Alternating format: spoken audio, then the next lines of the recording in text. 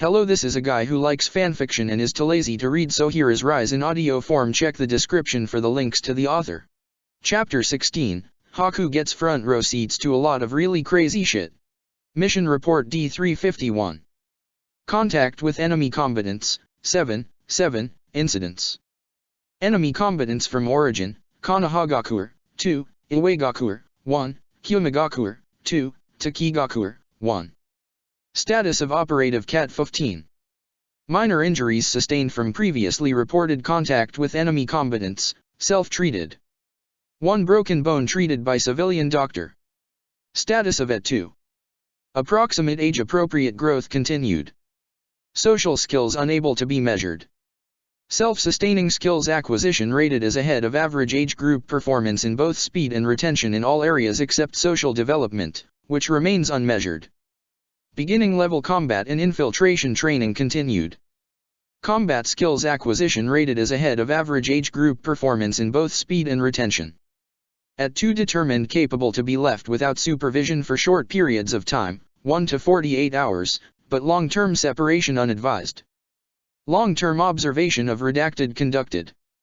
Conclusion, largely civilian town with low shinobi traffic. Several possible avenues for scavenging food. Several possible avenues for escape. Several possible locations for base camp establishment. Last contact with TAP 73I, 48 days. No emergency contact made. Plan of action, return to redacted and shift TAP 73I base camp to redacted. End report. Operative Cat 15. Haku wrapped his fur cloak around himself more securely and shivered. The genin from Konoha draped themselves across the branches with ease and fearlessness, and even Gaara and Temari looked comfortable enough, but Haku felt his attention snap back to full alertness every time the branch beneath him bent and swayed dangerously in the wind. "Do you want mine?" Naruto asked sleepily when Haku shivered hard enough to set his branch trembling and subsequently jarred himself to full wakefulness once again. "I see and share she." Sasuke made a muffled noise of protest and burrowed down deeper into his cloak. "No, thank you Roku-kun," said Haku quietly. He eyed Naruto's cloak, which had quite a bit of mud and even some twigs tangled in the fur.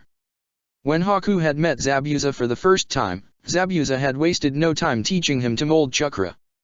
He'd described chakra as warm, like a fire that burned at the core of every living thing, and of course Haku had no idea what he was talking about because his chakra chilled him to the core, coursing ice through his veins. Zabuza had stopped, looked at him strangely, and corrected himself, "No. You're different," and instead of with fear and disgust, it had been with an almost alien appreciation. Haku had loved it then, and when he learned that it had been the very nature of his chakra that kept him alive when he should have died aboard the Daiko Kumaru, but those moments were very distant from times like this, when the constant ache of the cold kept him awake. Temari, on the branch above him, made a grumbling noise in her throat and rolled off the side, dropping down on top of Haku. Haku caught her in a tangle of limbs, the air shoved forcefully out of his lungs. He clung to his branch with chakra as it bobbed dangerously, and Niji growled a little as the entire tree swayed, but the other boy was still mostly asleep and dropped back off quickly.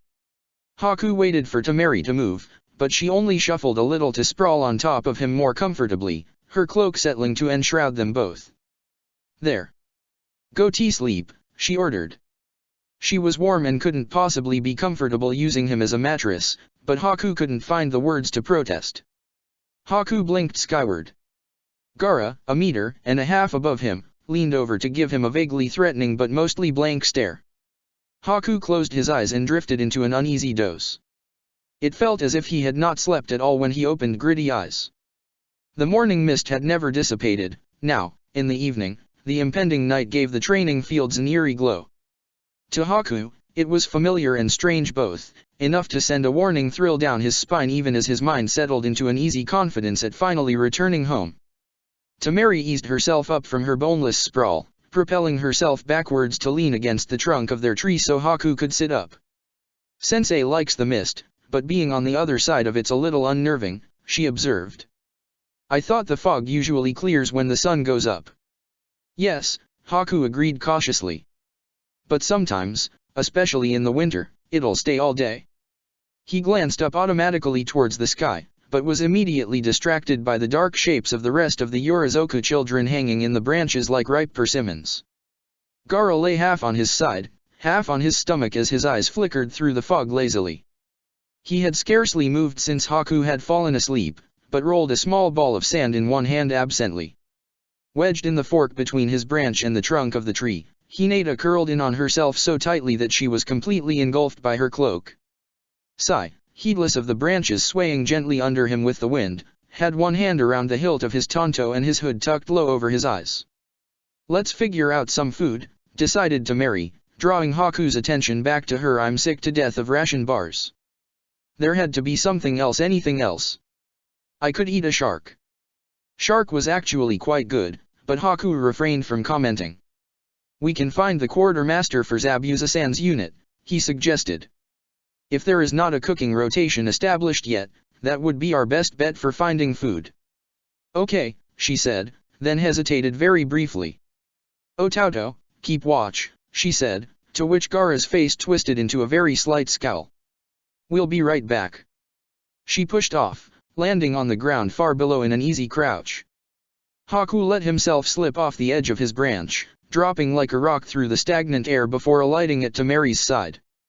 All three teams of the refugee children had somehow become loosely attached to Zabuza's unit, but Haku had no idea how official their assignment was. Technically, they belonged to Shisui's covert intelligence unit due to the necessity of concealing their identities, but like the Umbu attached to each unit, they were not supposed to identify themselves as such, even to other members of the same unit. The Yurizoku genin were a little too different to pass unnoticed, too young, too close to Zabuza and Shisui, too strange with their fur cloaks and Team Genbu's ever-present masks.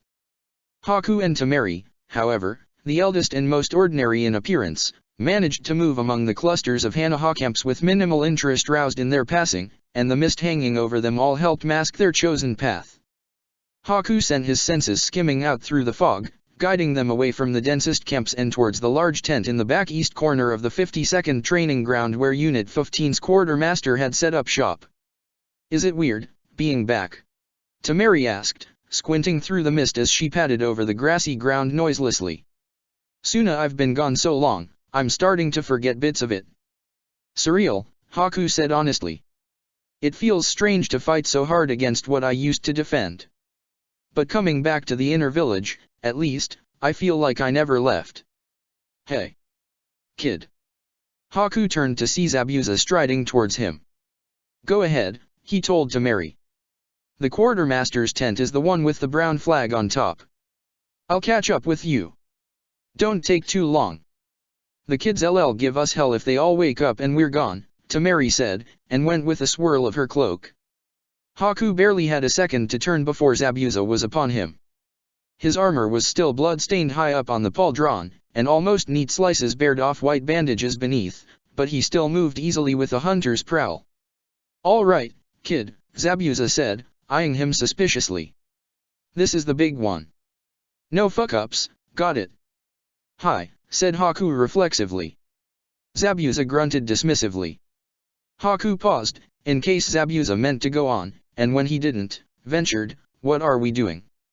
Zabuza glanced at him again, surprised. "Gonna go kill that bastard," he said, as if it should have been obvious. Perhaps it had been. Yagura. May might try to kill Hatake and them afterwards, he added as an afterthought. Haku blinked. "We will be preventing that from happening." He had intended to say it as a statement, but his voice lilted up at the end of the sentence. "Yeah," Zabuza said nonchalantly, and Haku relaxed a little. "You're on long range and lookout." "Mostly lookout." "Hi," Haku agreed. "Mostly was just over half, plenty of leeway to inflict damage." "When do we leave?" Zabuza squinted at the sky. "Sunup," he answered, a scowl darkening his face. "Gotta wait for a path to the Mizukage Tower to be cleared. Every other entrance to the catacombs is a one-way exit, you know that," he said, a hint of annoyance coloring his voice. "Sorry," said Haku automatically. "I thought every exit was also a potential entrance, unless one is too lazy to try." Zabuza rolled his eyes. "Quit throwing my words back at me," he growled. "I told you that once, 5 years ago," so we could get into a buffet without paying. I always remember your lessons, Zabuza-san, said Haku seriously, blinking innocent eyes at him. I should trade you out for the princess, Zabuza threatened. Gods know she wouldn't give me this much lip. She would probably give you more, Haku pointed out. Zabuza glowered. Fine, stay, he snapped. See if I care when you get your ass blown up. Which is what will happen if you try to use one of those catacombs exits as an entrance. I will make note of that, said Haku, tucking his hands into his cloak. The damp of the mist added to the chill already lodged in his bones. He eyed Zabuza's armor critically, because he really needed to get that cleaned or preferably replaced. Hey, Z. Hey, Ichi-kun, said Shisui breezily, sauntering up with one hand in his pocket and the other holding a metal field ration bowl. His voice had a scratchy undertone, like he hadn't slept in days, but his back was straight. Grab something to eat yet? He raised the bowl to show them what appeared to be partially congealed stew. Ah, said Haku. The fuck is that? Zabuza demanded. Could be our last meal in this life and we gotta eat that crap. Well, said Shisui, giving his bowl a regretful glance. It was supposed to be some sort of pork thing. It's got a lot of fat and oil. It being cold kind of disguises that. I think it's actually better like this. You can pretend it's a fruit gelatin, but pork. And sludgy. Zabuza gave him a deeply disgusted stare. You know what? He said. I'm gonna requisition something from the quartermaster. There's no way I'm eating that shit. Rei-san is there right now, Haku volunteered. We didn't know there was already food cooked. That's not food, Zabuza muttered. Great, Shisui said cheerfully. Make enough for me and Itaki and the captain too, Z. Did I say I was cooking for you? Zabuza snapped. Eat grass, Konoha. Shisui gave his food another mournful look. You want to be the one to tell the captain he has to eat this. Haku winced delicately. Zabuza simmered. The captain would eat it without hesitation, like it was any other food he'd ever eaten, and sometimes it was physically painful to watch. He seemed to care less than Haku what he ate, and Haku had eaten out of dumpsters at several points in his life. Fine, growled Zabuza. The brats can cook. Where are you going? Shisui asked, as Zabuza turned abruptly on his heel and strode off. Haku trailed in his wake, and after a shrug Shisui followed them both. The quartermaster, Zabuza bit out. Zabuza's Unit 15 quartermaster wore a scowl like a favorite shirt, pasted firmly on his face as Temari gestured impatiently at something Haku couldn't see. Just need some here's the captain, said Temari, looking neither surprised nor impressed at their approach. Teiko, said the quartermaster grudgingly, straightening. His eyes lingered on Shisui's mask before he returned his attention to Zabuza. Zabuza squinted at the man's face for a moment, an expression Haku had seen many times before. He was trying to remember the quartermaster's name. Kawamoto, he said belatedly. What's the problem? The quartermaster pointed at Temari. This girl says she's part of our unit and is requesting rations, but I know I haven't seen her on the personnel roster. What was your code again? Hanashi 000, said Temari in a tone that told Haku it wasn't the first or even fifth time she'd done so. The quartermaster waved a demonstrative hand. 000. He demanded. There's no such code as 000, sir, she's a spy. Did you check the roster sent out this morning? Zabuza asked, deadpan. She's on there. Silence. Quartermaster Kawamoto had not. What did she ask for? Zabuza didn't wait for an answer. He turned to Temari. What did you ask for? 2 kilos of rice, 1.5 kilos of salted meat, and 5 portions of the spicy pickled radish, Temari recited. Zabuza turned to the quartermaster. Make that 2.5 kilos of rice, 2 of salted meat, and 8 portions of radish, he said in a voice that invited no argument. Still, Kawamoto hesitated. It's against protocol to give away food to unauthorized shinobi, sir, he said. There's a cooking rotation for communal food. Zabuza leaned around to grab Shisui's yet unfinished bowl out of his hand. This is what your authorized shinobi are doing to the rations, he said, thrusting it at Kawamoto, who physically recoiled after he got a glance at it. He took the bowl, very reluctantly, when Zabuza jabbed it at him more insistently.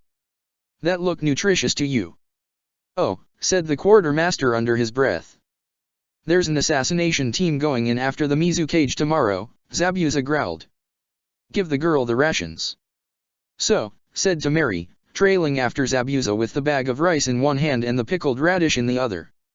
Wasn't that kind of an abuse of authority? Another is that Zabuza-san will have us cook for Jiryu-san, Itaka-san, and the captain as well, because Jiryu-san asked him to do it, Haku offered, shifting the package of meat to get a better grip on it. Temari rolled her eyes. Did I or did I not get your damn food? Zabuza tossed over his shoulder. You're welcome, princess. You better make something good with it. Sorry, Rei-chan, said Shisui cheerfully. We're actually going to have to borrow Ichi too, for the planning session. Temari's eyes narrowed. Going in after the Mizukage, she quoted. Ichi's going. Yes, Shisui answered. I trust you to take care of the kids. During and after went unsaid.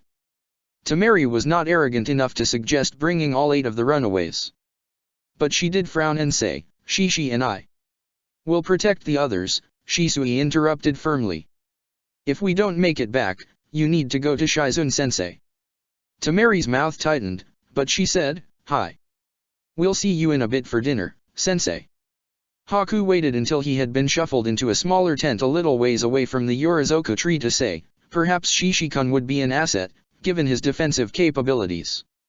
His sand with my ice has a greater ability to counter Mei-san's lava and poison mist combination.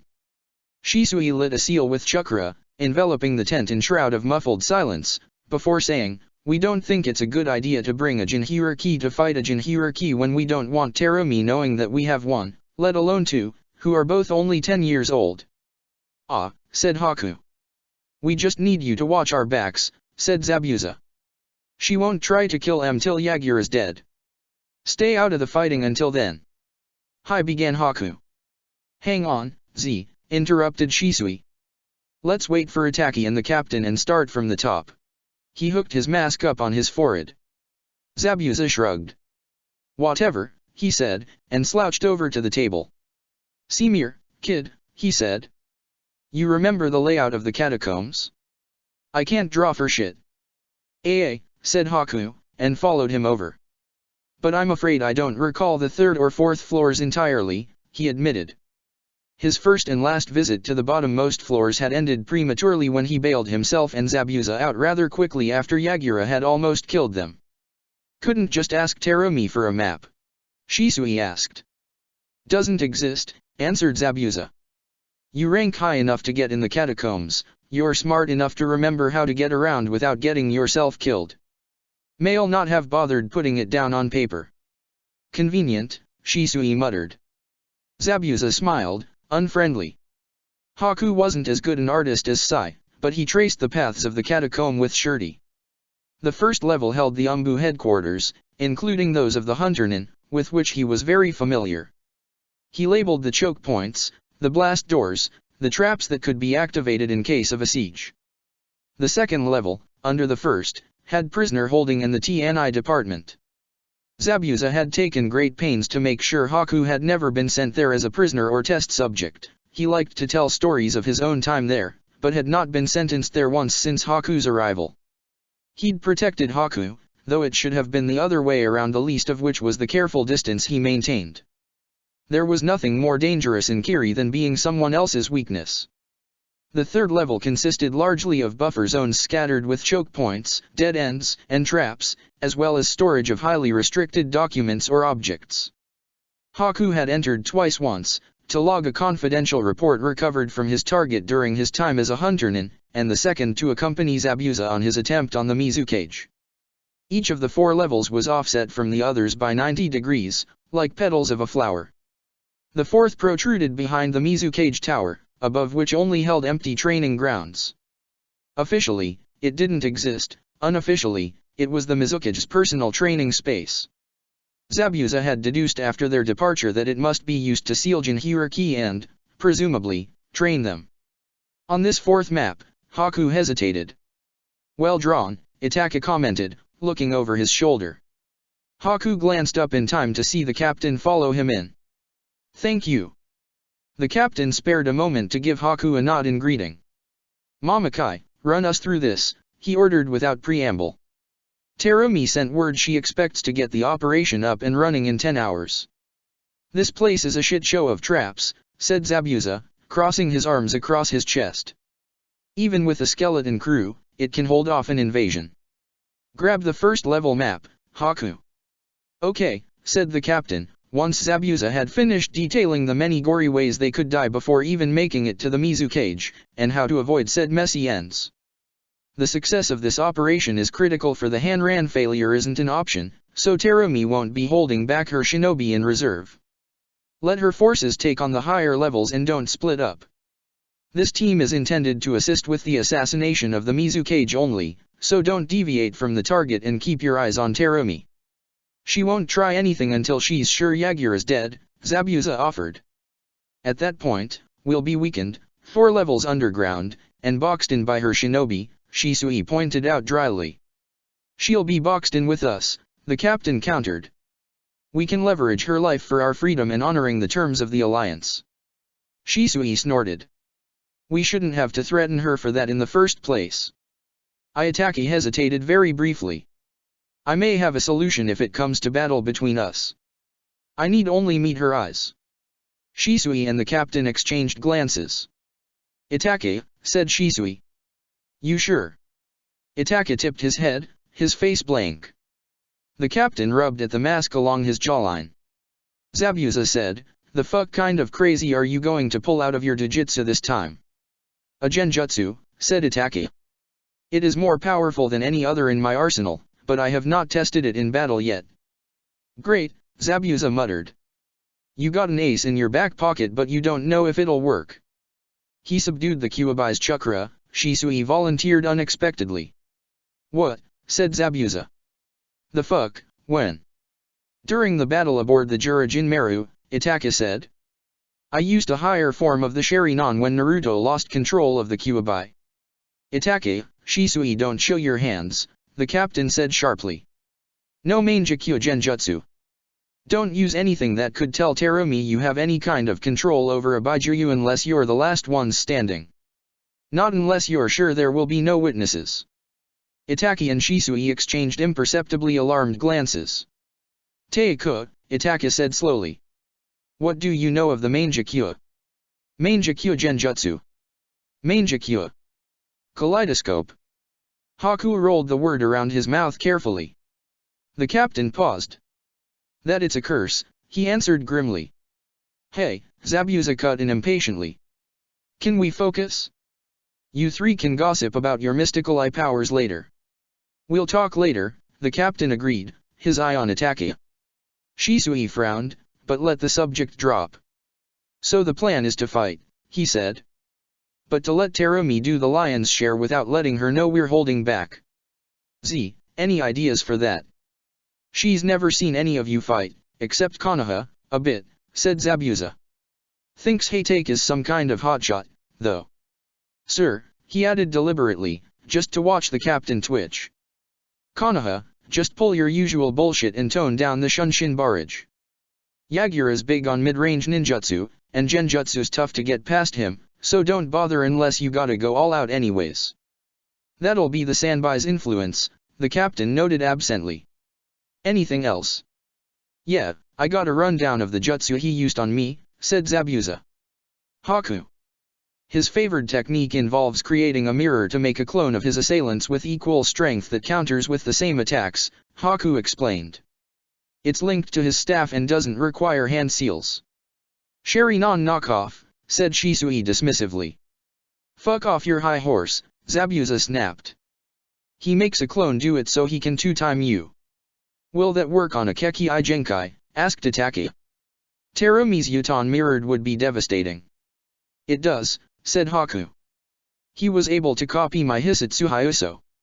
No other opponent has been able to escape that attack. There had been no moment in that battle more unnerving than seeing his own certain kill ice spears flying straight back at him. So no head-on attacks in view of the mirrors and no genjutsu, the captain summarized.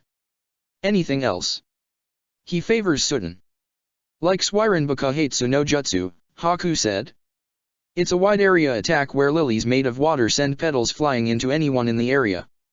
I can block it, he offered. No, snapped Zabuza instantly. Stay out of the battle unless Mei tries to backstab us. A good Daton should do the job, the captain agreed.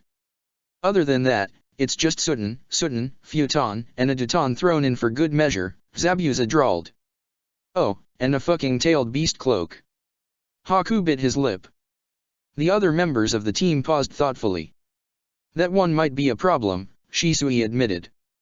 Terumi should be able to pin him down, said Zabuza. Rest of us probably just need to slow him down long enough for that to happen. Itaka tilted his head. Water prison technique. Zabuza grunted.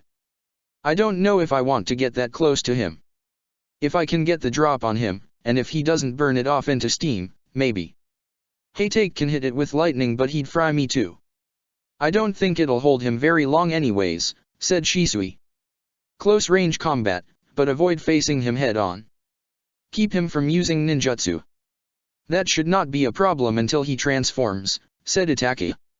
And after. Haytake has his giant lightning wolf. Raijuryu, said Zabuza. That should keep him distracted. Shisui made a noise of agreement, but the captain was quiet. I don't know if I can do that. Why? Demanded Zabuza. The trying to keep a low profile thing. No, said the captain, and hesitated again. A Raiden that big needs a lot of ambient electricity. What? Performance issues. So we throw around a bunch of Suten and Katon first, big deal, Zabuza growled. Blade on blade, throw some sparks up, whatever. Don't you have something useful to throw at him, Z? Shisui asked. Zabuza crossed his arms. I guess, he admitted. The main sealing room has an underground spring in the back. I could make something of it. To summarize, said Itake.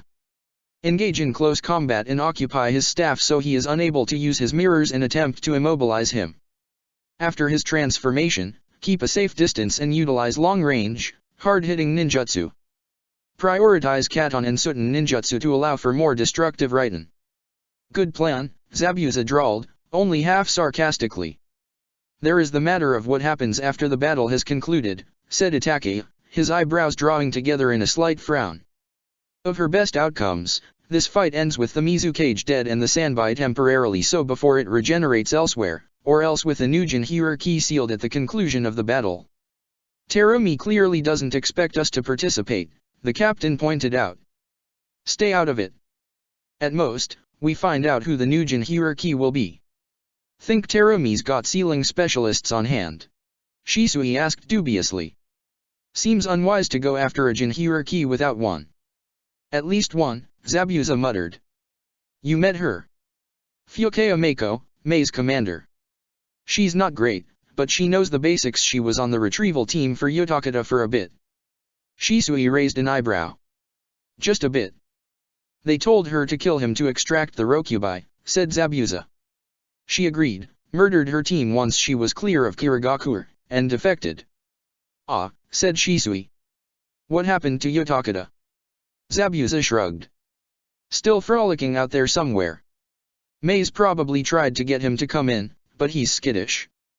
Doesn't really want to fight anyone anymore. Haku had hoped, when he and Zabuza first fled Kiri with the Mizukage's hunters on their heels, that they would be done to that without Yagura's hand on the back of their necks, that they could stop fighting, stop killing. But months on the run took their toll, and perhaps neither of them were meant for peace.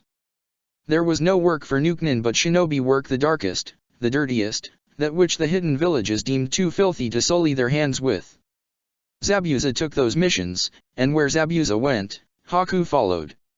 It was on one of those missions that Haku failed catastrophically and damned Zabuza to weeks of torture and a life debt. Any other concerns before we end this? The captain asked, tapping a finger on the map absently. We have a path of entry, a strategy to cover our exit, and a couple general tactics for the main battle, since we're going to have to play that by ear. That's pretty good for the most vaguely planned assault I've ever participated in, said Shisui optimistically. Sounds fun. We done? Asked Zabuza impatiently. We're done, confirmed the captain, his visible eye slightly pinched. Go eat. Like the rest of Hanabiha, the Yorizoku genin cooked a lot of soups and stews because in wartime, the energy expenditure to make, say, handmade noodles, couldn't be spared. That being said, Tamari's culinary expertise far surpassed that of whoever in the general troops was assigned to the cooking rotation. There were teams circling their claimed campsite like sharks, drawn in by the smell wafting off the large pot sitting on the cooking fire. Zabuza stormed through and scattered them like fallen leaves. Move, he snapped. Get back to wherever your little hidey holes are and mind your own business. What an effect he has on people, said Shisui, amused, crinkling his eye at Haku. Haku agreed wryly, trailing through the confused milling of 15th shinobi that Zabuza left in his wake as Shisui sauntered at his side. Years of practice had made him all too familiar with Zabuza's peculiarities. Haku saw Gaara first of the genin. He crouched in front of the cooking fire, shoulders hunched and one hand braced against the ground as he glared menacingly into the mist and the shinobi just beyond the perimeter from behind his mask. His other hand clenched and relaxed and clenched again.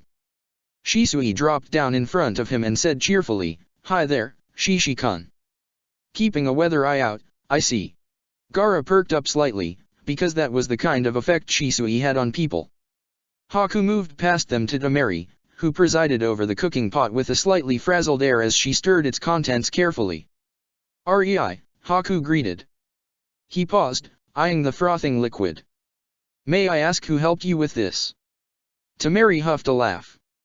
"You can relax, it wasn't Roku," she said. "She did. I wasn't concerned about that," Haku lied. "Do you require any more assistance?" "Yeah, can you just—" Tamari twisted around, and Suzuki brushed past to dump a veritable bucket of mushrooms into the pot. "Could you check on the potatoes? It's Goen Haki, so I'm not too concerned, but Roku is trying to help them." "Sure," Haku agreed, frowning at the pot. "Where did you find mushrooms?" "Don't wanna know, don't ask," Suzuki muttered. He hovered next to Tamari, staring into the pot critically. "Needs more pepper." "Meh," said Tamari. "Wish we had some basil." Haku slipped past them both, to the base of the tree where Sakura, Sai, and Naruto huddled over a rough slab of wood, each with a kunai held with a different grip. "Roku-kun," said Haku. "I don't think that holding the knife backwards is a good idea." "I keep telling him." Sakura seethed.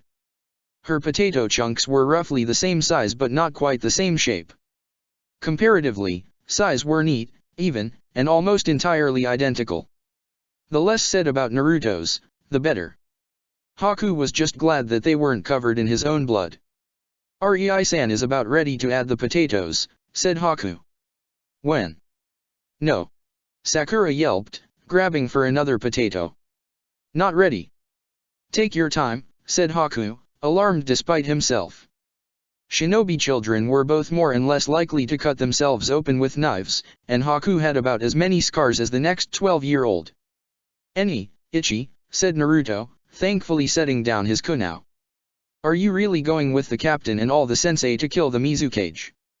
Sakura flinched, her knife skittering across the surface of her tuber. Sai didn't react, but Haku saw the way his eyes sharpened. "I am," said Haku carefully. This strange assortment of children may have folded him in as one of them, but they were still children, and Haku was still a weapon first, so he didn't say, "I'm only a lookout," or, "We have to go through 4 levels of catacombs," or, "We think Mei-san will try to kill the captain and the other sensei once the Mizukage is dead." Sakura bit her lip, eyes dropping down to Haku's midsection. He suppressed a flinch at the reminder and shook his head minutely. Naruto, oblivious, burbled, "Are you gonna ambush him? Are you gonna hide in the shadows and then, boom? Surprise attack?" "Perhaps," Haku said vaguely. "Your potatoes look done. Let me take those." Sakura eyed him suspiciously but let Sai take the board and dump their chopped potatoes into a battered metal bowl that had followed them all the way from Tetsu no Kuni. "Thank you," said Haku, taking the bowl from Sai. Dinner was subdued. In perhaps the rarest occurrence of the entire time Haku had known the refugee children, the captain joined them for the meal, sitting cross-legged between Itaki and Zabuza. It had a strange finality, all of them, here, together, crammed into one tiny tent. Team Byakko hadn't been anywhere near as exuberant as they had been before the Jurajin Meru, and tonight, even Naruto's forced cheer fell flat. Niji and Sai were all but silent, and Hinata's head ducked so low over her food that only the top of her head was visible. Gaara leaned into Temari, taking small bites of his food, but his silence was expected. "You have a guard rotation set up?" asked Shisui, seemingly unaffected by the somber mood. "Hi," Temari answered dutifully. "Shishi, of course, and 4 of us will do shifts per night." "Good," said Shisui. They lapsed back into silence. "What will happen after?" Niji asked suddenly. "If we don't come back," said Shisui, "find Shizun-sensei or Nara Taishao. They'll take care of arrangements for you." Sakura and Sasuke exchanged blatantly suspicious looks. Temari and Sai traded likewise dubious glances. "Of course you're gonna come back," Naruto objected. "But, what do we do when the war's over?" Shisui paused, tapping the ends of his chopsticks against his mouth. "We'll take a break," he said. "We will need time to recover," Itaki agreed. "Train?" Sasuke asked hopefully, and immediately ducked his head. "Real training. Something fun," agreed Temari. "Not just this." Half a year of war had worn them all thin. Sasuke, Naruto, and Sakura, who bore scars both visible and invisible, Gaara, Sai, and Hinata, who looked over their shoulders for enemies among allies, Temari, and Niji, who dove into battle after battle at Zabuza's heels with fierce desperation because it was fight or be left behind. Haku's stomach ached constantly, the memory of that would-be mortal wound dogging his footsteps. The days dragged on him one by one, and he was tired. Shisui squinted at them. "What you're saying is that you want to play," he said, the quirk at the corner of his mouth betraying his amusement. "Except with live weapons and jutsu." Haku hid his own smile. "If that's what you must call it." "You know what?" Zabuza said gruffly. "We make it out of this alive, you can have 3 days. Do whatever you want. Graffiti the Mizukage Tower." Naruto chirped immediately. "Set the Mizukage Tower on fire," Sasuke countered. "Take the cool jutsu books out first," said Sakura, glaring at her teammates. Said Shisui, somewhere on the border between unease and alarm. "Knock yourselves out," said Zabuza with a shrug. "As long as you don't get caught." "I want to see if I can blow away an entire lake," said Temari speculatively. "I cannot see why I would spend the time doing anything other than training," Niji muttered, narrowing his eyes at Team Byakko's members. Sai nodded unconsciously in agreement. "CCC calligraphy," Hinata suggested timidly. "Kill people," Gaara supplied. Sakura fumbled her chopsticks. "And no," Hinata whispered, her shoulders climbing up towards her ears as the rest of the genin turned to stare at them. Temari glanced at Gaara askance, and he scowled. "Killing anyone would be unwise, once the fighting has ended," said Itaki. Gaara's glower darkened. "Maybe one person," Zabuza bargained, a wicked glint in his eye. "He can have my Chishio. Bastard has it coming." "My Chishio," Gaara repeated solemnly with a nod, appeased. "No," said Shisui firmly. "I, for one, will spend most of those 3 days asleep," Haku volunteered. "You'll train," Zabuza threatened immediately. "After those 3 days," Haku agreed. "His lack of sleep will spontaneously catch up with him and erode his sense of control," Temari said very seriously. "He'll be forced to sleep or risk turning everyone else into ice block." "Exactly," said Haku with a beatific smile. Zabuza glared. "Who taught you this bullshit? It's terrible." "Stop." "That's awesome," breathed Naruto. "I wanna be a snowman." Zabuza rolled his eyes. "Specialized training," the captain said suddenly. Hinata choked on her stew. Niji paused with his chopsticks halfway to his mouth and lowered them slowly. "We don't have time for that now. Afterwards, we'll teach you what you want to learn." "And by we, Teiko, you mean us minus you," Shisui said dryly. Yes, said the captain. Super cool, super powerful jutsu. Naruto said immediately. Sasuke sighed deeply through his nose. A chakra signature pulsed politely just outside. Haku twitched. Like meerkats, the other genin all straightened, their heads swiveling towards the tent flaps. Shisui signed with one hand sharply as he rose. Sasuke hiked his rebreather back up, Naruto his bandages. Sai, Hinata, and Gaara each produced their masks from on top of his head, up her sleeve, and somewhere sandy respectively. Niji flicked his sunglasses down over his eyes.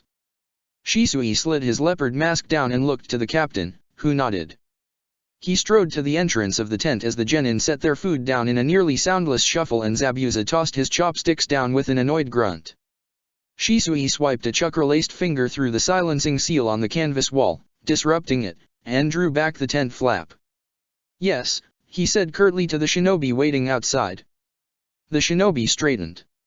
Sir, he said stiffly. Message for Commander Hatake, sir. Shisui's head tilted slightly. You can give it to me. Sorry, sir, the shinobi hedged. The message is for the commander, sir. With no inflection, Shisui repeated, give it to me. Said the shinobi. No, sir. Shisui leaned forward slightly to loom over the shinobi, though he was actually shorter than the other man. The messenger swallowed. That's fine, the captain said at last. Stand down, Jiraiya. Shisui relaxed instantly. Good nerve, he commented, and stepped back to let the shinobi in. We really should let the captain Momokai try next time. Zabuza huffed, but didn't speak. The messenger edged into the tent, eyes skittering over the 9 genin children huddled over their battered bowls of food, bouncing off the 2 teen captains watching him more closely than hawks did a mouse, plus Zabuza in all his aggressively threatening nonchalance, and landing on the captain. The captain looked at him. The messenger swallowed again. Commander, he said. Hanashi 3334, Chiyunin, sir. The captain nodded. Go ahead. Message from the other camp, sir, said the messenger.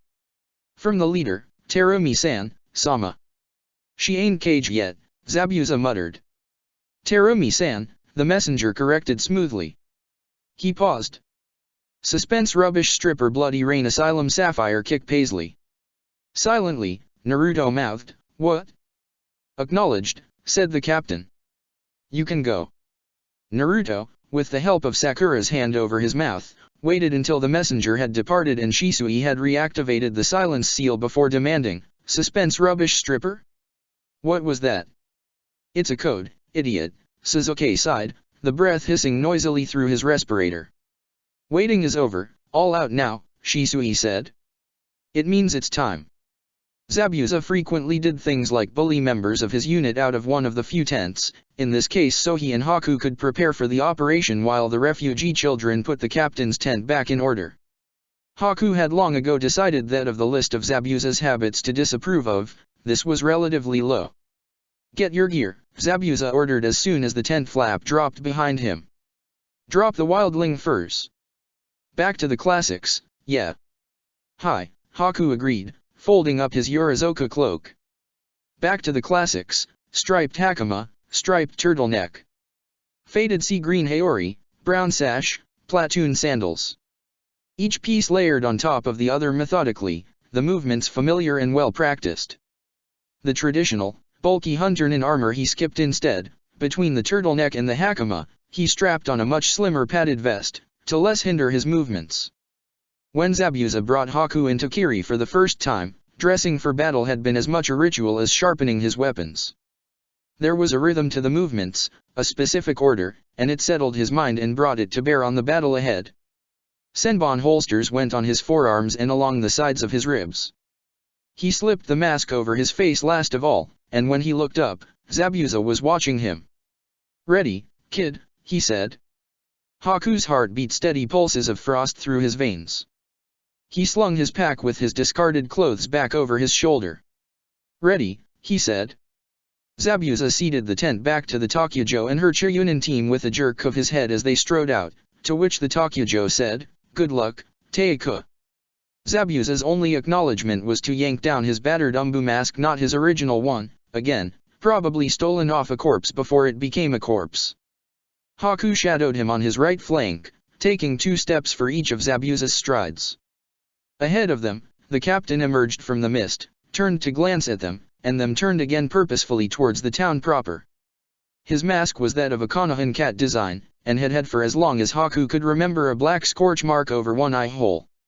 Itaki and Shisui followed, one on each side as they cut through the fog. Shinobi scattered before their path, Guntai and Shirabu led in alike, falling back to let them pass. Zabuza lengthened his stride until he fell in at Itaki's shoulder and Haku at Shisui's. The adrenaline was burning an icy trail through Haku's veins, and each of his steps fell with purpose. His breath left soft white puffs in the air, vanishing almost immediately into the mist still blanketing the valley. Temari and Niji, nondescript without their own fur cloaks and bone masks, hovered beyond a cluster of genin. Haku paused in front of them as the rest of the assassination team continued onward, and Temari stepped forward to take his bag. "You better hurry back," she ordered, a smile tugging at the corner of her mouth. "You left us hanging at the southern dam." "I did return for the assault on the Karakachi Tuj," Haku pointed out. "Injured," Niji countered. "Practically a walking corpse," Temari agreed. "Aren't we all walking corpses?" Haku asked delicately, unconsciously pressing his arm against his abdomen. Temari and Niji exchanged glances. "Damn it," Temari muttered. "I'll let you have that one. Perhaps you could endeavor to return in better condition than you did the last time you departed with Sensei," Niji suggested, perfectly serious. "Yeah, we'd really appreciate it," Temari said with an only slightly playful gravitas in her voice. "I would prefer that as well," said Haku, meeting her eyes. She searched him, then quirked a smile. "Take care of yourselves, and the others," he added, glancing over to Niji as well. Niji gave him a silent nod. "Knock 'em dead," said Temari, nudging his shoulder, and stepped back. "That is the plan," Haku said, his smile hidden behind his mask. He had to hurry to catch up to the rest of the team. They were all much taller than Haku, even Itake, with much longer strides, and Haku looked like he was playing dress-up in a hunter nin's mask. The shinobi gathered to watch the team's departure didn't part for him, and barely noticed his passing. The crowd shifted just as Haku squeezed his way through, back to Shisui's shoulder as the rest of the team drew to a halt. The shinobi ahead of them parted to give a respectful space to Senjutsunade herself, draped in a thick green cloak in lieu of her usual haori with the hood pulled down just above her eyes. She stepped forward to meet the captain, flanked on either side by Shizun and Commander Nara.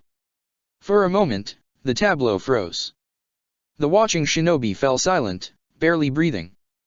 The captain moved first, bowing properly as a shinobi to his cage, the kind of propriety that had been discarded as unnecessary in the early days of Hanabi-ha. Senju nodded in return, studying the captain with unfathomable eyes. "Go and return alive, Commander," she said. "As Konoha shinobi and as Hanabi-ha, make us proud." "Hi," said the captain into the resounding silence. He bowed again. The exchange lent an air of finality to their departure, even if their words said otherwise. Haku took a steadying breath, then another, the back of his neck cling from the weight of the stairs. The Hanabi-ha shinobi waited, still and watchful, as the team moved out. Where the Hanaha troops had been at rest but uneasy, the Hanran camp seethed in organized chaos as teams prepared for the coming assault. Clusters of shinobi rewrapped their katana hilts, oiled kunao, or strapped their armor on more securely. Others extinguished fires, packing up camps neatly before moving in teams to their respective companies and units. Binako met them at the edge of the unmarked border between the Hanaha and Hanran camps. "This way, Commander, Captains," she said crisply, poised in the midst of the frenzy as a hunting cat stalking its prey. She almost vibrated with unreleased energy. "Mae-sama waits for your arrival."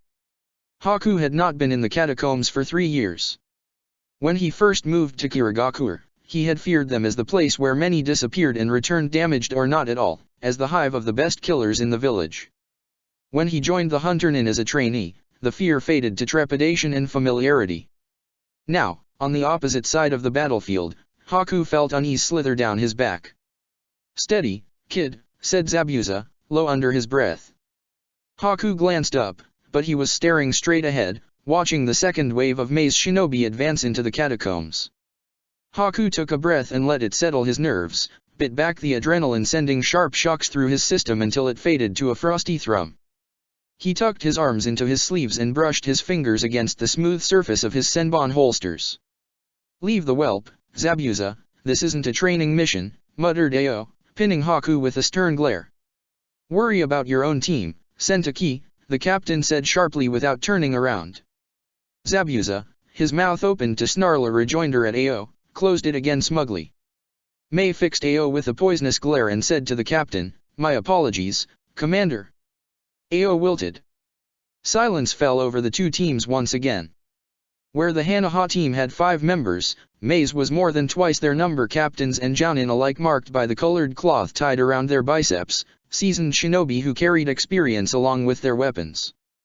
Zabuza was the oldest member of their team by a couple months at 24, Mei's youngest was 20-year-old Kabaka Fuminshao, who had joined the Hunter-nin Corps at the same time as Haku. Neither Itakin nor Shisui seemed intimidated by this fact. Shisui crouched, the line of his body relaxed but alert, and Itaka paid no attention at all to the anticipatory sake curling off the Hanran shinobi. Haku could not be a scared child, nervous and looking for reassurance before battle.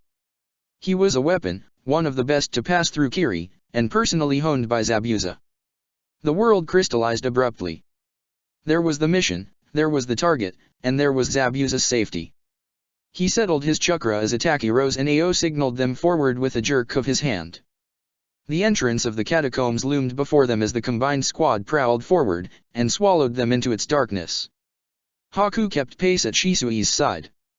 Members of the Hanran team bracketed the Hanabi-ha, and with the knowledge of Mei's intentions, the back of Haku's neck prickled. He reached for his chakra and it came easily, roiling just under his skin in readiness. Splashes of blood, stray kunao, shuriken embedded in the walls. The detritus of battle marked the way paved by the shinobi that had gone before them. The only light came from the dim lanterns spaced evenly on the floors, amidst the scattered glass shards of the electric lights that would have been smashed before the invaders had even arrived. The hallway twisted back on itself and narrowed. The first corpses lay strewn in the midst of the first choke point.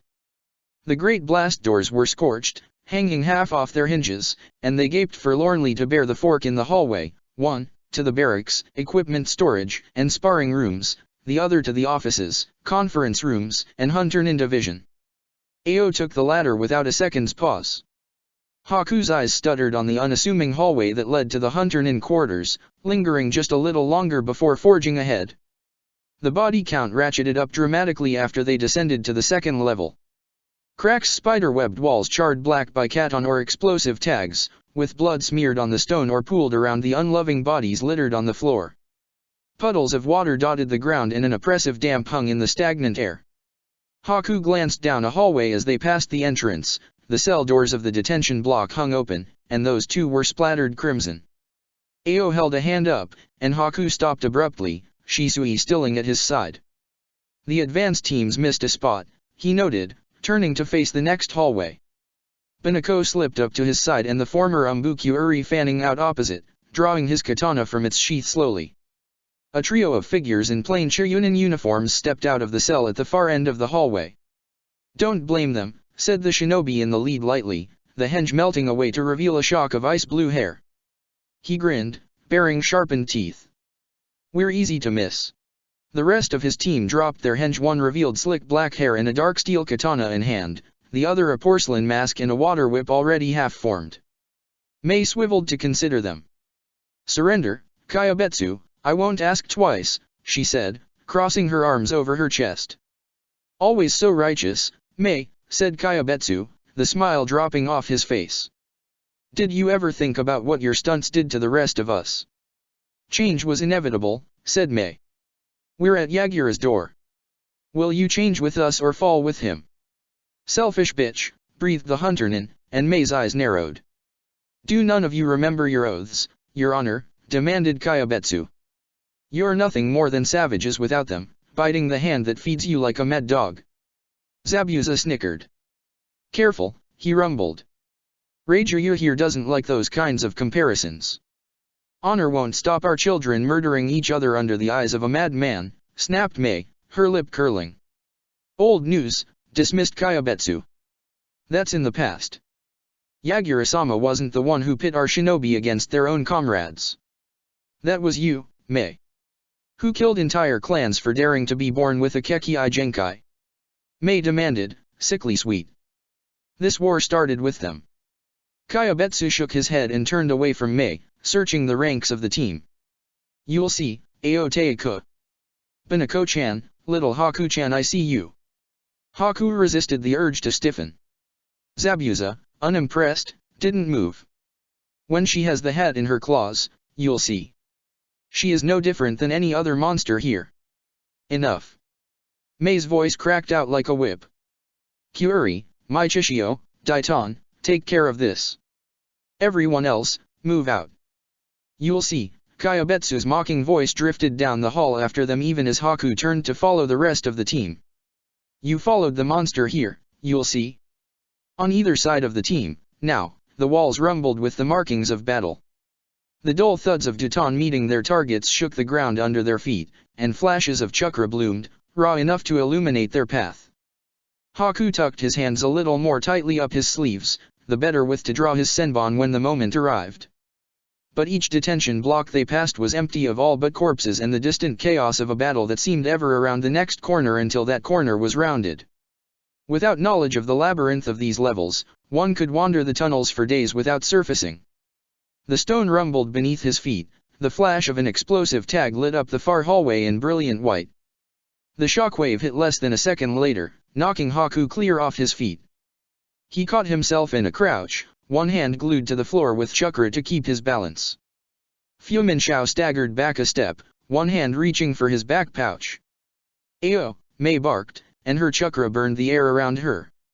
Senkabai, Omuji, suppress, Ayo ordered. Left advance clear, Kenjutsu. Untriggered tags on right. Hostiles penetrated defenses in center. Go. Senkabai darted forward, the other captain close on her heels. The rest of the team waited, tense. Shisui reached up to the hilt of his tanto, running absent fingers over its leather wrapping. Itaka's stillness reached statuesque proportions. Zabuza's mouth curled up into an anticipatory smirk.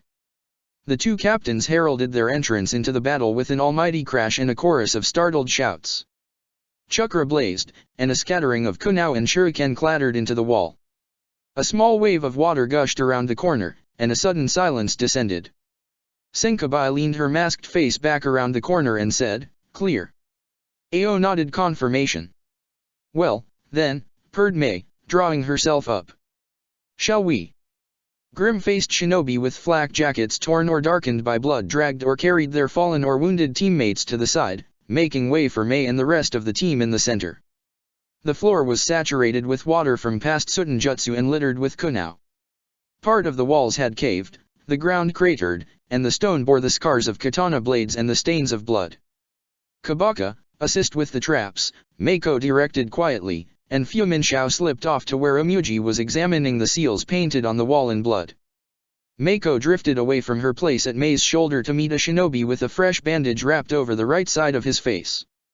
The rest of the team did not stop, so as Haku shadowed Shisui to the stairwell leading to the third level, he heard her order only, "Report." A couple more fallen shinobi sprawled on the stairs, bodies twisted and still bleeding. Mei's head turned slightly as she passed one, her mouth tightening before she swept onwards without a word.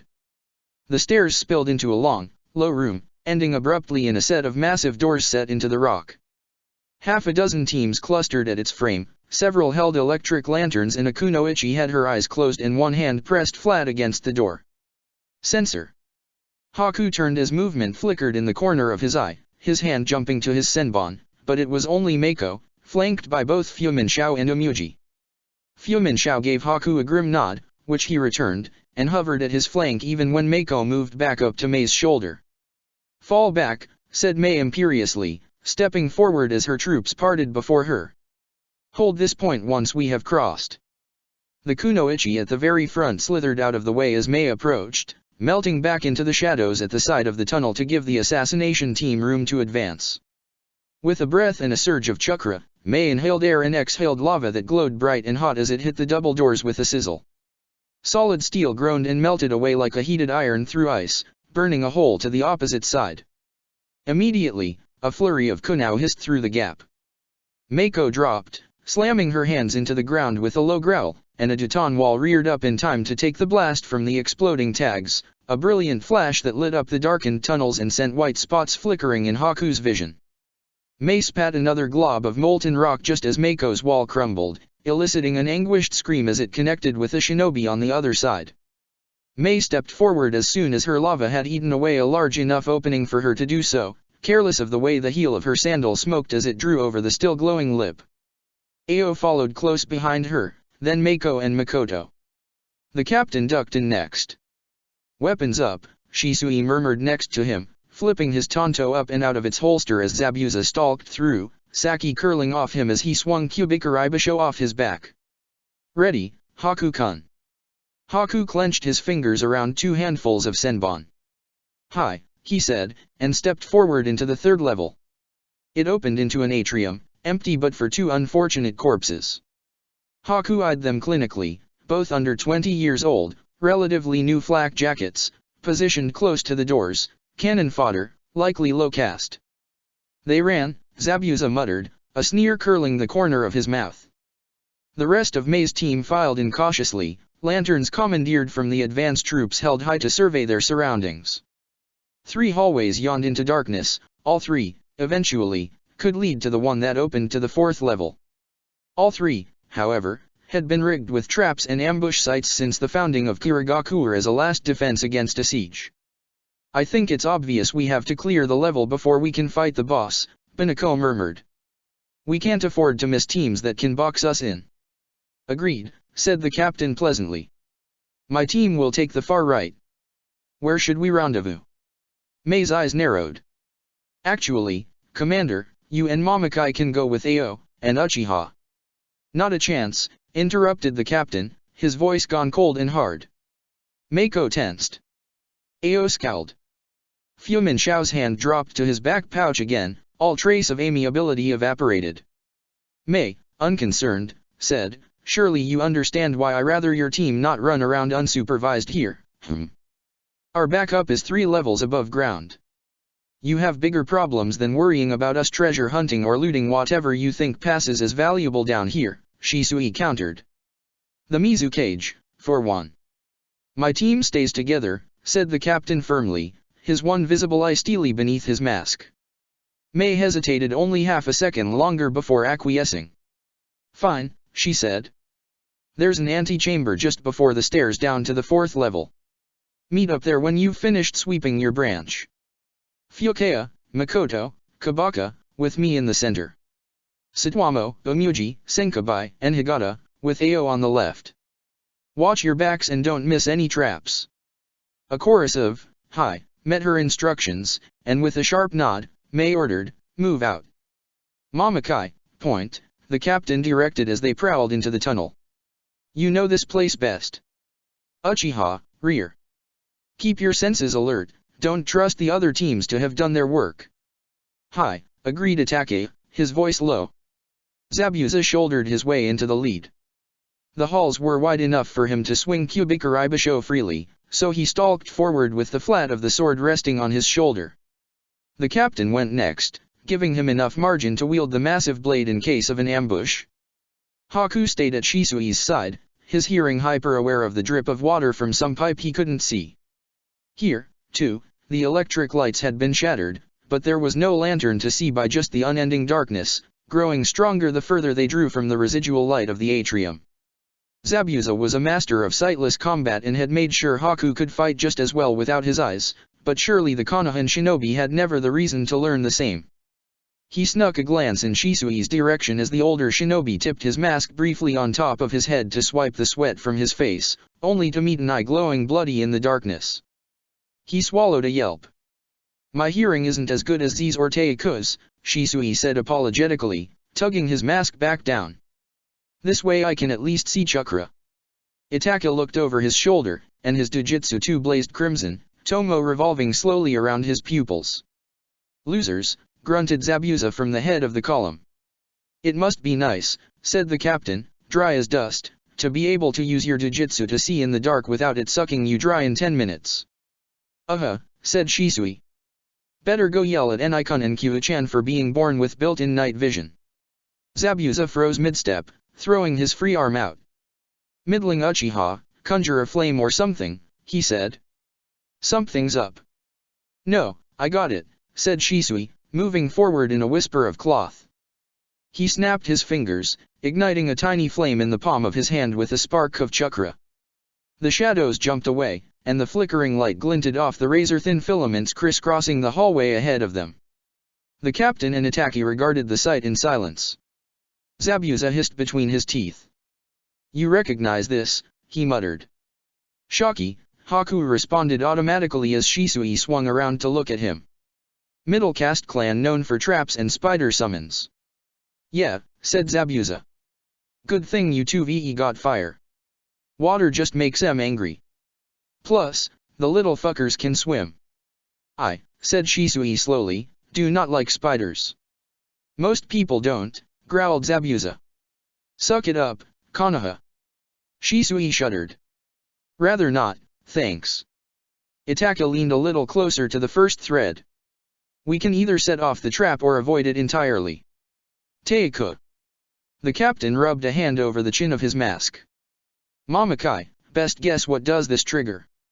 Zabuza squinted at the walls. Could be anything. Regular exploding tags. Exploding tags plus poison gas bombs.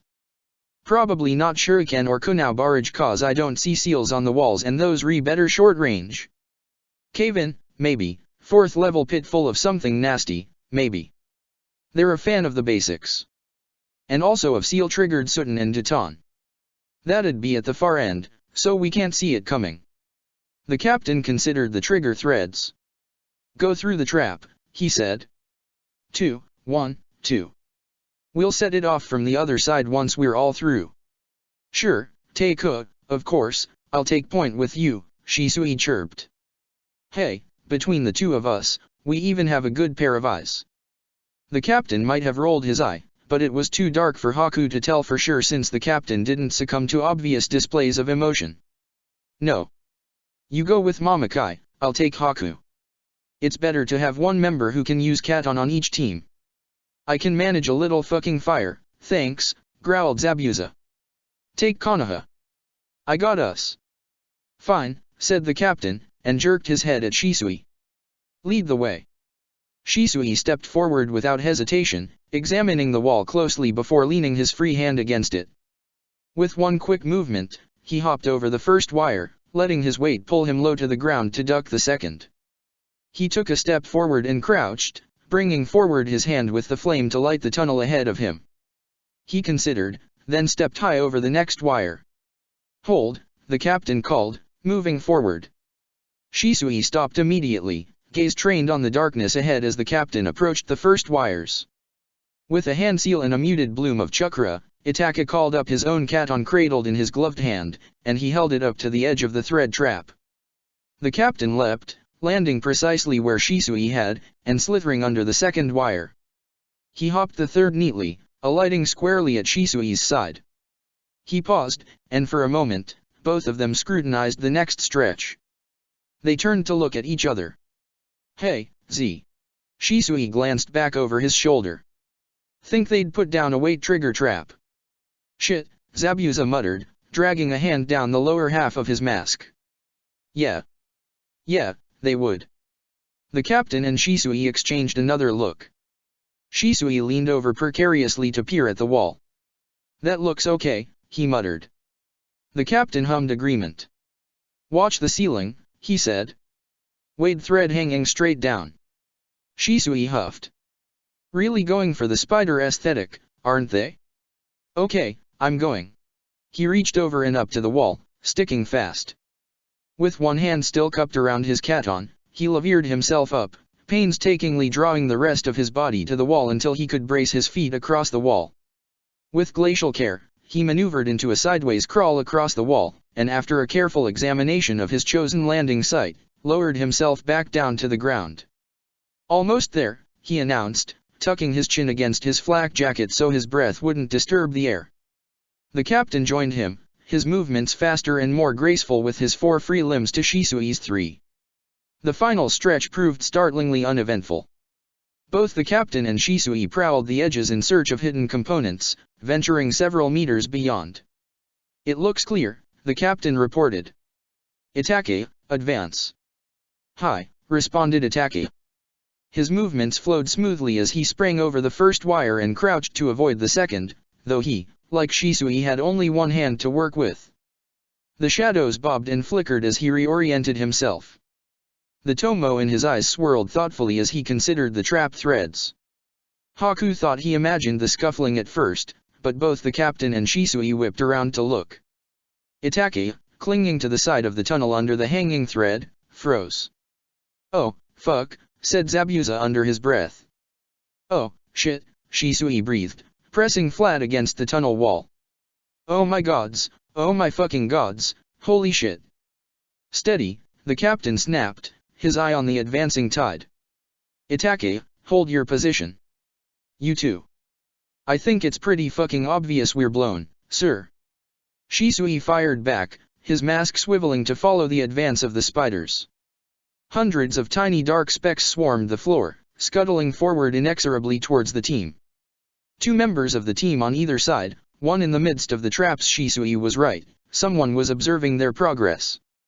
"Politeness doesn't work by cancelling out," the captain muttered under his breath. "Mamakai, Haku, you're going to have to get over here fast, let the traps activate. Once Itake moves, the trigger goes off anyways, you'll all have to go at the same time." "Copy that." "All right, kid," said Zabuza. "Think you're faster than an exploding tag." Haku's eyes flicked between Zabuza and the captain. "I can do it," he said, and drew on his chakra as he flickered through the familiar seals. "Hihutsu, Makyu Hyushao." A mirror formed before him, its twin between Shisui and the captain. Haku stepped forward fearlessly, let the frigid chill of the ice swallow him whole. The mirrors birthed their own world, angular and reflective and distorted. He spun, and it was as if he moved in slow motion, watching his face reflect and refract on millions of little surfaces. The touch of the ice's chill sank down to Haku's bones. It was alien and it was home. He reached back for Zabuza and the world outside, and plunged his arm out into the dimension beyond the ice. Zabuza took his offered arm and let him pull him into Haku's world. "On my mark," called the captain, tension straining his voice. Haku breathed, keeping his grip on Zabuza's arm.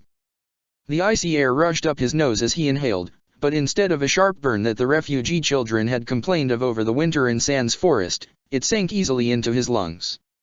"Ready," he murmured, as much to himself as anyone else.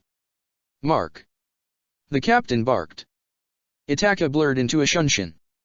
At the same time, Haku yanked in the cold in his chakra until it bulged at the edges of his control and then shoved it as hard as he could, sending himself and Zabuza hurtling across space in a fraction of the time it took to blink. Haku felt the give of every single one of the tripwires as they blasted past, and he and Zabuza slammed into the far mirror as the tunnel lit up in a brilliant explosion behind them. The ceiling of the tunnel crashed down, huge chunks of rock burying the hallway. "Get me out and stay here," Zabuza ordered, his voice echoing in the ice. Haku gritted his teeth and obeyed, propelling Zabuza from the mirror in a whirl of icy wind. "Captain," said Shisui, almost vibrating in place, as he eyed the spider swarm, "we really need to clear those spiders. I might be about to do something inadvisable." Itake inhaled, the chakra gathering around his chest ominously. The blaze lit up the tunnel even as it vanished around the corner. It left white imprints on Haku's vision, a series of small puffs as the summons vanished, and a trail of tiny charred corpses of the spiders too slow to avoid the flames. Itake closed his mouth. "Threat neutralized," he said placidly as the tunnel faded back into darkness. "With prejudice," Zabuza added, reluctantly impressed. And he cut himself off abruptly as a shape exploded from the wall next to him, spraying shards of rock. Another figure ripped themselves free of the floor in front of the captain, and a third sprinted forward in the wake of the smoke from Itake's katon. Zabuza leapt backwards, but the other shinobi darted inside his guard before he could bring Kubikari Basho to bear. Heart pounding, Haku palmed a handful of icy steel and hurled his trio of Senbon from his mirror as Zabuza backpedaled again, but the attacker twisted, knocking them out of the air with a kunao before whirling on Zabuza again. Shisui intercepted in a flash, his tanto battering the kunao aside as he slammed into the shinobi. His katon extinguished, the tunnel plunged into darkness and Haku, ensconced in his mirror, caught only snapshots of the fight by the light of jutsu, the movement of Sharingan glowing in the dark, or the sparks flying off metal striking metal. Itaka wove his way around his opponent's rapid assault. He batted aside the flat of the other shinobi's katana with the loud slap of the blade against a gloved hand, flowing just out of reach every time the man struck. His jujitsu revolved rapidly in the eye holes of his mask as he swerved in and out of the way of his assailant's sword. Kai, his opponent spat, his chakra billowing outwards as he took down each genjutsu as quickly as Itaka threw them up. Kai! Kai! Lightning shrieked in the background as the captain pursued the shinobi flitting through the flickering shadows, and its eerie blue-white light cast harsh shadows on Shisui's and Zabuza's masks and the deep-set glare of their opponent. Zabuza swung Kyubikarei Basho with an audible snarl just as Shisui shoved the other shinobi hard and flipped backwards up onto the ceiling. Sheep, the captain snapped above the clash of Zabuza's blade against the other shinobi's home pasture. Itaki reacted instantly, drawing his own katana in a flash and bringing it crashing down on his opponent's blade with a ringing screech. His defensive approach reversed abruptly, and he surged forward in a low pounce that forced his opponent to bound backwards several paces or risk losing his leg below the knee. Shisui spiraled down from the ceiling in a graceful arc, snapping, katon, Homura no gas, and spat a burst of fireballs at the shinobi locking blades with Zabuza. Given the choice between letting himself be flambeat and beating a quick retreat, the shinobi chose the latter with a snarl on his face. The captain flitted backwards, and the two teams faced off as the hallway plunged back into black. Shisui's voice echoed in the darkness. 3 on 4. Doesn't seem too smart. Everyone smart already bailed, Zabuza drawled. Yagura's only got the dumbass left. Haku eased himself from the mirror, dragged himself back into the real world. The heat pressed in on him after the frigid chill of his ice, and he landed in a soft crouch at Shisui's back. He drew a single senbon carefully. You and me, kid, Zabuza said, almost silently. A cornered rat will bite the cat, the captain warned. Light. Itaka cast a katon that illuminated the tunnel, and the captain charged in the same heartbeat. Shisui sprang up onto the ceiling in a bound, fingers blurring through seals at lightning speed. But there were only 2 shinobi crouched at the far end of the tunnel, not 3, and the taller reared up to meet the captain's assault while the shorter slammed 2 hands into the ground. Stalagmites bulged out of the ceiling, and Shisui flipped out of the way, spitting a blast of lightning at him. The air shifted, Haku whipped around, his senbon flying true. The shinobi, a curved katana in hand, twisted midway through his lunge, and the senbon sank into his cheek instead of his eye. Up close, Haku could make out the jagged scar cutting diagonally down his right forehead to his left jawline and recognized that face in a flash of memory. Zabuza had given him that scar. Moyoshi, Zabuza snarled, recognition hitting him at the same time. Persistent little bugger, aren't you? Kyubikarei Basho sang as it hissed through the air, and Moyoshi's face twisted in a harsh grimace as he ripped the senbon out of his face and dodged out of the way with just a hair's breadth to spare. Haku drew senbon like claws in one hand as Zabuza brought Kyubikarei Basho crashing down a second time. Around them, he formed hand seals, but Zabuza barked, "Save your chakra, kid," and bore down on Moyoshi. Haku frowned but aborted the jutsu obediently in favor of another trio of senbon. Itaka ghosted forward behind Shisui's rush, beelining for the last shinobi. A plume of smoke exploded beneath the shinobi, heralding the arrival of a massive summons. Shisui and Itaka both pulled up short and froze, blades angled in front of them uneasily. "All yours, Karasote-ku," said Shisui quickly. "I defer this battle to you, Jyote-ku," Itaka deflected politely. Shisui paused. "I'm older than you. Surely that means you should be protecting me from this threat," Itaka reasoned. The summons clacked its mouth pincers threateningly. Itaka's eyes followed it with great reluctance. "Nope," said Shisui. "This is barely a threat to you, you have to do as I say. Fight the spider, Koi." I outranked you in Umbu, argued Itaka. Logic follows that I can order you to fight the spider. I did, eventually, make captain. Like 8 months ago, Shisui fired back. You never even made it to Jounin. The massive spider scuttled forward. Shisui and Itaka both circled around it warily, one on either side of it and its summoner, who drew a kunao in a backhanded grip and waited. Zabuza-san, said Haku, one eye on Shisui and Itaka, the other on Moyoshi. Perhaps I could. No, Zabuza grunted, batting aside Moyoshi's katana and planting a kick full in the other shinobi's chest. Moyoshi wheezed, hurling an underhanded kunao that Haku deflected with a timely senbon. They can grow up and sort it out themselves. Captain outranks Jounin, and I have been a captain longer, Itaka pointed out. In that, I am your senior. That is so disrespectful, Shisui hissed. Who personally tutored you in genjutsu? Hey, the captain cut in sharply, neatly sidestepping his opponent's taton. It hit the far wall with a vicious crash, rattling the entire hallway. Jiyu, take care of the summons. Karasu, take out Shoki. Shisui's shoulders slumped. Yes, sir. Hi, said Itaka smugly. He abandoned Shisui to the summons and stalked towards Shoki. The spider blasted a projectile of sticky web that Shisui ducked out of the way of, and it instead impacted the wall, where it clung. Oh gods, said Shisui, nausea wavering his voice. This is so gross. He bounded out of the way of another, and then a third as he formed seals for a hasty katon. The spider scuttled backwards, out of the way of the reaching flames, and glared at Shisui with all 8 of its eyes. The unearthly screech and blue-white light of a Raiden filled the air. The captain, a single crimson eye blazing in the hole of his mask, stabbed a lightning-coated hand through the opposing shinobi's chest. The man fell, a choked yelp forcing its way out of his throat. Moyoshi hissed, head jerking involuntarily at his teammate's cry. Haku took advantage of his distraction and hurled both handfuls of senbon one after the other. With barely a hiss to mark their passing, 5 connected to vital tenketsu peppering Moyoshi's right arm, the last sank harmlessly into back muscle. It was enough. The shinobi's arm dropped abruptly, his blade with it as he went to block, and Zabuza beheaded him in a spray of blood that painted the stone. Good work, kid, he said, pleased, and despite himself and the decapitated body between them, Haku smiled. Saki fled. He threw up a baton that exploded against the wall and bolted down the hallway, splitting into 3 as he went.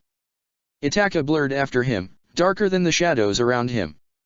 Shisui scrambled backwards as the spider rushed at him, hurling kunao after kunao that the spider took in stride, absorbing the blades in its bulk. Z, your sword, he yelped. Zabuza crossed his arms over his chest and glowered. Hell no. Use that little pig's ticker you're so proud of. Shisui's voice went up an octave as he dodged between the spider's legs. Z. He hissed as the pincers caught his sleeve, ripping it through. Zabuza rolled his eyes. Ugh, he grumbled, and tossed Kubikari Basho in an easy arc. It revolved slowly, end over end. Shisui snatched the sword out of the air with one hand in a growl and swung. It bit deep into the spider's abdomen, arresting its forward momentum and pinning it to the ground. Shisui ripped the blade free, staggering backwards from its weight, and Zabuza, long-suffering, stalked forward to relieve him of it. The spider spasmed violently, its legs scrabbling uselessly against the floor. For good measure, Shisui spat an enormous fireball and set it alight. Yep, that's dead, said Zabuza, setting Kubikari Basho back onto his shoulder. Haku knelt at Moyoshi's body, pressing down clinically with one hand and sliding his senbon free with the other. He wiped each on the downed shinobi's sleeve, replaced them in his holsters, and rose to where Zabuza and Shisui were watching the spider burn. The captain joined them, staring at the licking flames. His forearm from elbow to fingers was coated in blood, and more still splattered on his mask and armor. No intel on what's ahead, he said, eyeing his own arm wearily. Red dripped onto the stone, viscous and sticky. Yeah, these guys aren't big on talking on a good day, Zabuza drawled. Pretty sure they're not gonna be more chatty when they're dead. They didn't seem especially strong, Shisui noted. But the spider thing was. He paused, visibly struggling for words. Really disgusting. Yeah, well, said Zabuza. They're Umbu but they're not really front-line fighters. Espionage, assassinations, traps. Like I said, Yagura's scraping the bottom of the barrel now. Get their clothes, they're Kiri made, they'll burn, said the captain, the glint of his Dojutsu once again covered. We're going to need more light from here on out. He glanced backwards, but the hallway had been buried by the traps and Jitan not impenetrable, but certainly blocked. You should come with a warning, Taiko, said Shisui. The minute you whip that Sherry-non out, you should tell your opponents something like, he affected a deep voice, no one lives to see the sight twice. Zabuza snickered. The captain gave them both a long-suffering glance and said, let's go. Itaka met them coming back, with the spider bonfire throwing shadows from behind and the light of their makeshift torches flickering on their masks. His katana had been wiped, but the faint stain of blood remained on the blade. He sheathed it back over his shoulder as he approached. The captain looked him up and down. Status. Confirmed kill, Itaki reported, and tipped his head further down the hallway. The corpse is further down. Good, said the captain. According to the map, we're halfway to the first major fork. The third-level catacombs twisted and doubled back on themselves twice as much TNI did. Instead of growing colder the deeper they went, the air grew hot and humid. The chill of Haku's chakra rose to the surface of his skin and faded to a comfortable temperature, but sweat was beading on Shisui's neck. Here, said Zabuza, raising his torch to the seemingly innocuous door set in the side of the tunnel. Leads to the first set of vaults, then back up the other side. Trapped to hell and back, obviously. The three of you, clear that, the captain ordered. Jiryu and I will continue down the main hallway and wait at the next convergence point. Send a summons if you get in over your heads. Hi, agreed Itaki as Zabuza grunted, sure. Watch your backs, Shisui warned. I should be telling you that, Zabuza growled. Do you have any idea how smug may'll be if one of you bites it and we show up with less than the full team? That's at the top of the list of things I'm worried about, said the captain with no change in the inflection of his voice. He jerked his head at the door. Zabuza stepped forward to open the door, crowding Haku out of the way as he pressed his hand against the reinforced wood and fed his chakra in. It opened with a faint click. Zabuza gave it a good kick, ducking to the side of the doorway immediately. Nothing happened. He leaned around cautiously, holding the torch up. Kid. Haku inched forward cautiously, his eyes combing the dark for tripwires or seals rigged to explode. Clear, he reported. Zabuza peered into the darkness beyond. Hey, human torch, he said. You want this one? I will take point, agreed Itaki, and ghosted past them both into the doorway. Catch you on the other side, said Shisui. Taiko. Go, said the captain, and the pair slipped down the tunnel. The bobbing, flickering light of their torch faded rapidly until just Haku and Zabuza remained in the faint circle of light cast by their own. Well. Zabuza drawled. In you get. Haku ran comforting fingers over his senbon and entered. Itaki's eyes glowed in greeting in the gloom. One hallway, a set of stairs, and a path that doubles back on itself 6 times and diverges 4 times, he recited. I am not aware of how much importance Yagura has placed on the information and artifacts stored here, but I doubt he would waste these catacombs as a method of whittling his opponents down. Keep your senses sharp, but allow myself and Zabuza to neutralize any threats. Hi, said Haku, smoothing down the wild edges of his chakra as it pushed up eagerly against the heat pressing against him. The stone was slick here, moisture beading on the walls and dripping from the ceiling in a constant, offbeat tattoo. Haku took 2 steps forward and realized, as the drops landed on his hair, his mask, his haori, that stepping silently would not be enough to hide their presence. Zabuza grunted, annoyed. This was much easier when we didn't have to slither through all the little hiding holes looking for rats. He hiked Cubic Aribisho back up into its harness, the hall was too narrow to swing it effectively. When he stalked forwards his entire body was coiled, seemingly as much against the water dripping from above as the danger they represented. Though their torch warded away only a few meters of darkness at a time, Haku didn't strain his eyes searching the edges of visibility. He accepted the limitations of his sight, listening instead for the patterns of the drip drop of the water drops interrupted by heads or shoulders as they passed under them, the plink of drops landing in puddles or on the stone floors. He let his hands out of his sleeves, turned his palms outward to feel the air currents against them. "Stop," Itachi announced, holding up his hand. Zabuza held the torch up higher because though he hated doing things for other people, he hated even more doing things other people asked him to do that he had no reasonable way to refuse. "Alarm seals, trap seals, chakra shielding seals, what are we looking at?" Itachi's mask tilted consideringly at the carvings in the wall. "All of the above," he answered after a long moment of consideration. "The alarm and chakra shielding seals are easily disrupted. There is a smaller margin of error for the trap seals." He flipped a kunai up into his hand from its holster, and the chakra glowed around the blade as he stabbed quickly, 1-2, into the center of 2 of the seals. They cracked, a hint of chakra tracing the patterns before fading away. The last one, both he and Zabuza, and Haku craning around Itachi's shoulder as best he could, regarded warily. "Damn," said Zabuza. "That little squiggle's the trigger mechanism, right? Connected to a paired trigger." "Connected to a trigger seal, yes, but I believe that particular component is the stabilizing matrix," Itachi said after deliberating. "Damn," Zabuza muttered under his breath again. "Where's Hatake and his weird fucking skill set when you need him?" He paused. "Guessing if we stab the Baku Kanji it'll explode." "Most likely," Itachi agreed.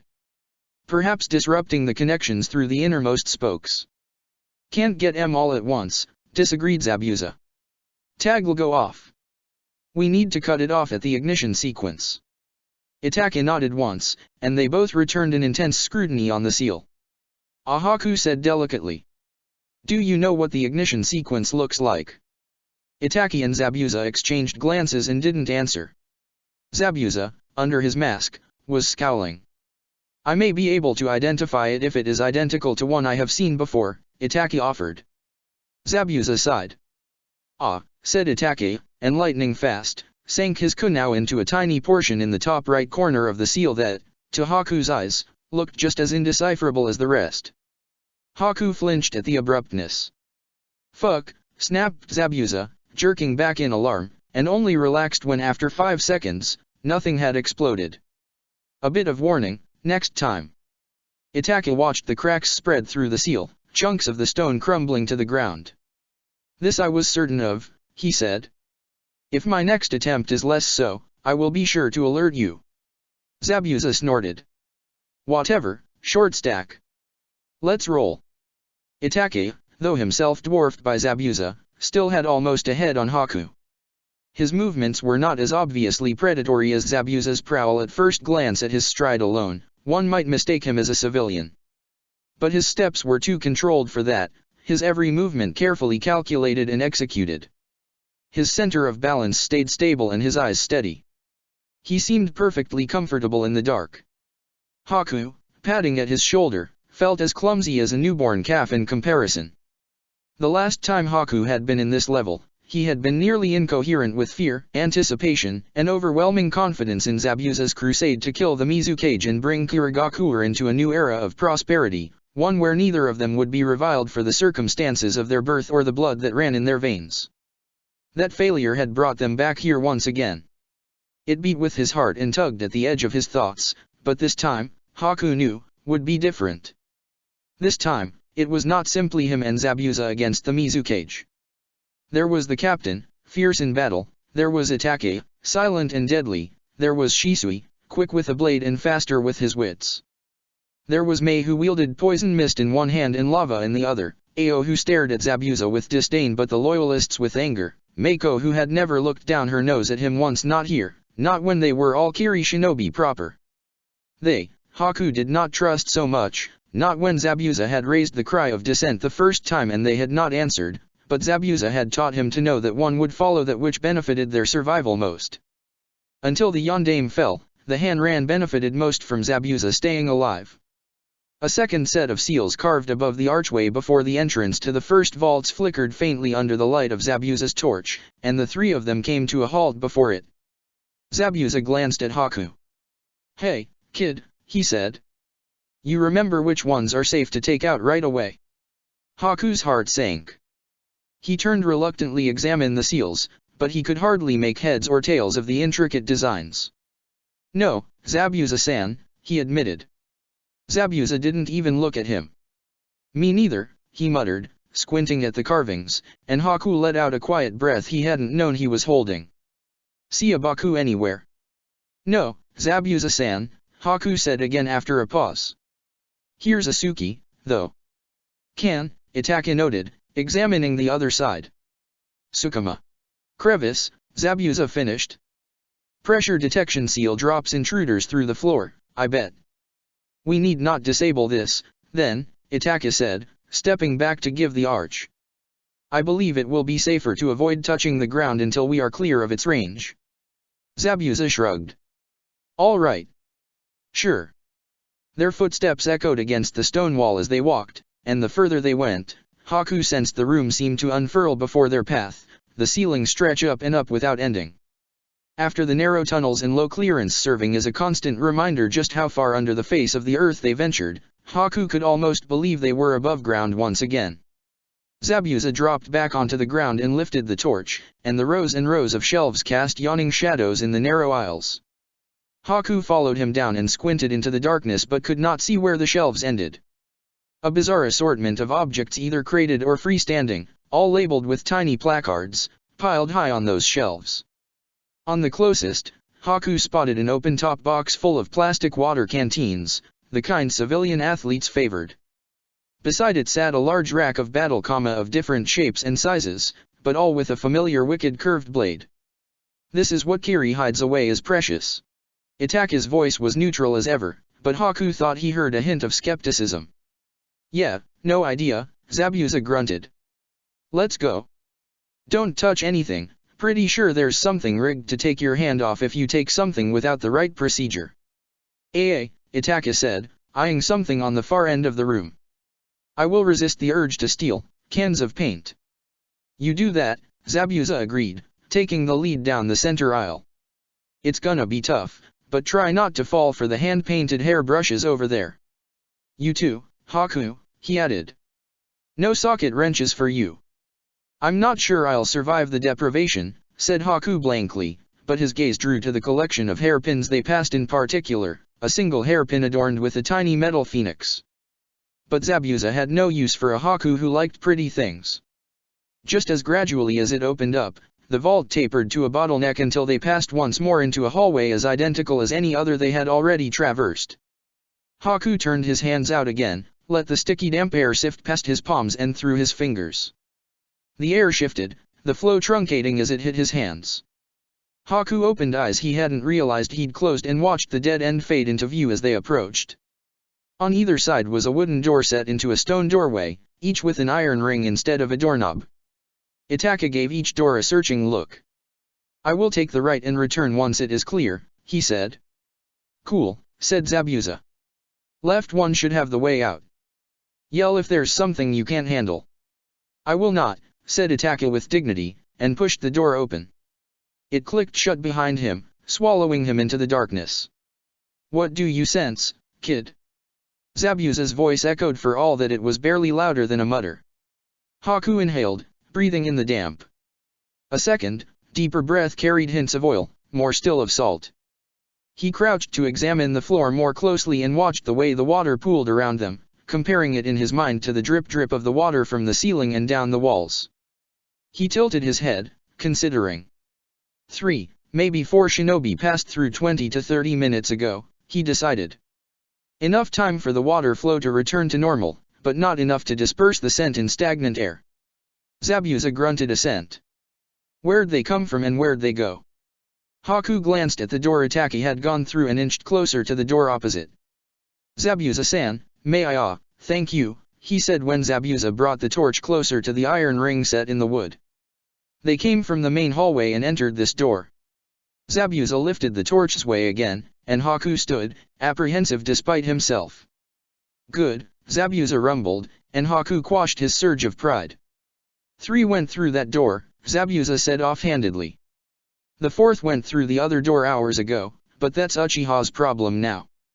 Haku jerked, a frisson of fear spiking down his spine. Would it not have been wise to tell him before he went? Haku asked, alarmed. Zabuza sniffed. Probably, he said. Pretty sure he'll be fine, though. Haku took a steadying breath. There was nothing to do but wait.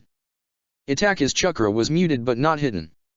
Haku straightened as it appeared faintly at the edge of his awareness, and the door opened at last. Itake stepped out, his hands empty and his armor as clean as when he had entered. Zabuza gave Itake an up and down glance and said, "What's with you? Someone give you trouble?" "No," Itake answered, a fraction of a second too slow. He shut the door behind him with a decisive thunk. "You've got your swirly eyes on," Zabuza observed sharply. "Thought Hatake told you to keep 'em locked down." Itake blinked, and slowly the scything blades of his eyes swirled apart, back into individual Tomo. "I handled it," he said. "This area is clear. Are you prepared to continue?" Zabuza paused. "Yeah," he said. "We're good to go." Itake jerked his head at the opposite wall and said, "Proceed."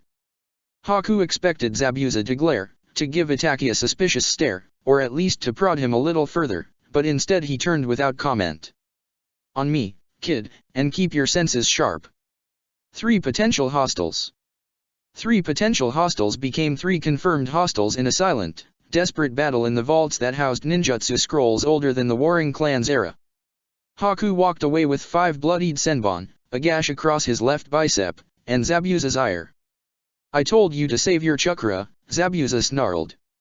"I apologize," said Haku meekly. He didn't regret it. The trajectory of the enemy's Shoto would have severed or at least nicked one of the major tendons in Zabuza's shoulder. Instead, it glanced off the mirror Haku threw up on pure instinct. Zabuza glowered. "Wrap that up," he snapped. "We have a rendezvous to meet." He stormed off to the corner of the room to glare at the shadows, ignoring the corpses sprawled haphazardly on the floor. Zabuza had known all 3 of them, his temper was blacker and his tone sharper for it. The cut on Haku's arm wasn't deep, but his very blood around the wound itched.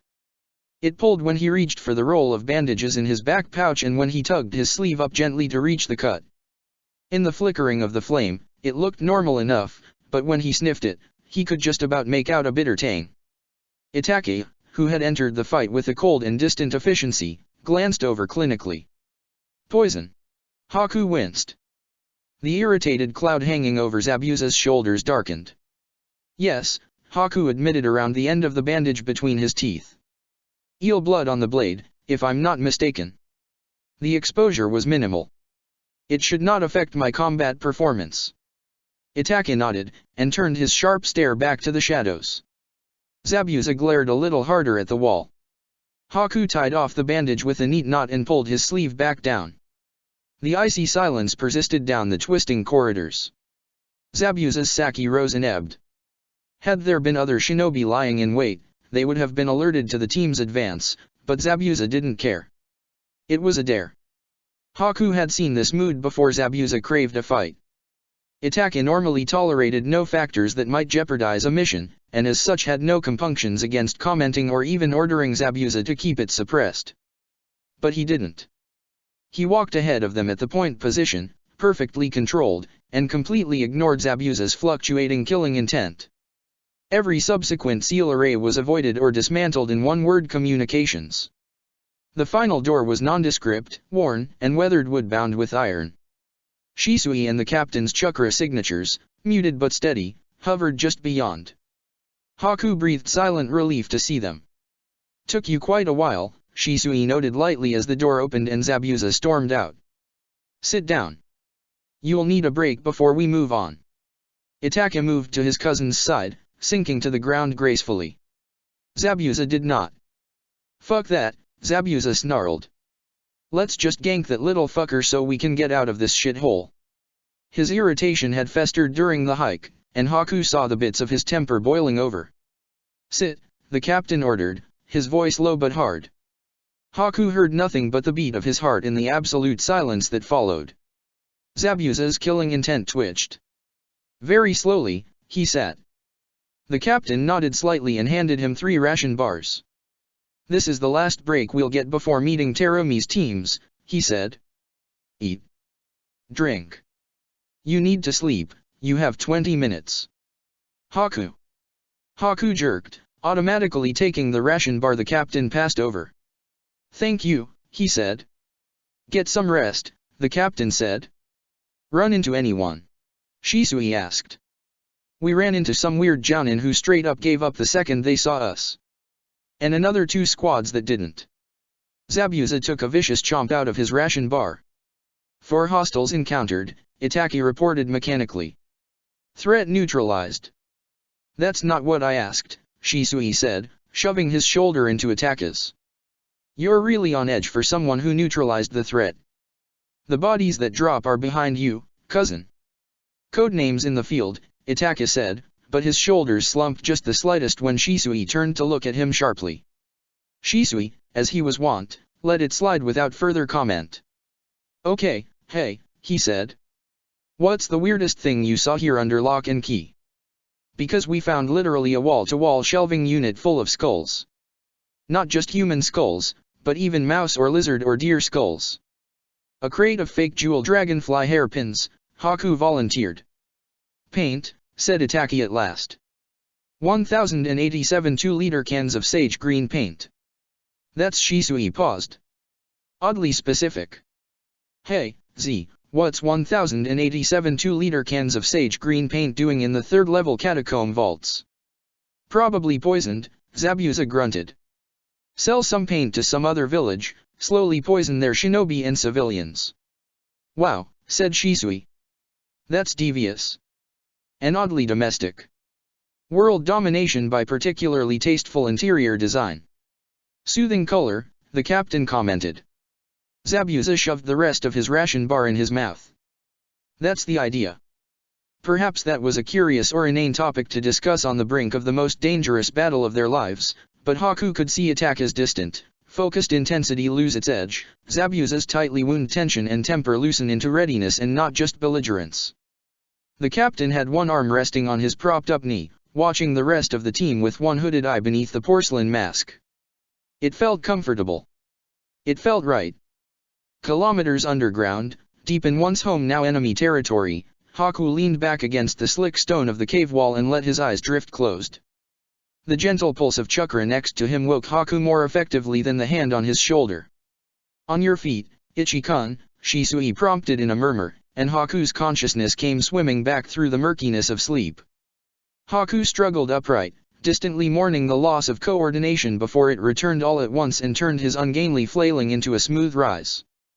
Zabuza already stood at the edge of their torchlight, the flames glinting off Kubikaribasho's blade, and Itaka was a barely noticeable shadow at his side. Haku felt a momentary pang of panic and guilt. He was the last one up, probably the only one to sleep, and they were all waiting for him. How long was I asleep? He rasped. 2 hours, said Shisui blithely. Haku jerked, adrenaline sluicing through his veins and jolting him the rest of the way to full wakefulness. Don't worry, Shisui reassured. We hunkered down here a couple extra hours. Terumi's B-team's running behind. Weapons checks, said the captain.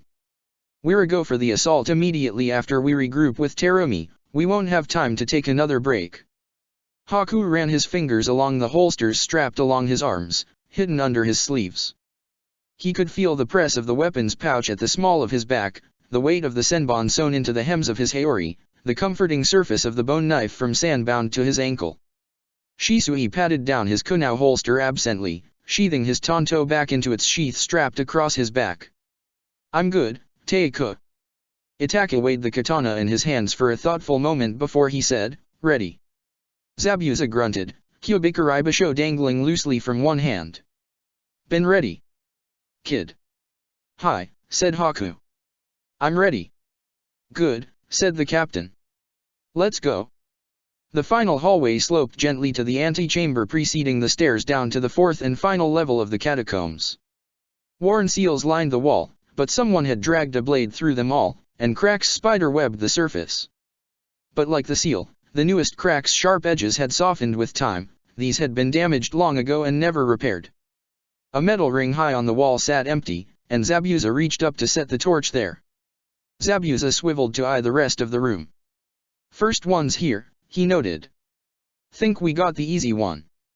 Maybe that's why Terumi didn't want us taking this route, suggested Shisui. She was more concerned that this team stayed together and unsupervised, Itaka pointed out. The captain ignored them all, prowling on light feet around the edges of the room before circling back around to the rest of the group.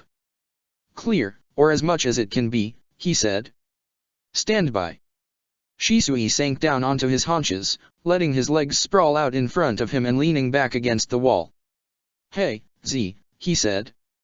We've been underground for 18 hours. You came all the way down here to try and kill the Mizukage? Why didn't you just give it a go when he was in his office or something? He's got guards up there, growled Zabuza, remaining planted firmly on his feet with his arms crossed over his chest. Easy to call for backup, and an entire village to back him up. I knew he did private training sessions down here, and that he left his guards behind for that. Just didn't know it was cause he's a Jinhiriki. Ah, said Shisui. That does tend to throw a wrench in one's assassination plans. Haku crouched hesitantly next to Shisui, who nodded companionably in his direction. On the other side of the group, the captain and Itaka stared intently at each other and communicated entirely with their eyes and truncated hand signals. Haku, said the captain, turning to him abruptly, and Haku jolted. How are you? Haku blinked, his mind momentarily stalling. Well, he tried. The captain paused.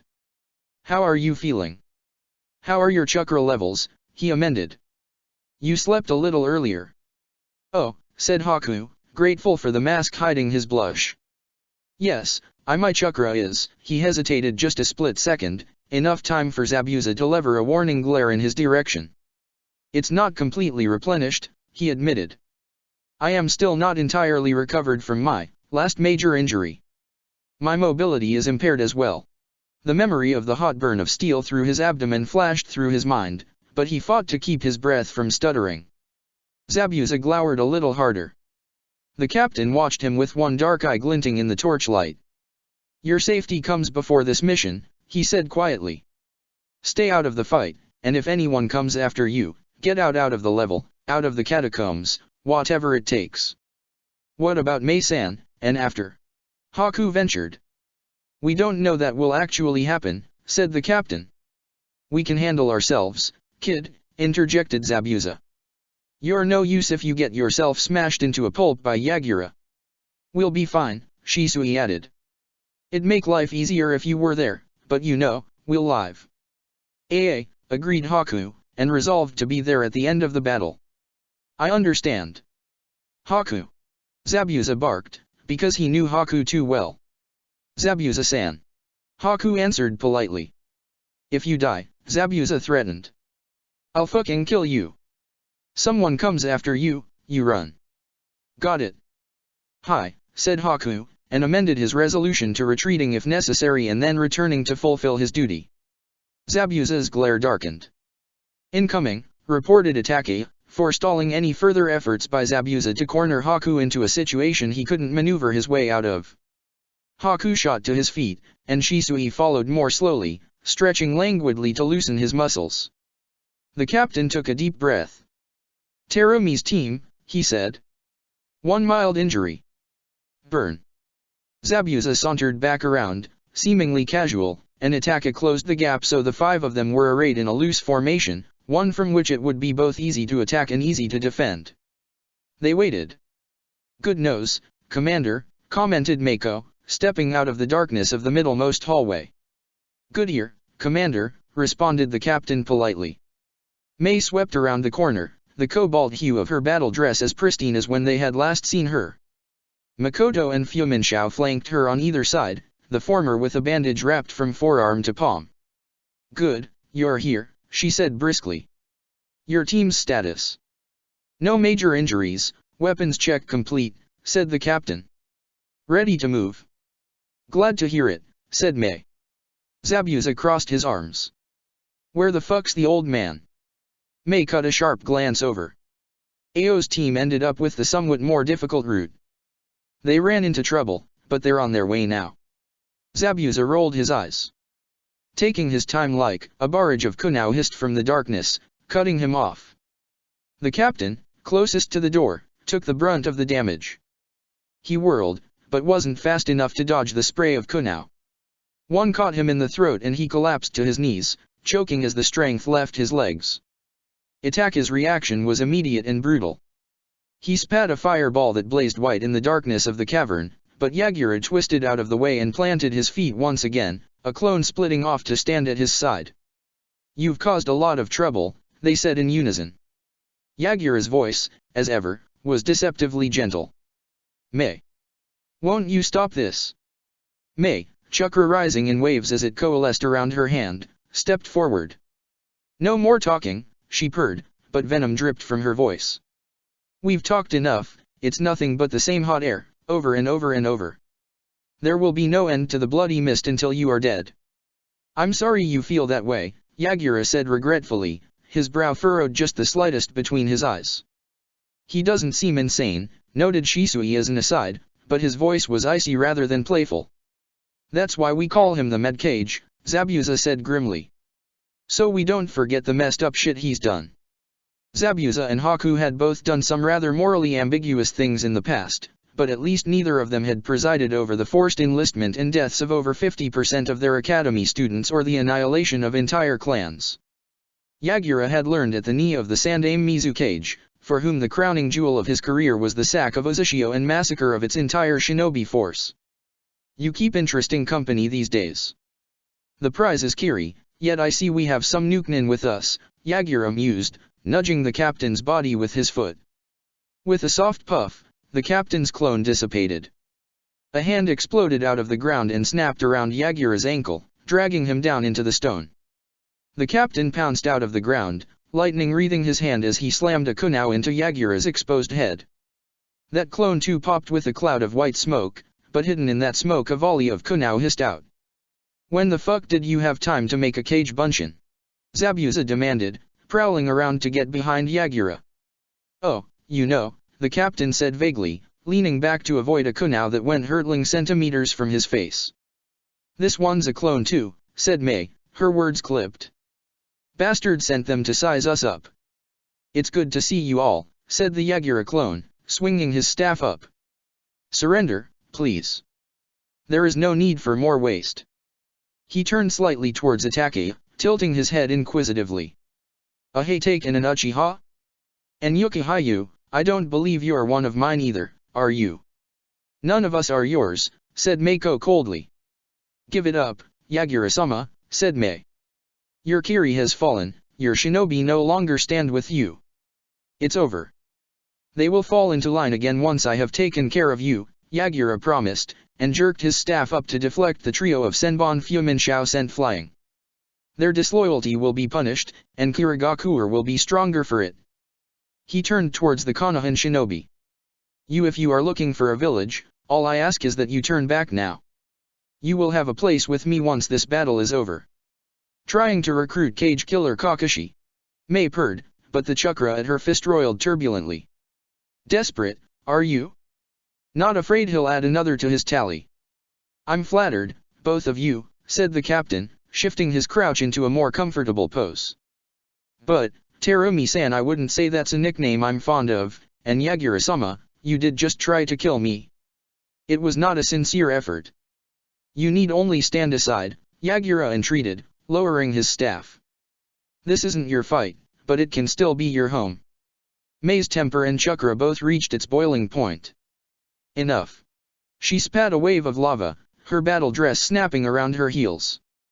Yagura flipped up onto the ceiling, out of the way, landing in an easy crouch.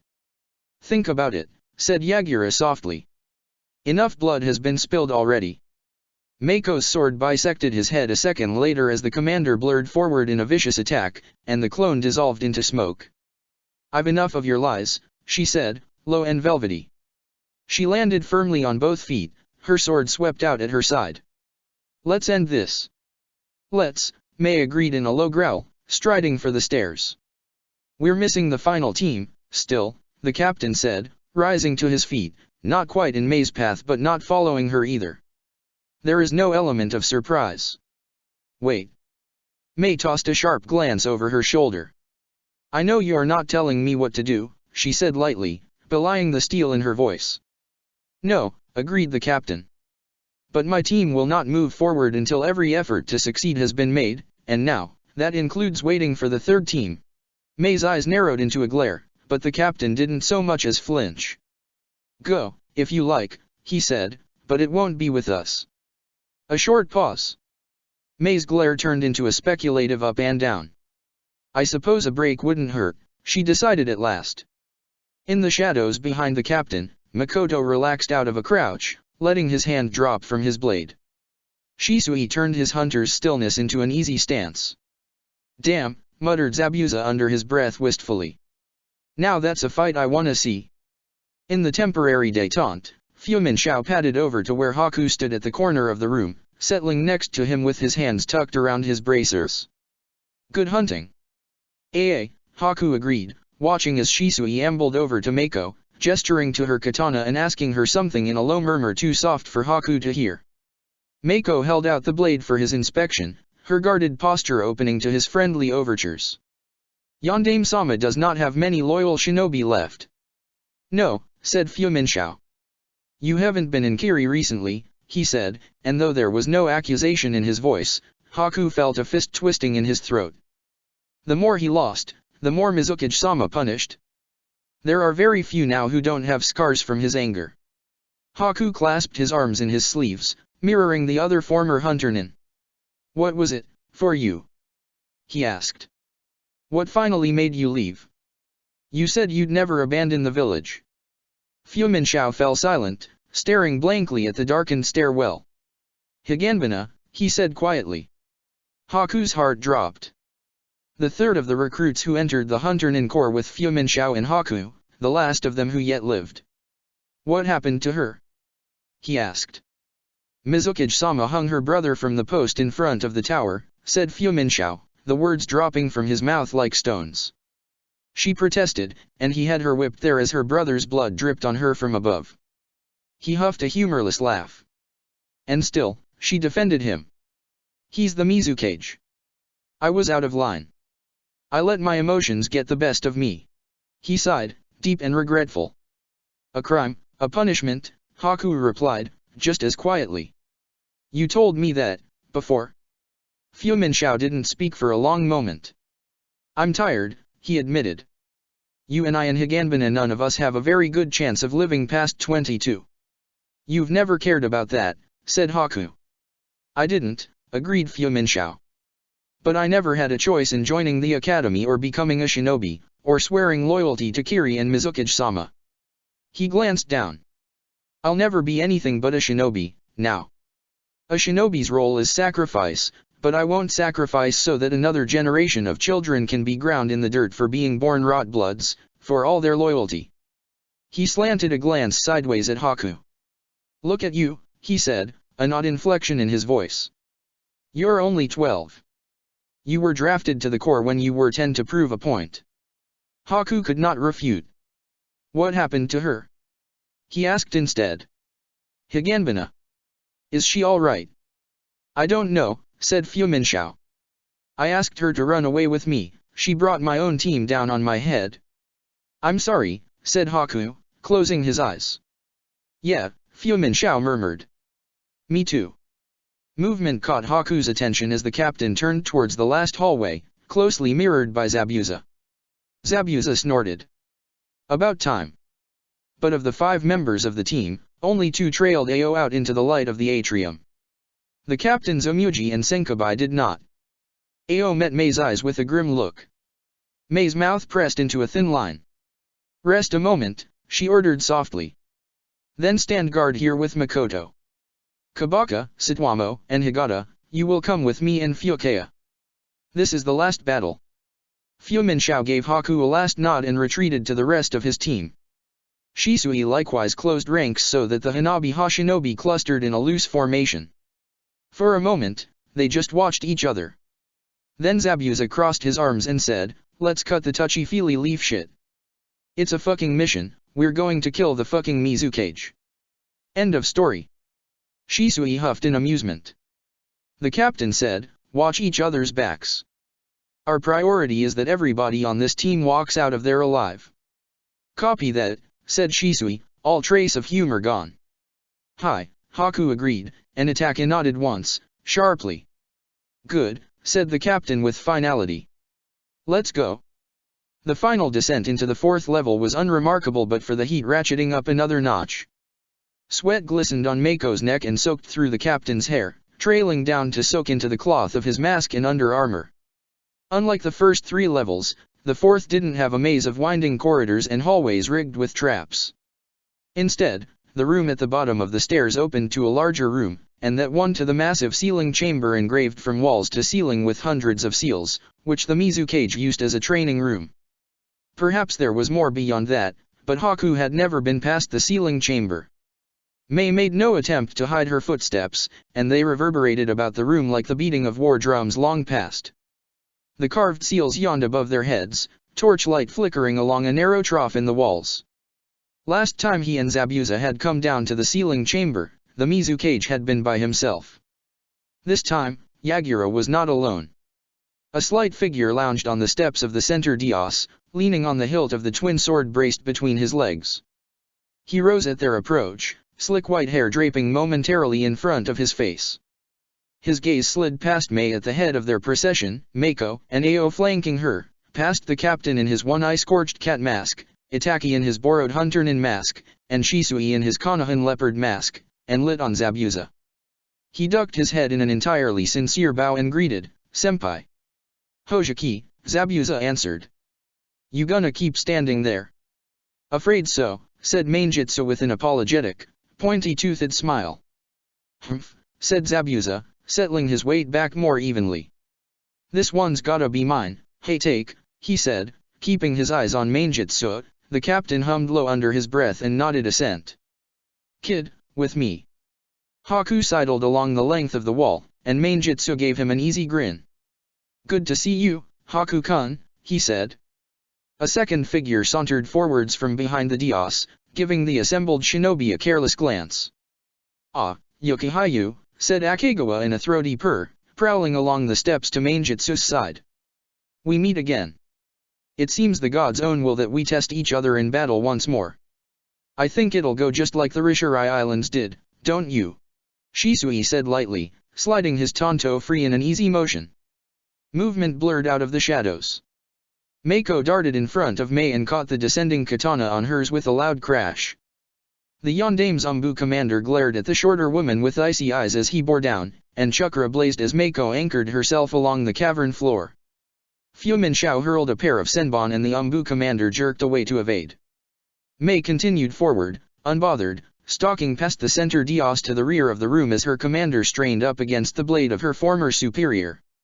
"Stay on me, Uchiha," said the captain. "Mei, we'll do it with 5.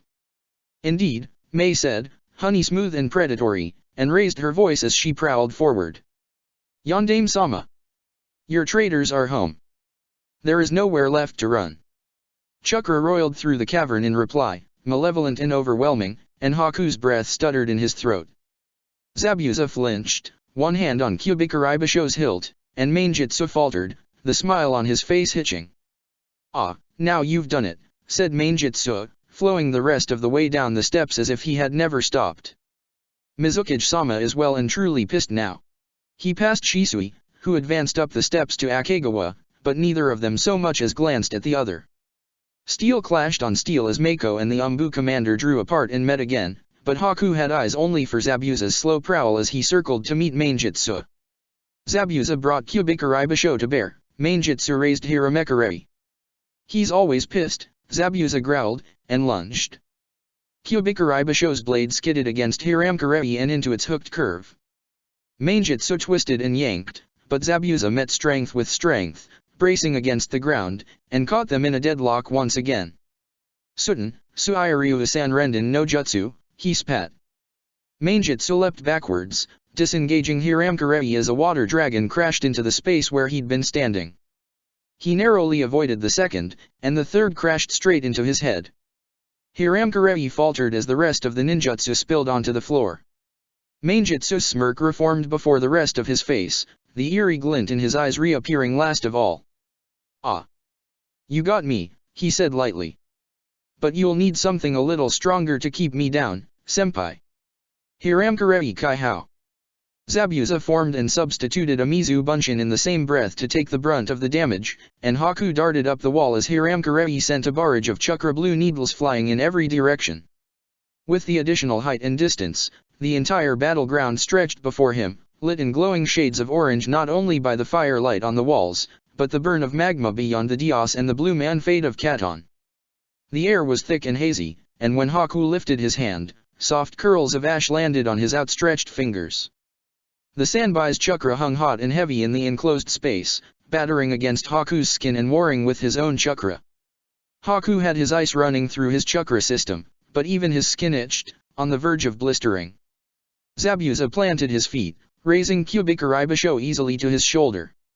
Mainjutsu, wisps of steam wafting off his bare skin, lowered Hiramkarei to his side and waited. From the time they left the academy, as they learned and gained experience, shinobi added more ninjutsu to their repertoire, and their clashes grew fiercer, more colorful, and more destructive. But at the highest level of battle, juxtaposed with Mei and the captain and the Mizukage throwing army killer jutsu at each other on the far side of the Dios like Genin might throw Kunao, were two of the 7 swordsmen staring each other down, choosing as their primary weapons not much more than the basics. Zabuza lunged first, Kyubikarei Basho hissing towards Mainjutsu's neck. Mainjutsu twisted, sliding under the massive blade with millimeters to spare, and scythed Hiramkarei in at Zabuza's unprotected side. Zabuza slapped the flat of the blade down with a bare hand, hard enough to jar Mainjutsu's entire arm, and in the intervening moment, Haku flicked a single senbon at the pair. It hissed into the space between Zabuza's arm and Hiramkarei as each flowed around the other and sank cleanly into the Tenketsu and Magnetsu's shoulder. Mainjutsu's sword arm dropped abruptly just a hair even as he snatched Hiramkarei's second hilt with his other hand, but Zabuza took the split-second opportunity to plant his elbow in Mainjutsu's face. It splashed apart, and a blob of water detached itself from the rest of Mainjutsu's body as he staggered backwards and launched itself at Zabuza's face. It latched onto Zabuza's mask and wormed its way underneath, covering his mouth and nose, drowning on dry land. Except Zabuza inhaled it forcefully through his open mouth and swallowed. Mainjutsu paused, eyes wide. "Did you just drink me?" he demanded, as mist coalesced to reform the top half of his head. His shoulder liquefied to drop Haku's senbon to the floor with a clatter. "Fuck," said Zabuza empathetically, but sounded queasy. "Fuck, I'm not thinking about that shit." "Nobody told you to do that, senpai," Mainjutsu said reproachfully, prowling back and forth with slow, sure steps to keep Zabuza's bulk between him and Haku. His pounce came without a warning, Hiramkarei whistling through the air towards Zabuza in a two-handed blow. With just as much strength, Zabuza swung Kyubikarei Basho to meet it, but Mainjutsu ripped the twin swords hilts apart, teeth bared in a grimace of concentration as the two blades converged on Zabuza from both above and below. Zabuza twisted sharply midair, but he was too close. The first of Mainjutsu's blades struck solidly against Kyubikarei Basho, the second glanced off the top and scored a gash along the length of Zabuza's collarbone. Mainjutsu flicked a finger at Zabuza as the older swordsman jerked backwards, and a tiny blur shot past Zabuza's chin and embedded itself a meter into the wall behind him. The infamous Hojiki water bullet assassination technique. Haku reacted before the thought finished, darting sideways along the wall, and hurled a wave of senbon with enough force that the effort stole his breath. Mainjutsu ducked, the second water bullet burying itself in the ground as Haku's senbon forced him backwards.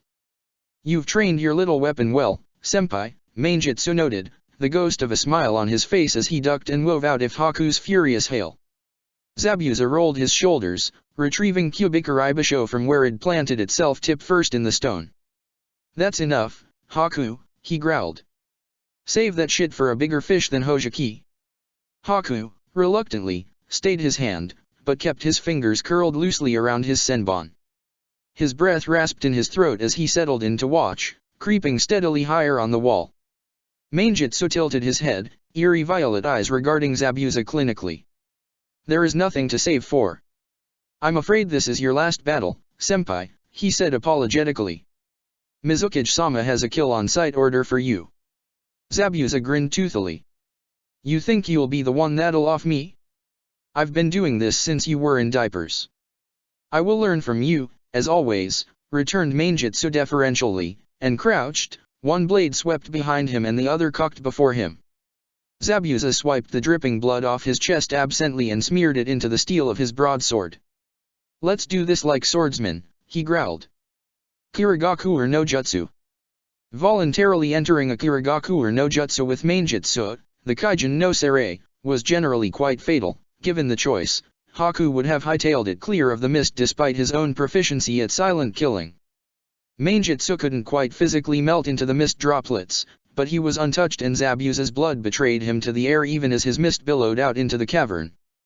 Zabuza, however, had built a name for himself with silent killing even before joining the swordsmen, for stalking and assassination and slaughter out of sight of his prey, and even leaving such an obvious blood trail, he was a formidable opponent. The mist was saturated with Zabuza's chakra and blood, the scent cloying at the back of Haku's throat, and Mainjutsu's chakra too rose up into the air to even the playing field. Rather than stay in the heart of the mist, where he was a clear liability, Haku opted to retreat, skittering back towards the entrance as it chased him. On the hazy edges of the mist, Shisui clashed with Yuichiro Akegawa, blade on blade, and sparks flew each time metal struck metal with a thunderous crash. Shisui slipped in and out of Akegawa's reach, but she was a mid-caste veteran of Kiri's Jounin forces and her assault wasn't easily shaken. A particularly strong blow of Akegawa's sword sent Shisui skidding backwards. In the second it took for him to regain his balance, her hands flashed through seals around her katana's hilt. The ground rose up to snap at Shisui's feet, catching and tearing at his leg, and he threw himself into an instinctive shunshin sideways as Akegawa's blade flashed towards him from the front. He reappeared at Akegawa's flank, out of range of the Daton, but the older Kunoichi turned on her heel and caught Shisui's tanto close to her katana's hilt. Shisui shoved, and with a flare of his chakra a clone appeared at his side and sprang at Akegawa's unprotected back. Akegawa dropped straight into the ground as it liquidized at her feet, and Shisui's clone lunged through open air and vanished. The real Shisui straightened calmly, the tanto slightly upraised at his side. He turned, the blank leopard mask angled exactly towards where Haku perched on the wall. "I'm fine," said Shisui quietly but very clearly. "Watch the others." Haku, chagrined, jerked his attention away. His mission here wasn't even to back up Zabuza, a useless venture, in any case, with him and Mainjutsu locked in their duel in the mist. Haku turned his attention past Fuminshao and Mako tag-teaming the Umbu commander to the roiling chakra in the furthest depths of the room. From the far side of the Dios, the Sanbai's chakra pulsed again, foreboding and inexorable, and its miasma battered against Haku's skin even some 100 meters away. At the epicenter of its storm, a faint green mist shrouded Mei and Satomu, keeping the Baijuyo's chakra at bay. Itake's slight form lit up in a cloak of fire, it and the malicious chakra ate away at each other hungrily, each striving to devour the other. Satomu flitted forwards, water drills at her back, and the Mizukage whirled forebodingly to meet her with his hooked flower staff twirling deftly in his hand. Satomu reared back before she hit the water mirror, but her mirror image lunged out at her, blade in hand. Binako flashed forward as Satomu met the clone's blow, and a lightning-fast slash where the third and fourth cervical vertebrae would be dispatched the clone and sent its water drills splashing back to the ground. The Mizukage stood in the center of the battlefield in a cloak of the Sanbai's chakra, his impassive expression at odds with the malice emanating from him in waves. Undeterred, he let the mirror dissolve and slammed both hands coated with the Sanbai's chakra into the ground, sending thousands of tiny specks exploding outwards. Haku ducked as something rocketed towards his face, and his hands flashed through seals to raise an ice shield before him as the tiny projectiles peppered the wall around him, hitting his ice with quiet clinks where they stuck. Haku peered at them through the translucent ice. They were tiny corals, irregularly shaped and firmly glued to its surface. On the ground, Mei's hand snapped out, and a wall of molten lava shot up in front of her and Binako. The coral hissed as it impacted, shriveling into black lumps. Satomu, much closer to the Mizukage, cried out as the coral splattered against her face and arms. The captain, just behind Satomu, covered his head with one vambrace, shielding his masked face from the brunt of the attack. Itaka flitted backwards and woven and out of the coral, and not a single one so much as touched the ends of his hair. The barrage stopped. For a split second, all the combatants stood frozen, eyeing the coral scattered on the walls, the floor, and each other. The coral erupted all at once, multiplying in size and weight as it grew. Haku's ice shattered as the coral burrowed into its surface, and he hurriedly created another mirror to drop onto as more crowded the wall around him. Satomu had time for one panicked gasp before the coral enveloped her from head to toe.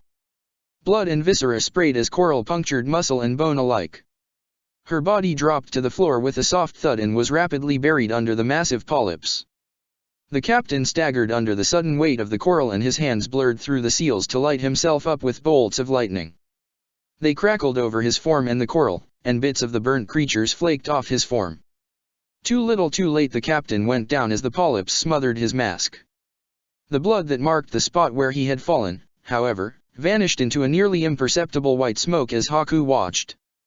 Torchlight flashed off metal as without hesitation, Meiko's sword snapped out and took off Fu Minxiao's arm below the elbow, and the massive bloom of coral sprouting from his forearm with it.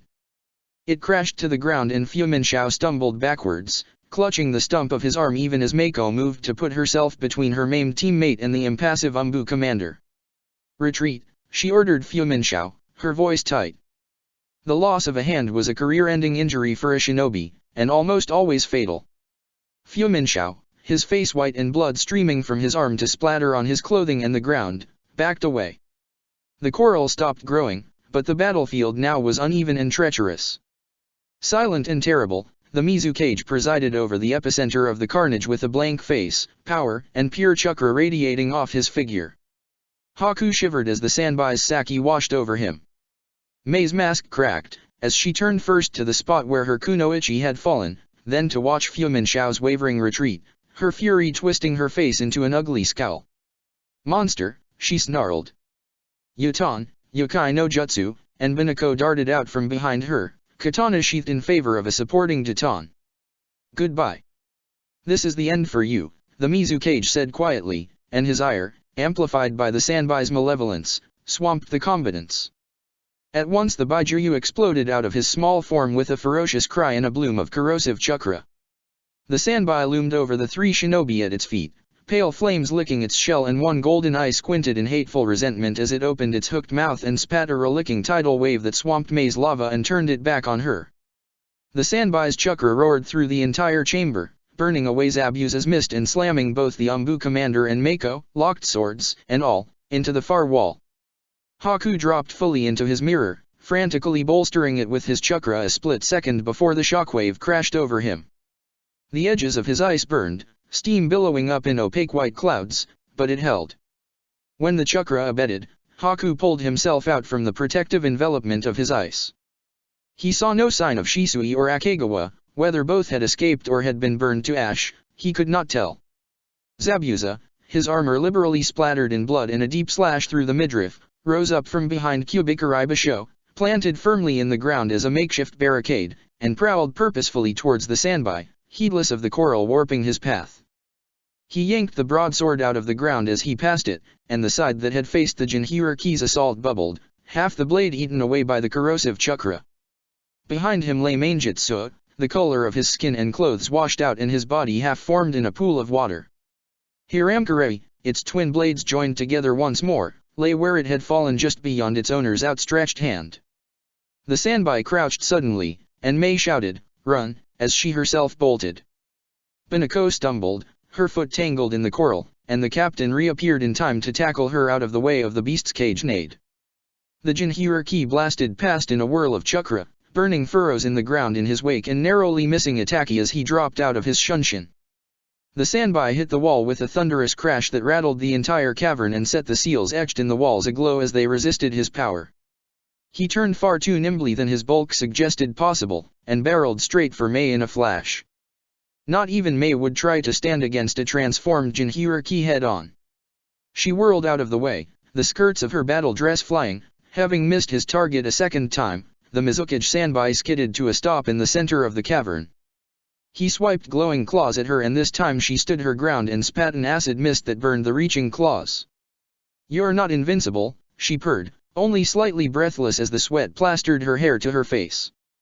The Jinhiraki only snarled in response and stamped a foot to summon coral bursting forth from the ground towards Mei.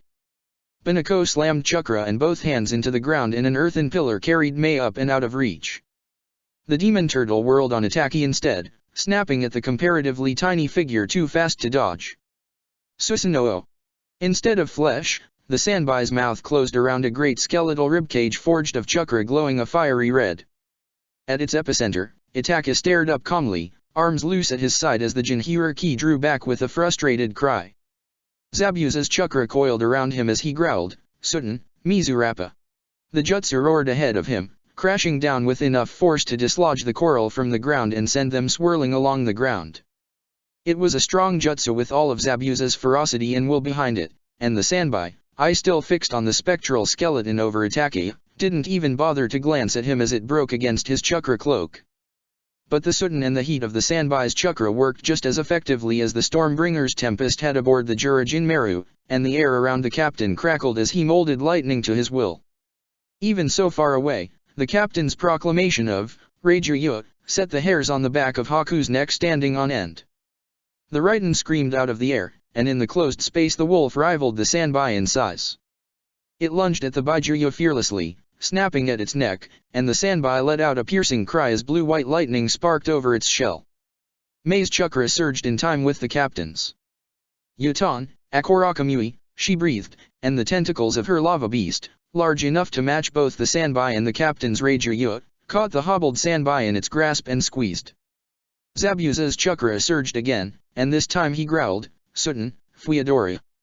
From the depths of the chamber, a great bird winged its way into existence, trailing sea foam from its feathers as it dove. It was graceful and wild and powerful, and even next to the captain's Reiju, it was the most beautiful thing Haku had ever seen. It swooped low over the Sanbai and raked razor talons over the bulbous head, wheeling around for a second pass. The Sanbai screeched deep in its throat and wrenched itself back and forth to no avail. The ninjutsu beasts held it fast. Its beaked mouth parted, and in that space gathered a ball of chakra, dense and a malignant purplish-black that pulsated a saki so oppressive Haku's heart stuttered in his chest. Binako barely flinched, flashing through the seals to turn the ground beneath the Mizu cage into a sticky swamp. Still, the Baijuadama grew. Mei's chakra swirled about her form, dense and potent yet only a pale flame beside the Sanbai's. "We almost have him. Don't let him go.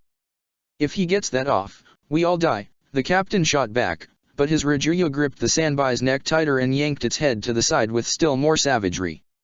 "Do not release him, Teiku," Itaka said, his voice soft but firm below the shriek of battle. As Haku watched, the skeleton ribs around Itaka grew a skull, then 4 bony arms, until the bony frame of a massive humanoid of that fiery chakra bloomed around him. It held out one hand and in it a narrow sword formed even as muscle layered itself over its arm. The Sanbai jerked to face the forming Susanoo, heedless of the lava Akorakamui constricting around its shell or the lightning wolf worrying at its throat. Its eye narrowed, and the chakra at its mouth stilled, an oddly innocuous orb with only a dainty violet glow to betray the pure, potent power condensed within. "Itaka," the captain warned, terse, as the Sanbai's chakra reached a fever pitch. Itaka's head dipped in acknowledgement, and instead of gaining bulk the Susanoo held out another skeletal hand and summoned to it a great fiery shield. 2 things happened at the same time. The first, the Bijudama rocketed free of the Sanbai's jaws with a shriek of rushing wind and fire. It tore through the air and obliterated Zabuza's Fuiadora, leaving only hot steam in its wake as it shot towards Itaka. The second, Itaka's eyes flicked up sharply. "Yaden no Kagami." The Bijudama ricocheted off the Susanoo's shield. The Sanbai's eye had time only to widen before its own orb struck the Jinhiriki full in the chest. Haku scrambled back into the protection of his ice desperately. The resulting explosion threw out a white light so complete Haku could see nothing but black, and the force of the shockwave shattered his mirror and hurled him from its shards. He hit the wall and cracked his head against the stone, then plummeted to the ground, his lungs paralyzed as his fingers scrabbled feebly for his senbon. He coughed, blood filling the back of his mouth and throat with its metallic tang, and he forced his head to the side to let it spill onto the ground. Absolute silence rang harsh in his ears. Haku blinked away the darkness and reached for his chakra to haul himself to his hands and knees, and his head spun and throbbed in unison from the effort. All around the cavern, containment seals carved into the walls lit up, whole and potent with the absorbed chakra, but others had cracked, raining chunks of stone down onto the scorched battlefield.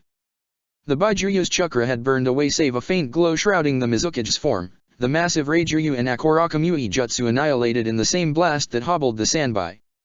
Only the skeletal ribcage of Susanoo remained, looming protectively over Itaka's slight form, but even he had been thrown against the wall like a ragdoll. His mask had been knocked askew, and he reached up to pull it free entirely and wiped the rivulets of blood trickling from his eyes. Zabuza's crumpled form shifted from the bottom of the steps leading to the dais. His pale armor had been scorched black, his sleeves burned away and the skin beneath blistered red. The captain, one hand braced against the ground behind the remains of the low Titan wall Zabuza had raised to shelter them both, shook his head like a dog, bright crimson splattered in his hair. The Mizukage turned, battered but upright, and prowled forward with pale pink eyes locked on Mei as she peeled herself out of a crater in the wall behind the crumbling remnants of her hasty barrier. Blood trickled from her mouth and soaked into her battle dress, and she swayed on her feet. Binako lurched into his path desperately, sword drawn and teeth bared, but her hair was matted with blood and her leg twisted unnaturally. The Yondaime backhanded her without a second glance, sending her crashing back down as he continued his inexorable advance. Lightning crackled, but rather than the captain, it came from Shisui's fists, colliding with the chakra that swirled to meet it. Shisui flashed out of the darkness to intercept the Mizukage, and though their clash was muffled by the ringing silence in Haku's ears, the Mizukage's retaliation sent sparks of Shisui's yellow-white lightning showering through the air and Shisui skidding backwards. The moment of distraction was enough for the captain to rise to his feet, and he darted forward with kunao in hand. The Mizukage whirled, miasma bubbling over his skin and clawed hand outstretched, and the captain summoned lightning to shield his kunao and match him blow for blow. But the energy in his hand fizzled out between one strike and the next, and even as Shisui dove back into the fray, the Mizukage slammed a chakra-wreathed fist into the captain's shoulder, a blow lessened only by the captain twisting to the side at the last minute. The captain fell with a grunt, and only Kubikuri Basho, scything in a low arc just above his head, saved him from a second straight through the chest. The broadsword struck the Mizukage's arm, shrouded in chakra to block the blade, and the corroded metal shattered. Shards sprayed over the Mizukage as he whirled to deflect Shisui's tanto lit along the blade with fire chakra. Zabuza didn't even spare the breath to curse, his eyes narrowed as he lunged once more, and the jagged remains of Kubikuri Basho's blade sliced neatly under Shisui's next Raiden. The Sanbai's Saki pulsed, and a wave of pure chakra blasted out from the Mizukage to blow the Hanran and Hanabi Hashinobi backwards. Yagura stood in the eye of the storm unmoved and untouched. But Haku had been trained as a predator even if he wasn't quite one yet, and even from so far out he could see the Mizukage's skin blistering and healing in the same breath, slightly pink end patches erupting and subsiding as his chakra lost equilibrium with his Baijuryu. The Mizukage had burned away his own and the Sanbai's chakra first with the Bijudama, then to shield himself from the same attack. He was, if not vulnerable, then a little less invulnerable than before. He surveyed the battlefield, his eyes as cold and empty as before, but the sharks were circling now, and like Haku, they tasted blood in the water. Binako splinted her own leg brutally with strips of cloth and the sheath of her katana, silently and with teeth gritted as her face turned bone-white from the pain. Mei hovered over her protectively, feet braced and her hands folded in a seal, but she had eyes only for the Mizukage. Chakra rippled around her, unformed and ready to be released. Shisui and Itaki rose as one, twin hunters stalking forward, one shrouded with the fiery chakra of Susanoo, the other merely a slight shadow with a mask and armor covered in blood. With a ragged Kubikuri Basho in hand, Zabuza towered over the captain, who crouched close to the ground. With a sleight of hand so quick Haku nearly missed it, the captain slipped a chakra pill under his mask. His mismatched eyes tracked the Mizukage unerringly.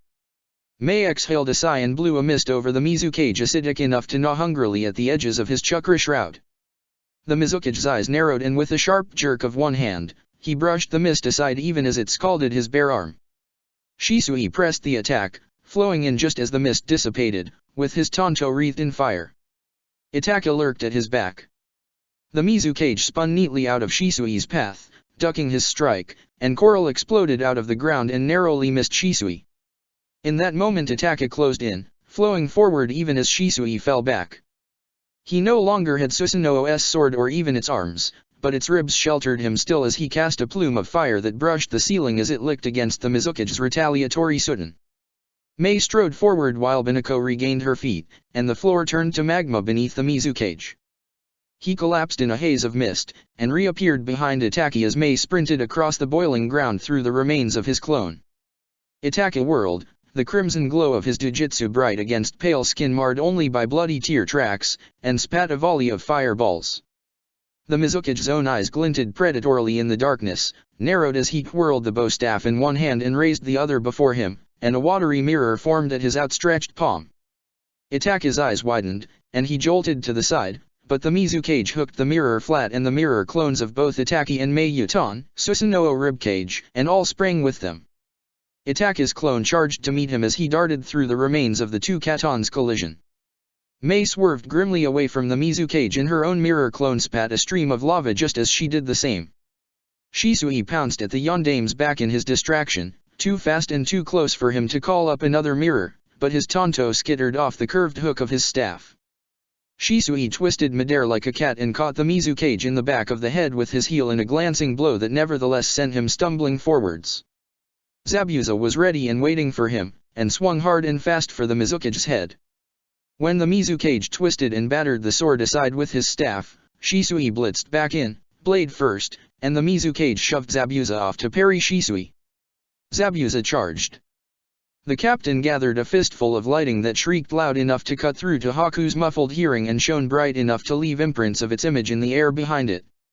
Just as the Mizu cage spat a flurry of water bullets at Shisui, Zabuza brought Kubikari Basho crashing down overhead and the Mizu cage aborted the rest of the jutsu to block, his face darkening into a scowl as the blow jarred his upraised staff. As fast as the lightning he wielded, the captain blurred under their locked weapons and plunged his hand up into the Mizukage's chest. Haku's breath froze in his throat. Zabuza backed up, Kubikari Basho still raised warily. Shisui, crouched on the floor, let the fire lighting his blade smolder out. Itaki and Mei, their mirror clones vanquished, watched with chakra coiled beneath their hands, and Binako paused halfway through a sequence of seals. The Mizu cage smiled. "You should have gone for the head," he said gently, and laid feather-light fingers on the captain's arm still impaled through his chest. Coral exploded from the place the Mizu cage touched, ripping its way along the captain's arm through cloth, armor, and skin alike to his neck and down his chest. The captain choked, sagged, and exploded into blue-white lightning. The Mizu cage cried out involuntarily as the lightning crackled up and down his entire body, and he dropped to one knee, bracing against his staff. Zabuza, never one to waste an opening, wrestled a water vortex into existence and sent it hurtling towards the Mizu cage.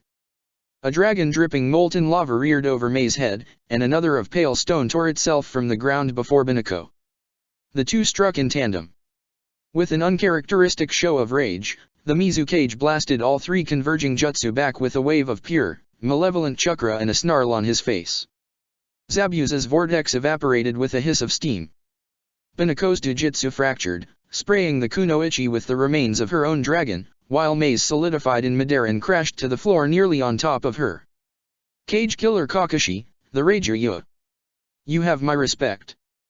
The stories of your prowess are not exaggerated," Yagura said, the frayed calm in his voice now only a thin veil for the bloodlust that lurked underneath. Blood soaked the cloth around the ragged tear in his shirt. The hole in his chest rapidly closed, filled in with the Sanbai's chakra until organs and bone and skin knit themselves back together. The Baijuyu's chakra crept back to cover his skin entirely.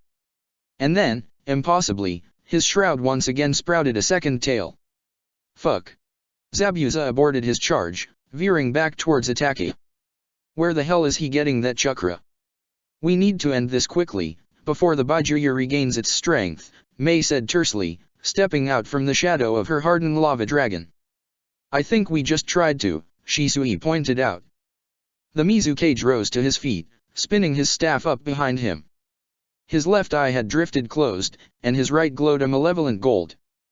The end is near, he promised with another, more malicious voice in discordant unison with his dispassionate tone. Killing brings me no pleasure, but for all your crimes, you fought well. I will remember you. Pretentious asshole, muttered Zabuza. Now is not the time to hold anything back, Mei warned.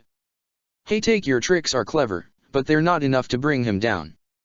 The captain, squatting on the lava dragon's head, said, Yet the commander is the only one of us to have landed a significant blow, Shisui said with an edge to his voice.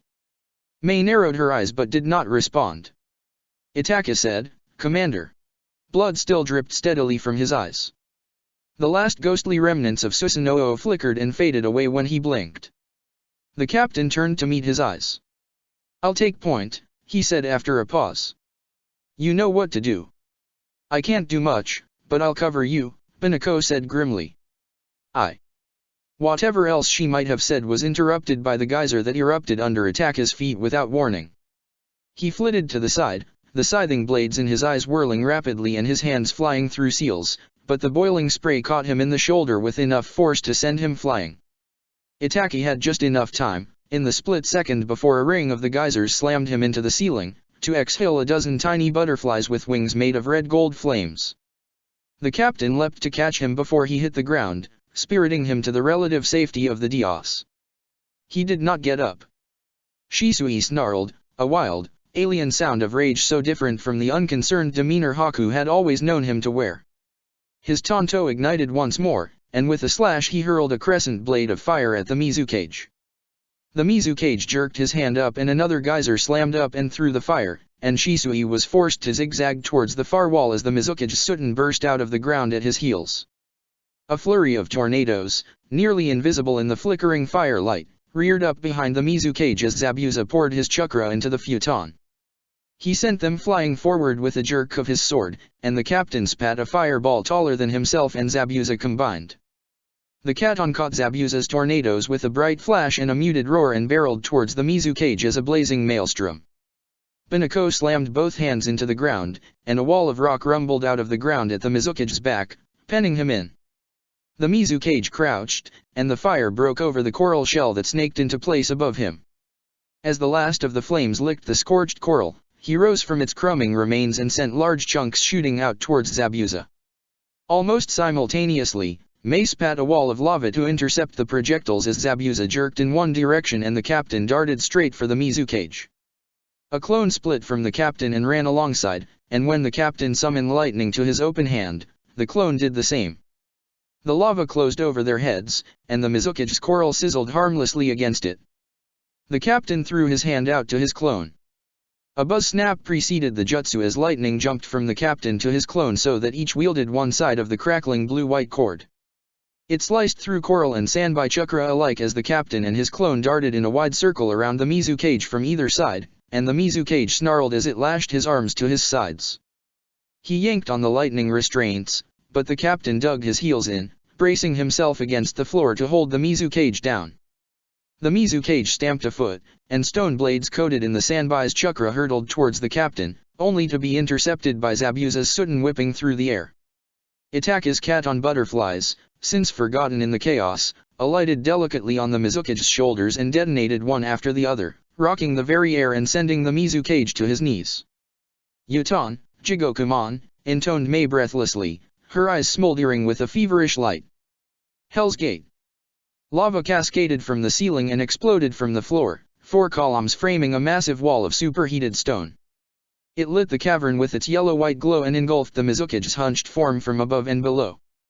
The captain leapt out of the way as the two halves of the Yutan collided. Saki surged, thick and suffocating as the Sanbai's chakra warred with Mei's lava. The Mizukage screamed. It was raw pain and rage and desperation in the same breath, and it sliced through Haku's mostly recovered hearing. The Sanbai's chakra faded, burned away by the inexorable force that was Terumi Mei's Kekkei Genkai.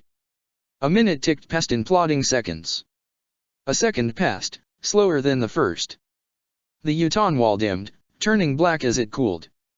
Mei peeled back the lava with a wave of her hand until the Mizukage's head was exposed. The Sanbai's chakra had saved him from immediate death, but even a Jinhiriki must have limits. Patches of untouched skin on his face patchworked with scorched skin cracked to reveal raw flesh beneath. The acrid scent of burnt meat drifted through the air as Mei advanced slowly. The Mizukage's rose-pink eyes were calm as he watched her approach. He did not struggle. Haku wondered how much of his body was still intact, if his nerves still worked, and if he could feel pain. Mei stopped in front of him, and for a silent moment, their eyes met and held. Whatever Mei saw in his, her eyes softened. I will take care of Kirigakure, Yondaime-sama, Mei said, wrapping her fingers around his throat lightly. I know, said the Mizukage wearily, and his eyes drifted shut as Mei squeezed. Zabuza huffed a sigh. The captain let the lightning sparking weakly around his hands fade away. Binako slammed her hands into the ground and hurled a barrage of scale-shaped stone blades at the captain. The captain whirled, the tomo of his jujutsu spinning madly as it calculated the path of least damage. The blades hissed audibly through the air as they shot towards him, blurs of pale gray too fast to distinguish. Haku was faster.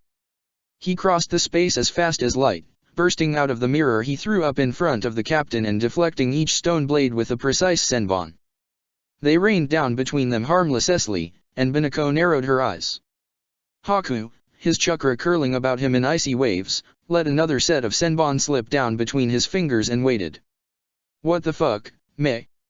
Zabuza said, sounding neither surprised nor particularly concerned. Haku looked him up and down critically. Except for the skin covered by his vambraces, his arms were scorched and raw, and blood pulsed sluggishly out of a slash in his midriff. He held Kyubikuribasho easily in one hand, nothing in his stance suggesting he was in pain.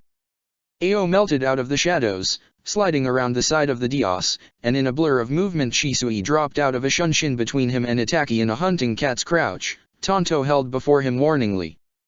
Haku didn't turn to look, not with Binako in front of him and the captain at his back, but he cast his senses out and picked out a heartbeat stalking along the far wall Makoto, then.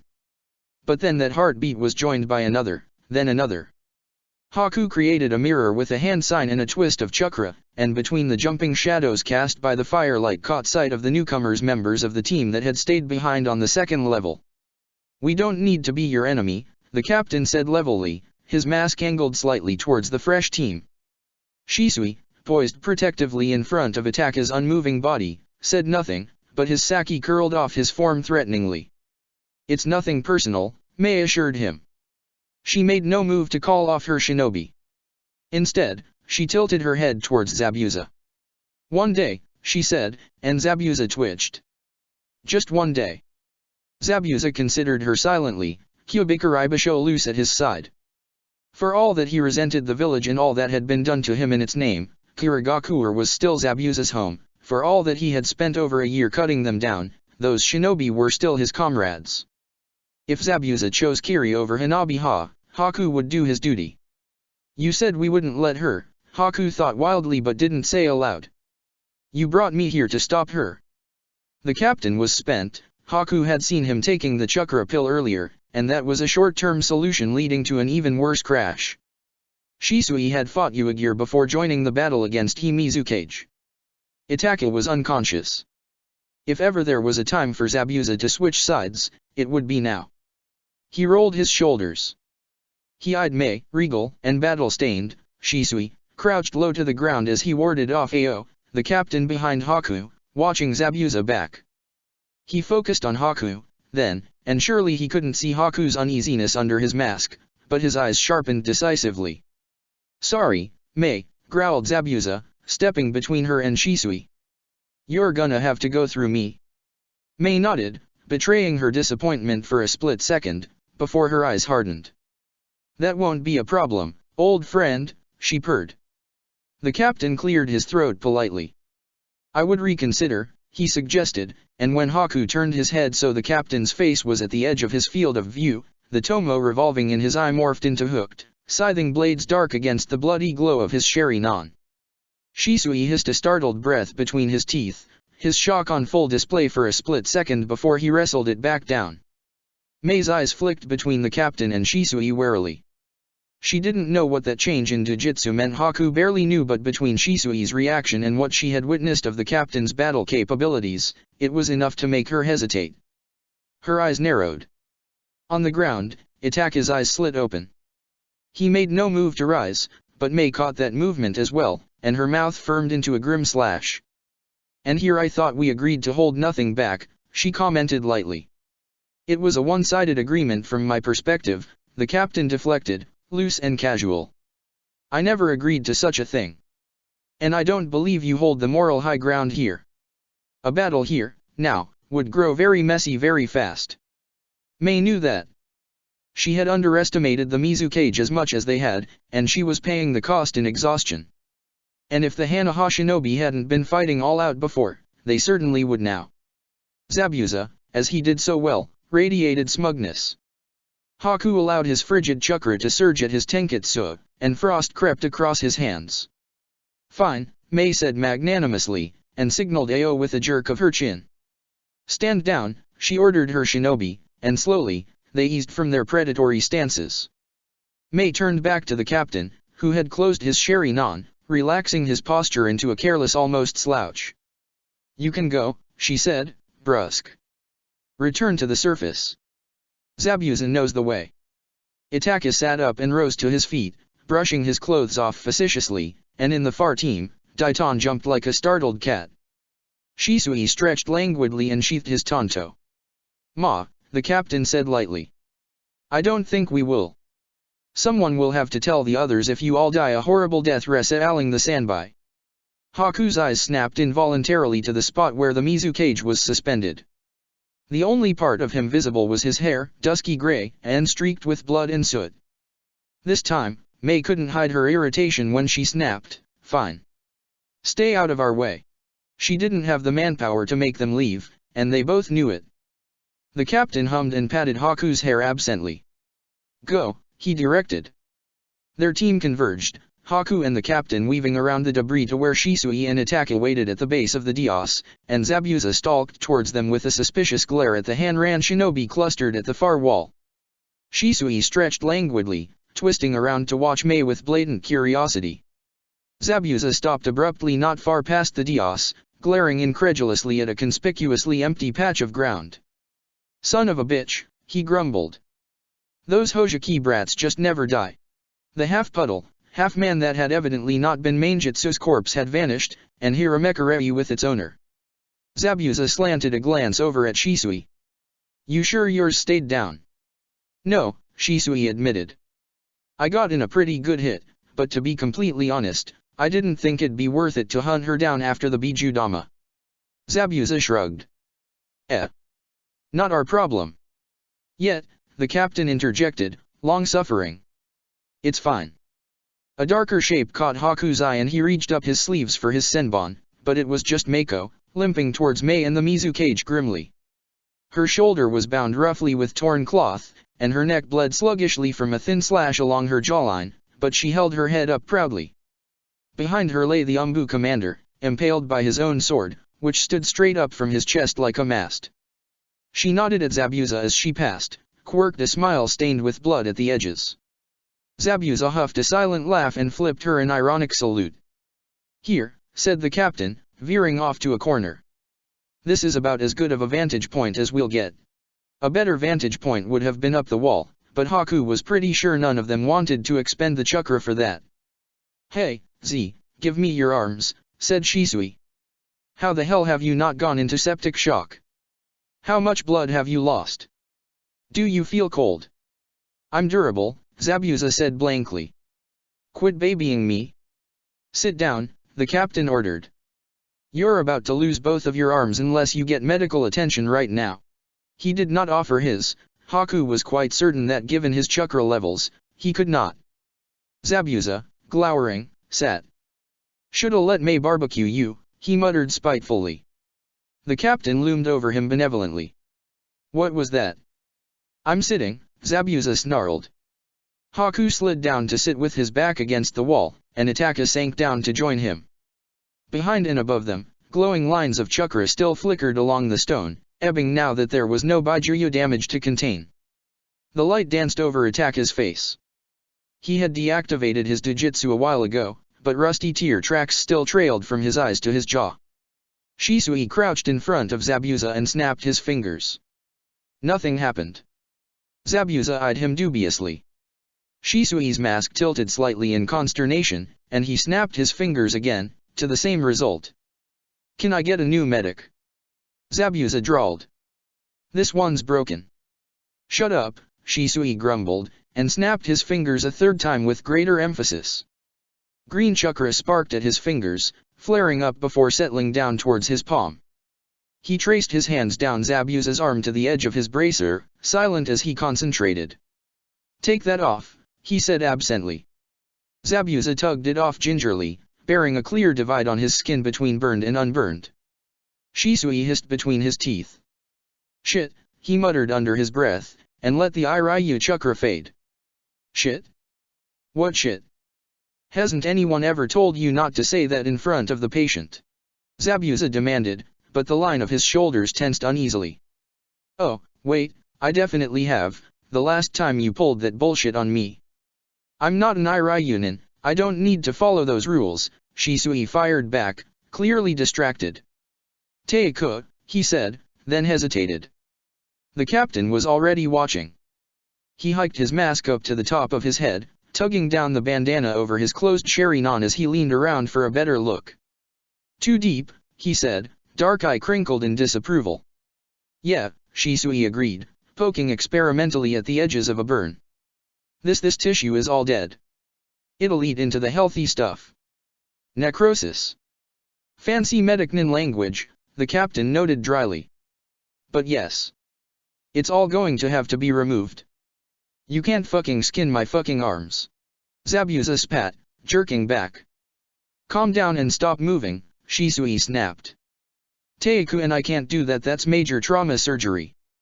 You have to be on Shizun Sensei's level to handle something like that. Zabuza was not appeased by this.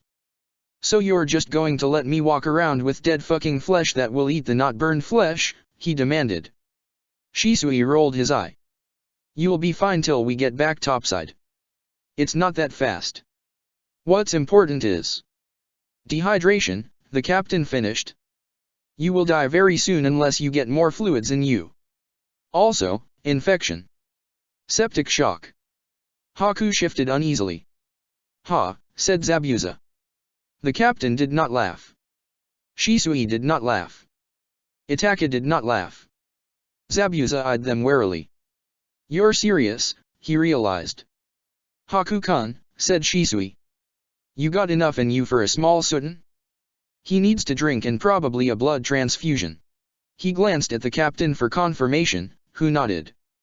The only source of water down here was on the far side of the room, separated from them by the Dios, Mei, and an unconscious Jinhiriki. Creating a cup out of ice and filling it with water took just a little chakra and even less effort. He reached out to give it to Zabuza, but Itaki intercepted him, plucking it neatly out of his hand. Rinse the burn with cool water, said Shisui, in the tone of someone reciting from a manual, and Itaka splashed its contents onto Zabuza's arm. Ow, motherfucker! Zabuza snapped. Shisui passed the cup back. Could you refill that, Haku-kun? He does need to rehydrate. Itake, help me? I have a couple punctures I need bandaged. Blood transfusion, said the captain. What type are you, Mamakai? What, you gonna do it here? Zabuza demanded. The fuck, you carry 4 shit around with you? A pause. Yes, said the captain, sounding more sheepish than Haku had ever heard him. From a pouch under his armor, he pulled out a compact med kit. Inside were 3 different kinds of bandages, 2 types of tubing, a roll of tape, another of needles of varying shapes and sizes, suture thread, and more that Haku couldn't see. Holy shit, said Shisui, vaguely stunned. Teiko. Itake, unaffected as ever, continued wrapping the stab wound just under Shisui's collarbone.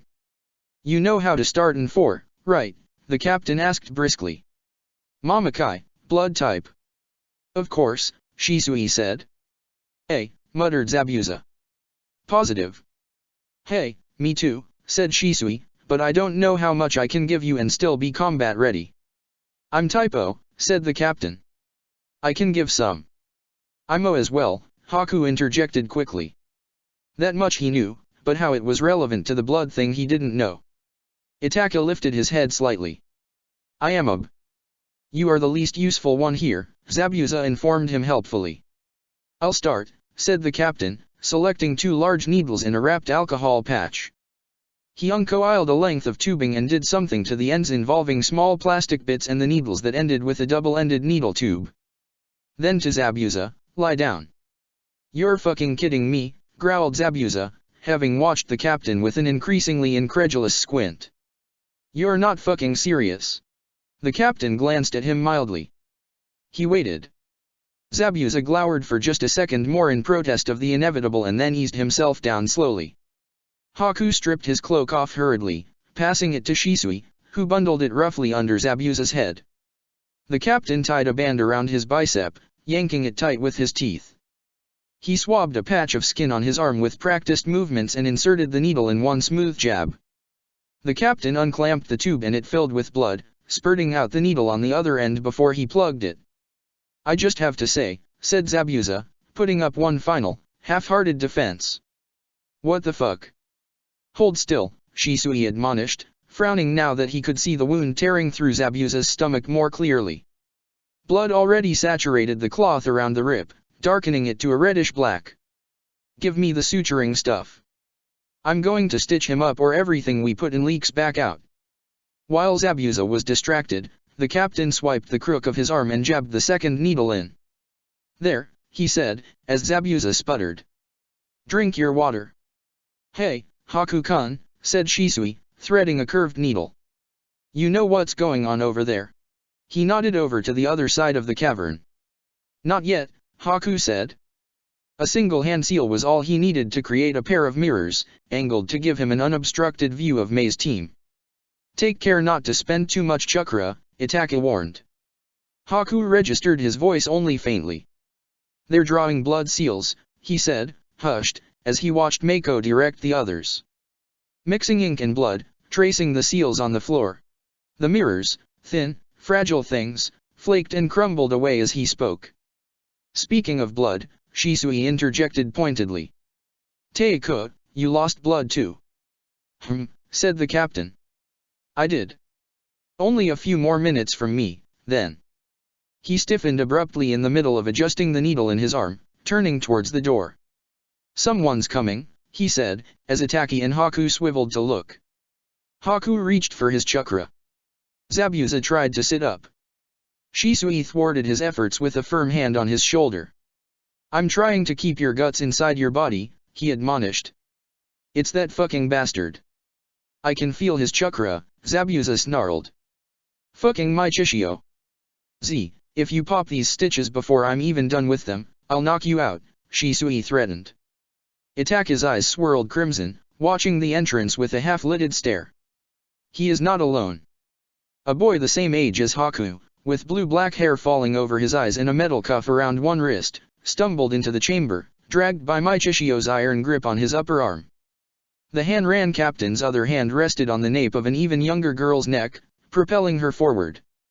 Her hair was a burnished orange, falling past her shoulders, and she like the boy wore plain clothing and a shackle on her wrist.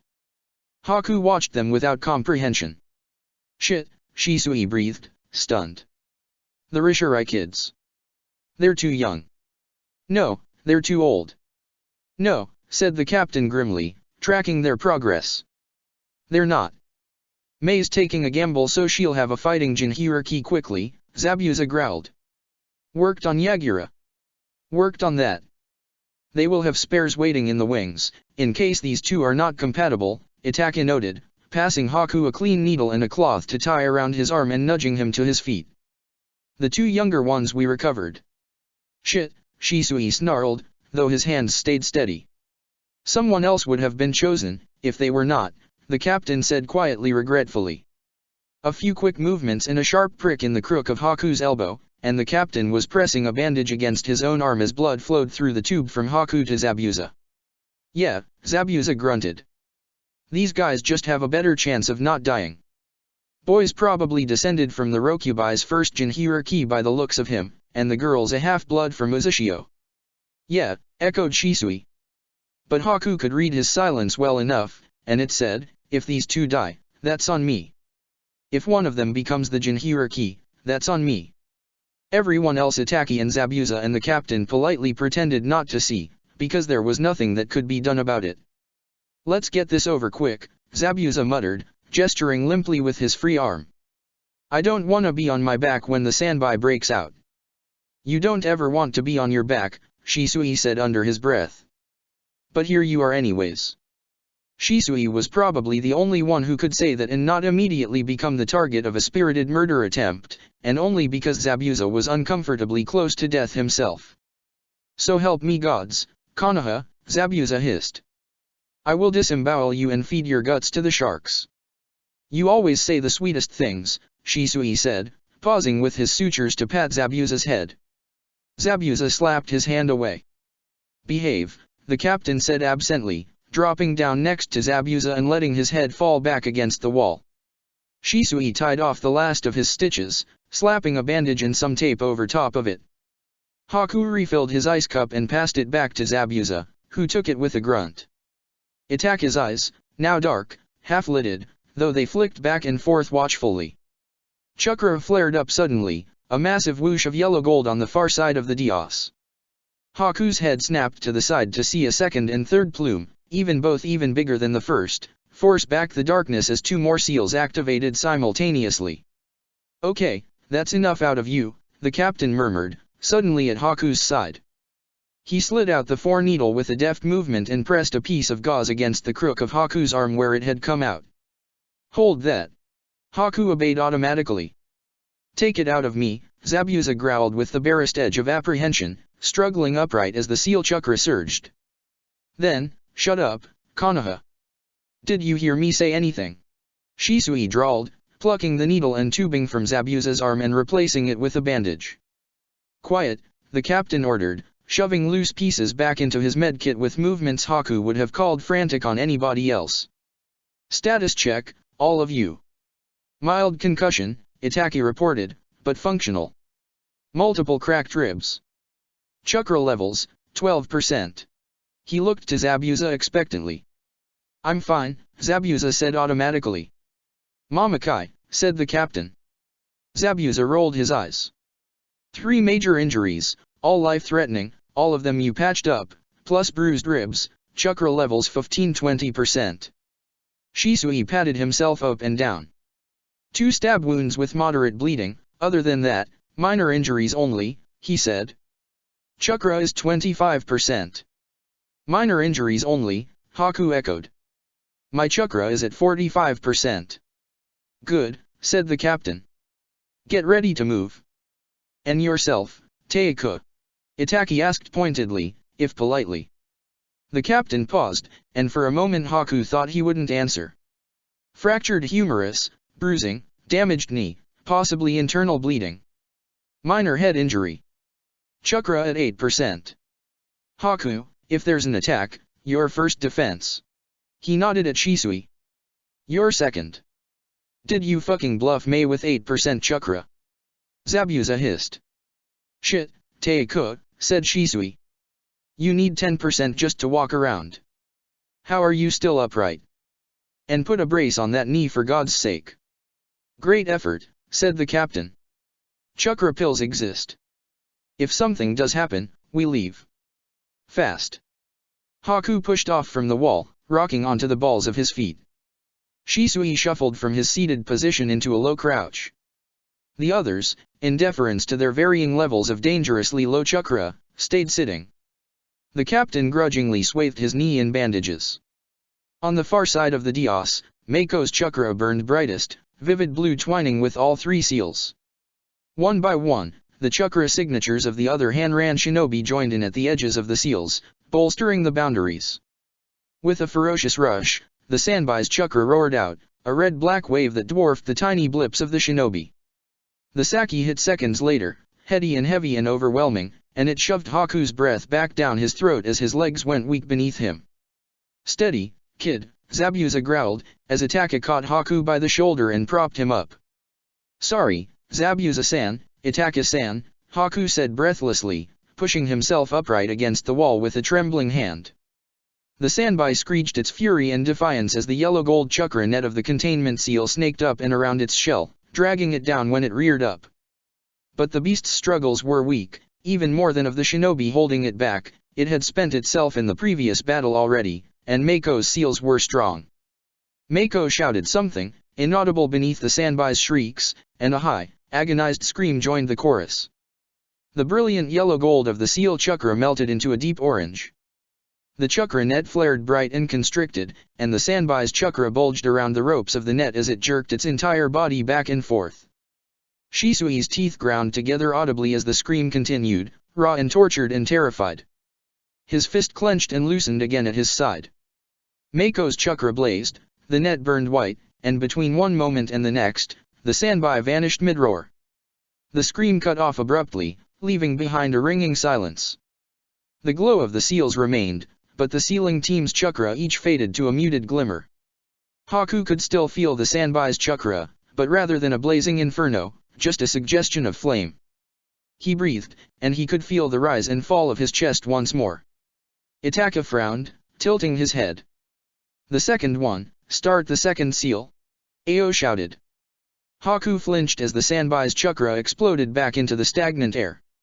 It seethed against the nets that sprang up to snare it once more, and Haku caught a glimpse of a furious golden eye before the chakra cords wrenched its head to the side. It bellowed its hatred, and the force of its rage shook the air. Mako barked hoarse orders at the sealing team, even as her chakra rose to meet the Baijuyue. She had to have taken chakra pills like sweets, but the net frayed despite her best efforts. The demon turtle's mouth snapped shut on a length of the net and ripped it wide open. It shrieked its triumph and forced its head through the gap in the seal. Mei's chakra blazed as tendrils of lava snaked up to encircle the sandbai's shell and drag it back. "Right, time to go," the captain decided, and Haku jumped at the abruptness of his voice in his ear. "This is officially not worth it. Either they seal it in a stable jinhuriki or they keep it sealed long enough to kill it. Jiryu, take point. Haku, rear guard. Get us out of here. We waited all this time," Zabuza groused. "Yeah, to keep you alive," muttered Shisui, whisking around the corner. "Clear." Itaki inserted himself neatly under Zabuza's arm without a word when the taller man tilted dangerously, and the captain pushed upright, ambling after Shisui as if he had time and energy still for leisure. Haku let his eyes curl around his hands and watched his team's back. Kirigakure was on fire. But as Sasuke liked to say when he inevitably lit something on fire, just a little. "What the fuck," said Zabuza, as the team surveyed the burning buildings. He sagged a little more on Itake, who made no complaint, just shifted to accommodate Zabuza. It was not the most reassuring first sight as they emerged from the underground. A whole squadron of Hanran shinobi sprinted past without recognition of the bedraggled assault team. 10 seconds later, a squad of Hanaha shinobi did the same above them, darting from rooftop to rooftop. "Jiryu," said the captain, his voice just a little strained. "Hi." Shisui leapt up the Mizukage tower, ricocheting off the side of the building to intercept the team. He grabbed the nearest man by the arm, batting aside the shinobi's wild kunao easily and pulling him into a loose headlock when he went for another. "Satrap, Chiryunin," he ordered. "What's going on?" The rest of the man's squadron wheeled together in a loose formation surrounding Shisui, who turned neatly to keep them getting behind him. "Good effort, but stand down." "Satrap," he repeated, giving the Chiryunin a little shake. The Chiryunin glanced between Shisui, who was wearing a mask completely coated in drying blood and absolutely nothing to suggest he was in fact a Hanaha captain, and the rest of his squadron a little wildly. The captain showed mercy to the beleaguered shinobi by calling up, "Hey." The squadron all turned as one, even the Chiryunin Shisui was still holding, to see the captain in his distinctive one-eye scorched cat mask and commander's armband staring back up at them. "Answer the captain. Sometime today, if you don't mind. Perhaps it would be a good idea to give all the captains armbands, or even all the ranking shinobi, as Kiri did." "Oh, shit," muttered the senior genin. Oui sir, captain?" "Commander." "Shut up, Makara," the Chiryunin snapped, looking like he wanted nothing more than to pinch the bridge of his nose. Shisui let him go with an absent pat on the shoulder, and the Chiryunin did exactly that. "Sorry, sir." The Loyalists mounted an attack about an hour after the Mizukage assassination team went in, I'm guessing because most of the Hanran command took part. Commander Nara coordinated the defense and counter-attack, but some of the buildings ended up as collateral. "Some," Shisui repeated. He deliberately did not look at the flames licking over a rather large percentage of the inner village. "Where are you assigned? What's the threat level?" "We've been rerouted to guard the teams putting out the fires," the Chiryunin explained. Threat level low. We were told there aren't any known active enemy combatants. So it's not a battlefield, it's just on fire, said Shisui. Right. On your way. Sir, said the Chiryunin, saluting both Shisui and the rest of the assassination team. Shisui dropped back down off the building as the Chiryunin rounded up the rest of his squad. He stretched languidly. Threat levels low, so I propose that we head straight to medical. Go ahead, said the captain. I need to check in with Nara in command. Shisui and Itaki exchanged glances. Yeah, I got this, said Shisui. You go on. Nah, we can wait, Zabuza said. I wanna watch. Hey, he sputtered, as Itaka dragged him away bodily. If you cannot stop me, you do not have a choice, said Itaka serenely. I can't stop you even if I'm not burned to shit, you psychedelic freak. Zabuza growled. Yes, said Itaka. Haku wavered. His place was at Zabuza's side, but Zabuza was in Itaka's hands and therefore as good as in the hospital tent already, and Shisui might need backup with the captain. He settled for turning so he could keep both Shisui and the captain, and Zabuza, and Itaka, in his field of view. Hey, Teiku, Shisui said conversationally, his hand landing heavily on the captain's uninjured shoulder. You're probably at about 5% of your chakra levels right now, which means that if I shove you, you'll fall, and if you fall, you'll pass out in the middle of this street, and if you pass out in the middle of this street, it'll be bad for morale. He brought his bloodied mask in close to the captain's. If you don't agree to come to medical right now, I'm going to shove you. The captain glared. That's treason. You're not my cage. Insubordination.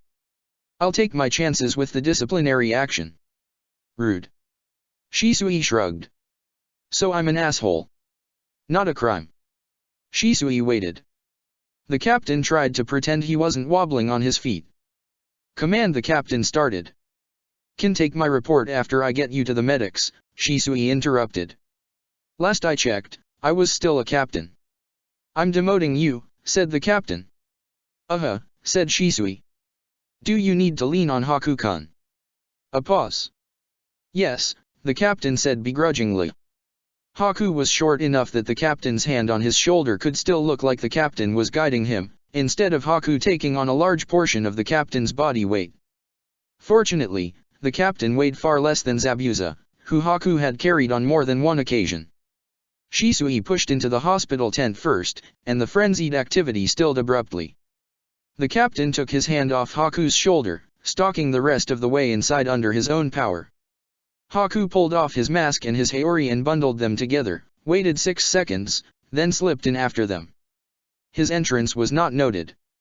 The medicnin had recovered their composure after the initial surprise, but the other shinobi, the patients, watched Shisui and the captain unabashedly. Shisui's mask and armor were liberally doused in blood.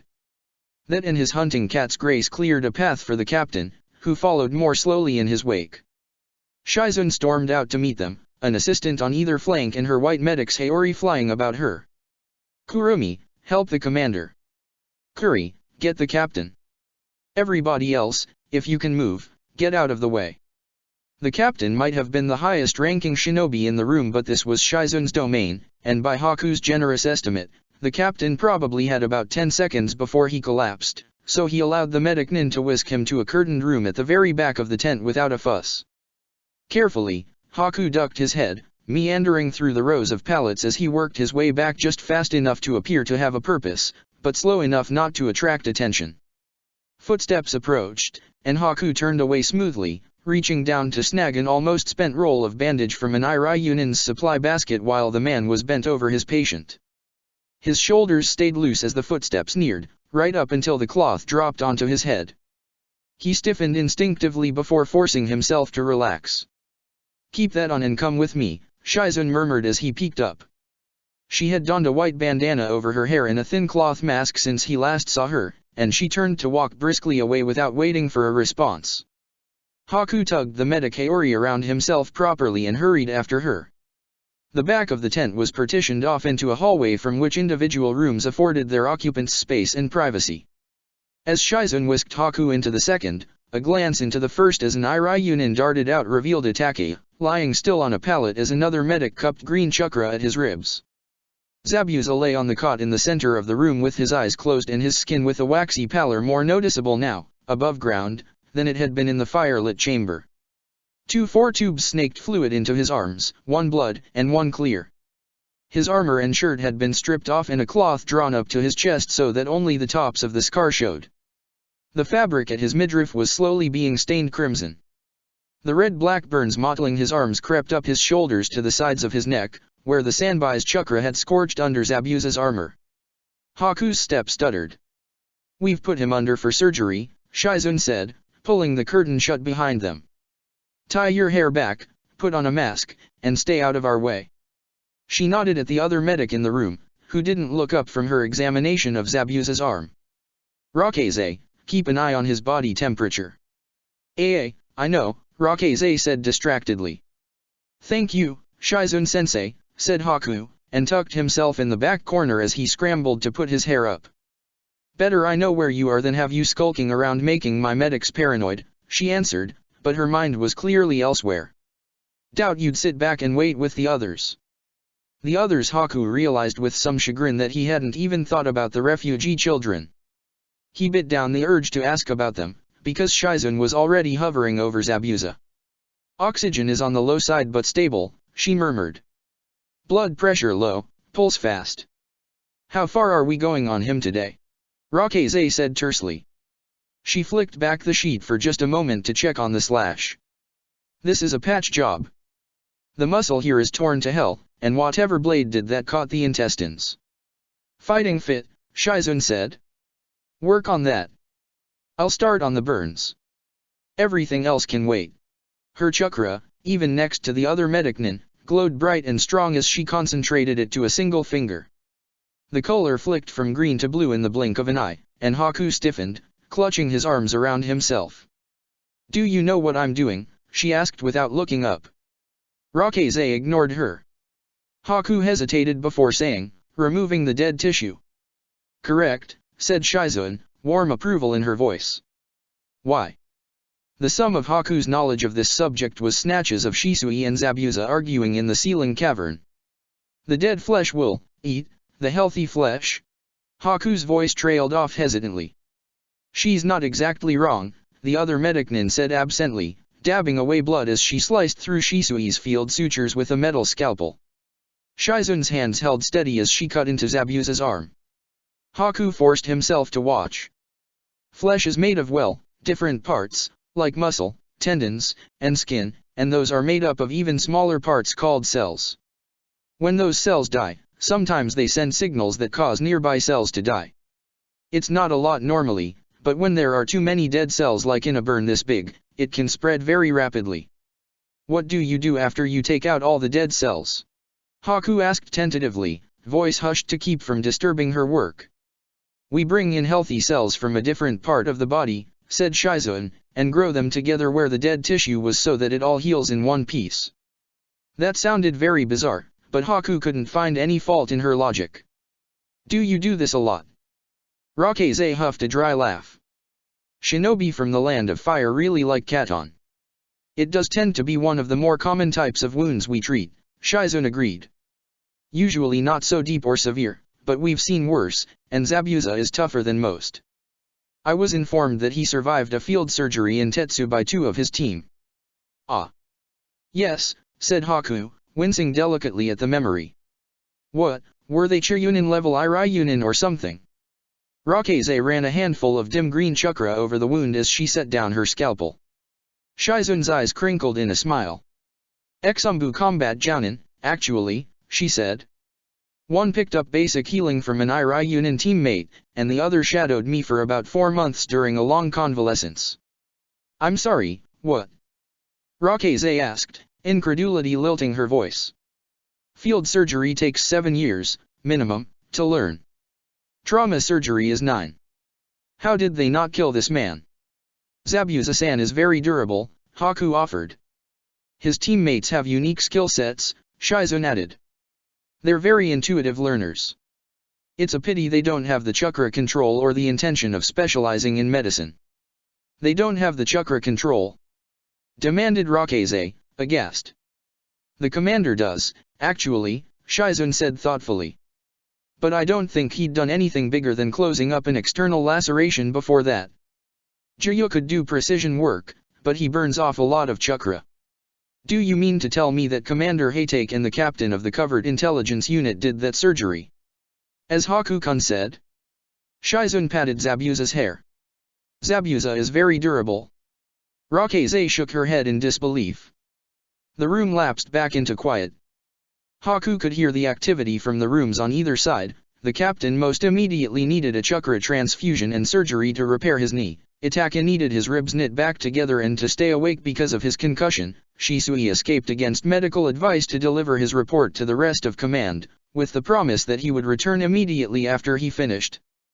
Shizun's hands drifted deftly from Zabuza's arm to a small metal bowl, into which she dropped chunks of scorched skin that looked uncomfortably like charred pork. Temperature dropping, Rakeze interrupted the silence.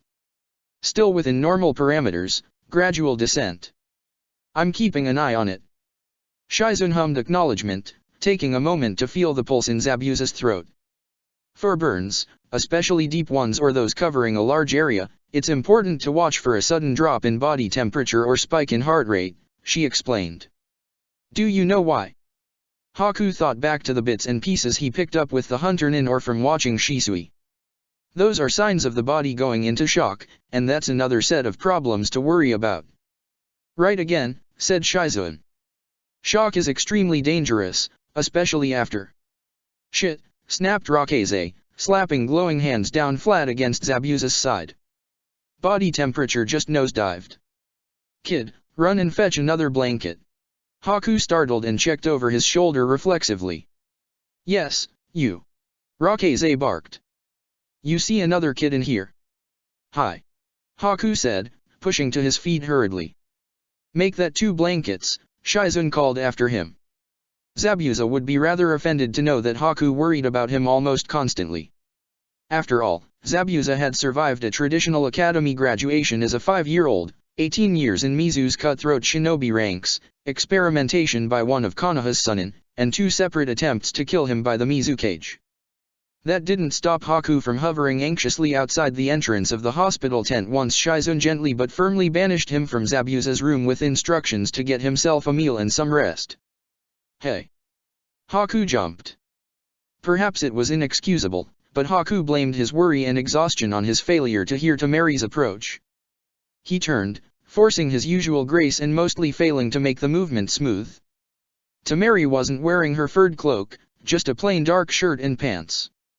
There was soot in her hair and white bandage peeking through a tear in her sleeve. She tucked her hands in her pockets and gave him a tired smile. Jiryu-sensei dropped by and told us what happened. How's Zabuza-sensei? Ah, said Haku, spotting Niji skulking around the far corner of the nearest tent, his bandana tucked down flush against the top of his wraparounds. He went into shock earlier but he's stable now. I'm afraid I lost track of Jiryu-san. Where is he now? The corner of Tamari's mouth quirked. Shizun-sensei sent one of the Irayunin to track him down after he didn't show up at the hospital tent.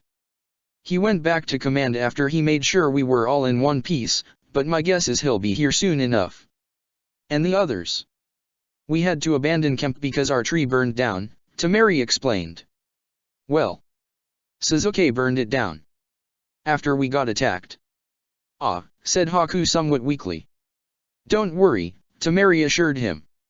We have a new camp, and I left Sai in charge. Everyone's fine. In one piece, at least. She eyed him keenly. When's the last time you slept? Haku hesitated. I napped for a couple hours in the tunnels before the assault on the Mizu cage, he said. He wasn't sure how long ago that was. How long were we gone? 26 hours, answered Tamari briskly, but she was watching him closely. Haku almost forgot to breathe. 26 hours. That couldn't be. Could it? That they had spent over a day in the catacombs, and in that last battle in the lowest cavern in Kirigakure. The darkness had eaten all sense of time, all sense of anything except the mission. You need to rest. Tamari's tone softened. 2 hours isn't enough to keep you on your feet. Haku was too tired to hide the way his eyes drifted back towards the hospital tent. Zabuza was at his most vulnerable now, unconscious and in an open, undefended location with high traffic. Were Haku an assassin, he would strike now. We will keep watch. That was Niji, slinking along the side of the tent. It wasn't that Haku didn't trust Niji or Temeri, it was just that they were children. He was well aware of the irony in that thought, but Haku had been guarding and killing for Zabuza for over 5 years. Still, Haku's strength was rapidly draining. I don't want to go far, he said. Temeri's eyes flickered sideways to Niji, who turned his head slightly. We won't, said Temeri. We'll stay in range just out of sight. That and Niji's ability to see through walls appeased Haku's lingering paranoia. Haku was not of a clan, but he did know the old traditions. I entrust his safety to you, he said to Temeri, but his words were for Niji. Temeri frowned, because she too knew the words even if she did not understand their weight. Niji's spine straightened, and his chin lifted. On my honor, your trust is not misplaced, he said. Haku awoke from his light doze with Temeri's hand on his shoulder. His eyes flashed open, and though he didn't sit up, he drew his chakra to him as subtly as he could manage. No danger, Temeri murmured. Zabuza-sensei is fine, still asleep. You slept for 6 hours. It is the remainder of the Mizukage assassination team, Niji said, his voice just as low. Terumime has returned to the surface. Haku let his grip on his chakra fade and accepted Temeri's arm to haul himself upright. Is there a child with them? 2, Niji confirmed, kneeling at the edge of their roof. One is unconscious. One is dead. His tone remained even and matter-of-fact from beginning to end. Haku swallowed. His voice did not quaver when he asked, is it the girl who lives or the boy? Temeri's head turned towards him, and on the other side, Niji did the same, a pointed gesture because he did not need to face Haku to see him. The girl lives, Niji said. Haku huffed a quiet breath out, grief and relief at the same time. She is the new Jinhiriki of the Sanbai, he said. Niji twitched. Temeri leaned forward for a better look. She looks 9 or 10, she noted thoughtfully. Do you know her? No. I wasn't born in Kirigakure, Haku reminded them. Zabuza-san brought me here. I didn't get the chance to meet a lot of the other children. Temeri picked up the careless statement the way most of the rest of the children wouldn't have.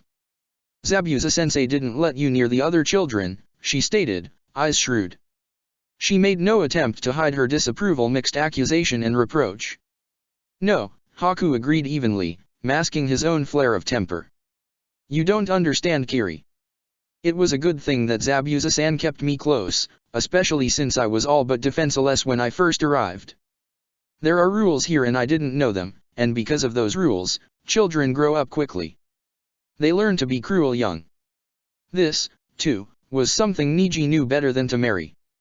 Temeri grew up privileged in the upper echelons of Suna. Her grievances with the constraints her village's society pressed on her paled in comparison to those of they who were born as second- and third-class citizens.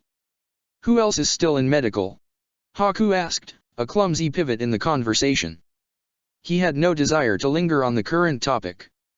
Only the captain and Zabuza-sensei remain for treatment, Niji answered.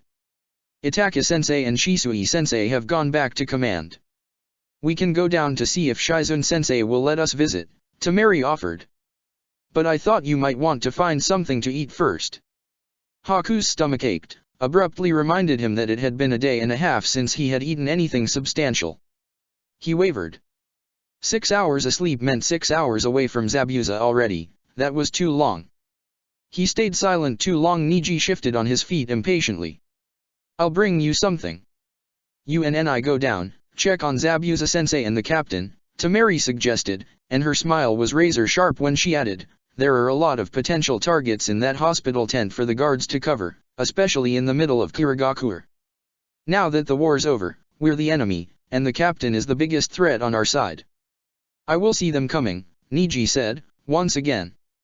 Haku agreed, both relieved and concerned. Thank you. They slipped in through the main entrance. The Chiryunin leaning inconspicuously against a nearby tree gave them a narrow-eyed stare but jerked his head to motion them in. Haku still wore the Haori Shizun had given him, to mark him as one who belonged, and it was large enough to wrap about himself like a robe. There was another visible guard, at least just before the private wing, dressed as a medicnin, taking inventory of supplies. Haku imagined he must have taken inventory over and over and over in the past hours. Hand signals too fleeting for Haku to make out bounced around the room, and a man with scars raking down one side of his face melted out of the shadows and blocked their path when they approached the back hallway. "Think you kids got a little turned around in here," he said, and his smile stretched and distorted his scars. Around them, the bustle of the hospital tent continued uninterrupted. "I don't believe we have," Haku said politely, inconspicuously leaning around him. The shinobi stopped smiling, shifting slightly to cut off Haku's line of sight. "Look, kid," he said, his face smoothing over into a blank mask that was more frightening than if he had scowled. "This area is restricted. Turn around." Niji tilted his head up at Haku, a silent question. Haku frowned, torn, and shuffled on his feet. Fortunately, the captain poked his head out of the gap between the tent walls. "They're fine, Tutsu," he said, somewhat between an order and a drawl. He had one arm in a sling, a brace wrapped around his knee, and the air of one doing exactly what they wanted to be doing. The last part was clearly false, despite everything Haku sensed from him, because everyone who had been in the forests of Tetsu knew that the captain hated being at the mercy of the medics. "They're with the communications unit." "Commander," a half-harried, half-exasperated voice carried from beyond the tent wall. The captain blinked once, slowly. "Hey, take Taishao, please come back. If you will not lie down, at least sit." "Genin, with me," the captain said, and retreated. Tutsu gave them one last careful glance before stepping aside to let them pass. The captain waited in the hallway as the tent flap dropped behind Haku and Niji. "I have been informed that I have damaged too many organs to be allowed to leave," he said without inflection. "They work, but they're delicate," said Shizun, emerging from one room and striding purposefully towards the main room. "Which is why Kuromi told you to sit, Kakashi." "I'm going," said the captain. "Kids, I assume you're here to see Zabuza." "Hi," said Haku, a little embarrassed both at his transparency and the implicit admittance that they had not come to see the captain. "Me too," the captain said unconcernedly. "This way." Zabuza's intravenous tubes were still in place, the bags of fluids replaced, but he was awake and propped up on a stack of pillows with a glower on his face. "Kid," he growled. "That was sloppy. If they stop you, they've seen you. If they see you, they can recognize you. You didn't even have a goddamned cover story." Haku ducked his head sheepishly. "I apologize," he said. "I was careless." The captain sank down onto the bench at the side of the room. "It's a good thing they didn't," he said, tilting his head to fix one dark eye on Haku and Niji. "If the guards could tell they were lying, the Umbu would have swept them straight to interrogation before I could intervene." Niji stiffened, trading an alarmed glance with Haku. "Umbu," Haku echoed. "How many were there outside?" "4, the captain answered blithely. 3 for me and 1 for this invalid." "Fuck off," Zabuza snarled, hand twitching automatically for the battered broadsword leaning against the tent wall. 4 Umbu guards. 4 Umbu, and Haku had not spotted them or had not taken the time to spot them. The weight of his negligence lurked at the edge of his mind. But Zabuza's eyes, quite clouded from the drugs Shizun must have pumped into him while he was unable to protest, drifted past him and landed on Niji. "Punk," Zabuza muttered. Niji ducked his head in an abbreviated bow, his expression caught somewhere between annoyance and relief. "It is good that you are recovering, sensei," he said stiffly. Said Zabuza, regarding him from his mess of pillows. "You keep an eye on that pack of hellions out there? Stay out of fights." Niji paused. He swallowed. "We became involved in several minor skirmishes, but we did not seek them out." "Of course you did," Zabuza said under his breath, rolling his eyes.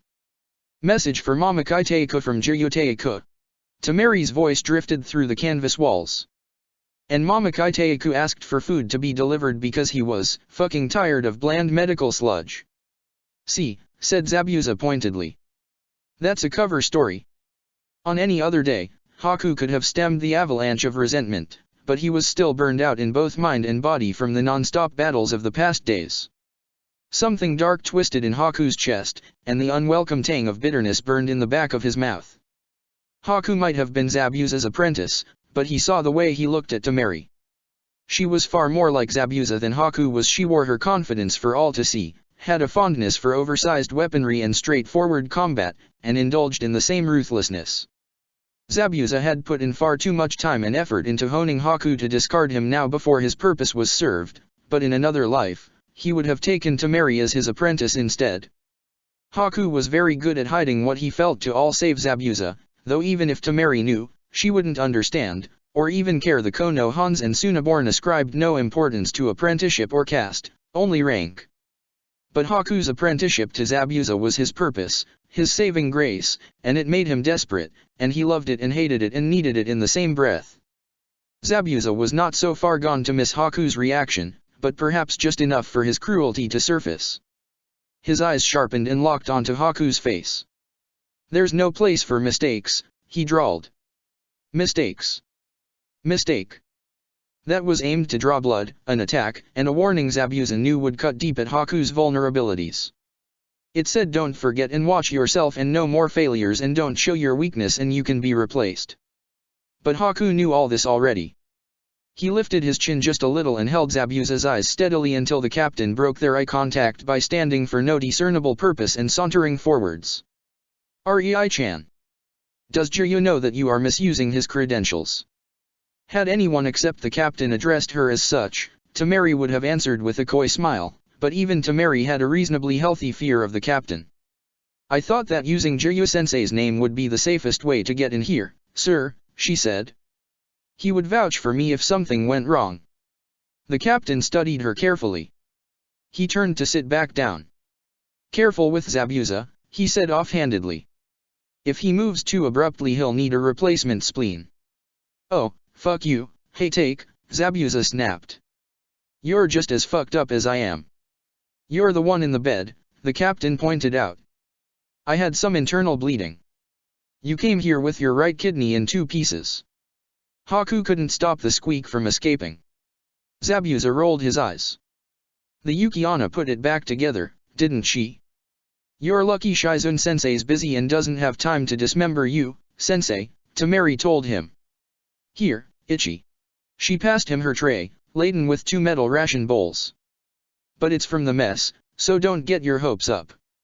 "Thank you," said Haku, taking the tray gratefully.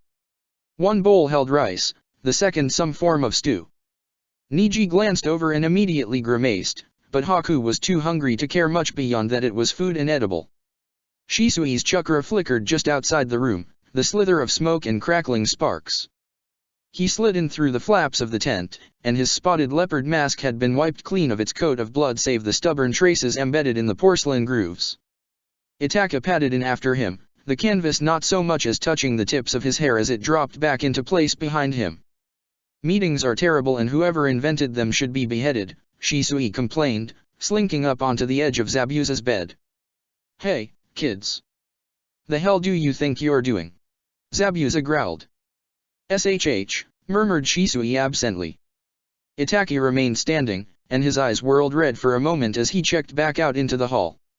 He touched a chakra-laden finger to the seal plastered on the ceiling, enveloping them into their own bubble of silence. "Preparations have been made for the Hanabi Ha troops for semi-permanent accommodations," he reported, his words directed towards the captain. "Some of our shinobi will still have to stay in tents until buildings are cleared and repaired, or other arrangements can be made. We have been given the old academy to house the majority of our units, which was abandoned when new facilities were built." Haku flinched, his chakra crackling icy fingers up his spine instinctively. Zabuza choked out, "They gave us what?" "I know it's not ideal," said Shisui, observing their reactions curiously. "But it's the only building big enough to house that many of Hanaha in one place." "Yeah, do you know why it's not ideal?" Zabuza hissed. "They didn't close it because they got new buildings. They closed it because I killed over 100 kids down there and no matter how hard they scrubbed the floors, the blood wouldn't come out. Because academy students and shinobi alike could taste the fucking, I don't know," despair and terror that still infects the place, and 7 kids and 2 teachers committed suicide within the week. Mei gave you the fucking old academy because no Kiri shinobi would dare spend a night inside, let alone live there. Temeri's eyes were wide. Niji stood next to her, very still. Itaki and the captain communicated by staring at each other silently. At least we know they won't try to take it back, Shisui said, voice dry. Send a team to scout it out, the captain said. It's been almost 20 years, whatever effects may have worn off. I'll go, volunteered Shisui immediately.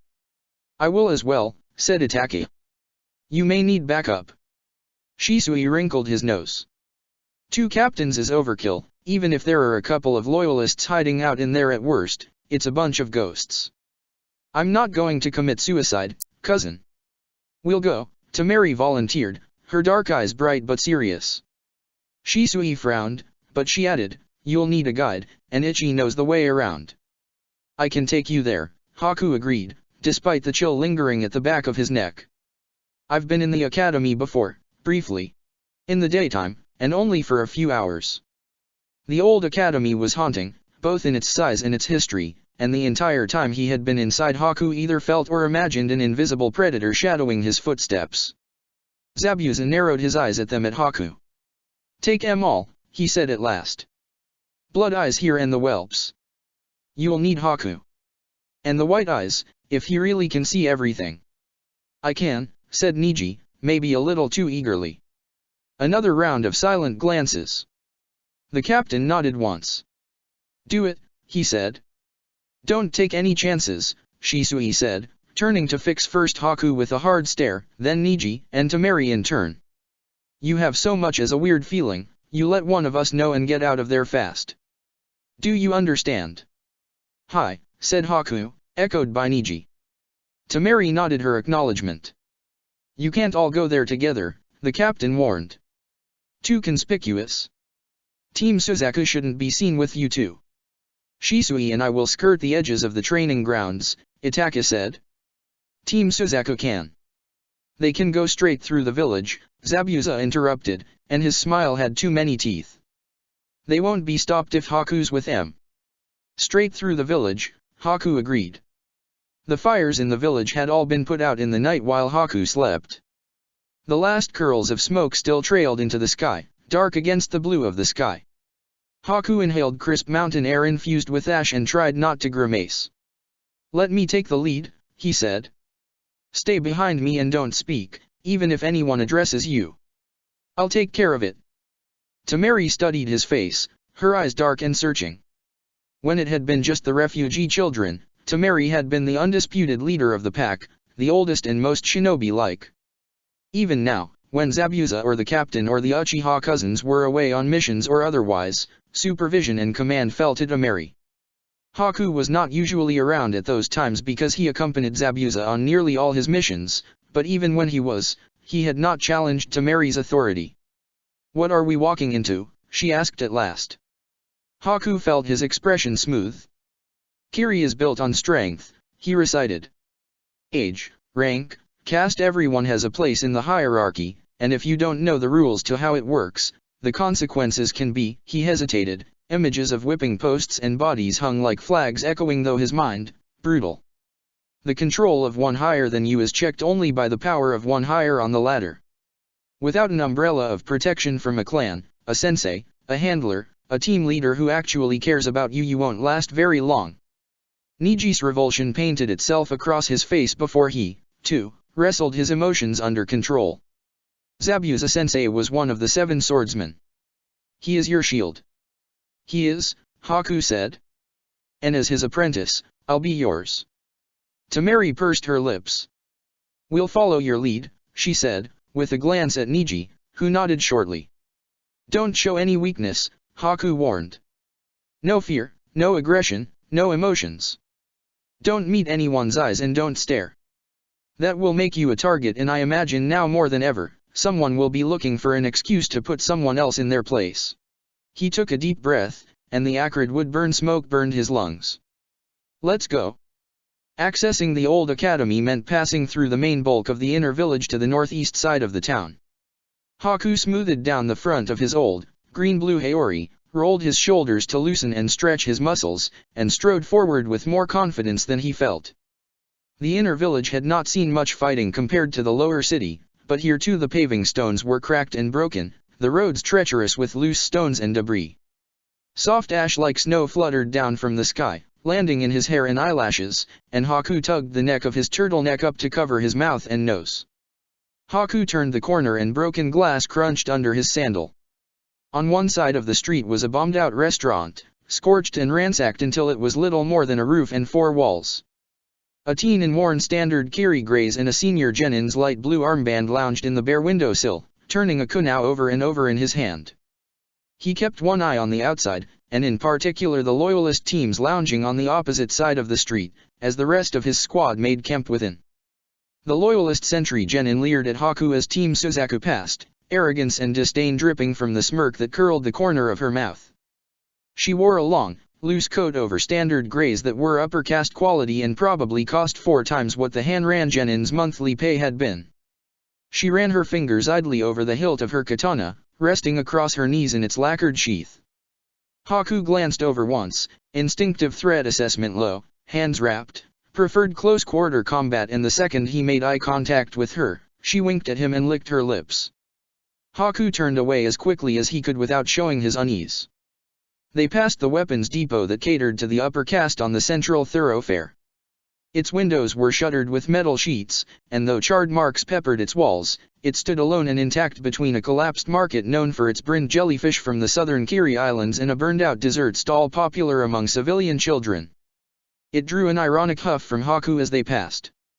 Residential housing, civilian clothing store, mid-range grocer, shinobi outfitter, second-hand weapons store. Haku matched the battered buildings with those of his memory. A fallen tree blocked their path, split off from its fellows from a jeton that had uprooted it from its copse between one block and the next. Haku hopped up onto the trunk and down the other side, deliberately ignoring the squad's Hanran camped in the second floor of the adjacent building. Niji made a soft sound under his breath. Haku paused, and Temari hissed, "What do you see?" She tilted her head, giving herself room to reach her Tessin more easily in preparation for an ambush. Niji's mouth and nose were masked by a dark bandana so nearly his entire face was covered, but Temari was using a subtle futon to keep from breathing in the ash. "There is a kunoichi approaching from 4 o'clock, rapid walking pace, closing fast, 150 meters, Niji responded, voice smooth despite his underlying tension. "She split off from a loyalist camp and appears to be following us. Black hakama, light blue kosid. Standard-sized katana. She is alone. Black hakama, light blue kosid." Haku bit down a grimace and started walking again. "Light brown hair, dark gray eyes." "Yes," said Niji, the cloth wrinkling over his forehead as he frowned, and followed. "You know her," Temari prompted. "Keep walking," Haku said, smoothing his gait into a stately prowl. "She loves an audience. I would rather avoid that." Thankfully, Temari and Niji trailed him wordlessly as he turned down an alley shrouded by bare, spiny branches. In the warmer months, the trees would be laden with drooping, lacy leaves, but the winter had stolen their color away. "Hey, mongrel! Stop right there!" Haku stopped and turned smoothly to face the speaker, taking care to keep his posture loose and relaxed, and felt more than saw Niji and Temari melt backwards and angle to cover his back. The face was familiar, but the last time Haku had seen her, the flak jacket and the newly clotted slash running down her right temple had been absent. Her stare was cold, the set of her mouth moriso, and her voice was as hard and sharp as the blade slung over her back. "Finally crawled out of whatever hole you fell down. You should have stayed there to rot." Temari bristled, but she didn't speak even when the other kunaki switched a challenging gaze to her. "Kyoko-san," Haku greeted, his eyes lowered deferentially. "Congratulations on your promotion. What a pity that your time as a genin has passed without Yukiko-san choosing you as an apprentice." Kyoko bared her teeth in a vicious smile. "Watch your tongue," she purred. "Your sensei isn't the shinobi he used to be, and your disrespect will not be tolerated. Better practice your groveling or you'll be flotsam before spring arrives." "I am, as ever, grateful for your advice," Haku said, smiling slightly. Truly, it is an asset to my career. I appreciate that you felt the desire to go out of your way to enlighten me. Kyoko's eyes flashed and she stepped into Haku's space, snapping her hand up to grab Haku by the jaw, but he twisted, sliding away easily. Ah. Perhaps I should remind you that Zabuza-san does not like others to touch that which belongs to him, Haku said mildly. I wouldn't want you to end up with his ire. Or, perhaps, are you unafraid, because you believe Zabuza-san is not the shinobi he used to be? The kunoichi let her hand drop, her face smoothing back over. He must not be, if he picked up 2 more low-caste vermin to tote around. She let her gaze skate over to Mary and Niji dismissively. Surely, as Mamakai's apprentice, these 2 slow you down. What are they, cannon fodder? At least they know not to speak before their superiors. They are still Zabuza-sans, Haku said. The back of his neck prickled with his teammates' hostility, but their tempers held. It would be wise to leave them be. Kyoko's smile returned, slow and smooth. You must know that if one or both of them dies, there is still leverage against him. He has many weaknesses now. Haku moved too fast for the other shinobi to react, laying a feather-light hand on her chest, just over her heart. I am charged with their handling. Take care, he warned softly, as she sucked in an involuntary gasp. Hearts cannot beat when they are frozen. Kyoko's eyes narrowed furiously. You dare threaten your betters, you low-caste whore, she hissed. It will be your life. Haku smiled but his eyes held no warmth. Is that so? He said lightly. I would never dream of doing such a thing. But even if I did, I cannot imagine how they would catch me. Even you know that the Adarutai never leave evidence. You're 12, Kyoko sneered, but her shoulders were stiff and wary, her body held still under the threat of Haku's ice. You're not of the Undertaker squad. When I was 10 or so, Haku said almost absently, I was drafted into the Hunter-nin because the Mizukage thought Zabuza-san stepped out of line. It was supposed to set me up for failure, it was supposed to be my death. He leaned in closer, and Kyoko bared her teeth in a warning snarl. It was a punishment for him, but it was training for me. It was very good training. And I was very good at it. Haku patted her gently and stepped back, leaving her silent and furious and wary. Thank you for your time, he said, and bowed. It was kind of you to honor us with your presence. You must have far more important things to do. Kyoko knew a corner when she was backed into it. You think you are untouchable, she said, silky smooth and venomous. You are not.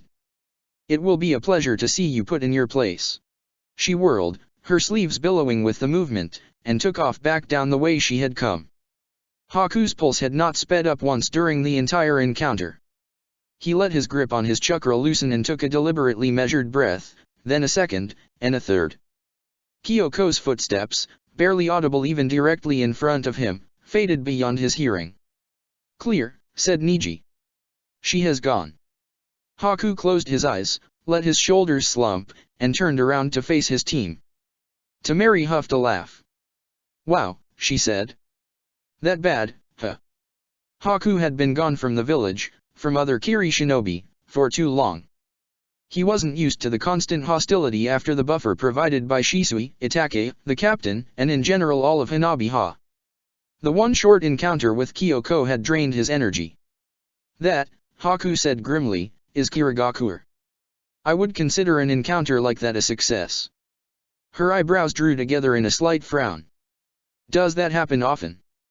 Low-caste shinobi are frequent targets of harassment, especially genin, Haku said evenly, a confirmation and admittance that burned with resentment he did not allow to surface. Kyoko in particular dislikes me because we became genin at the same time though I was much younger than her, and I was Zabuza-san's apprentice while her sensei did not choose to make her one. Niji and Tamari exchanged glances. How old were you? Niji asked. 7, answered Haku. Zabuza-san had been training me privately for 4 years before he had me registered. Handling? Apprentice. Tamari prompted. That sounded like more than just a genin team thing. Later, said Haku. He had no desire to hash out that particular explanation here. I don't want to keep Shisui-san and Itaka-san waiting. Temari scrutinized him carefully but nodded. "Lead the way," she said. "There are 16 shinobi in the building across from the alley mouth," Niji reported. "It is a loyalist camp with one guard, all armed but weapons sheathed. It is not an active threat, but should a retreat become necessary, I would suggest an escape route down the road at our current 10 o'clock. "Thank you, noted," said Haku, tucking his hands into his sleeves. "Let's go." Team Suzaku's route through the village was far shorter than the circumspect path Shisui and Itaki had taken, but the two were waiting in the small park in front of the old academy grounds by the time Haku slipped through the bushes to their small clearing. Once upon a time, this park had been well kept and manicured. By the time Haku arrived in Kiri, the old academy had been closed for over 10 years, and the park abandoned with it. Weeds choked the bushes and warred with the grass for fertile ground, tree branches dipped low and others lay half buried in leaf litter. Shisui, as bizarrely habitual in shinobi from Konoha, perched in the boughs of an entirely barren tree. His tanto was in his lap and he ran absent-minded fingers along its wrapped hilt. Itaka stood next to him, his eyes distant and his expression a smooth mask to rival Shisui's porcelain one. Ash dusted their hair and settled on their clothes, and for a moment Haku jolted back to the Yondame's last stand. He blinked the memory away. "Hey, kids," Shisui greeted cheerfully. "Run into any trouble?" "Only an old acquaintance," Haku replied before either of his teammates could answer. "We have not been followed," Niji added. "Cool," said Shisui. "Come on, then." He hopped down, absorbing the impact from the 5-meter drop as though it was a fifth of that height, and Itaki alighted at his side with equal grace. 5-man teams aren't super common since they're not as maneuverable as a trio and too small to consider a multiple-team squad, but we don't think splitting up is the best idea. I don't want to have to go wandering around to find someone if there really is something wrong inside. "Ichi and I will take point," said Itaki. "Rei and Ni will follow. Jiryu will serve as rearguard." "We did a loop of the grounds," Shisui added, rocking back on his feet. "It doesn't look like anyone's inside or tried to claim it." "Ichi." Itaki nodded once to Haku. "What is the ideal point of entry?" Haku took less than a second to decide. "Side doorway leading to the south wing. It's relatively contained. It may be vulnerable to a trap due to its relatively narrow hallway, but it will make it difficult to surround us. A team our size should be able to clear each room while maintaining a guard in the hallway." Shisui glanced at Itaki, who tilted his head to cede the decision to his cousin. "Side entrance to the south wing sounds good, but we won't need to clear the rooms," Shisui said. "We're only forward scouting. The plan is to do a lap through the facility and make sure it's inhabitable, then send in other teams to clear it out and do setup if it's fine." Roots and the weather had upturned the stones of the cobbled pathway, weeds and overgrown grass and untrimmed shrubbery spilling into the entryway. Haku's chakra ran icy tendrils into his bloodstream, but whether from the memory of the place or a present threat, he couldn't tell. The solid steel doors loomed forebodingly behind the greenery.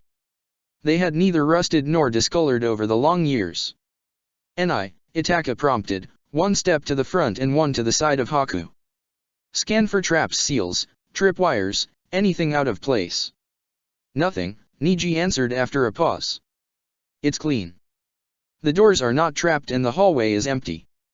"Kiri severed all ties with this academy," Haku said, forcibly relaxing hands that had clenched unconsciously at his side.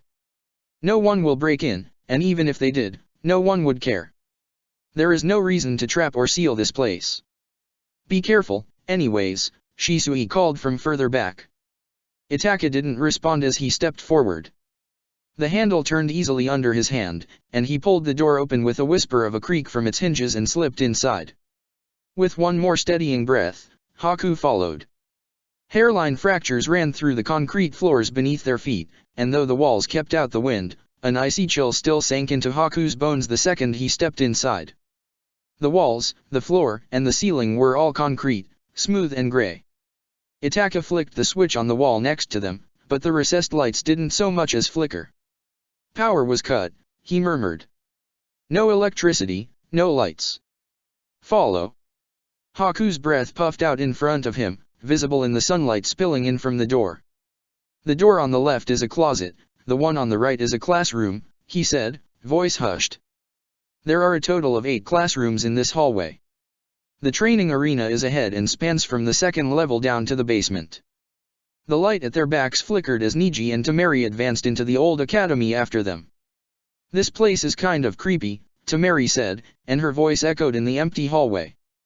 Don't see any ghosts, though. The door closed behind Shisui, plunging them all into darkness. Haku glanced sideways to Itaki in time to see his eyes whirl red. The darkness at the far end of the hall remained uninterrupted, but Haku knew Shisui must have activated his Dojutsu as well. On second thought, perhaps I will prop the door open, Shisui said, his voice pitched to minimize the reverberation. Itaki. The crimson winked out for just a moment when Itaka blinked. "Rei," he said.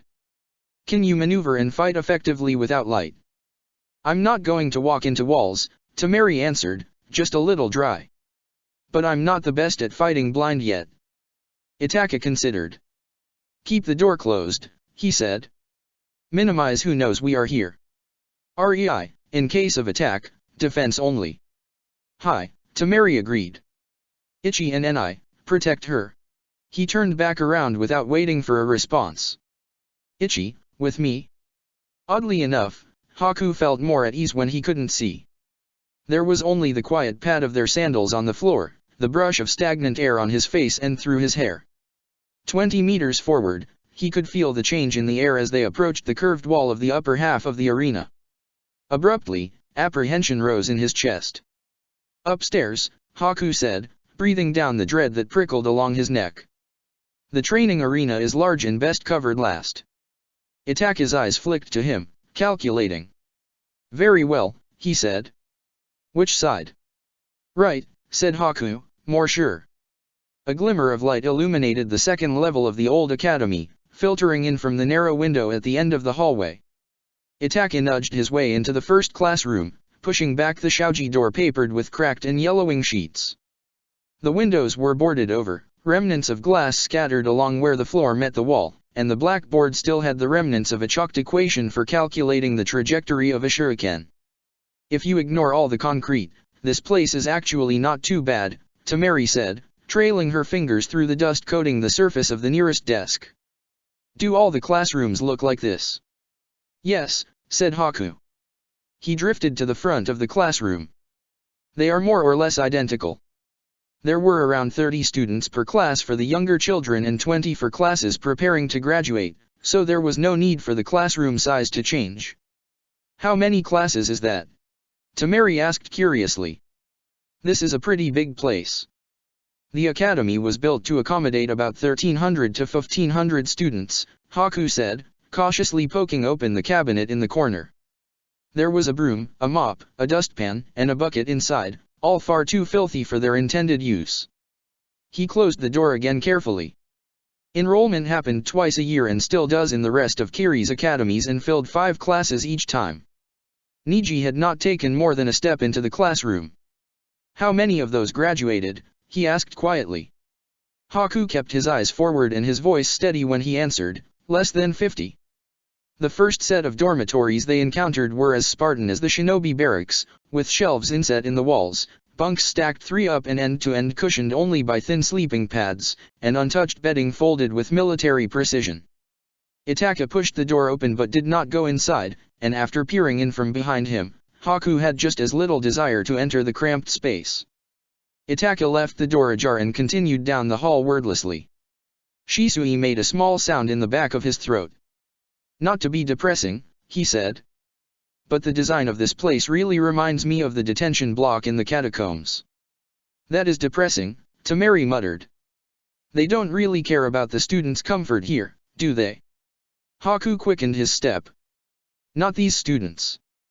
The rooms at the very back, in a long row perpendicular to all the other rows, were just a little smaller. At Niji's, clear, Itaki opened the door to a private room, sunlight streaming in from between the boards on the window. There was a bed and desk on either side of the room and a set of shelves under the window. Itaki and Haku stood looking in from the doorway in silence as the rest of the team bunched up behind them. Finally, Niji said, "These are not the teachers' quarters, are they?" His tone was even but undercut by a resentment that ran deep and stirred at the slightest reminder. No, answered Haku, his own voice distant and chilly. They are not. Itaka closed the door. Haku's own bitterness distracted him from the last location not yet scouted until they were padding down the pitch-black stairway, and the realization of where they were going froze his muscles and his breath mid-step. Ichi. Itaka prompted sharply, his dojutsu's glow combing the darkness. Eyes. No sign of enemies, Niji reported, low and clear despite the undercurrent of wariness and confusion. Haku swallowed. It's nothing, he rasped. Sorry. The main entrances are on the basement level. This is the last bit, Shisui said encouragingly.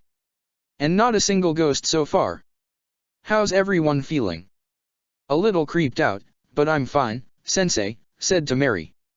Could use a water break, though. Haku suspected the last bit, tacked on almost like an afterthought, had been for his benefit. He appreciated the thought but resented its implications.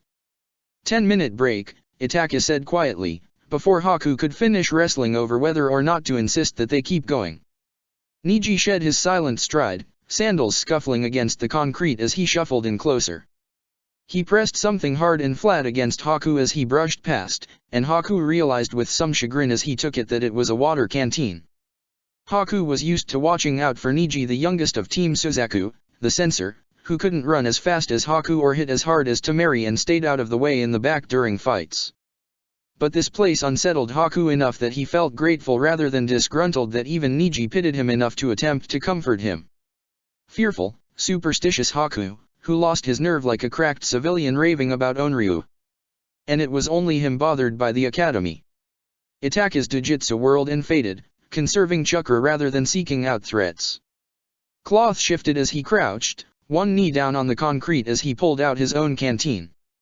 Haku twisted open the water, raising to his lips automatically. These hallways were cold, colder than the brewing winter outside, and he shivered and drew his haori closer to his body. Had the temperature dropped? Was it a harbinger of the restless spirits of the children who had died within these walls? Ichi-kun, Shisui said quietly, urgently, and Haku's eyes snapped up, scanning for danger. His heart sped up and his breath puffed out in little white clouds. Haku. Shisui was in front of him, carefully projecting his movements as he reached out and gripped Haku's shoulder with one hand as the other cradled a tiny flame in his palm. The warmth from his hand sank through Haku's haori. Oh. The cold was him, his chakra, billowing out and freezing the air around him. Get it together, Haku, and hope no one tells Zabuza about this. Zabuza had no use for a coward. Haku breathed in and clamped down on his chakra hard. The icy chill winked out abruptly, leaving only the concrete chill behind. I apologize, he said stiffly. That won't happen again. Haku-kun, Shisui said, his frown audible, before we started, we said that if any of us felt anything odd. I'm fine, Haku insisted, as politely as he could while interrupting him. I have been here before without lasting negative effects. Itaka glanced at Shisui. Shisui studied Haku. At last, Shisui nodded. Haku ignored Temari's concerned gaze and handed Niji back his canteen. His resolve lasted through the descent to the basement level. The curved wall of the arena loomed above them as they reached the double doors set directly opposite the stairwell. Itaka tried the handles. They didn't turn. There's a seal, Haku said. You will need to disrupt it to gain entrance. I thought no one cared if anyone broke in, Temari said. Haku smiled humorlessly. This seal is more to keep things in than out. I should warn you, this is where you would feel it the strongest. What is it? Killing intent, asked Temari cautiously, as Niji said, the seal is 1 meter directly above the center of the doors. Not Saki, Haku said. He hesitated, casting in his mind for the right word. Shinagawa, the last moments. Itaka scaled the wall in a bound, sticking to the surface just above the seal. His dojutsu whirled as he examined it. If it's not Saki, it doesn't sound too bad, said Shisui, but his tone was wary rather than dismissive. What is Shinagawa, exactly? Haku struggled for the words. Itaka warned, prepare yourselves. He pressed a hand to the seal and deactivated it. The dread that had been snapping at Haku's heels unfolded and reared its head, but Haku was ready for it. The rest of the team was not. "Oh, shit," Shisui breathed empathetically, catching Temari with one arm as she staggered backwards, her face white. Niji dropped into a crouch and demanded through gritted teeth, "What is that?" That was Shinagawa. It was nothing like a Baijuyu's all-encompassing hatred, a sake so strong it could trick the body into thinking that it was dying. Shinagawa was the split second of terror when one realized they were about to die, and the resignation and rage that went with it. But most of all, it was the hopelessness that drowned them and dragged them down, that demanded they fall to their knees and submit to the inevitable. It was no easier for Haku to handle now than it had the first time around, worse, perhaps, because of the anticipation. Niji lurched upright with none of his usual grace, and he sidled in a little too close to Haku, but Haku didn't mind. He welcomed the other boy's warmth, cutting through the chill of the Shinagawa and Haku's own, unchecked chakra. "If you are uncomfortable with proceeding, say so now," Itaka said. He sounded entirely unaffected by that unnamed force that pressed down on Haku's shoulders and stole the breath from his lungs, and he envied that. "I will see this through," Haku said, grateful when his voice did not shake. Temari muttered agreement. Niji said nothing, but stayed still and resolved next to Haku. "If either of us tells you to get out, you get out," Shisui ordered. The flame cradled in his hand flared, growing in size and intensity. Itaka landed on the ground lightly and without another word, ventured into the darkness. Haku took a fortifying breath and followed. The quiet clack of his sandals broke the utter silence, and the stagnant air of the tunnel walls pressed in on him. Haku wondered if the blood he smelled was his imagination or the remnants of a massacre long past.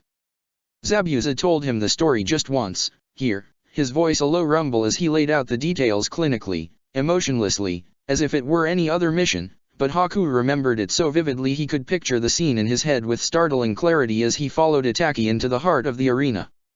There was the door the graduation candidates marched out of, dressed in matching, ceremonial gray training uniforms, brand new in a farce of equality, that would bear the bloodstains of success for the killers and failure for their victims. There was where Zabuza stood, 5 years old between two twice his age, ignoring their confusion at the child in their midst. There was where Zabuza's handlers activated the seal to lock the would-be graduates in and the proctors out. 1,200 students and their class sensei watched in confusion from the audience seats, and the 108 students down on the arena floor shuffled uncertainly. From his viewing box, 16-year-old Karatachi Yagura, 17 months into his first years as Mizukage, ordered his guard to find out what was going on. There was the place where the first body hit the ground. Zabuza drove a kunai through the girl's chest so abruptly that she never realized that she had died. There was where a boy had thrown himself into the seal barrier in an attempt to escape, only to fall back into Zabuza's blade. This was where 2 high-caste girls and 1 high-caste boy had tried to corner him with an elementary sutan and kunai and katana, where he painted the concrete wall with their blood and brain matter. And here was the spot where Zabuza stood, staring fearlessly up to meet the Mizukage's eyes, with blood soaking into his sandals and between his toes, and 108 bodies scattered across the floor, until the barrier came down and the guards dragged him away. "Why did you do it?" the Mizukage had asked when a disarmed and unresisting Zabuza had been shoved to his knees before him. "I was following orders," Zabuza had responded, still following his handler's orders. The Mizukage had handed him a kunai, motioned towards Zabuza's handlers who had raised him, trained him, shaped him, and ordered, "Kill them." And Zabuza had taken the kunai and brought his kill count for the day up to 110. "Shut it down," the Mizukage had told his guard. "The eugenics program. End this test, it is wasteful." "And the boy?" his guard had asked, a hand on the hilt of his katana as he eyed Zabuza, the 5-year-old mass murderer, kneeling over the corpses of his latest kills. A sane man would have put down the rabid thing, Zabuza had told Haku, sharp teeth bared in a crooked grin. The yondaime had looked at the boy soaked in blood and said, "No. He will be a great asset to Kirigakure someday." Thousands of children had fought and died on this arena floor, but that day, a demon had been born. The bloodstains should have washed out of the floor easily. Like the rest of the academy, it was concrete, made for durability and easy cleaning. But though the arena still stood, solid and foreboding, and only lightly scarred by blade and jutsu over the years, the reddish-brown tinge clung stubbornly to the concrete. The audience seats yawned above them, rows of stone steps yawning into the shadows cast by Shisui's tiny katon. Haku's neck prickled with the feeling of invisible eyes on him, but even without looking he knew there was no one there. He turned anyways, straining eyes and ears both into the nothingness. "There is nothing we need to see here," Shisui said abruptly, and though he didn't raise his voice it sounded almost obscenely loud. "Everybody out." Never had Haku been more grateful to be given permission to flee. Belatedly, squinting against the sunlight and sucking in a lungful of the smoky air, he realized Shisui might have meant out of the arena rather than out of the old academy. But Niji was right there at his side, clutching a nearby tree for support. "Are you okay?" he murmured to Niji. The other boy nodded, too rattled for affront, and used the trunk to push upright. Temari stumbled out of the doors behind them, and then, abruptly, the Shinagawa snuffed out.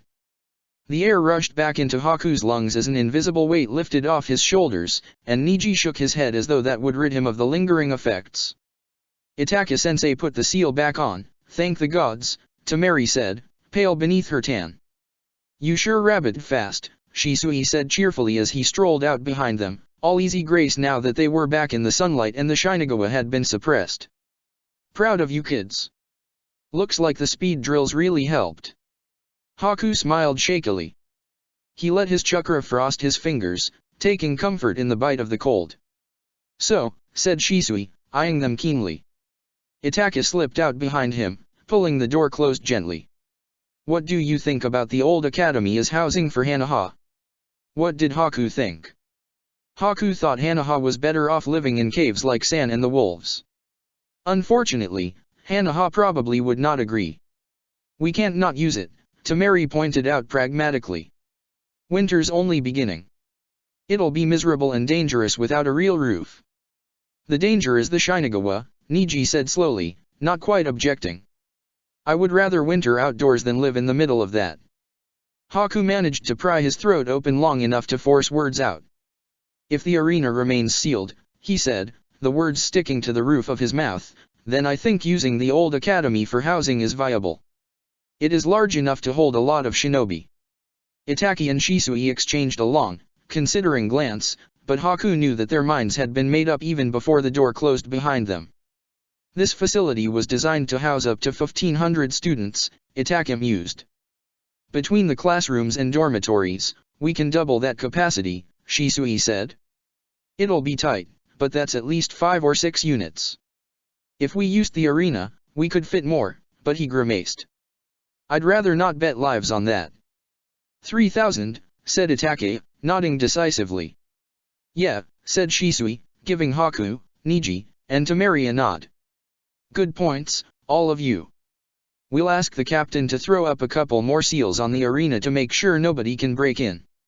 It'll be fine." Haku eyed the foreboding walls of the old academy. It would be fine. It had to be.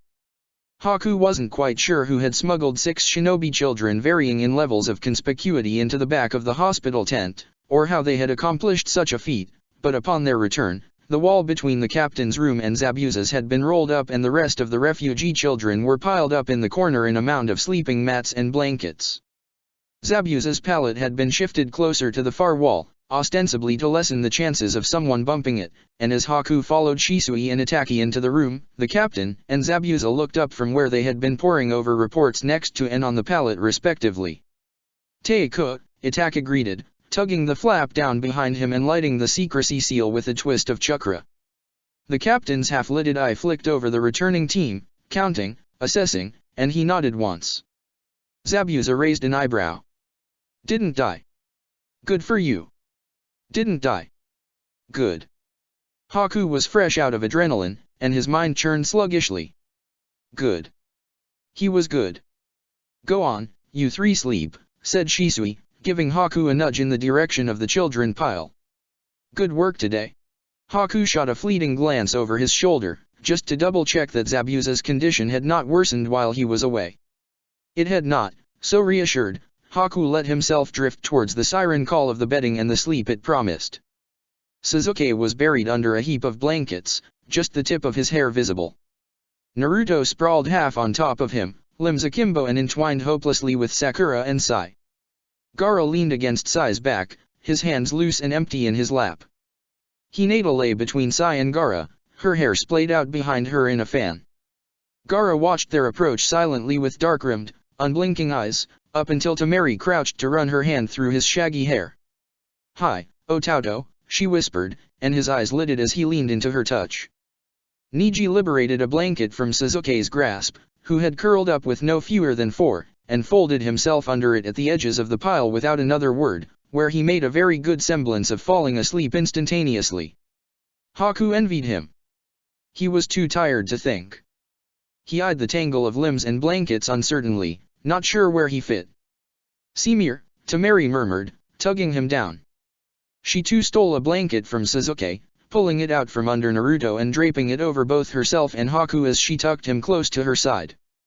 He could hear the rasp of her breathing, feel the heat from her body and the rhythmic thumping of her heart, and instead of potential targets, those sounds were a comfort. Someone on his other side shifted, long hair brushing against his arm as they maybe Hinata rolled over and went still again.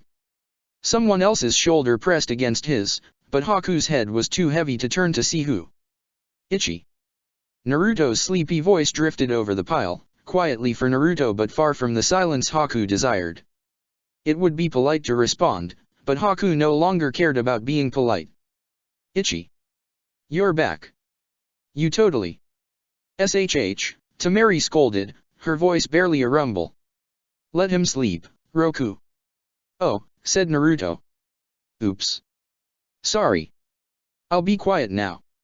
"SHHHH," went Sakura drowsily, still asleep.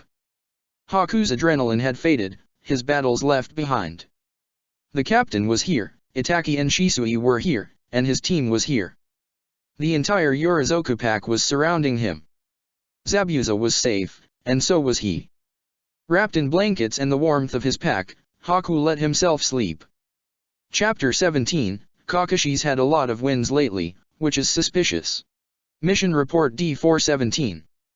Contact with enemy combatants, 3 incidents. Enemy combatants from origin, Konohagakure, 2, Tsunagakure, 1. Status of Operative Cat 15. Stable. No major injuries or illness. Status of at 2.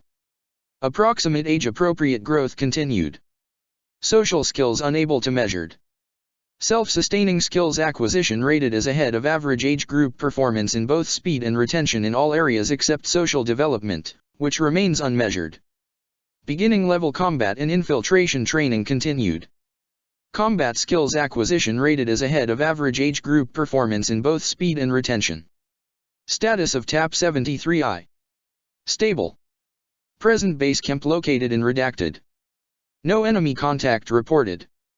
No enemy observations reported.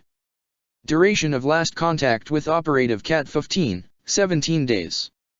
Time elapsed after last contact with Operative Cat 15, 3 days.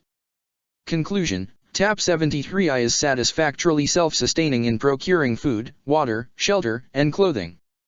Mock combat evaluations estimate an 85% success rate of first combat contact with ACSG present, 50% with ACST present, 40% with ACNS present, 20% with ACHN present, and 5% without the above named. Success rate of following combat contacts decrease sharply. TAP 73I has been advised to leave the site quickly and stealthily after any enemy contact. Plan of action: Operative Cat 15 will depart the TAP 73I base camp with a 2 and continue to maintain minimal contact. End report. Operative Cat 15. Kakashi's broken arm itched. It wasn't strictly broken anymore, the edges of the fracture joined by gossamer thin bone that the medic Nin Kuromi had coaxed into holding his arm together, but it was fragile enough that Kuromi had splinted it in a cast and given him a sling. Given was misleading word. Forced was more accurate. Nothing stopped him from taking it off, physically, but given that Tsunade herself was an Irayunin, going against medical orders would incur her wrath, and it had been a long day, week, month, year, and topping it off with a pissed superior officer wasn't his idea of a good time. So Kakashi wore his sling like a good little shinobi and made the best of his situation by using it to store the rolled up messages and reports that apparently accumulated when one was off assassinating a cage. Zabuza, still stoned half out of his mind, squinted at him like he wasn't sure if he was actually awake and watching Kakashi squirrel his papers away on top of his broken arm. Kakashi gave him his best bullshitting smile. Zabuza blinked twice, hard, visibly decided not to ask, and went back to his own packet spread out on his knees with a grunt. Kakashi had his doubts that the other man was actually reading them. Kakashi was still grounded, which was why he was still in the medical tent, gently annoying Zabuza and ostensibly keeping an eye on the puppy pile of genin in the corner. Shisui and Itachi had come and gone, as Kakashi watched from his corner. He knew for a fact that Itachi was supposed to be on light duty, because though they'd cleaned up his concussion pretty well, his ribs were still wrapped and healing. Therefore, Kakashi should also be allowed to leave medical, but for some reason he had been vetoed on the grounds of organ damage. To be fair, Kakashi did want to sleep, just not on a foldable pallet in a medical tent where Shizune could materialize out of the ether and stab him in the neck with a syringe full of painkillers so he woke up as high as a kite, like she had Zabuza. But his chakra was still low enough that his head felt stuffed with cotton and the room spun every time he moved too quickly. He was stubborn enough to stay awake for a little longer. He just needed Shisui or Itachi to come back, so he could pass the watch to someone awake, unimpaired, and older than 11. Gaara was awake as always, but his pale eyes were distant and glazed over. As if summoned by the thought, Kakashi caught Itachi's scent amidst the antiseptic sting that permeated the medical tent, and he lifted his head slowly, carefully in time to watch him slip into the tent. His eyes skittered over the genin in the corner, counting them, before meeting Kakashi's. His eyebrows furrowed in a slight frown. "You should rest, Taiko," he said, as if the dark circles under his own eyes did not exist. "You look unwell." Kakashi had no energy for quips. "Take the watch," he said, sweeping the rest of his reports into a messy pile. "Wake me in 3 hours." He might have felt bad for dumping the responsibility onto a subordinate who was clearly exhausted, but Itachi wasn't supposed to sleep very long anyways, at least not for another half-day or so. "Hi," said Itachi obediently. Or not so obediently, because the next time Kakashi opened his eye, it was of his own accord, and the encroaching evening had turned into mid-morning. "Traitor," he grated out, blinking away the grogginess. Shisui leaned over him, the leopard mask absent. "Hey, Taiko," he said cheerfully. "Good to see you awake. You're in medical, and as you're attending, Shizune-sensei overrode your orders. Don't blame Itachi." Kakashi sat up gingerly, his arm twinging in warning when he tried to move it. Zabuza was knocked out, his blanket pulled up over his nose. Itachi was an unmoving lump of dark cloth on a pallet with his katana in easy reach. He looked exhausted and very young, it was hard to blame him. Kakashi scrubbed a hand over his eye absently and transferred his glance to Shisui. "Satrap." Shisui straightened. "There have been a few scattered skirmishes in the city, but most of the loyalists have surrendered and the Hanran have taken point on suppression of those who haven't," he recited. "Hanabiha has secured the temporary base camp in the training grounds. Company commanding officers are expected to perform and report final head counts by tonight. Teams have been sent to the old academy for cleanup and preparation, an estimated time for move-in is 2 days. Tsunade-sama did not attend the last command meeting but is expected to be present for the one at 1700 hours today. Commander Nara continues to act as Hanabiha's leader and diplomatic representative in the interim. The joint command meeting has been scheduled for 0900 hours tomorrow." Kakashi grimaced, swinging his legs over the side of the pallet. Joint command meetings were like paperwork, necessary but distasteful, with a small but still present chance of one killing themselves to avoid it. "Shikaku's going to need to brief me. Where is command set up?" There was a brief, polite silence as Shisui debated whether or not to say it. "Taiko," he said. "I don't think you've been cleared yet." Kakashi stretched his senses out into the rest of the medical tent, probing in particular for Shizune. She wasn't there, and therefore could not stop him.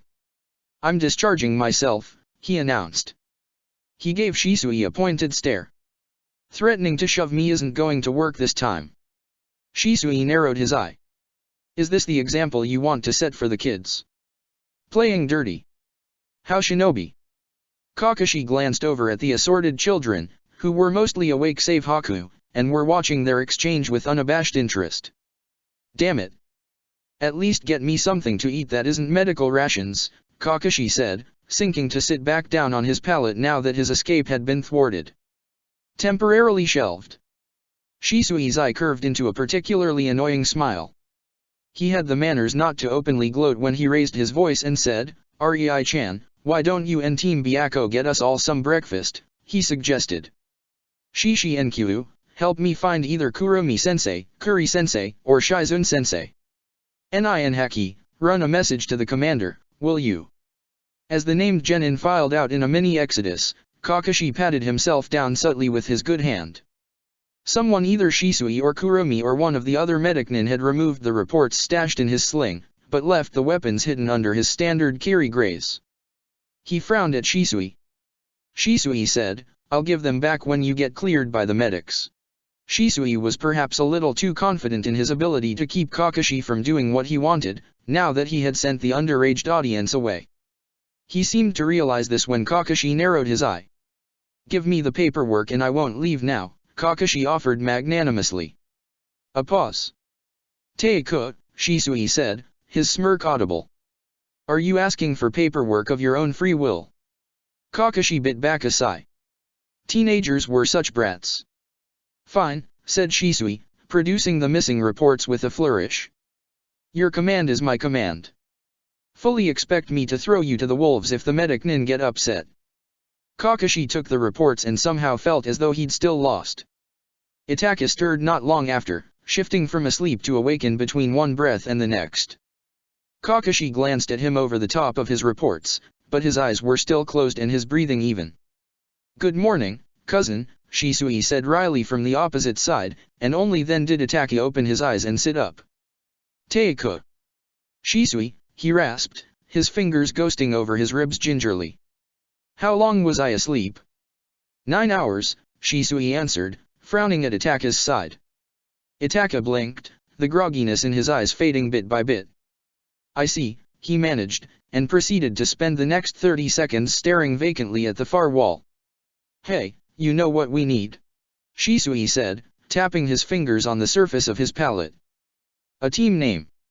"What?" said Kakashi. "We don't have a team name," Shisui explained patiently. "We should have a team call sign, especially for the reports on the Mizukage assassination mission." Kakashi would have suggested Team Kakashi or Team Hatake, but his identity was supposed to be kept hidden. "Alpha Team." Shisui gave him a pitying look. Fortunately for the unimaginative but practical, he added hurriedly when Kakashi narrowed his eye, "I have an idea already, Team Seiryu. Symbol of strength, power, and leadership. A little pretentious, isn't it?"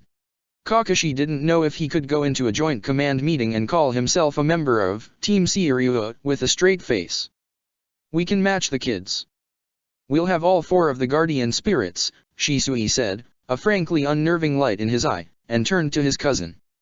"I have no opinion on this matter," said Itaka. Shisui rolled his eye expansively and gave him a pointed stare until he said, "Team Seiryu is acceptable." "Team Seiryu," Shisui repeated with an air of victory. "I'm putting that in the official reports, Teiko." Clearly, Kakashi had no say in this matter. "Team Seiryu," he agreed listlessly, and ignored Shisui's gleeful aura in favor of returning to his notes. Hinata and Gaara had found Shizun. She swept in, trailing the kids and projecting both an air of distraction and one of intense focus. She spared a smile for Shisui. "Good to see you. How is the stab wound doing?" "Which one?" Shisui quipped. "They're both fine. I'm not bleeding anymore, I promise," he added, when she shot him a look. "Good," said Shizun, turning to Itaka with a hand already cupped with healing chakra. Itaka's eyes flicked towards her sharply, and she paused, slowing her movements. "I just need to check out your head, okay?" Itaka blinked. "I apologize," he said. "Please go ahead." Shizun smiled. "No need to apologize. It's normal to be on edge." Hinata perched on the bench closest to them, her neck craned to watch Shizun work. Gaara, after a moment of deliberation, did the same, but his observation of Shizun was much more disinterested than the attention he fixed on Itaka. Shizun's chakra sank into Ataka's temple, and Ataka's eyes half closed. No new bleeding or swelling, she noted. Pressure okay. Have you had any headaches, dizziness, memory difficulty? Confusion or disorientation? I do have a headache, answered Ataka. It is constant, but low level. Tolerable. Shizun hummed, even as her chakra shrank to a tiny point and intensified. The nerves are still sensitive. Does this feel any better? It does. Thank you. Your ribs are holding up, said Shizun, giving him a final warm smile. Nothing strenuous, if you can help it. I'll have Kuri check up on you later. She looked up at Kakashi. What about you? Kakashi stacked his reports, pushing them off to the side. I'm fine, he said. She scowled, advancing on him. Medic Nin never seemed to take him seriously when he said that. Hold still, she said, lifting a green glowing hand to his broken arm. I'm going to check you over. Go ahead, said Kakashi, though Shizun didn't care for his permission. The bone is healing nicely. Her chakra whispered along Kakashi's arm, down his side, and hovered over his abdomen. She frowned. Careful with these, she warned.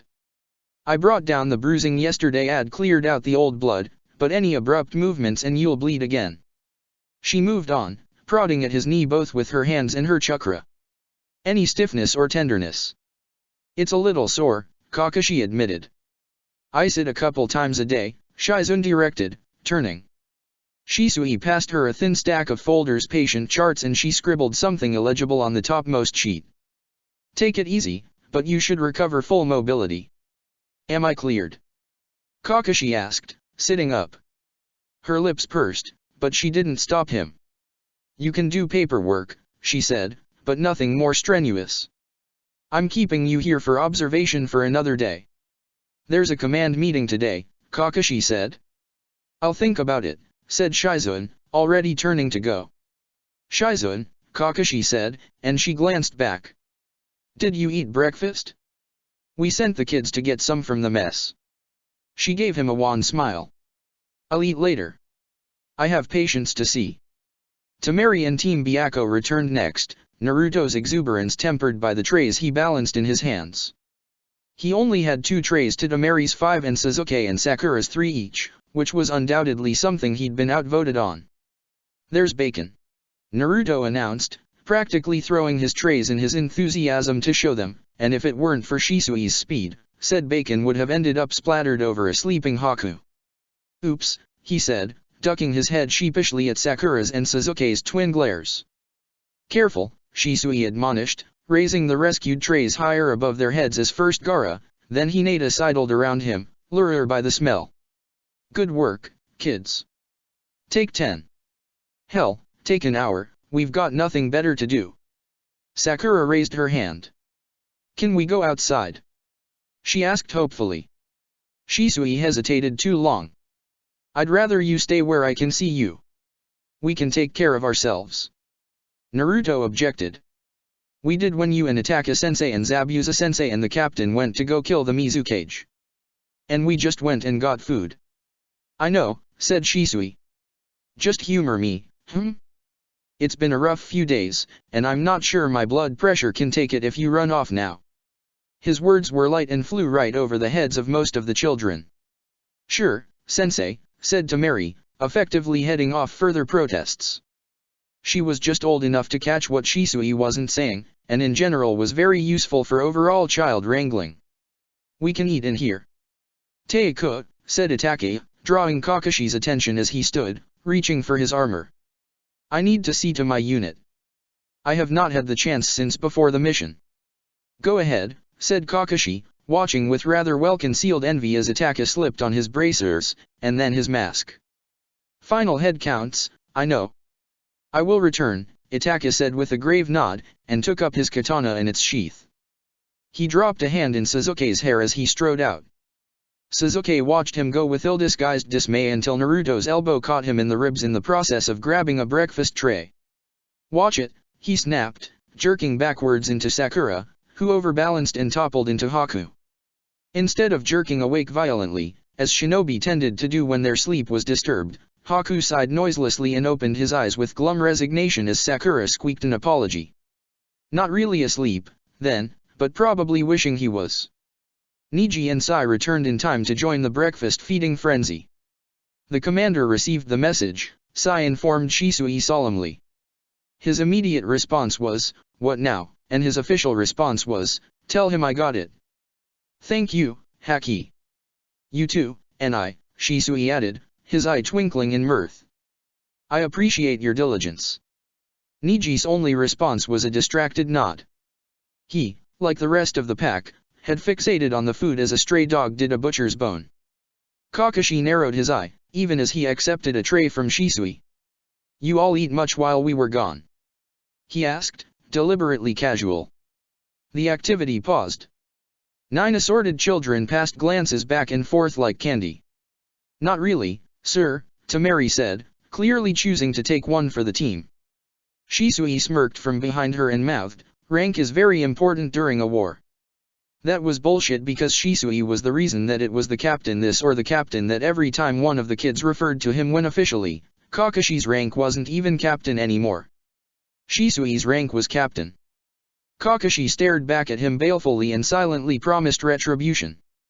"They kinda had to shut down the mess for a day 'cause it caught on fire," Naruto said brightly. "They made a new one last night. We didn't eat nothing but ration bars until today." "Didn't eat anything," Sakura corrected absently.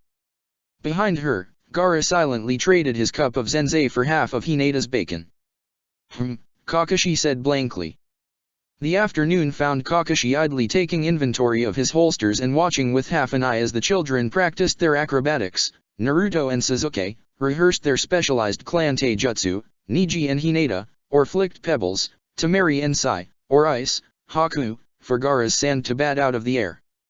Shisui perched on the edge of his pallet, legs swinging off the edge, and chewed the end of his pencil absently as he frowned at the stack of reports in his hand. The low hum of patients and medics outside changed, a hush followed by a slight burst of sound. Kakashi had just enough time to get off the pallet and firmly on his feet before Tsunade strode in, her Haori and Genma and a beleaguered Shikaku drifting in her wake. Shikaku gave him a nod. Genma flicked a two-fingered salute, quirking an ironic grin around the senbon in his mouth. The genin scattered out of Tsunade's way and piled into their corner to watch with mixed awe and wariness, but her glare was for Kakashi alone. "What do you think you're doing?" "Sit back down," she snapped. Zabuza came awake with a slurred, "The fuck?" and scrabbled at the edge of his pallet, trying to lever himself upright. Tsunade rounded on him. "You, shut up and stop moving. I'll deal with you next." "Oh, it's the witch," Zabuza muttered, slumping back down, scrubbing his hands over his eyes. Tsunade stopped. She turned. Shikaku slouched discreetly to the opposite corner from the genin, out of the blast radius, and Genma strategically stayed right where he was at the exit. From his seat on his pallet, Kakashi watched silently and with great interest. "He's on a lot of drugs," Shisui interjected hurriedly, "because he was too nice." Zabuza had just enough good sense not to keep digging his own grave. "Like, a lot of drugs." "Hydromorphone, I think." Tsunade regarded him for a moment, perhaps reaffirming his identity now that he wasn't wearing his mask. "Uchiha. Still alive. Mediocre technique, good instincts, good memory, shoddy chakra control."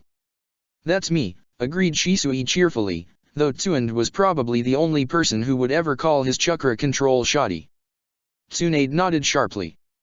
"You'll do more work with Shizune," she said, and turned to Kakashi. Shisui opened his mouth to protest, thought better of it, and closed his mouth again. "Gods above, hey take, every time I see you, you find a new way to get the shit kicked out of you." Her tone was harsh but her eyes a mixture of exasperated and fond. "I try," Kakashi said modestly, shrugging out of the sling to give her more room to work. Tsunade whacked him over the head with his patient charts. "Don't be a brat. There are children watching." Gloomily, Kakashi wondered if that would ever stop being a threat that worked. "Shizune checked me out 30 minutes ago." "My condolences to her, then," Tsunade muttered. Her chakra was bright and warm and tickled as she pressed it against his head, and he wrinkled his nose to keep from sneezing. Take that off, Tsunade murmured, tapping the edge of his mask with one finger. Minutely, Kakashi shook his head. Tsunade huffed. Brat, she said again, too quiet for anyone but Kakashi to hear. Then, louder, lie down. Shizun's been on duty or on call for 5 days straight. She doesn't have the chakra to finish fixing you up. And you? Kakashi asked, mild enough to hide the hopefulness. Tsunade-sama snorted. I need you in one piece for the command meeting. Lie down, I said. It was great to feel wanted. It was probably his sunny personality. Still, he hesitated. Tsunade rolled her eyes expressively and turned and yanked down the canvas wall to cut off the curious stares of 9 shinobi children. It's like you don't want me to heal you, she grumbled, glaring at him until he lay back. Sorry, Kakashi said meekly, and gave her his best pitiful look. It had worked on her when he was 4, but now it earned him an unimpressed stare. Time had not touched her, she looked the same now as when she used to come around his house for dinner with Jiraiya and his father between missions, when she laughed and swatted his father when he tried to get Kakashi to call her Baa-san. Those memories were distant and foggy now, like most of his memories of his father. By the time his father died, she was long gone. This was the same Kunoichi who'd been revolutionized the entire institution of Medic Nin before she was 20, who was feared for her strength and her skill, the legacy of the Shodaime Hokage and of the Senju. Here, now, with Iryu chakra glowing at her fingertips and a scowl of concentration on her face, she was far removed from the shell of a woman that had spent the past evening frozen, blind and deaf to the world around her as her own mind snared her in its grip. The same grief that clung to her then still clouded her eyes, but instead of merely the ghosts haunting her, she was the ghost now, drifting in and out of life. There, Tsunade said brusquely. You can lose the knee brace, but keep the arm cast and the sling, the bone's still fragile. Congratulations, you're back on light duty. Shikaka will fill you in. Now, she turned on Zabuza, who flinched, still half asleep and mostly out of it. You. Oh, fuck, Zabuza mumbled reflexively. Kakashi pushed himself upright as Shikaka sauntered around to meet him. The shadows seemed to drag at his form, draping off his clothes and tracing dark circles around his eyes. You look like shit, he remarked. Shikaka dragged a hand down the side of his face. I know, he said, the words muffled. I've been putting out fires since you left. We took some damage from the counter-attack, and the Hanran was a mess with the majority of their top brass on the assassination team. Half the city's wrecked, and you know Terumi will find a way to pin it on us. Kakashi rubbed the mask over his chin. I may have antagonized her. Slightly, he admitted. Shikaka stared at him, unsurprised and droll. Tsunade snorted but didn't look up from her work on Zabuza. In all fairness, she had just tried to have me killed. That'll be a point for us. Violation of the treaty. There's several outcomes she'll be angling for, given how the circumstances played out, Shikaka mused, his eyes sharp and distant.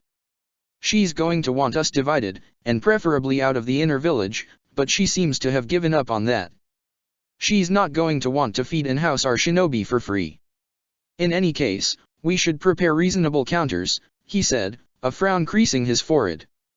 We have the old academy, Kakashi pointed out. We frame it as a favor to her, we can leverage something better than tents for the rest of the units. Shikaka nodded, accepting his point. As of now, our representatives for the joint command meeting are you, me, Tsunade-sama, he hesitated, glancing down at Zabuza, and Komorbi. What am I, chopped liver? Zabuza growled. His eyes were more alert now, his voice less foggy. Tsunade flicked the side of his head to his indignant yelp. It was, she snapped. Again. Maybe you don't believe when I tell you that you do actually need it. I was stabbed, I didn't fall on my own sword, Zabuza hissed. You need me when you're dealing with Mei. She's off balance when I'm there. I'm not convinced you should even be walking, Tsunade fired back, but she glanced at Shikaku. He's right, Shikaku admitted. Having someone there who understands the way she thinks raises the probability of a positive outcome. Don't tell me about the probability. Tsunade's chakra pulsed, and Zabuza craned his neck to watch, alarmed, as if this was the time Tsunade was finally going to murder him on the operating table. "You're fine, you big baby. Shizun wasted all her dem chakra on you." Her chakra winked out as she dusted her hands off, planting them on her hips as she swiveled to regard all three of her shinobi. "Mama Kai, you're coming with the Joint Command delegation." "Joy," muttered Zabuza. Tsunade glared at him, and he grudgingly amended it to, "Yes, sir," and leaned away from her. Kakashi idly wondered if the drugs were still in his system or if Tsunade had burned them out. "You two get some rest before the command meeting," Tsunade ordered. 3 hours sleep, minimum. Shizun will give you the location." She strode to the dividing wall, swept the canvas up and out of the way, and stopped dead. Her mouth twitched up in a reluctant smile. Shisui had somehow managed to get all 9 of the children, even Naruto, in a rough circle, cross-legged on the floor with their eyes closed in meditation. Kakashi watched nonplussed, and glanced over at Genma. Still hovering near the entrance with his hands in his pockets and his senbon in his mouth, the other man shrugged. The consensus: Shisui was a strange creature but an excellent babysitter. Shisui was also unfortunate in that, given the inherent details of his position, he amassed 5 times as much paperwork as even Kakashi. He attended the Hanabi-ha command meeting still skimming through reports and left with his mask still buried in the scrolls and loose papers. Nevertheless, Kakashi would have traded places with him in a heartbeat if it meant he wouldn't have to participate in the joint command meeting. Kakashi was never a fan of broadcasting his weaknesses, but he liked to think he wore it well. Mei's eyes flicked to Kakashi's sling as he entered, and then his face, as if verifying that it was indeed Kakashi with the broken arm, and then gave him a slow, predatory smile. Kakashi ignored the scrutiny and the smile, settling into the chair at Tsunade's right, directly across from Ao, and Shikaku took the seat on Tsunade's other side. Zabuza crossed his arms over his chest, staying on his feet behind Kakashi as Komorebi took up a guard position at Shikaku's shoulder. Mei folded her hands on the table in front of her, her face melting into a polite mask. "I'll cut to the chase, if you don't mind, Tsunade-sama," she said. Ao scowled ever so slightly. "Fine by me," Tsunade said curtly, eyes narrowing until only a glint of amber was visible. Mei nodded to her captain, the one Zabuza had some kind of mutual hate relationship with, who set a large cardboard box on the table with great reluctance and opened it. Inside were stacks of Hitayate, marked with the Kiri symbol. Tsunade stared, her face stony but her displeasure obvious. "What is this?" she asked dangerously. Mei wasn't visibly smug. Instead, for a blink of an eye, she looked tired. Kakashi studied Fukaya, but the commander's face was carved from stone. Mei steepled her fingers, resting her chin on her fingertips. "Kiri's shinobi forces are depleted, and many of our shinobi will be tied up sorting out the new administration and dealing with the loyalists. The battles throughout the inner village and the lower city have caused immeasurable damage to our infrastructure, and we don't have the manpower to repair it all before the worst of winter hits." "What," Tsunade repeated deliberately, "is this?" Her anger was palpable, stirring beneath her facade of calm. It sent a prickle of warning down Kakashi's spine and sparked against his chakra. Beside him, he could feel Komorebi's subtle shift from guarded to poised, though the assassination specialist did not move, and Ao's visible eye sharpened in response. "This is an offer," Mei replied, unruffled by the stifling tension. "I could use the shinobi. Your shinobi could use the protection Kiri's symbol would give you. We have an alliance, one whose terms I expect you to uphold." "We will not join Kiri," Tsunade growled. "Nor would I expect you to," Mei said smoothly. "This would be a temporary arrangement. You cannot expect to march against Konoha immediately. Take up the Kiri Hitayate for a year, maybe 2. You will have an outpost to operate autonomously, from which you can continue Hanabi-ha missions as long as Kiri is not implicated." From the thunderous expression on her face, Tsunade was not impressed. "You expect me to split my shinobi between some outpost in the middle of the ocean and your village, when you have already tried to assassinate my second-in-command and 3 of my captains. This is trust," Mei hissed. "Giving you our symbol is a risk to us, as well. You would continue to command your shinobi as you have. You would keep the profits from and have the option to accept or decline missions. You can continue to work towards your goal while giving your shinobi as well as mine a chance to recover. Kirigakure cannot support your war when we are still weakened from our own. Tsunade met Mei's glare with her own. The chances of a fight actually breaking out were slim, but Kakashi let his chakra crackle closer to the surface, just in case. He exchanged a quick glance of understanding with Shikaku. If it came to it, the other man would trap Mei and Kakashi would neutralize Ao. Uzu no Kuni, Tsunade snapped at last. Mei's eyes widened, then narrowed. What about it? Tsunade crossed her arms across her chest. I want it as the Hanabi-ha outpost. And the Hoda Imaru. Mei leaned back.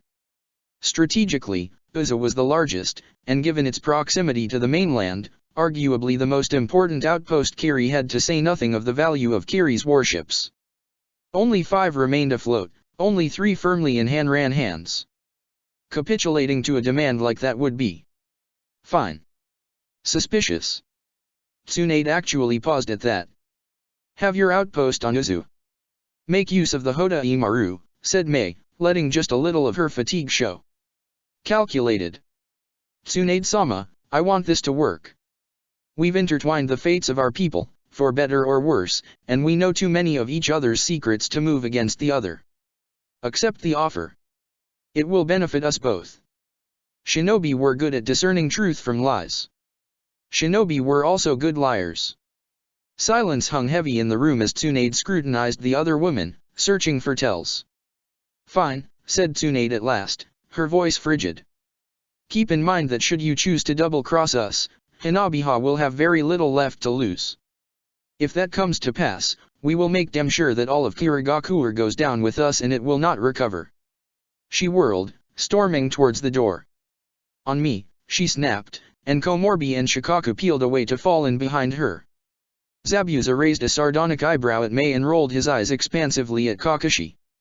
We'll send someone by to pick those up, Kakashi said, nodding at the box of Hitai-8, and whisked after Tsunade.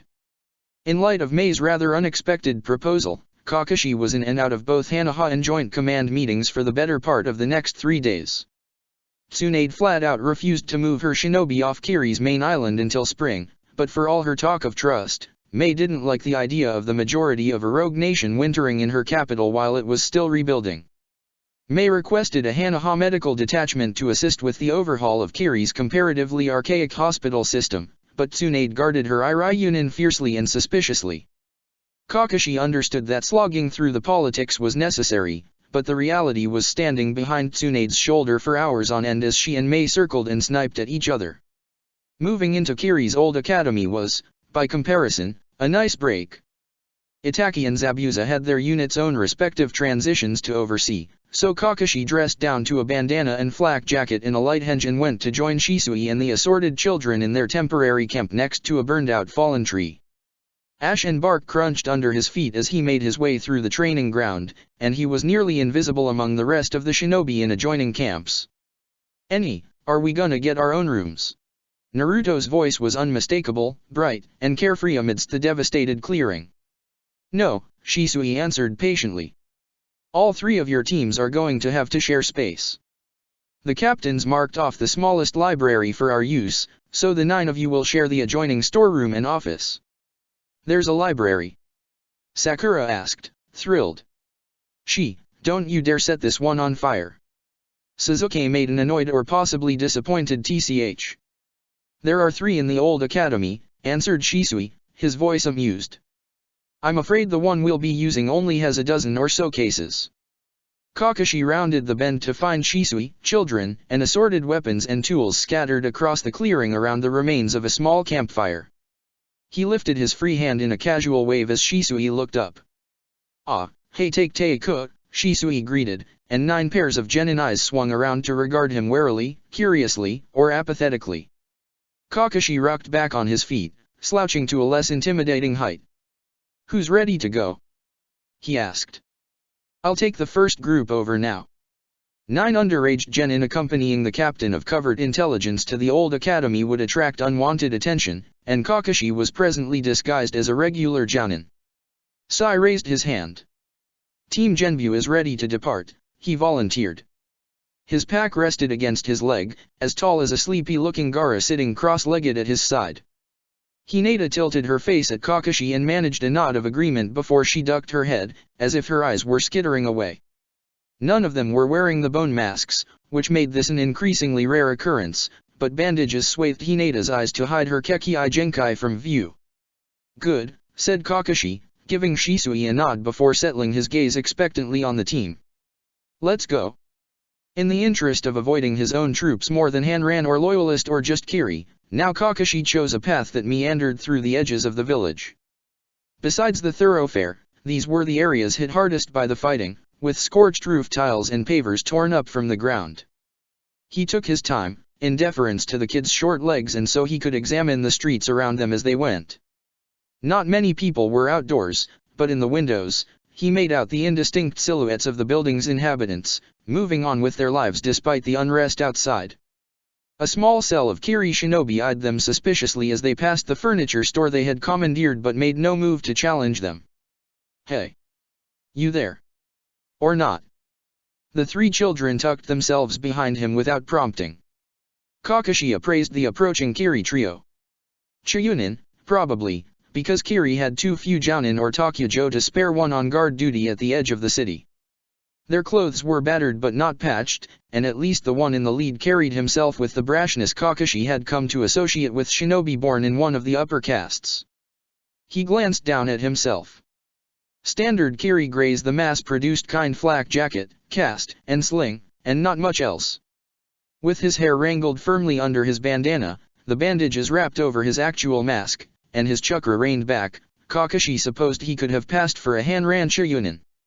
Even a high-caste Kiri Chiryunin wouldn't dare call out a low-caste Jounin, at least, not on purpose and not without painful consequences. The Chiryunin glanced him up and down derisively. "Are you one of the traitors?" Strong words for someone whose side had just lost the war. "No, just a sellsword," Kakashi said amiably. He tucked his hands in his pockets, shifting his weight away from combat-ready and more towards relaxed. "We're on our way to the old academy, where we've been stationed for the time being. Hana Division, Unit 15, Identification Hana and 4696. His answer did not appease the lead Chiryunin. "Nuknin," he said, the shadow of a scowl creeping across his face. His teammates spread out on either side of him, cutting off easy access to Kakashi's chosen path. "Kiri must be half Nuknin by now," Kakashi drawled. "I'm not trying to pick a fight. Just trying to get to where I need to go." "No," the Chiryunin snapped. "All of you will stay right here until your identities are verified." Kakashi glanced back at his tagalongs. Sai's face was wiped clean of emotion, his dark eyes particularly eerie as he watched the Chiryunin. Gaara slouched just behind his shoulder, predatory by comparison, and Hinata twisted her hands together as she rocked on her feet uncertainly.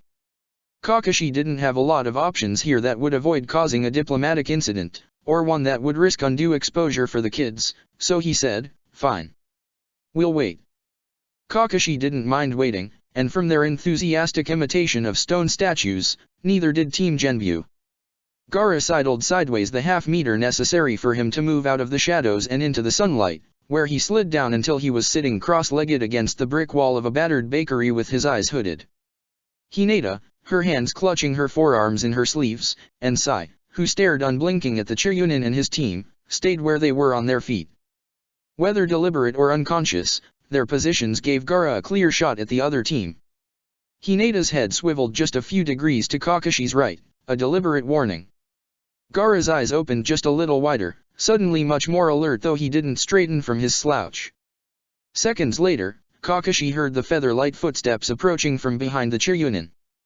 The other man turned, but rather than relief, first fear, then resentment twisted his face before he wrestled his expression under control. "Sir," he bit out. The rest of his team came to attention behind him. Higata Binako all but ignored them as she drew level with the small assembly. She nodded curtly at Kakashi and said, "Commander." The Chiryunin's face drained of color rapidly as he glanced between Kakashi and Higata. Kakashi didn't need his reaction or even awareness of the instruments of corporal punishment littering the village to know that Kiri punished insubordination more harshly than Konoha did. "Captain," Kakashi drawled in response. He and Team Genbu had just passed the 15-minute mark on their detainment. My apologies for the inconvenience, Higata said stiffly, watching him like one might eye a potentially rabid raccoon. Perhaps she was thinking of just a few days earlier, when she tried to murder him in the catacombs after the Mizuki's defeat. The loyalist shinobi haven't been briefed on the situation yet. Or the identification codes. I wasn't aware you would be called, Kakashi said, sliding his eye over to the Chiryunin. It was not my intention to cause he trailed off thoughtfully, disturbance. Higata pinned the hapless Chiryunin with a stare just shy of a glare. I assume we can be on our way, Kakashi said. Gaara took that as his cue to uncoil, rising to his feet with a sated air. Kakashi discreetly shot him a wary glance. Of course, said Higata. But, Commander, she said as Kakashi paused. I must recommend that you wear an indication of your rank, to prevent future misunderstandings. I'll take it into consideration, Kakashi said mildly, then jerked his chin at his borrowed waifs. Sai turned away from the Kiri shinobi dispassionately, and once he had, Hinata followed. Gaara cocked his head, the bloodlust brightening in his eyes. It was gone with one languid blink, lasting only long enough to send an ice-cold jolt of adrenaline down Kakashi's spine. Gaara sauntered past him nonchalantly and for a moment Kakashi could only stare. Good gods! Was this parenting? How did Shisui manage it when he was practically still a kid himself? There was nothing to do, then, but to make sure the kids didn't get lost on the way to the old academy. Q. Sai murmured. Left, said Hinata without hesitation. Sai turned left. Gaara glanced back over his shoulder at Kakashi, his eyes some mixture of amused and tolerant, as if sharing a joke with him. Kakashi didn't understand children at all. The advanced teams had restored the lights in the old academy, including in the hallways, but Kakashi had chosen the third library as the headquarters for his pack in part for the door that led directly to the outside from the north wall. Niji opened the door as they approached and stood aside to let them in. He scrutinized Hinata as she passed. Hinata shrank back, scurrying into the library and nearly tripping on Sai's heels. Careful, said Shisui, which was drowned out by Naruto's shriek of and Sakura's much quieter, you're late. Shisui eyed the children up and down, his brow furrowing when he could see nothing visibly amiss. He looked up. What happened to you, Teiko? You guys left first. The climate was more hostile than expected, Kakashi responded, managing to keep from slumping by sheer force of will. He'd slept maybe 6 hours in the past 2 days though he was still recovering, and his fatigue was making itself known by causing the weight of his head to grow exponentially with each passing minute. No trouble on your end. Shisui shook his head, nothing. Got lucky, I guess. Kakashi hummed agreement, tugging down the bandages from over his mouth and nose. I like what you've done with the place, he said. Shisui grimaced. It's never going to be big enough for us all to have individual rooms partitioned out in here, but at least this way we can have only 2 of us in each. The kids are all crammed together in the stockroom, but I don't think they mind too much. It'll just be bedrolls for us until we can get something better, but the kids are using some of the empty bookshelves as bunk beds. Huh, said Kakashi.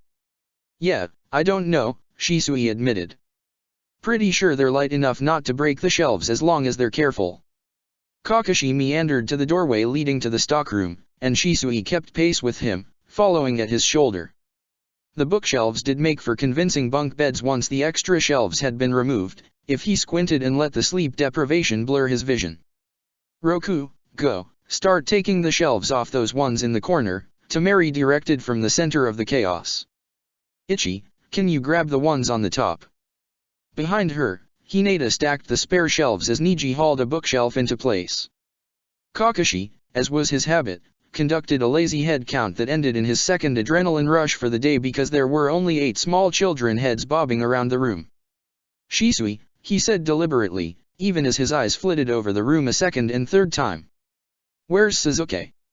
Oh, him, said Shisui, blasé enough to assuage Kakashi's panic. Itachi took him off somewhere. They'll be back later. There was nowhere safer for Sasuke than with Itachi. Kakashi turned away from the doorway, tipping his head up to examine the ceiling. Shisui caught his line of sight and said, You going to do a seal? Likely at least 3, Kakashi answered wryly, ducking out of his sling. A seal for silence, a trap seal for security, and an alarm seal. I know how to do those, at least, but it'll take some time. I need your blood. I need blood from everyone. Shisui brightened. I'll go get some from Z. No need to wait for me, Taeko. Kakashi watched the door slam shut behind Shisui and belatedly realized that an unsuspecting Zabuza was about to be ambushed for his blood. But that wasn't Kakashi's problem anymore, so he went to find his sealing supplies so he could start mixing the ink. Shisui returned 15 minutes later with 3 vials of blood in a very self-satisfied prowl. Got Itaki and Sasuke-kun too, he said unnecessarily, handing them over. Kakashi stared blankly at the vials in his hand. Teenagers. Kakashi's audience for drawing the seals was everyone present, the kids sprawling across the room flat on their backs to watch him work. Seals were a language Kakashi understood enough of to realize he didn't know much about it at all. Still, as the Yondame's student, he knew how to build a seal up, to connect the component parts and balance them to keep the entire thing stable, and this particular seal he had used enough that it have been burned into his memory even without the Sharingan. He painted silently, efficiently, and lines of ink spider-webbed across the ceiling, crisscrossing with each other as they trailed spindly arms down the walls. Below him, members of his audience left and returned again. Sai and Haku passed around food to Shisui and the rest of the kids. Naruto fell asleep and stayed asleep until a particularly loud snore prompted Sakura to plant an elbow in his ribs and he woke with an indignant yelp. Kakashi stripped off his half-gloves for better fine control, tossing them down into one of the rooms Shisui had partitioned off. The challenge of this configuration was not only drawing the seals, but engineering them to coexist, and with luck, interlock for better integration of their individual mechanisms. His sensei had always had a near-maniacal light in his eyes on the third night of his sealing benders, and though Kakashi didn't quite have the same passion for Fuinjutsu as Minato-sensei, he at least appreciated the artistry. At last, he crouched upside down on the ceiling next to the nexus of his bastardized creation. The scent of the ink and blood smothered him even with his mask, and his fingers would be trembling with exhaustion if he let them. He didn't need a hand seal sequence to activate this one, only RAM to help him concentrate his chakra. His chakra sparked at his fingertips, jumping to the seal that drank it in hungrily. Fun. Kakashi growled, and shoved. The array lit up in brilliant white-blue, crackling across the ceilings and darting down the walls. The sheer force of the chakra blasted against his face, and he squinted against the glare as muffled sounds of surprise and curiosity rose from his audience. Chakra fizzled along the surface of the seal, and Kakashi caught his breath. This particular seal wouldn't blow up in his face if it wasn't stable enough, but it'd burn the ink up and he'd still have to start over. The seal buzzed ominously. Abruptly, it dimmed, the light from the chakra fading as it was absorbed by the seal. Kakashi fell more than jumped off the ceiling, sending little jolts of pain down his mostly no longer broken arm. The kids stared up at the seal, transfixed. Did it work? Sakura asked, hushed. It did, in fact. Probably. It worked, Kakashi said aloud. He was probably due for a string of bad luck now. That was cool, Taeko, but maybe put your sling back on before Shizune-sensei senses that you ditched it and comes to murder us both, Shisui suggested. Kids, everyone except Shishi-kun, go to bed, I know you want to. In fact, Shishi-kun, you go to bed too, just don't sleep. I'm going to sleep too, muttered Kakashi, for Shisui's ears. Black smeared on his hands, but at this precise moment, he didn't give a damn. The floor wobbled beneath him as he made a beeline for the makeshift rooms on the opposite side of the space. Wake me up if someone attacks. Free time, Taeko? It must be nice not to have 10,000 reports to sift through, Shisui said gloomily. I'll wake you up for the meeting this evening. Leaving a Zabuza restless from his medical leave behind to watch all 9 of the children during a partial command meeting, perhaps not the best idea. As the sun began sinking beneath the horizon, Kakashi pressed his chakra into the lock seal, pushed the door to the library open, and found Zabuza lounging against the wall in the common area with a feral kind of amusement. The 9 genin scattered on the floor around him were all absorbed in copies of a very particular black book. Shisui followed Kakashi into the room and frowned. Z, you gave them bingo books. Zabuza grinned. What? Shit's funny, it's basically all propaganda. The one on AO calls him a child murderer, as if they'd care if he killed a bunch of low-caste kids. Shisui tried again. Zabuza ignored him. Did you know you're in Kiri's twice, hey take? The Konoha entry calls you a tracking and assassination specialist, and the Rajuya one calls you a melee bruiser. The Konoha one has your Ninken in it, Sakura said, beaming. They tried to draw them in but the pictures look nothing like them. It says you mastered 1,000 jutsu. Temari peered up at Kakashi from under her eyelashes. And also that you killed the Sandaime Hokage. It says you murdered your genin teammates. Naruto chirped. Zabuza's grin froze on his face. Does it? Said Kakashi vaguely. He hadn't read a bingo book since before the Kiri Civil War. Temari's eyes caught on Zabuza's expression and narrowed, darting between him and her book. Naruto's mouth opened and then shut silently again when Temari nudged him forcefully. Gaara's eyes widened from their half-lidded norm, drifting slowly to first Zabuza, then Kakashi, with interest. Okay, let's maybe pack those up, said Shisui hurriedly. Haku, maybe you and I could grab us dinner. No, it's all right, Kakashi said, consciously relaxing his posture to something more unthreatening as Sai and Hinata exchanged worried glances. Everything is written in those books for a reason. Either you learn something about the shinobi or the village who composed the entry. Right, said Shisui, recovering gracefully. Very true. You're Azoka kids, we may as well get dinner now anyways. Grab what you need and we'll go. An almost silent stampede spilled out the door with impressive alacrity. The door clicked shut behind them and the seals re-engaged. Kakashi swiveled towards Zabuza. Zabuza watched, tensed like he thought Kakashi might go after him right in the middle of their library. What did you think would happen when you gave the kids bingo books? Kakashi asked lightly, sliding his hands into his pockets. He tipped his head up to study the seal on the ceiling, baring his throat to make it clear he had no intention of attacking. There are things in there they aren't ready to know. Imagine if they threw Narashikaku's entry at him so carelessly. Yeah, Zabuza admitted gruffly after a pause. That'd be a fuck-up. Still, he eyed Kakashi warily. Kakashi squinted back at him. Zabuza's skin was sallow against the bandages swatting him forearm to neck, his eyes not quite focused. I'll assume you're still on the drugs and your judgment's impaired, Kakashi decided magnanimously. I am, Zabuza ground out, jerking his head to the side roughly. That harpy keeps shooting me up during checkups. Kakashi raised an eyebrow. Painkillers. The other man grunted, shoving to his feet. Something about nerve damage. Can't do shit till they finish dealing with it. He shuffled across into his room, but his room was also Kakashi's room, so Kakashi followed him in. Did you check in with your unit yet? Kakashi asked, settling down on his bedroll and leaning back. The shelves dug into the knobs of his spine, and he tipped his head back to rest on one of them. Yes, sir. Zabuza smirked at Kakashi's reflexive eye roll. They're all shacked up in the first-floor classrooms. They'll sort it out, Nishigawa took care of rooming assignments. Says he'll do food and shower rotations tonight. Was that guy a paperwork ninja? He likes this shit more than fighting. Kakashi hummed, propping his elbow on his bent knee. Don't know, didn't meet him until 8 months ago. Maybe, if he retired from active duty after making Takujo or Jounin. Good thing he knows what he's doing. You're hopeless. Fuck off, Zabuza retorted companionably. He lifted Kubikaribasho off its shelf, studying the ragged blade morosely. It looked a little better than it had immediately after they left the catacombs, a little bigger, but still lacked at least half its original length. Kakashi wrinkled his nose when Zabuza's hot metal blood scent hit the air.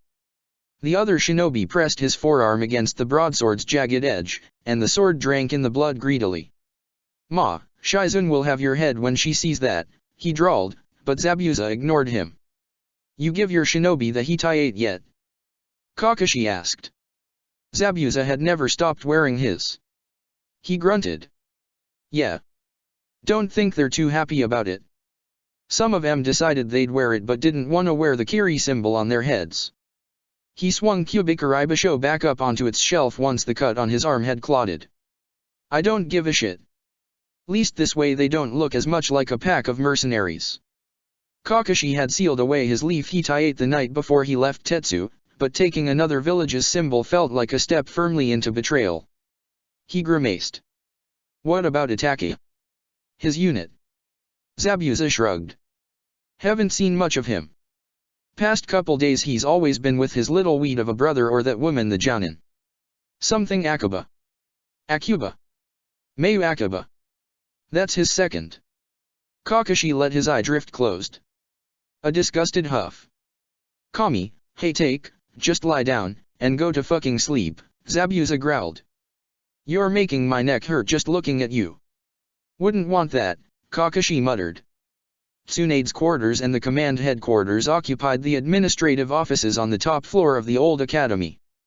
The corridor was long and empty to make it more difficult for any assassin to slip past the guards, and weak shadows dappled the floor in front of Kakashi.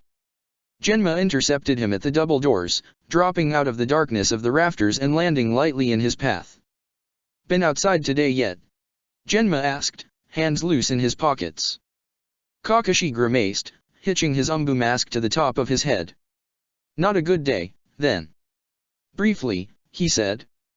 Genma nodded, touching a palm to the door to disarm the security seals for him. Shizun's finishing up a shift in medical. You might catch her. The commander's in his office. Said Kakashi. Genma tossed him a casual salute and melted back to his post. Kakashi slid the door open, delicately so the rollers wouldn't squeak, and closed it behind him, re-engaging the seals with a spark of chakra. Tsunade sat behind a heavy oak desk with her back to the windows, utterly still. A glass of water, half empty, sat on the desk just beyond her outstretched hand. The surface was otherwise bare. Dust motes drifted through the sunlight filtering in from the windows. Said Kakashi into the resounding silence. There was no response. He padded across the room, around the long table used for command meetings, until he was standing at the side of the desk. Tsunade's Haori had slipped half off, leaving one shoulder bare.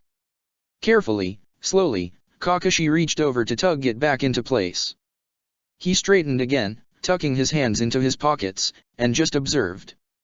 Sharp angles defined Tsunade's face, her specialized hench stealing only years, not hunger, or the wear of war. But though her face appeared young and timeless, her eyes betrayed her age. Fatigue darkened her eyes and though she stared ahead she did not see. We're halfway there, he said quietly. We're halfway home. Words had never been enough to drag Tsunade from wherever her mind had trapped her, and today was no exception. Would Tsunade have gone ahead with the exposure therapy if she knew that this was the price for ridding herself of her hemophobia? Did she regret it? Kakashi did. Kakashi delivered her the Sandame's last words, those naming her as his rightful successor. Kakashi was the one who dragged her out of her life, who pressed her to be the leader of an army she didn't want, who charged her to lead the village that caused her immeasurable bitterness and grief. She was the fulcrum of Hanabiha's existence. Without her, they had no legitimate challenge to Konoha's leadership. And so, because Konoha was his home and Kakashi loved it selfishly, he gave Tsunade the weight of its future. And it broke her, just a little. It's nice out today, Kakashi told her, glancing out the windows. The sun is up, and there's only a little mist up in the higher training grounds. We never had that in Konoha. It looks cold, but the sky is clear. Kakashi ran out of words quickly. He had never been one for talking much. He watched the village outside, the bare, spindly branches of the trees outside jutting up into the blue, and let the quiet lie unbroken. Tsunade never stirred save for the rise and fall of her chest. Kakashi sighed silently, nudged her water glass just a little closer, and crossed the room to the adjoining door. Commander, he greeted, closing the door behind him. Shikaku sent the ceiling a silent plea for patience. What do you want? He muttered, slumping forward over his desk. The surface was buried in paperwork, scrolls, scraps of paper, maps, and as Kakashi watched, a pen rolled into its depths and disappeared. Kakashi grimaced sympathetically. What's all that? Reports. Yeah, Shikaku confirmed. I'm reviewing reports and also working on determining the timeline to start moving on Konoha. Early start, Kakashi noted. Anything you need from the mainland? Shikaku eyed him knowingly. You have to go. Kakashi agreed. It's been nearly a week, he'll know that the situation here is stable. He'll be expecting me. You've promised a steep price, haven't you? Again, it wasn't a question. Shikaku scrubbed a hand down his face, tossing his pen on top of the reports. His eyes followed Kakashi, dark and sharp and a little too knowing. I should be back within 2 weeks, Kakashi said instead of answering. Send a hawk if something comes up. Take care of this place. Not to worry, Shikaku said, a sardonic twist in his voice. Shiranui will guard Tsunade-sama and Momoky'll watch the children. Kakashi rolled his eyes. I'm so comforted. We'll all be fine, kid, Shikaku said, slouching back against the table. Relax. Enjoy the break. I'll let Tsunade-sama know you left when she recovers. Kakashi raised a hand in a lazy salute before tugging his cat mask down and strolling out. Despite the restored lighting, shadows draped the hallways. He slipped between patches of darkness, skirting the glow from the classroom windows and doors. He turned the corner. 3 Guntai genin juggled kunao between themselves lazily, the light winking off the blades as they arched across the width of the hallway. Better than camping outside, one drawled, flipping a blade end over end to his teammate.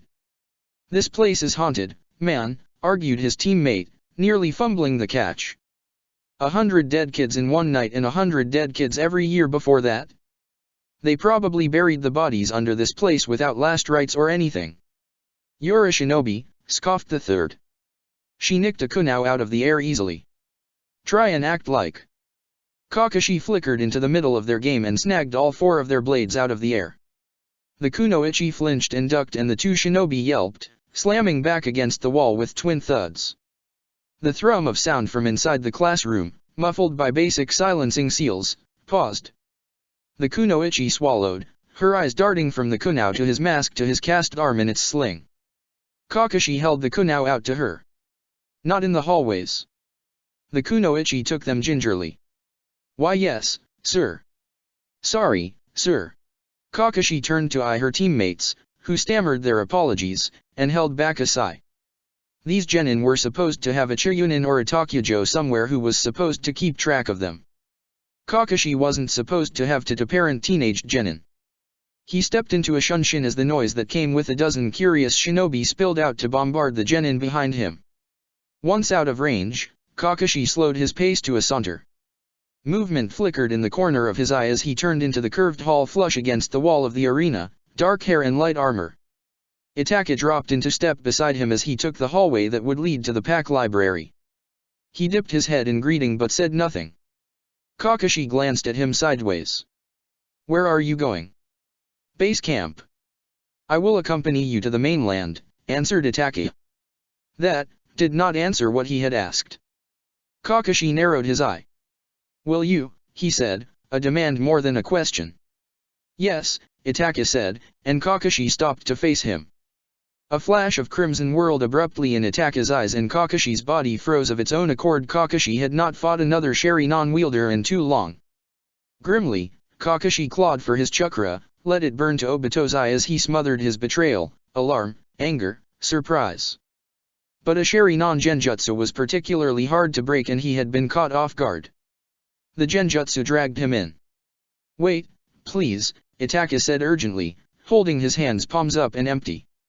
The halls of the academy had vanished around them, leaving them standing on stone ground shrouded by mist.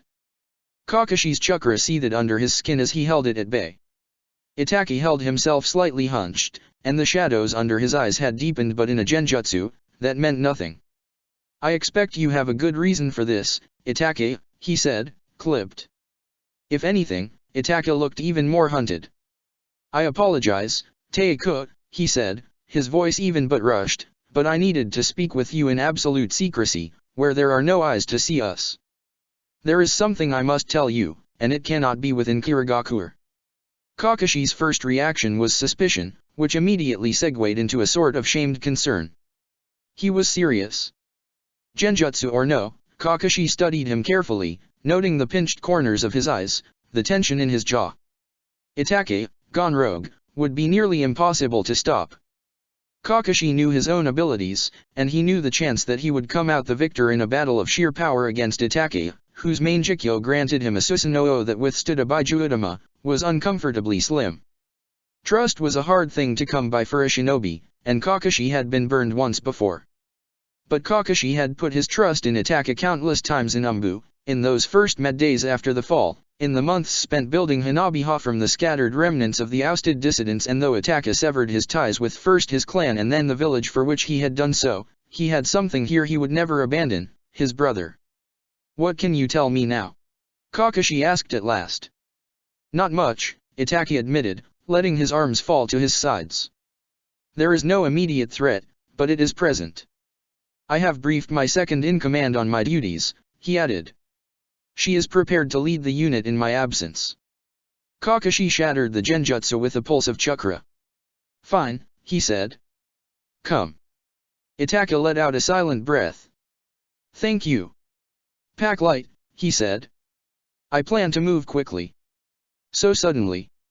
Shisui narrowed his eye. Kakashi swiped a bloody thumb over the row of seals on his storage scroll, watching the stacks of spare kunao and shuriken appear one by one. "The situation here is stable, but we haven't received reliable intel from the mainland for many months. You reported that communication with your operatives outside of Kiri's oceans has been inconsistent." He ducked out of his sling, tossing it to the side. "Yeah," said Shisui, drumming his fingers on the table he perched on. He shot Kakashi's discarded sling a nasty glare. "Before Hooky left, he told me the majority of operatives outside Kiri had inactivated until the war ended. They need the order to reactivate afterwards. Can't intercept communication implicating Hanaha in the Kiri civil war if there is none. And you don't have immediate plans to send the order," said Kakashi, sealing his weapons away methodically. "Well, no," Shisui admitted. "The protocol is verification in person, it's a 5-step process. I figured I'd go when I finished sorting out the situation here. The intelligence community is kind of a mess, my operatives are all over the place. I'll do it. I have sources outside the Hanaha network to check in with as well, and you're needed here," said Kakashi, sweeping the scroll back into a tight roll. And you're not?" Shisui asked incredulously. "You and Zabuza will have things well in hand," Kakashi said, sliding his katana out of its sheath. He examined the blade, flipping it over to check for imperfections, before slipping it back in with a quiet snick. "There's going to be a quiet period here while everyone licks their wounds. It'll be like babysitting the kids, but with several thousand restless genin. You're really going to leave me here with Itachi and Zabuza to babysit an entire army?" Shisui demanded. "Does that sound like the best idea to you?" "Itachi's coming with me, actually," Kakashi said dryly, "so it's more like just you and Zabuza." Shisui's face wiped abruptly blank. "Itachi's going with you?" "I'm surprised he didn't tell you," Kakashi said, his voice mild, turning to meet his eye. Shisui was Itachi's closest confidant, the one who understood Itachi as much as anyone could. Kakashi's chakra roiled uneasily in his chest, and he turned away to hide it in the guise of sealing a stack of reports into a scroll. "So that's why he's in there letting the kids climb all over him," Shisui said, the words coming slow and uncertain. Kakashi hummed noncommittally and flipped his katana up over his shoulder and into its harness. "And Zabuza?"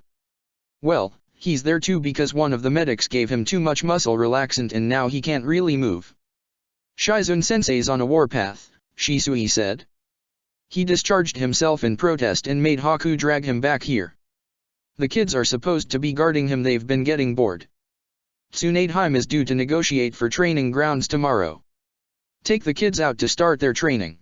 Kakashi's Konoha-issued armor sat comfortably on his shoulders, pale against his old faded blacks, and he felt more himself than he ever had in Kiri's bulky uniforms. He adjusted his bracer and snagged his sling as an afterthought as he ducked out of the room. "Hi," said Shisui, hopping down from the table to follow, and nearly crashed into Kakashi's back when he stopped abruptly. "Ma, Itachi," Kakashi said. Itachi looked up. Itachi looked up from behind the rather sizable fire burning merrily in a large cauldron in the center of the room. Suzuki beamed. He held a tomato on a skewer over the flames, conspicuous among the rest of the pack's marshmallows jockeying for space. Smoke curled up to the ceiling, crawling out between the door and the door frame. Naruto's marshmallow had caught fire, but he didn't seem to notice. Fire on cardboard, cousin, in a library. Shisui raised an amused eyebrow at Itachi, who shrugged elegantly. This is very irresponsible, Kakashi said, eyeing the mess of white fluff, chocolate, and crackers scattered on the loose cardboard laid down almost like an afterthought. Haku, you should know better. Temeri's eyes widened, but Haku smiled angelically. I'm sorry, Kakashi-san. I assumed Zabuza-san would stop us if it was something we shouldn't do. The hell, kid? Zabuza grumped, one arm thrown over his eyes as he sprawled flat on the floor. I'm a fucking invalid. Uchiha's the supervising adult. Itachi-sensei is not an adult, Sai pointed out. Beside him, Gaara drew his skewer back and gnawed his marshmallow gravely.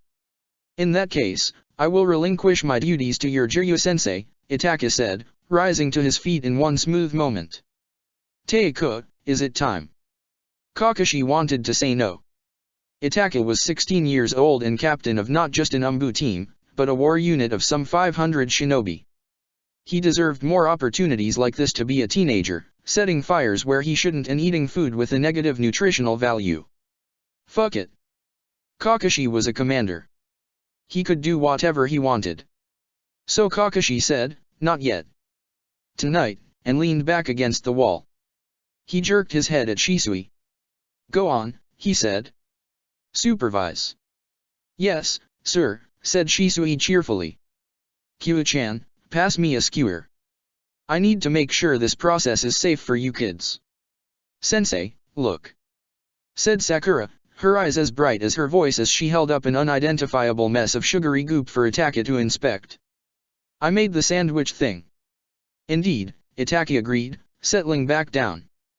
Perhaps I will make one as well. I don't know how you can eat that, Sasuke said, wrinkling his nose. It's got to be like 99% sugar. It's disgusting. You're eating a vegetable because you like it, Naruto argued, nearly planting his charred marshmallow in an unruffled Gaara's face as he gestured. You're weird. Tomatoes are actually a kind of fruit, Sasuke sniffed with great dignity. Would you like some chocolate with that? Sai offered. This one is supposed to be less sweet. Temeri recoiled. No, Haki, she said, intercepting the chocolate. There had been no danger, Sasuke had frozen with disgust painted across his face. I read that chocolate pairs well with fruits, Sai said blankly. Is this information incorrect? When the fruit is a tomato, it does not, said Sakura empathetically. Niji plucked Hinata's skewer out of her hands, replacing her black-spotted, uneven lump with his own perfectly toasted marshmallow. He bit into it vengefully, ignoring Hinata's hesitant attempts to switch them back. Naruto's goopy chunk of coal dropped onto the cardboard, and flames sprang up with his muffled yelp. Shisui lunged for it, nudging Sasuke back when he jerked too close to the cauldron, but Haku was faster. He blasted a handful of ice, burying the fire in a layer of frost and showering Naruto in bits of ice crystal. Looks dangerous, Kakashi observed. Not to worry, said Shisui, neatly catching his dropped skewer before it hit the ground. This has been an emergency preparedness drill. He paused. We passed. More marshmallows. Temeri said cheerfully, tossing a bag across to Niji. The gaping hole torn in the plastic rained soft candies down into Gaara and Naruto's hair, though Sai managed to duck out of the way, and Niji plucked it out of the air. With an air of tolerance more than resentment, Niji impaled a marshmallow on a fresh skewer and handed it to Hinata. Haku reached over to take the bag next, trading a wrapped bar of chocolate for it. Me, Naruto demanded, reaching sticky hands for the chocolate. Haku passed him a stack of 3, and Naruto crowed. Kakashi shrugged back into his sling to let the ache in his arm abate, indulging himself in this fleeting moment of contentment. The kids' faces practically glowed, open and truly carefree for the first time since perhaps the winter in Sans Forest. Even Temeri, who worried over the rest as though they were all her younger siblings, even Sai, who fixated on objectives and calculations every waking moment of his day. Even Shisui and Itachi, who each carried the weight and the hope of Hanaha despite their youth and the horrors they had survived. Hey, take. You squirrel Konoha sap. You soft tree-hugging bastard. It was like Zabuza could smell emotion and was allergic to anything that wasn't bloodlust. Kakashi glanced down. You're calling me names. When you're in that kind of condition. Doesn't sound smart. You won't do shit to me, the Yukiana'd take your head off, Zabuza said, hauling himself up to slump against Kakashi's wall, but his narrowed eyes betrayed his uncertainty. Kakashi smiled brightly. Are you sure? Zabuza paused. He considered. He retreated. I'm on a lot of fucking drugs. Kakashi reached down to pat his head absently, ignoring the irritated floppy-limbed swat Zabuza aimed at him. That you are, he agreed. For a long pause, the two of them just watched the makeshift campfire. Zabuza said, "I've gotten the shit kicked out of me if I even touched sugary crap like that." Kakashi slid a sideways glance at him. Sounds like you had a shit sensei. Or handler, if that's what you called them. Kiri had no idea what the fuck to do with me, Zabuza drawled, just a slight slur in his words to suggest he might not be in complete control of his facilities. Fucking upstart mongrel who massacred high-caste kids with the low caste. Kept me in the academy half the time to finish book learning and gave me to a jounin handler the rest of the time. Senta Kiao was my first handler and the only one I ever called sensei. He bared his teeth in an entirely humorless smile. I learned better, after that. What did you call the others? Asshole. Kakashi snorted. Zabuza's grin turned into something a little more genuine. Gaara solemnly gave Sai a smashed cracker smothered in marshmallow fluff, who examined it as if he didn't know what he could possibly do with it. Sasuke nibbled on his third or possibly seventh tomato, leaning in to attack his side. White fluff clung to Ataka's hair and melted chocolate dotted his armor. Haku can eat all the fucking candy he wants, Zabuza said absently. Long as he stays alive and does his job, he can do whatever the fuck he wants. Kakashi watched Haku smear a streak of chocolate across his face as he wiped his mouth and ducked his head to hide an embarrassed smile when Temari laughed at him. What if he wants to stop, he said quietly. What if he doesn't want to be a shinobi anymore? That'll never happen, said Zabuza, with cold certainty and the faintest shadow of regret. Kid hates killing hell, he hates fighting but he can't help but protect. He'll never stand back with someone else in danger. He's a fucking shinobi. That was the problem. They were all fucking shinobi. Kakashi sighed silently. Hey, he said, nudging Zabuza with his foot. Get me a chocolate marshmallow thing. Zabuza rolled his eyeballs up to glare at Kakashi. How long are you going to be gone? Sasuke asked in a small voice.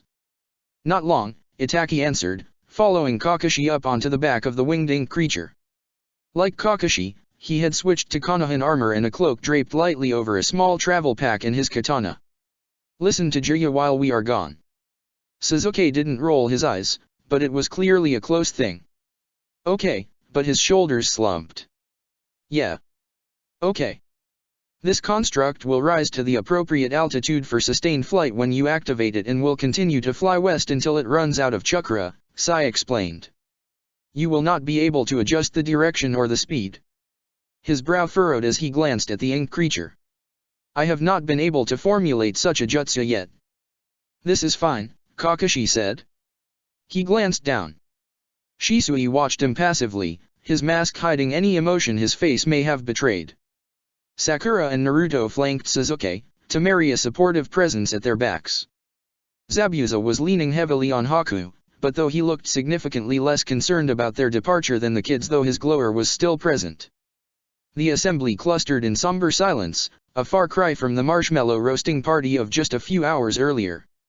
Oh, kids, said Kakashi, half turning. Your 3 days starts now.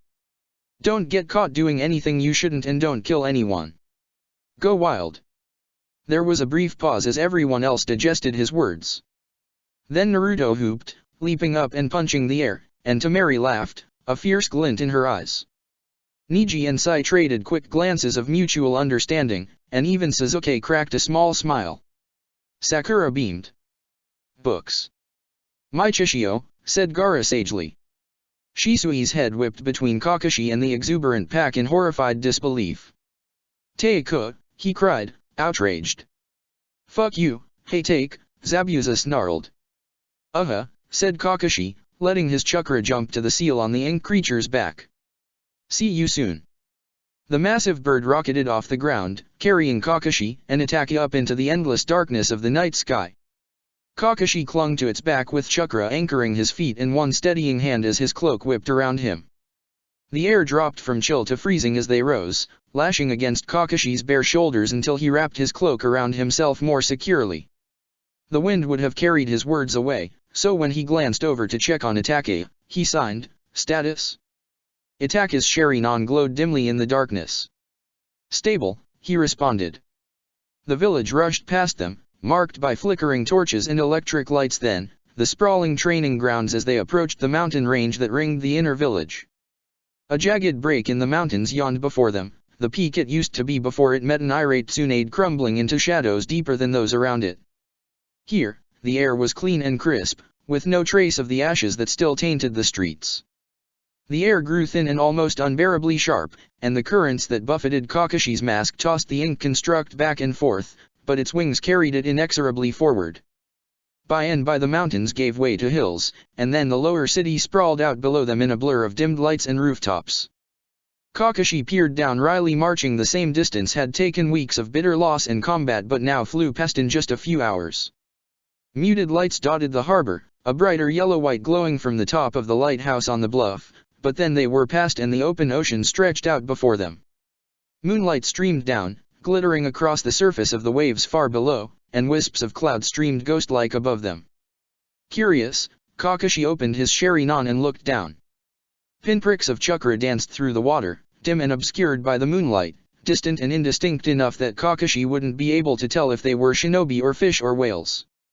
He closed the eye again, letting the greedy pull of chakra fade to its usual gentle tug, and pulled back his hand to crouch upright on the construct's back. The creature boasted angled, elongated wings and a forked tail rather than the raptor's broad, straight wings and fan-like tail that Sai normally painted into existence for reconnaissance or combat. Kakashi expected Sai must have spent long days studying seabirds to create this one, designed for distance travel. In Konoha, recruiters scouted a particular kind of child for the Umbu trainee program even before entrance to the Shinobi Academy. The ideal candidate was intuitive, naturally gifted, of a calm and consistent temperament, and an orphan. Uzuki Uegaoh, from Kakashi's old team, had been one of the best products of the program, barely 13 at the time of her graduation and induction. Sai, had the events of the fall not taken him out of Konoha, could have followed in her footsteps. Sai hadn't had formal training beyond the 2 or 3 years in the trainee program, but he'd led his team on long-term scouting and infiltration missions. He had no one to teach him his ink jutsu, but his constructs had only grown in size and capability. He experimented and learned and created, all so quietly that the brilliance of his achievements went unremarked. It was a kind of genius that was understated to Kakashi and Itachi's much flashier careers. However, Sai was also an 11-year-old producing experimental jutsu that he himself did not know the limits of, so the ink bird vanished beneath their feet in a puff of smoke and dumped them several thousand meters from the ocean surface without warning. The buffeting air currents ripped away Kakashi's first attempts at a controlled drop, sending him plummeting through the air in an undignified tumble. He caught a glimpse of Itachi, dark cloak, and pale armor, before the wind ripped him away again. Wind-natured chakra was the most elusive nature type for Kakashi, but he reached for it anyways, wrestling it beneath him with his free hand to slow his fall. The ocean rushed up far faster than he expected in the blur of darkness, and instead of landing on the surface, Kakashi crashed straight through and plunged into the icy water. The shock from the cold and the impact knocked the breath out of his lungs, and Kakashi forcibly blocked his throat against the instinctive inhale. He held himself still, let the undercurrents push him about as they pleased until he caught the glimmer of moonlight and propelled himself towards the surface. Itachi was already crouched on the surface a dozen paces away when Kakashi hauled himself out, both his hair and cloak drenched and droplets glimmering on the porcelain of his mask. Steam rose from his shoulders from the chakra warming him, and Kakashi shook his hair out before following suit. The bandana over his hair dropped into the water with a sad plop, vanishing rapidly beneath the waves. "Teiku," Itachi greeted, the barest suggestion of a shiver threading his voice. Kakashi tilted his head inquiringly. While flight is an efficient method of transport, the dismount is rather unpredictable. Kakashi hummed agreement as his chakra stirred sluggishly beneath his skin, unable to trust his voice to hold steady. The ocean bobbed them both up and down, dripping moonlight and salt-sticky seawater and buffeted by Kiri's winter winds. Approximate location, he asked, once his chakra had chased the chill away enough that his clothes felt only uncomfortably wet and not about to freeze solid. 2436, exact sector unknown, Itaki answered. The crimson in his eyes glowed and blinked out. We are approximately 180 clicks east of the southern tip of Uzunokuni. I can send my summons to find the nearest island if we are to stop for the night. Do it, Kakashi agreed immediately. He frowned down at his mostly unbroken arm and tipped water out of the sling. He would have to cut the cast off, now that it had gotten completely and irreparably soaked, but he was loath to do so atop these unpredictable waters. At Kakashi's back, the golden suggestion of dawn probed at the deep blue-black of the night sky. With a burst of chakra and the rush of something not of this world, a swirl of black wings and feathers spilled into the air between them, and one of the crows alighted on Itaka's shoulders as the rest of its flock wheeled into the fading night. You remember Kombu? Itaka said politely, and the crow bobbed its head in greeting. Aye, responded Kakashi, rising to his feet. Your help is appreciated, Kombu. Kombu croaked deep in his throat, pleased, and fluffed his chest feathers. Then he turned to tease the tangles from Itaka's hair with his beak, which Itaka bore with patient stoicism. The rest of the crows winged back one by one, taking up residence on Itaka's free shoulder, upraised forearm, and then Kakashi's shoulders, chirping and rattling their discoveries. Itaka listened to their reports quietly and said, there is a small island, 10 clicks at 12 degrees north of due west, uninhabited. It should serve our purposes. Kakashi nodded, conscious of the birds huddling on either side of his face. Lead the way, he said. The flock of crows did not disperse, but glided alongside them as the glow of dawn crept slowly over the horizon.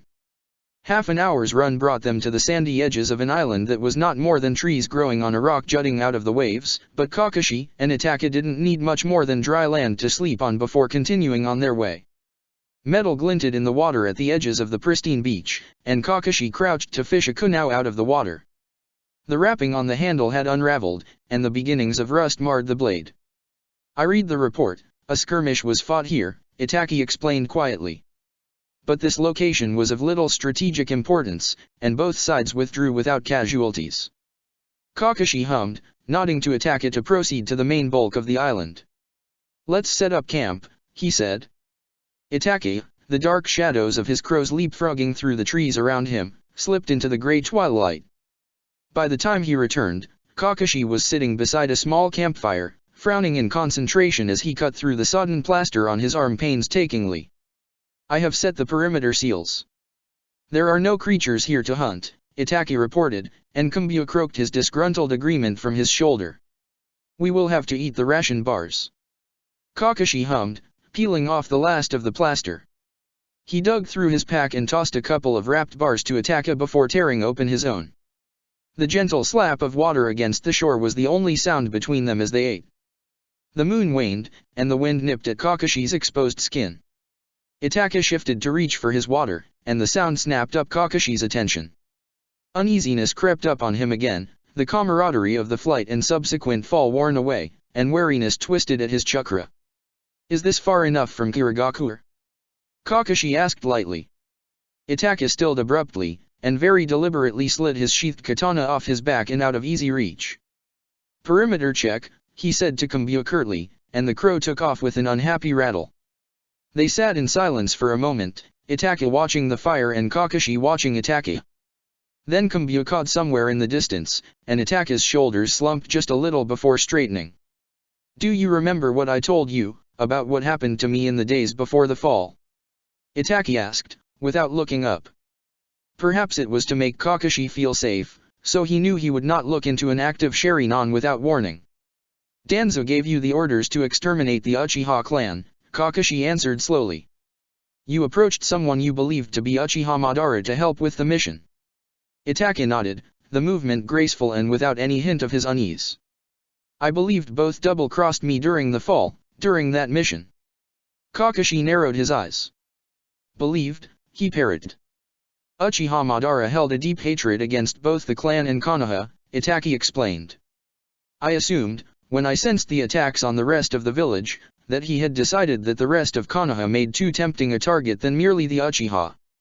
I was meant to leave with him after the completion of the mission, but given the deviation from the agreed, I did not seek him out again.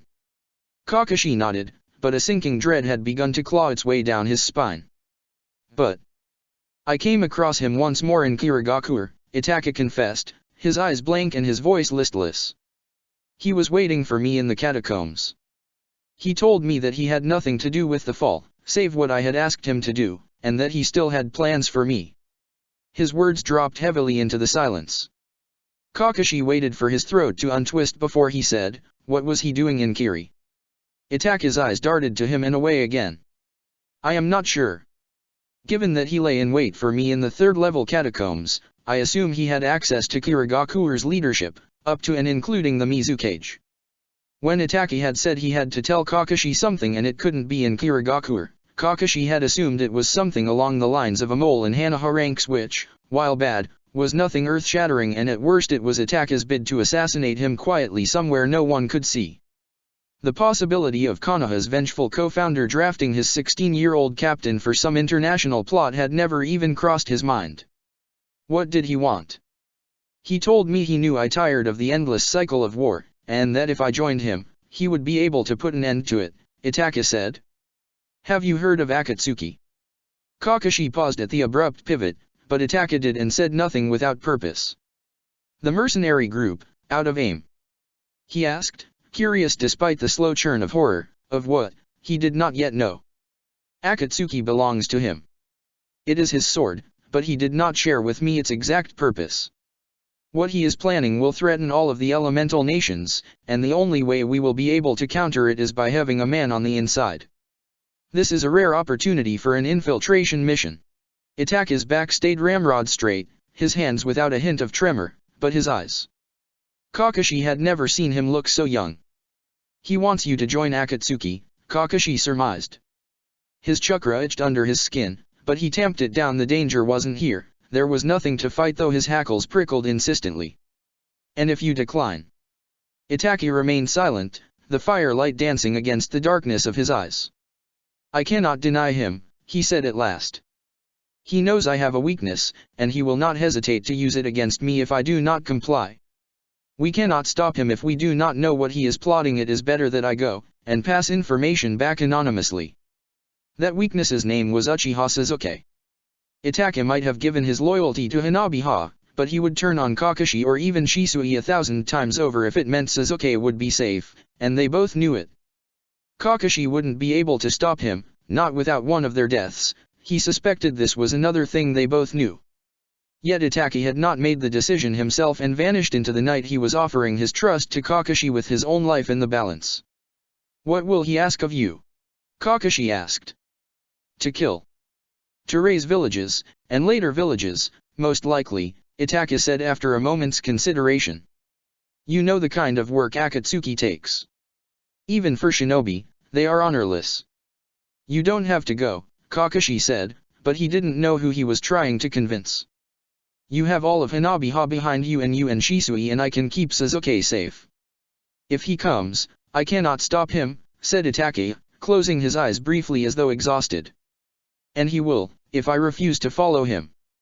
He may only be one man, but Hanabiha is still too delicate to survive his displeasure. He paused.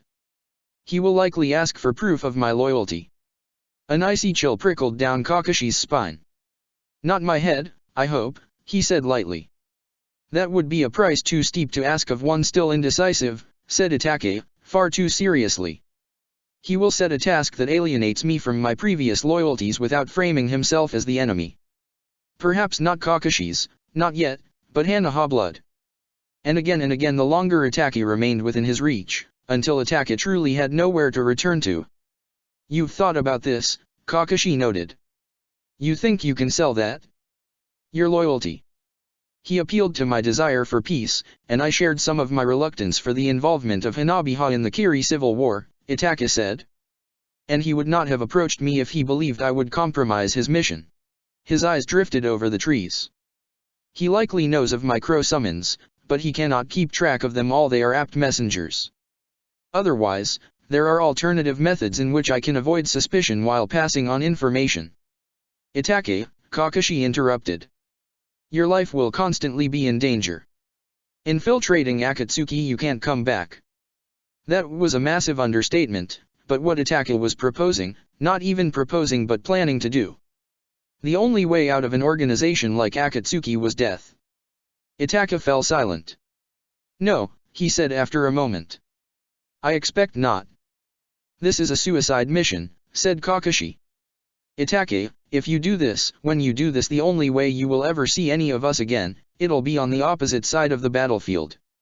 Even Sasuke. Itake glanced up at Kakashi, his eyes open and vulnerable. I entrust his safety to you, he said softly.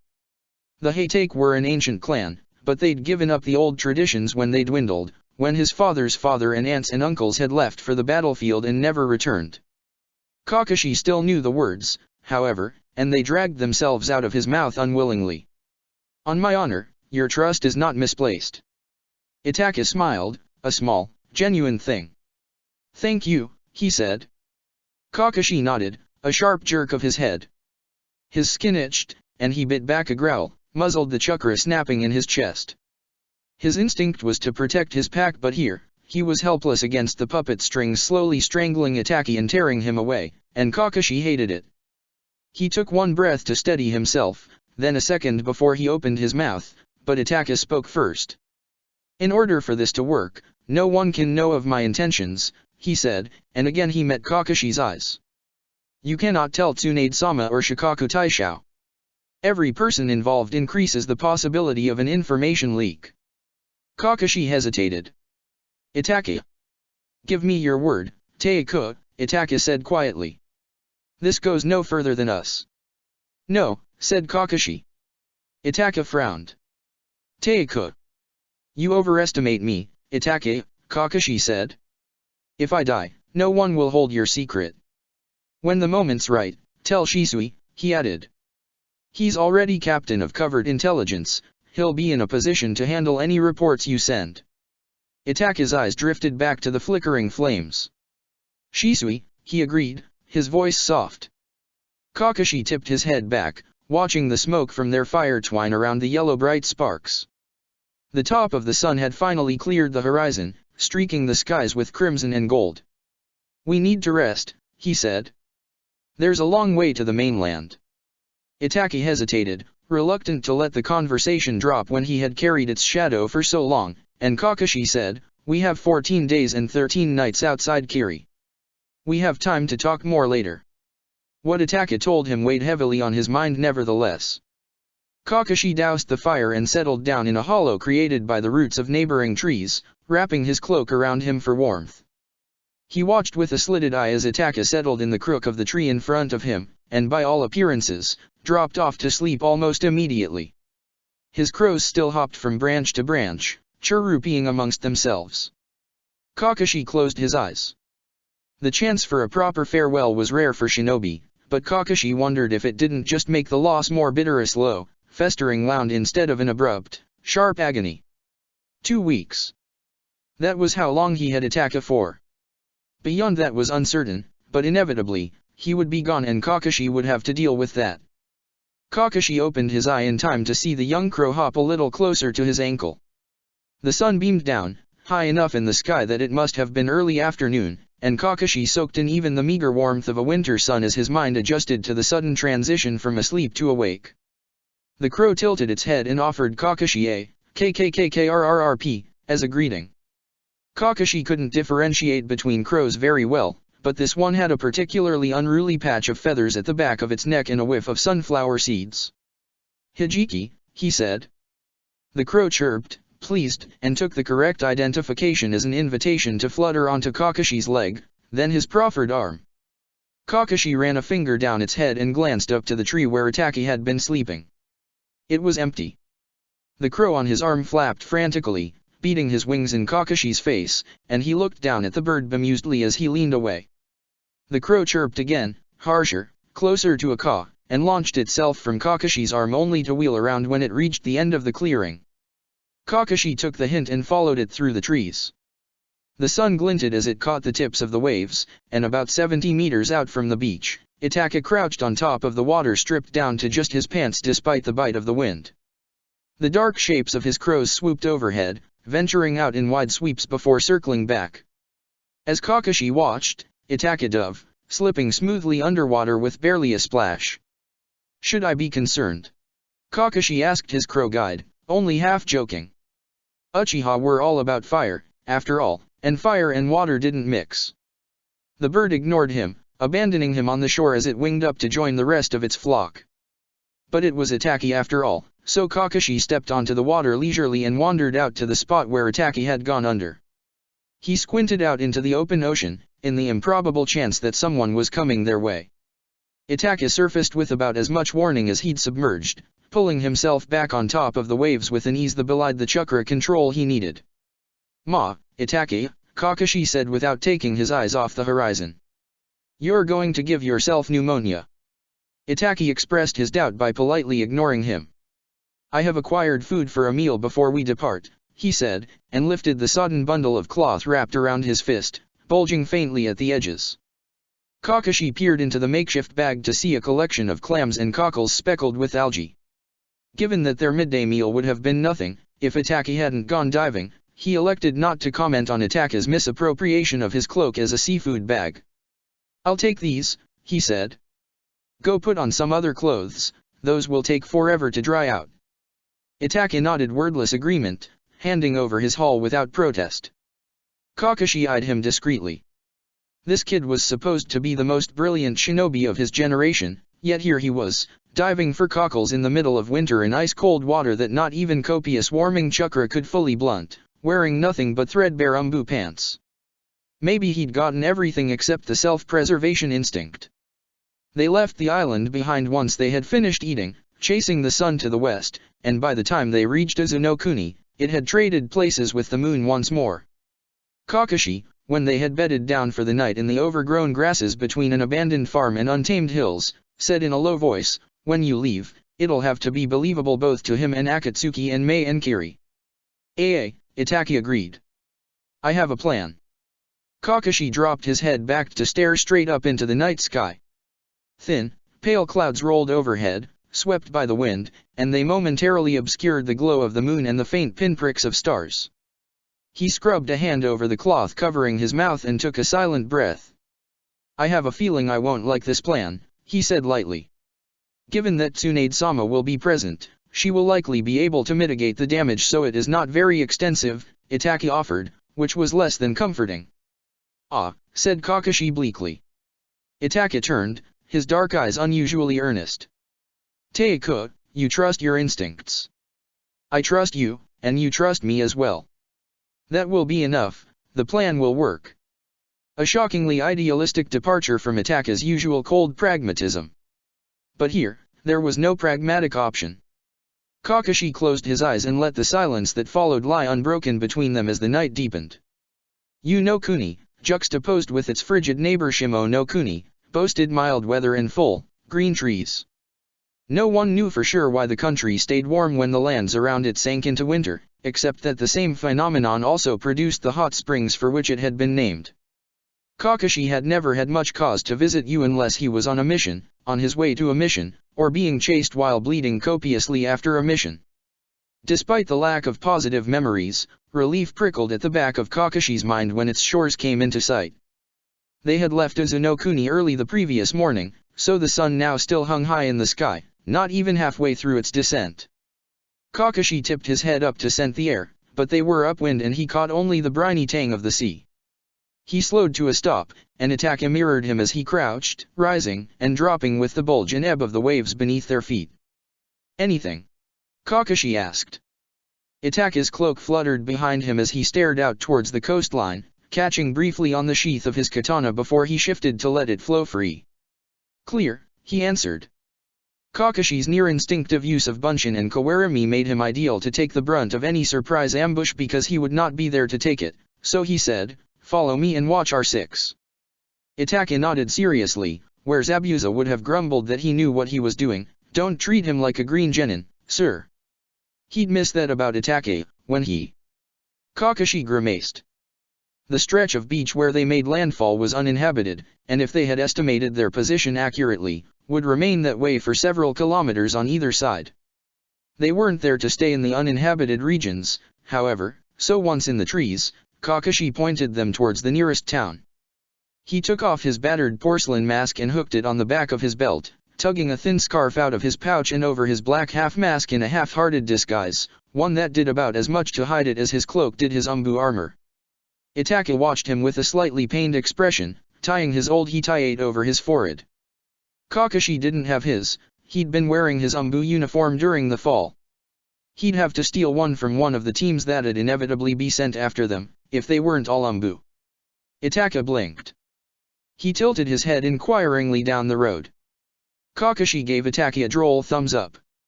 The weather was jarringly mild. Kakashi set a pace between ambling and purposeful, enjoying the warm breeze that brushed his face and lifted the edges of his cloak.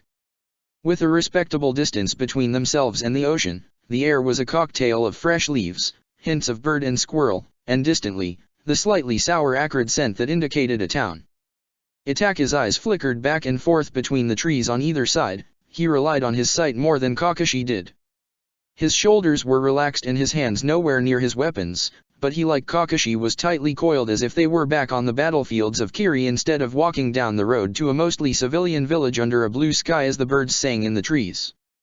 The immediate fear of the first person they encountered 3 clicks from the town, a stooped older man in a well-worn but well-kept yukata and wide-brimmed straw hat, was a much more familiar, almost comforting sight. He clutched the straps of his pack with white-knuckled hands, skirting to the far side of the path as Kakashi and Itachi passed.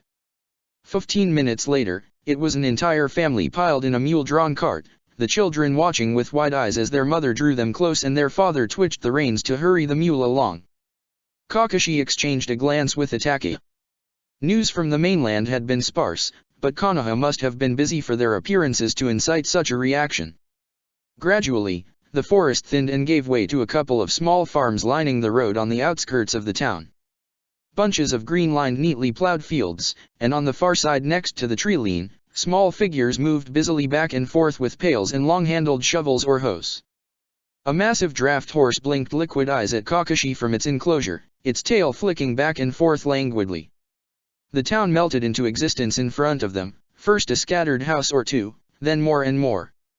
Homegrown food carts followed, then food stalls and stands in actual restaurants. The sight was almost bizarre in its sheer lack of destruction. The first onsen appeared somewhere between the middle of the food carts and the beginning of the food stalls, and from there on they popped up like weeds, sandwiched between restaurants and bars and grocery stores alike. Normally, Kakashi would be all for a nice warm soak after a long, cold journey, but after nearly a year in Kirigakure, he'd rather not spend more time than he needed to in water. As they walked, the sparse crowds around them muted, heads turning as the townspeople paused in their business to watch the pair go by. Kakashi kept his face blank and his stare ahead, but the atmosphere of uneasiness and fear only thickened as they continued towards the center of the town. The attention wasn't dangerous. Kakashi and Itachi were here to be noticed, to some extent, but warned that the peace here could not be entirely true. Itachi made a low voice in his throat, and when Kakashi glanced over, he nodded at an inn further down the street. Kakashi eyed the buildings around it: restaurant, housing unit, multiple escape routes and doors in the alleys on either side, and nodded agreement. The sun had just brushed the tops of the trees as Kakashi nudged his way through the inn's front door. The young woman at the front desk looked up with a cheerful smile and greeted, "Welcome to," before she registered what they were wearing and trailed off, her eyes wide. She clutched the edge of the desk, frozen as Kakashi and Itachi approached. "1 room," said Kakashi, pitching his voice low. "2 beds." The woman swallowed, her eyes darting between them, but she didn't release her death grip on her desk. Kakashi glanced at Itachi, who was standing at his side in his unconsciously predatory manner. Itachi frowned back slightly, a question in his eyes, and Kakashi tipped his chin a little to the side. Obligingly, Itachi stepped backwards, turning away and tucking his hands behind his back as he examined the rest of the room. Kakashi turned back to the receptionist. "1 room, please," he repeated. "Corner room, if you have it." The woman dragged her eyes away from him long enough to glance down at the record book in front of her before flickering back up nervously. She reached under the table and brought out a key, offering it to Kakashi but setting it on the desk when her hand shook. Room 7, 3rd floor, she managed. Projecting his movements, Kakashi took the key slowly, but she flinched anyways. How much? He asked. The woman shook her head. No charge, she whispered. How much? Kakashi repeated, a little gentler, but the woman didn't answer, her lips pressed into a bloodless line. Kakashi reached into his cloak, ignoring the way the woman jerked backwards nearly into the wall. 800 Ryu, he said, setting a stack of bills on the table in front of her. Itaka slipped to his side as he turned and left the young woman behind in favor of the stairs. You are right to be wary, Itaka told the receptionist. The next shinobi to come, even those wearing this symbol, will be far more callous. You scared her, Kakashi noted mildly, in the cover of the stairwell. As did you, Itaka pointed out. However, I thought it needlessly cruel for her to expect such restraint from the next shinobi patrons. Her fear may keep her alive. Floor 3, room 7, said Kakashi in lieu of replying. 4 doors lined either side of the hallway, and a window set in the wall at the far end let the setting sun spill across the floor. A wooden plaque bearing the number 7 adorned the door directly to its right. Kakashi waited for Itaka to step a pace to the side and 2 back before unlocking the door and pushing it open in one smooth movement. He glanced in warily, taking in the corner of a bed, a low table pressed against the wall, and another door hung slightly ajar, presumably the bathroom. Clear. 1 door, closed. Kakashi said. Clear, Itaka echoed. Closed window, closed wardrobe. He advanced, one arm lifted at his side in readiness for a fast katana draw. The war had ruined them. If they were clearing a rented room in a sleepy UN like they would a trapped and warded outpost in Kiri. Kakashi slipped in after Itaka, keeping an eye on the bathroom door as Itaka investigated the wardrobe and the beds. He turned and gave Kakashi a nod, and Kakashi swung open the bathroom door cautiously. Toilet, sink, shoriad, drain in the middle of a sloped floor. The most threatening things there were the aggressively curved faucet handles. Kakashi gave them a second narrow-eyed stare before telling Itaka, all clear. Window bed is mine, he added. Itaka blinked his reproach but swept his cloak off and onto the other bed without protest. Pick something for dinner, Kakashi offered magnanimously, shrugging out of the harness for his katana and taking a seat on the bed. It creaked under his weight, but Kakashi ran an exploratory hand over its surface without encountering any major dips or bumps. He inhaled impulsively and instantly regretted it when the cloying mustiness of dust shot up his nose.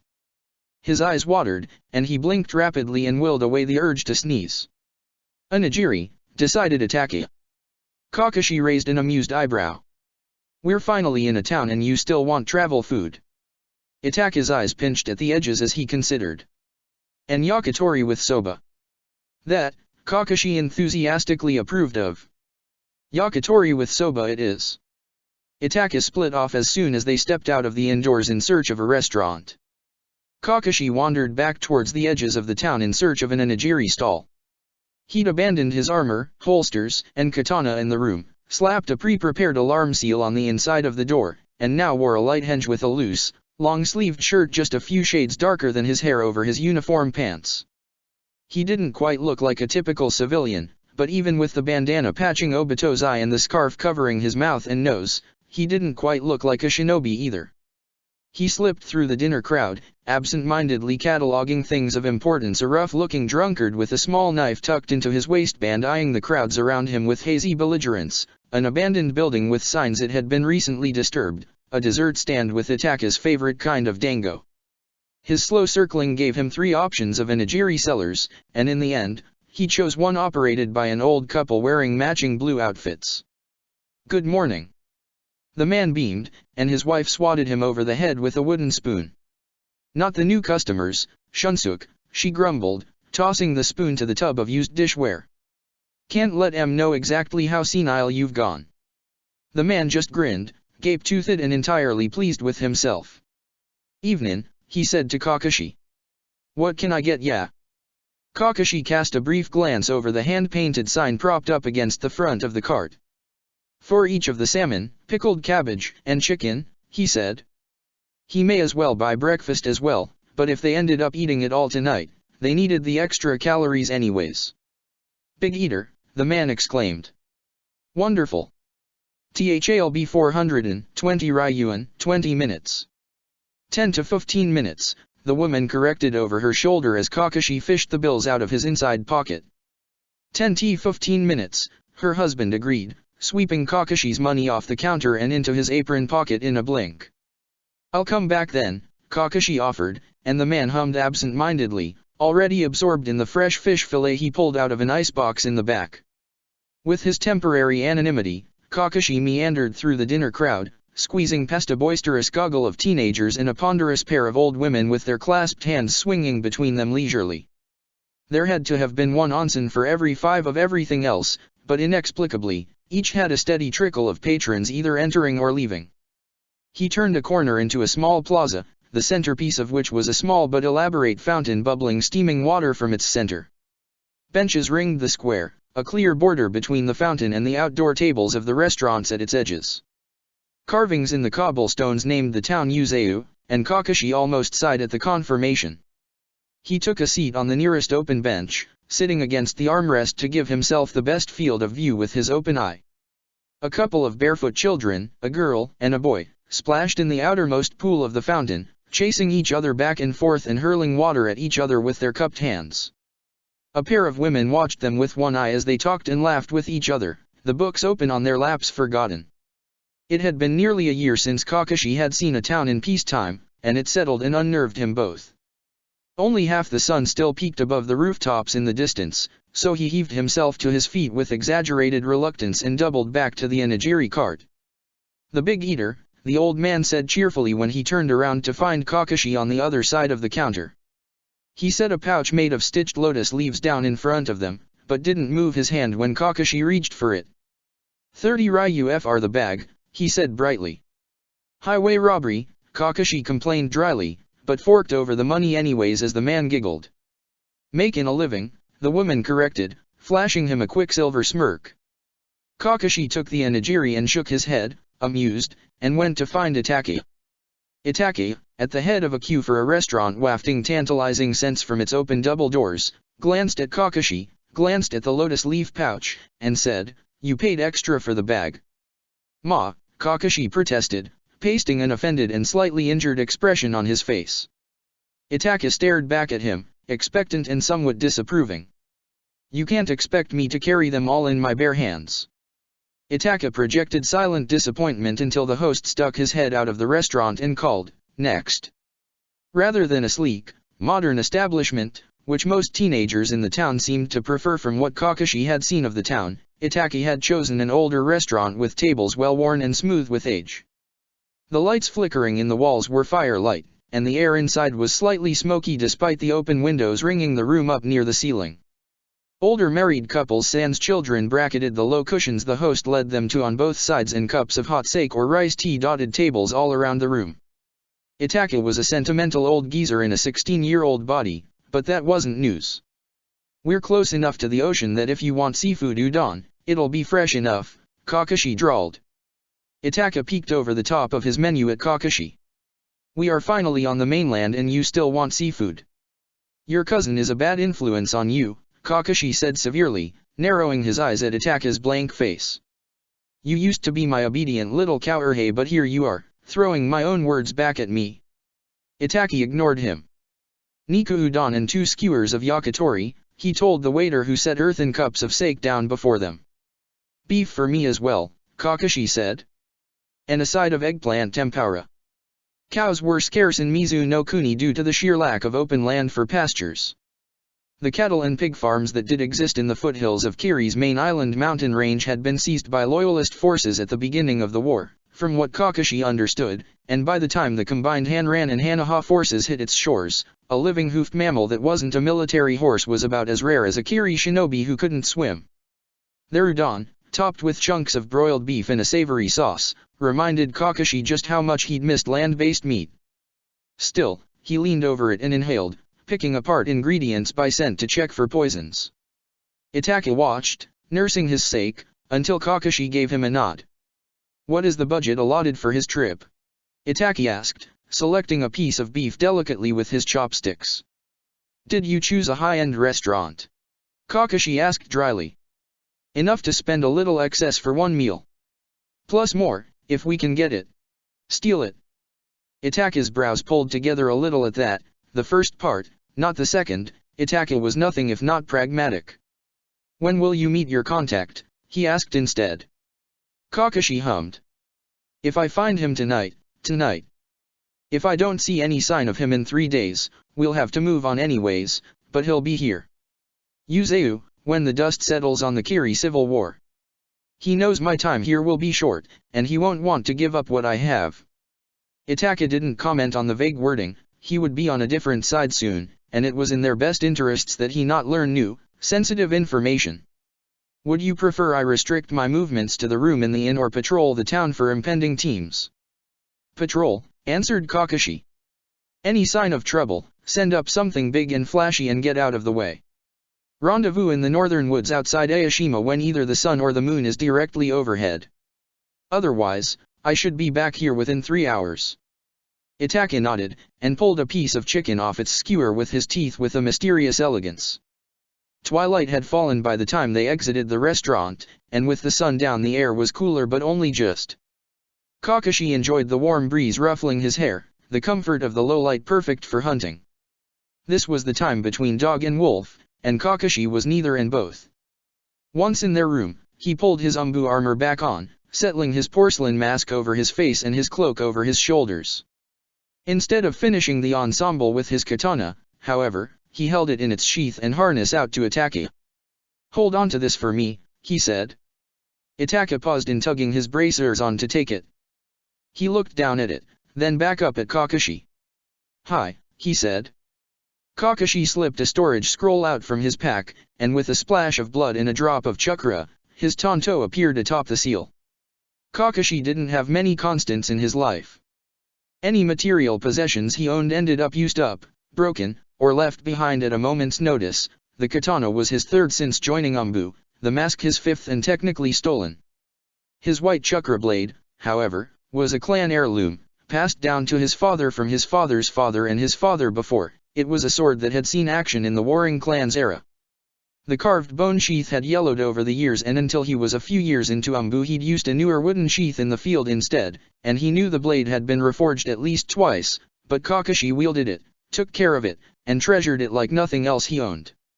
Itake's eyes locked on the blade and he nodded understanding, but Kakashi knew he didn't, not really. He hooked the sheathed blade into his belt and waited for Itake to finish armoring. The two katana sheaths crossed at Itake's back, the hilts protruding even when he tugged his cloak over his shoulders. "I will go first," Itake said, standing. "Don't scare the civilians too badly," said Kakashi wryly. He opened the window and waved Itake out with a polite, "After you." Itake had been pretty damned eager to come on this little trip, considering that it was 2 weeks away from Sasuke when he had precious little time left, but that was necessity more than desire. Kakashi, too, had been eager to return to the mainland both for necessity and for his own desire to set foot on home ground once more, save one caveat, meeting this contact. Kakashi was a shinobi and a commanding officer, so he bit down on his reluctance and the metaphorical bullet and dropped out the window once he could no longer see Itake's retreating back.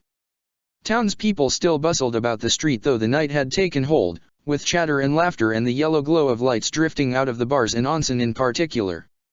This was the heart of any town's nightlife, and most of Kakashi's experience of these were mission-related given that while he had legally been an adult at age 5 when he made genin, no one had particularly wanted to serve alcohol to a kid shorter than the barstools.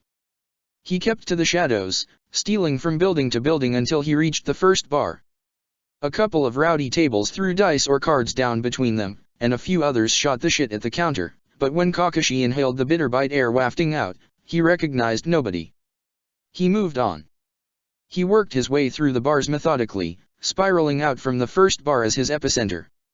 A trendy bar full of giggling girls his age and gigglier boys his age he ruled out almost on first sight, but glanced into anyways. A seedy dive with tables so sticky Kakashi could practically taste it warranted a second look, but only briefly.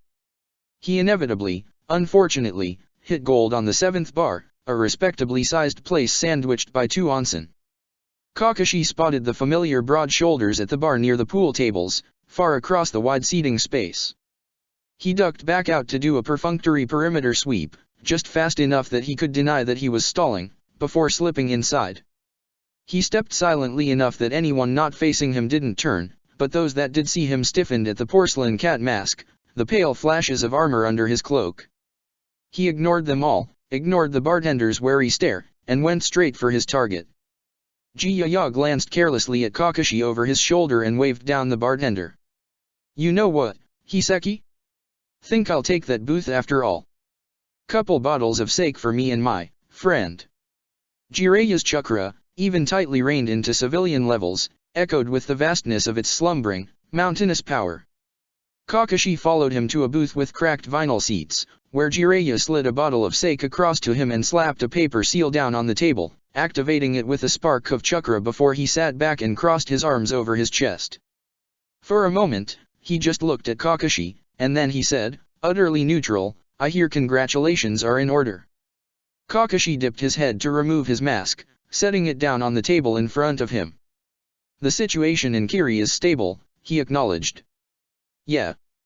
I heard," Jiraiya rumbled, cracking open his bottle and tipping it into his glass. He didn't say where he'd heard it from. "How is she?" Kakashi poured himself a shot. "She punched a mountain in half a couple of weeks ago," he answered, stalling. "She's enjoying getting into arguments with Terumime." "Don't play with me, Kakashi," Jiraiya warned, narrowing his eyes, and the thick slick feel of his chakra stirred just a little. Kakashi's hackles rose instinctively, but this was Jiraiya. If he wanted to, Jiraiya could squash him like a bug at 24, the same as when he was 14, but really the only thing to fear here was Kakashi's own guilt. "She has good days and bad days, same as before. She didn't have a brain disease, before." Jiraiya's displeasure was slow-moving but forceful. Kakashi stared at his bottle and chose not to bring up the hemophilia. The older man knocked back another shot. The next time he spoke, his voice was disinterested. "So, the mask. It work?" Kakashi flicked a glance up over his cup. "It was your creation." "It worked. Not even Ao's Byakugan could see through it. Or 2 pairs of full-blooded Hyuga Byakugan." "Well," said Jiraiya, setting his cup down and steepling his hands. "If you're satisfied, there's something that belongs to me now." "Fair's fair," Kakashi tried to say lightly, but the words stuck in his throat. He reached behind him and drew his tanto in its sheath, turning it over in his hands before setting it on the table between them silently. Kakashi had rewrapped the hilt before he left Sans Forest, and after a year of use it was smooth and supple. The great wolf pack engraved in the bone sheath twined around the blade, fierce and graceful and familiar and now, accusing. Jiraiya watched him impassively. "You can always pick the other option," he said. "The price is a name, yours or theirs." He wanted the name of the one he had created the mask for. In a choice between his name and Shisui's, there was no contest. Kakashi pushed the heirloom blade across the table. "Take it," he said. Jiraiya ran his fingers over the carved grooves, tugging the hilt just far enough out of its sheath for the light to catch the blade as Kakashi watched, heartsick. He looked up to meet Kakashi's eye. "I'll take care of it," he assured him. "It's for the better, Kakashi. If your father, Konoha's White Fang, mudded your clan's reputation by being called Warbringer, how do you think people will react when they find another Hatake fanning the flames of war, one who's already been named Ryukatsu and Friend Killer?" He slipped the tanto into his inner pocket and reached for his bottle of sake again. "Better to let go of the name, preserve what honor the Hatake still have." "Honor?" Kakashi said, a bare tinge of bitterness slipping into the word. "A traitor and a murderer wears the Hokage's hat in Konoha. Letting him keep it isn't honorable.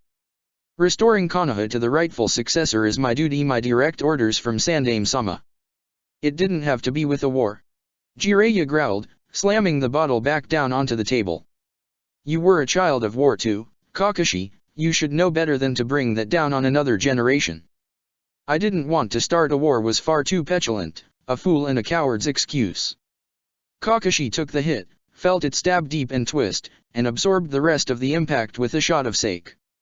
He wasn't here to argue, and he didn't have much fight in him tonight anyways. I agreed to the deal already, he said instead, once the bitter burn of the alcohol had abated. I'll give up my clan name, as promised. Jiraiya nodded, somber and satisfied. His bottle had only a little left, he appended it into his cup. I need another favor, Kakashi said.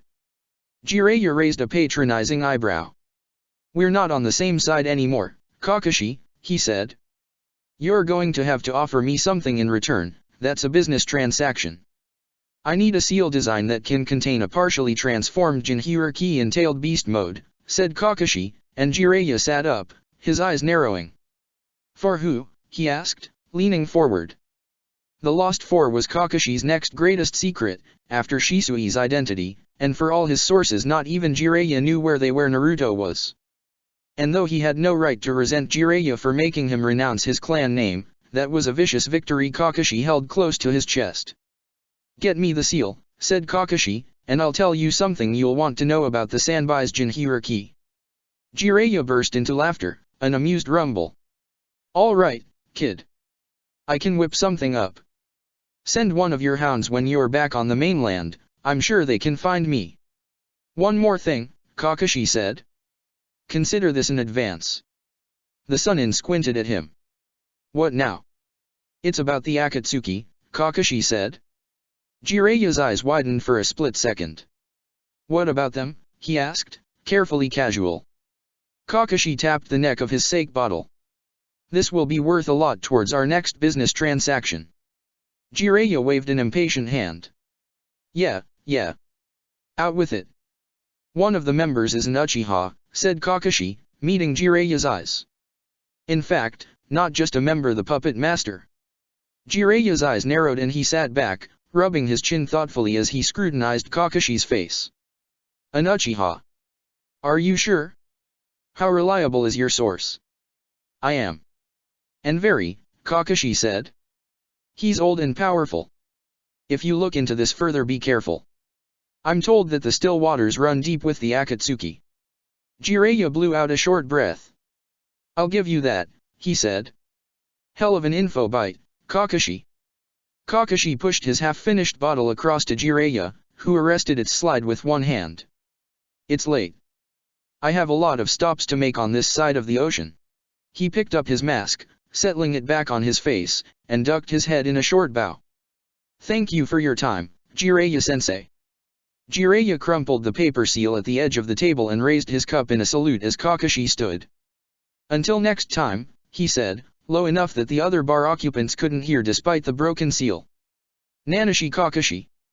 Kakashi took a bottle of umesha from the bar to go, and in a rare moment of self-pity disguised as spoiling his kaurage, stopped by a late-night dessert stand to buy 4 skewers of dango that the owner Baa-san helpfully stacked in a little tray made of banana leaves, complimentary.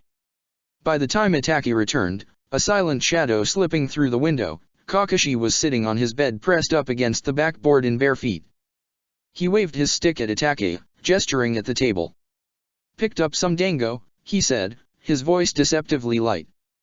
The umesha had been tucked away into his pack, unopened. Itaki's eyes traveled slowly between Kakashi and the tray of dessert. Did the meeting go well? He asked, neutral. As well as it could have, Kakashi said, tapping the tip of his skewer against his mouth. Quiet patrol. Itaki agreed, shedding the katana he wore. There is a Chiryunin pair from Taki on the other side of town, but they appear to be keeping to themselves and avoiding attention. Kakashi hummed acknowledgement. Itaki drifted towards the dango.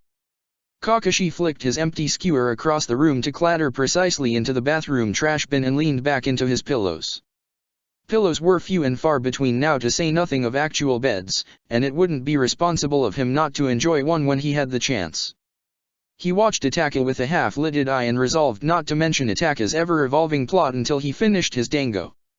Itaki promptly dashed Kakashi's attempt at keeping work and downtime separate by turning around and saying, "The Manjakua." "Ah," said Kakashi. "That. You've seen my bingo book entry. With a title like Friend Killer, I'm sure it's self-explanatory. Itaka looked blank, which Kakashi was grateful for. No, Teiku, how did you learn to master it? Clan records are flawed, but they implied that should an outsider come into possession of a Sharingan, they still would never be able to use it to its full potential. I haven't, Kakashi admitted. I have no idea what it can do. My chakra reserves were too small when I first activated it, and since the fall they've always been too low. The regular Sharingan drains me enough as is. Itaka nibbled on his dango delicately. You will need it to stand against me, he said simply. It wasn't pride or overconfidence or condescension, it was fact. The Mangekyo was about as deep a clan secret as the Uchiha had, but there were scarce few of them left and pragmatism had always triumphed over tradition with Itaka. Kakashi sat up and tipped his head sideways to face him. I know. What can you tell me? They returned to the road once dawn had broken over the rooftops, tracking their way north towards the Kumo border. 10 kilometers from Yuzeu, Kakashi twitched his fingers at Itaki in a sign and veered sharply into the woods. Konoha's shinobi as a rule favored treetop travel, and Kakashi bounded easily up into the branches as he set their course 20 degrees west. Yu's forests were not quite like Konoha's, the trees much smaller, the leaves a different shape, the angle of the branches much sharper. Moisture drifted through the leaves, catching the sunlight and beating on the surface of Kakashi's mask and katana hilt. At noon they crossed a river 10 times the width of the streams they'd encountered before. White froth bubbled at the bases of the rocks, a fast current sweeping leaves past in a heartbeat. Kakashi paused, head tilting as he considered, and changed course to follow it along its length. When the sun had nearly reached the highest point in the sky, he turned them north again, then east and south. Itaka made no comment on their looping, erratic route, even when they ended up in the woods just over 10 kilometers from the western edge of Yuzeu once again. Let's make camp here, Kakashi said peaceably, and would have stuck his hands in his pockets, but unlike Kiri's baggier Umbu uniform, Konoha's didn't have pockets. Hi, Itaka said automatically, but paused when Kakashi didn't move. I'm going to catch something, Kakashi said. To eat. Itaka blinked once, slowly. I will build a fire, he said, and said by anyone else, it would have been questioning. Thanks, said Kakashi. He turned and left. War hadn't touched you, or at least not this part of you. The unafraid chirping of songbirds spilled into the air over Kakashi's head as he prowled along the forest ground, sliding his feet under loose leaf litter as he followed the sour fir grass scent between the trees. A faint scrabble alerted him to his proximity to his prey, and he froze, tilting his nose up to pinpoint the source of the smell. He pounced blind, landing sideways on the trunk of a silvery beech and flicking a kunao end over end into the shrubs at the base of the tree. It sailed through the branches without nicking a single leaf, catching the rabbit in the head with the ring in the pommel as it twisted away. It went down in a tangle of limbs, twitching weakly as its flight instincts fought to break free of its daze, but Kakashi sprang down and snapped its neck in one smooth movement before it could find its feet. He didn't need to hunt for food, not with Yuzeu so close, but returning to camp with just one rabbit felt inefficient and a little absurd, and the itch in his blood, hair-trigger instincts to track and kill, hadn't yet abated. He hung the rabbit on his belt and stalked back under the sun-dappled leaves as he let the sounds of the forest wash over him. He traced his way back to Itaka with 3 rabbits and a squirrel in hand, more relaxed than he had been in over a year. Hunting other shinobi never quite compared to stalking prey intended as a meal, though Kakashi wasn't sure if that was his humanity's influence or that of his Heitake blood. Itaka glanced up as Kakashi entered the clearing. Teiku, he greeted. A small fire crackled in front of him, wisps of smoke curling up towards the sky, but other than setting his pack down, he hadn't made any further attempts at a camp. Which was good, despite Kakashi's vague instructions, because they still had quite a distance to travel before nightfall. Kakashi started by cutting off a front paw from one of the rabbits, which earned him a bemused stare from Itaka. Shucking and gutting all 4 creatures from their pelts earned him a respite, and peeling the raw meat off the bones of the rabbit missing a foot while the rest cooked over the fire hole, drew a look both curious and wary. Don't ask, Kakashi advised, and tossed the entire skeleton into the flames. The rabbits and the squirrel roasted, and after a while he rotated the skewers, and fat dripped and sizzled off the plump bodies into the fire. Kakashi picked one up, browned unevenly but just about cooked through, and Itaka mirrored him. The other two animals he propped to the side against a tree, and they steamed gently. That left the skeleton in the fire still. The licking flames had eaten away its meaty protection, and dark smoke rolled off the remains as the skeleton charred down to the bone.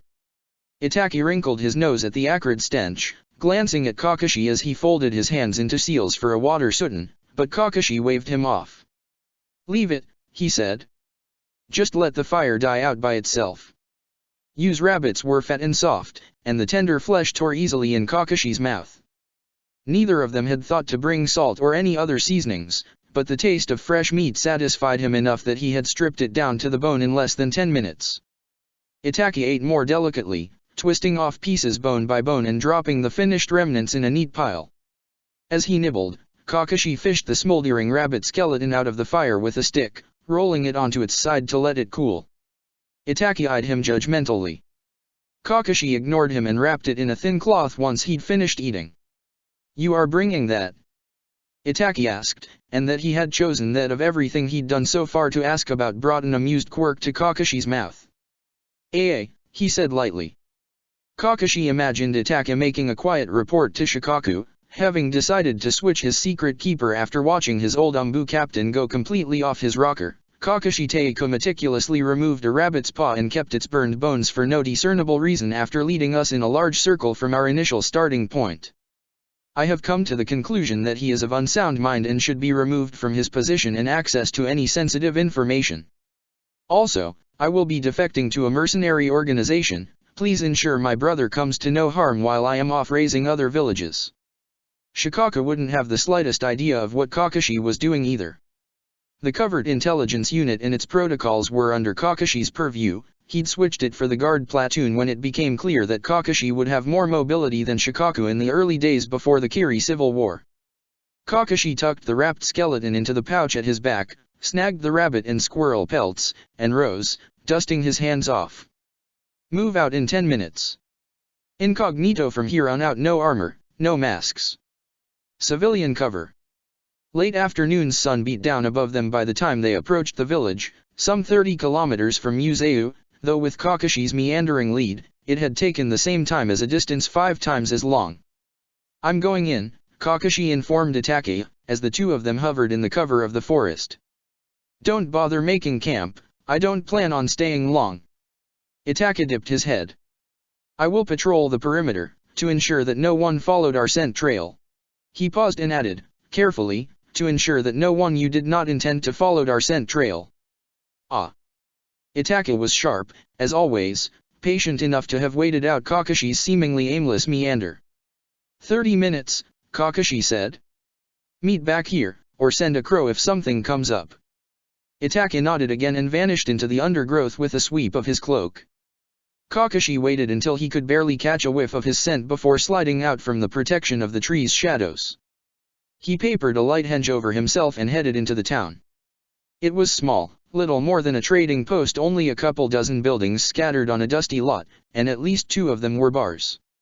A pair of horses gnawed contentedly from a sack of hay in a dirt corral, and a small murder of crows peered down from the peak of the inn's slanted roof. A pack of kids romped down an alley, kicking up clouds of dust beneath their feet, and on the other side of the main road, 2 men smoked cigarettes as they leaned up against the porch railing of an onsen. Kakashi nodded at the men as he wandered past, and they tipped their heads gravely in reply. Kakashi's path took him to the center of the town and the general store, a solid-looking wooden structure labeled with a hand-carved sign sandwiched between a grocer and a leather worker's shop. He glanced around, but the street was still. He turned back and pushed his way into the general store. Dust motes danced in the sunlight, spilling in through clean patches of grimy windows. The bell above the door chimed cheerfully as Kakashi stepped inside, and the must of wood dirt leather slammed him full in the face. Gradually, the scents equilibrated, and though the sawdust and oil were overwhelming, Kakashi could filter out strains of oats, hay, jerky, metal tools, and people who didn't shower particularly frequently.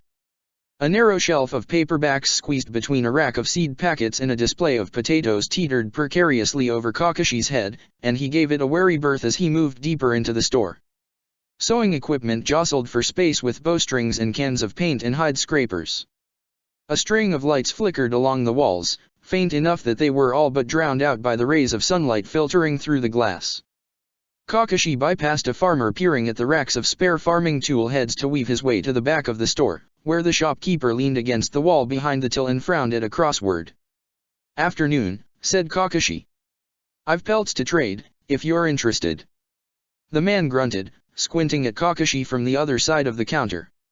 He tossed his paper down, the pencil after it, and nodded at Kakashi. "Might be." Kakashi reached into his pack and laid the rabbit pelts down one by one, then the squirrel, and then pulled the bundle of cloth from his back pouch and set it next to them. The frown on the man's face deepened. When he unwrapped the cloth, the charred rabbit skeleton rolled out, flaking ash onto the wood. He stared at it for a long moment. "There was a rot in one of the barrels of oats last week," he said at last, glancing up at Kakashi. Though he didn't take his eyes off Kakashi, the shopkeeper's hand slid the skeleton back into the cloth, bundling it out of sight. "Looks like you need some good luck," Kakashi suggested, and set the severed rabbit's foot on the counter. The man stared at Kakashi still, folding his arms across his chest thoughtfully. "Looks like," he agreed. He swept the rabbit's foot under the counter and dropped the pelts in a bin. "Yeah, I'll trade." But before Kakashi could respond, he continued, "Tell you what, I got something I think you'll be interested in. Let me know what you think." Kakashi frowned internally, a deviation from the script. "Sure, I'll take a look," he said. The shopkeeper clumped into the back storeroom, the floorboards creaking under his weight. Kakashi turned slightly to check his blind spots in the guise of perusing the newspaper stand next to him. The farmer had chosen a hoe blade and drifted towards the coils of wire an aisle over, but otherwise, the store stood still and empty. Approaching footsteps caught Kakashi's attention again as the shopkeeper returned. He tossed a brown paper back down on the counter. Kakashi glanced at him, and when the shopkeeper nodded, opened the bag. "Cinnamon sticks," said the shopkeeper. "New shipment out of Chanokuni." He looked at Kakashi expectantly. Said Kakashi, examining the 36 curls of bark in the bag. They were brown, wood-looking, and did indeed smell like cinnamon. "Cinnamon. Good stuff," the man said, staring at Kakashi. "Tea. Ciders. Chicken. Goes with everything." Kakashi looked back down at the cinnamon. He folded the bag shut again. "I'll take it. And a paper." The other man leaned over the counter to grab a newspaper from the stand, dropping it next to the cinnamon sticks. "You got about 100 Ryu credit left. What else you want?" "The lot in chipped beef," said Kakashi, tucking away the paper and the cinnamon in his pack. He peeled a handful of bills out onto the counter. "That, too." The shopkeeper squinted. "Right. 30 kilos of chipped beef." Kakashi's pack thumped against his armor until he tightened the straps, the extra weight pressing down as he left the store and skirted the edges of the town. The air, warmed by the sun still a ways from the horizon, brushed Kakashi's face and stirred the hair beneath his bandana. Itaki hadn't returned, so Kakashi bounded lightly up the trunk of a massive oak and settled on one of the lower branches. He fished the bag of cinnamon sticks out of his pack, chose one at random and set the rest aside. The thin curls of bark tucked tightly in on themselves, little flakes crumbling off in his hands. He turned it over and over, feeling the rough bark beneath his fingertips. Kakashi brought the stick up to his nose and inhaled, choking down the overwhelming spicy woody aroma, and caught the faintest hint of paper. He flipped it once in his hand, considering, and eyed it carefully, then pressed his mouth to the end and blew. A thin roll of paper shot out the other end into his hand. Kakashi unfolded and unrolled the paper slowly, taking care to keep it from tearing. A cramped, precise script marched in even rows down the page, and Kakashi's eyes narrowed. "Mission Report D210, it read. Contact with enemies, none. Enemy combatants from origin, Kanahagaku were observed on 5 occasions. Status of ET2, approximate age-appropriate growth achieved." It was a mission report, styled after Umbu mission logs. He skipped down to the bottom. It was signed, Operative Cat 15. Kakashi reached for another cinnamon stick and unrolled the next report. Mission Report D113. The next. Mission Report D0. 0124 hours reported breach of walls. Multiple assailants, origins unknown. The first. The report from the night of the fall. Primary target Hyuga Hinata located with escort Hyuga Niji, unranked. Secondary target Hyuga Hanabi located with escort Hyuga Makoto, Chiyunin. Kakashi closed his eyes and took a breath. He rolled the reports back up, tucking them back into their cinnamon stick sheaths and bundling them all into the paper bag. Itaka found him in the tree, his bag repacked and slung over his shoulders. Teiko, he prompted, tilting his head up to watch Kakashi curiously. Kakashi dropped down lightly. Ah. Is the forest clear? Hi. No sign of recent shinobi activity, Itaki reported. Kakashi glanced him up and down. I'm dragging you around the country and abandoning you on the outskirts of town, he observed, almost an apology. It is necessary, Itaki returned, but Kambyu, perched on his shoulder, scolded Kakashi with a reproachful caw. Kambyu, Itaki warned, frowning. The crow batted him over the head with a wing as he took off sulkily. Descent in the ranks. Kakashi asked dryly. Kambyu is particularly fond of Sasuke, Itaka said, watching the crow wing away through the trees. My crows do not understand that I must leave to protect him. It's a human construct, Kakashi said. War. Psychological warfare is as alien to them as a world without war is to us. Itaka did not respond, his eyes shadowed and distant. Let's go, said Kakashi.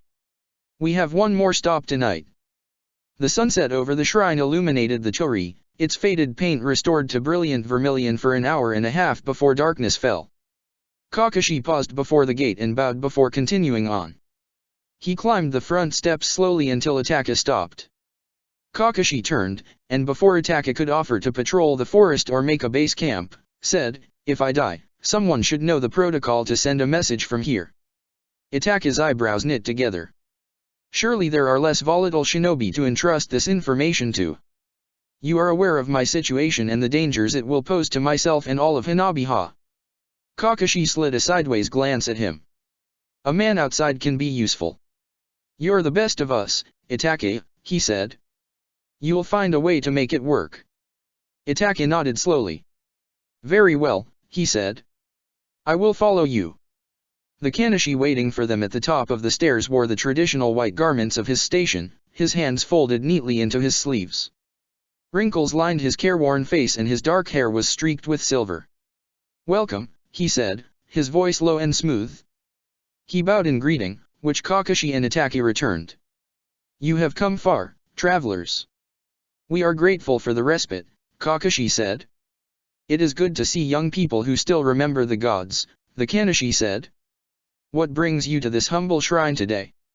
My father used to bring me here, Kakashi answered, glancing past the man to the doors of the shrine. He passed away a few years ago. My cousin, he dropped a hand down on Itaka's shoulder, recently came to stay with me, so I thought I'd bring him to greet my father. I see, the Kanishi said. Very well. You may enter. Will you require a guide? I know my way around. Thank you, Kakashi said. The shrine constituted 2 floors, a sprawling yet empty building carefully kept if worn by time. Kakashi bypassed the entryway and the main hall, skirted the atrium, and turned down a narrow hallway lit only by the sunset streaming in from the window at the far end. 2 doors lined the walls on either side, and he chose the door to the left of the window. They were greeted by a simple painting of Izanami, black ink in delicate strokes over rough paper. A shelf protruded from the wall, holding only a single candle. A saucer filled with water, a stick of ink, and an inkstone sat in a neat row on the low table beneath the shelf, and a stack of translucent rice paper and a pair of brushes lay beside them on the table. As Itaka closed the door behind them, Kakashi knelt at the low table and reached for the inkstone. Slowly, precisely, he ground the stone and mixed the ink. Shishi Yui, he wrote with careful brush strokes. Father. Kakashi had never really known how to grieve his father. Mourning Minato-sensei and Kushina was easy because the entire village had been mourning. Everyone had lost someone, some had lost everyone. Kakashi had not been unique in his grief, throwing himself into his missions and spending sleepless nights fracturing under the weight of his loss. The severing of his greatest anchors to Konoha left him adrift as he spiraled, but others were falling just as hard, just as fast. Mourning Rin and Obito was simple because Rin lay buried beneath a headstone in Konoha and Obito's name was engraved on the memorial stone. There was no shame in mourning heroes, shinobi who had given their lives for their village. Kakashi could look in the mirror with both eyes open and think, that's Obito, could let the harsh burn bleed crimson into a vicious pinwheel and think, that's Rin. Their deaths were Kakashi's burden, his regret, his guilt to bear, and grieving them was not only expected, it was right. But Kakashi's father had died disgraced, not by an enemy's hand in battle, but by his own after he failed his mission, his village, and his cage. To Konoha, his death was not a tragedy but a relief. How could Kakashi mourn a man like that? So, for years, he hadn't, just locked the grief away with the resentment and ignored it when he could, endured it when he couldn't. But after Obito, after Rin, Kakashi had carefully unburied his father's memory, remembered his smile, the sense of pack he held for all the village, remembered his love. And even after losing the first and last things his father had left him all at once, Kakashi thought his father would understand that he had done it for his own pack, for Konoha. Kakashi had never called his father anything as formal as Shishi Yui, but here, now, he mourned in his own way. Itake's eyes prickled against his back, curious and cautious and silent. Aji-san and Domago are warnings of Duras, Kakashi explained, keeping his focus on his work. Sobo and Anaki are signals to freeze operations. Shishi Yui and Kanai are summons. Summons, Itake echoed. You have operatives stationed nearby. Yoichi-san, the Kanashi, serves as the gatekeeper, Kakashi said. Any meeting request is facilitated through him. He set the brush back down and sat back on his heels to let the ink dry. He went undercover on the Yondame's orders a few days before the Kyuubi attack, but officially, he's listed as Kia. Neither Sandame-sama nor Danza received the briefing on his mission due to the timing, but I was a member of the Yondame's security detail that day. Funny how it became easier and easier to bring them up in conversation so casually, like Kakashi hadn't failed 2 cages in a row, hadn't allowed 2 Hokages who let him into their confidence and their inner circles die on his watch. Like any of this would have happened if Kakashi hadn't been a little stronger, a little faster, a little smarter. And yet he was poised at the back of another successor. History repeated itself, and Kakashi had a nagging doubt that this time could easily end the same way. Teiko, said Itaka from where he knelt a pace back, interrupting Kakashi's train of thought. Thank you. Kakashi blinked. 4. I am glad to have had the opportunity to serve on your team, Itaki answered, with an unusually open sincerity in his eyes. Both in Umbu and Hanabi-ha. I am relieved that it was you I followed into battle. Shinobi who followed Kakashi into battle didn't have a great record either. Right, said Kakashi, and snagged the sheet with the dried calligraphy as he pushed himself to his feet. It's almost time. It was not a retreat. Itaka trailed him to the courtyard behind the shrine. Dusk had settled, and besides the faintest hint of orange on the horizon, only torchlight cut through the darkness, Kakashi could barely see his own feet in front of him. Like most doors in the shrine, the shed was not locked. Kakashi ducked inside. Sky lanterns lined the shelves in neat rows, delicate rice paper stretched over bamboo frames, each carefully handmade by the Kanashi and Maiko who kept the shrine. The table was narrow and low to the ground to fit the space, and held only a small clay pot and a blunt spreading knife. Kakashi chose a lantern, opened the pot, and used the rice glue to plaster the paper with Shishi Yui to its side. This is quite blatant, Itaka noted, leaning into the doorway to examine the lanterns through the gloom. The messages are hidden in plain view. Lanterns are frequently released from this shrine, though they don't have too many visitors, Kakashi said, replacing the lid on the glue pot when his eye started to water. Most have names written on them, to petition Izanami-sama to guard their passage into death and their rebirth. He stood, taking the lantern with him, and Itaka stepped back to let him pass. He paused for a moment at the corner of the courtyard and tipped his head back to watch the encroaching night. The sky darkened before his eye, the transition imperceptible as the pinpricks of starlight faded into being. Yu's night wind picked up, tugging gently at the edges of his cloak and the ends of his hair exposed beneath the bandana. I cannot remember the last time I looked to the stars without seeking a direction, Itaka confessed behind him quietly. Kakashi hummed agreement. It's a good thing the stars don't have all the answers, or we'd forever be looking up. He reached up for a torch, lifting it out of its ring in the wall, and lit the wick of the lantern with a deft flick of his wrist. He replaced the torch distractedly, the lantern cradled in one arm as it warmed under his hand. Is there any particular way that should be released? Itachi asked, the golden glow of the flame dancing in his dark eyes. No, Kakashi answered, lifting the lantern to shoulder height. As long as it clears the trees. He let go. The sky lantern gained height ponderously at first, then with increasing grace as the air caught inside warmed. Kakashi watched it go, a sentimental twist in his throat at the sight of Shishiui rising into the night sky, a golden light, alone in the darkness. He inhaled a breath a little too sharply and disguised it by turning smoothly. That's done. Come on, we should get some rest. Candles and glass lanterns lined the inside of the shrine, illuminating their path as Kakashi traced their steps back towards the front entrance. The Kanashi had returned, or perhaps he had never left. He waited for them with his arms tucked behind his back, examining the likeness of Izanami carved in pale marble that hung over the doorway. The goddess wielded the Ame-no Nuhoko in one hand, the shaft of the great spear resting along her upraised arm and its blade downturned with her face. Not many still follow the old traditions, the Kanashi said without moving. Yet Izanami-sama will always take and give. A pause. The Kanashi turned towards them then, still sharp eyes resting on each of their faces for a lingering moment. It is late. Perhaps you would like to stay the night, Yoichi suggested placidly. Kakashi offered him a half bow. We would not want to impose. No imposition if you are invited guests, the Kanashi said. Come, I will show you to a room. Sleeping quarters lined the hallway up a rickety set of stairs, the boards warped from thousands of feet and decades of wear. Kakashi matched Yoichi's quiet footsteps, and their footfalls echoed faintly in the stairwell. The Kanashi slid open the shoji door just at the top of the stairs. Please make yourselves comfortable, he said, and dipped his head when Kakashi bowed.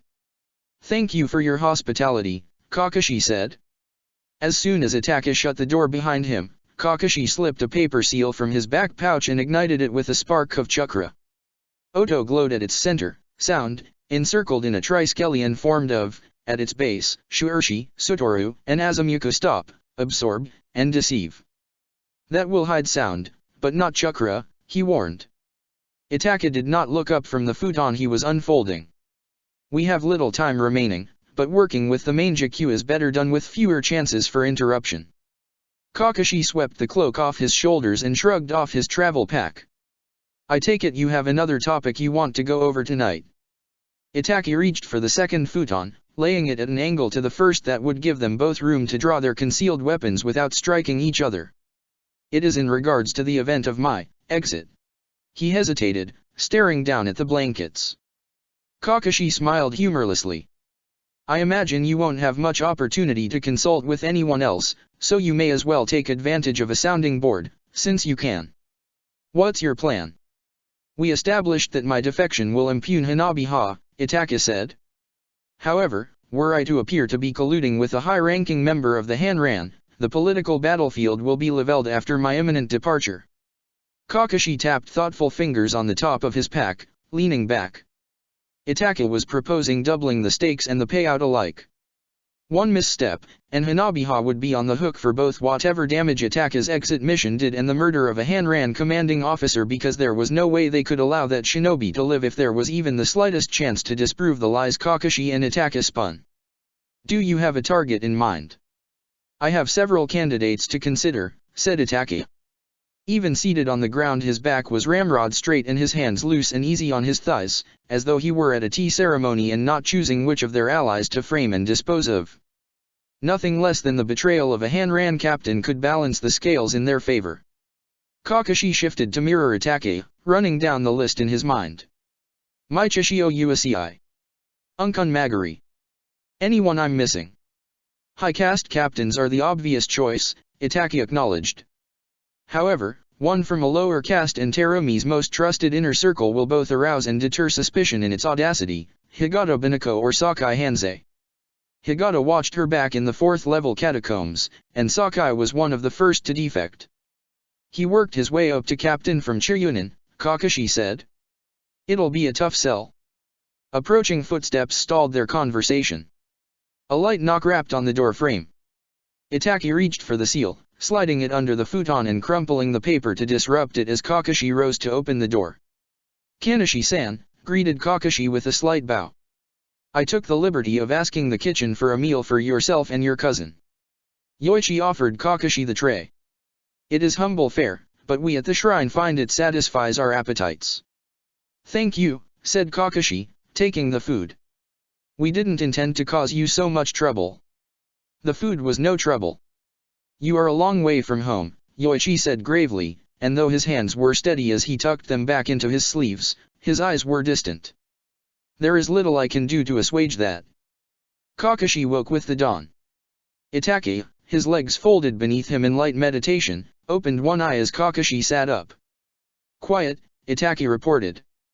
Several Kanishi and Maiko woke about an hour ago, but the remainder are still asleep. No notable activity. I hope you don't mind the quiet, Kakashi said, his voice still rough from sleep. He reached automatically for his canteen. Itaki shifted, rolling out the muscles in his shoulders. How much time do you anticipate before the summons is answered? Not long, Kakashi answered. He passed the canteen to Itaki. If there's no response by the second night, we'll send up another sky lantern. Itaki tilted his head contemplatively. Is it safe to remain in one place for so long?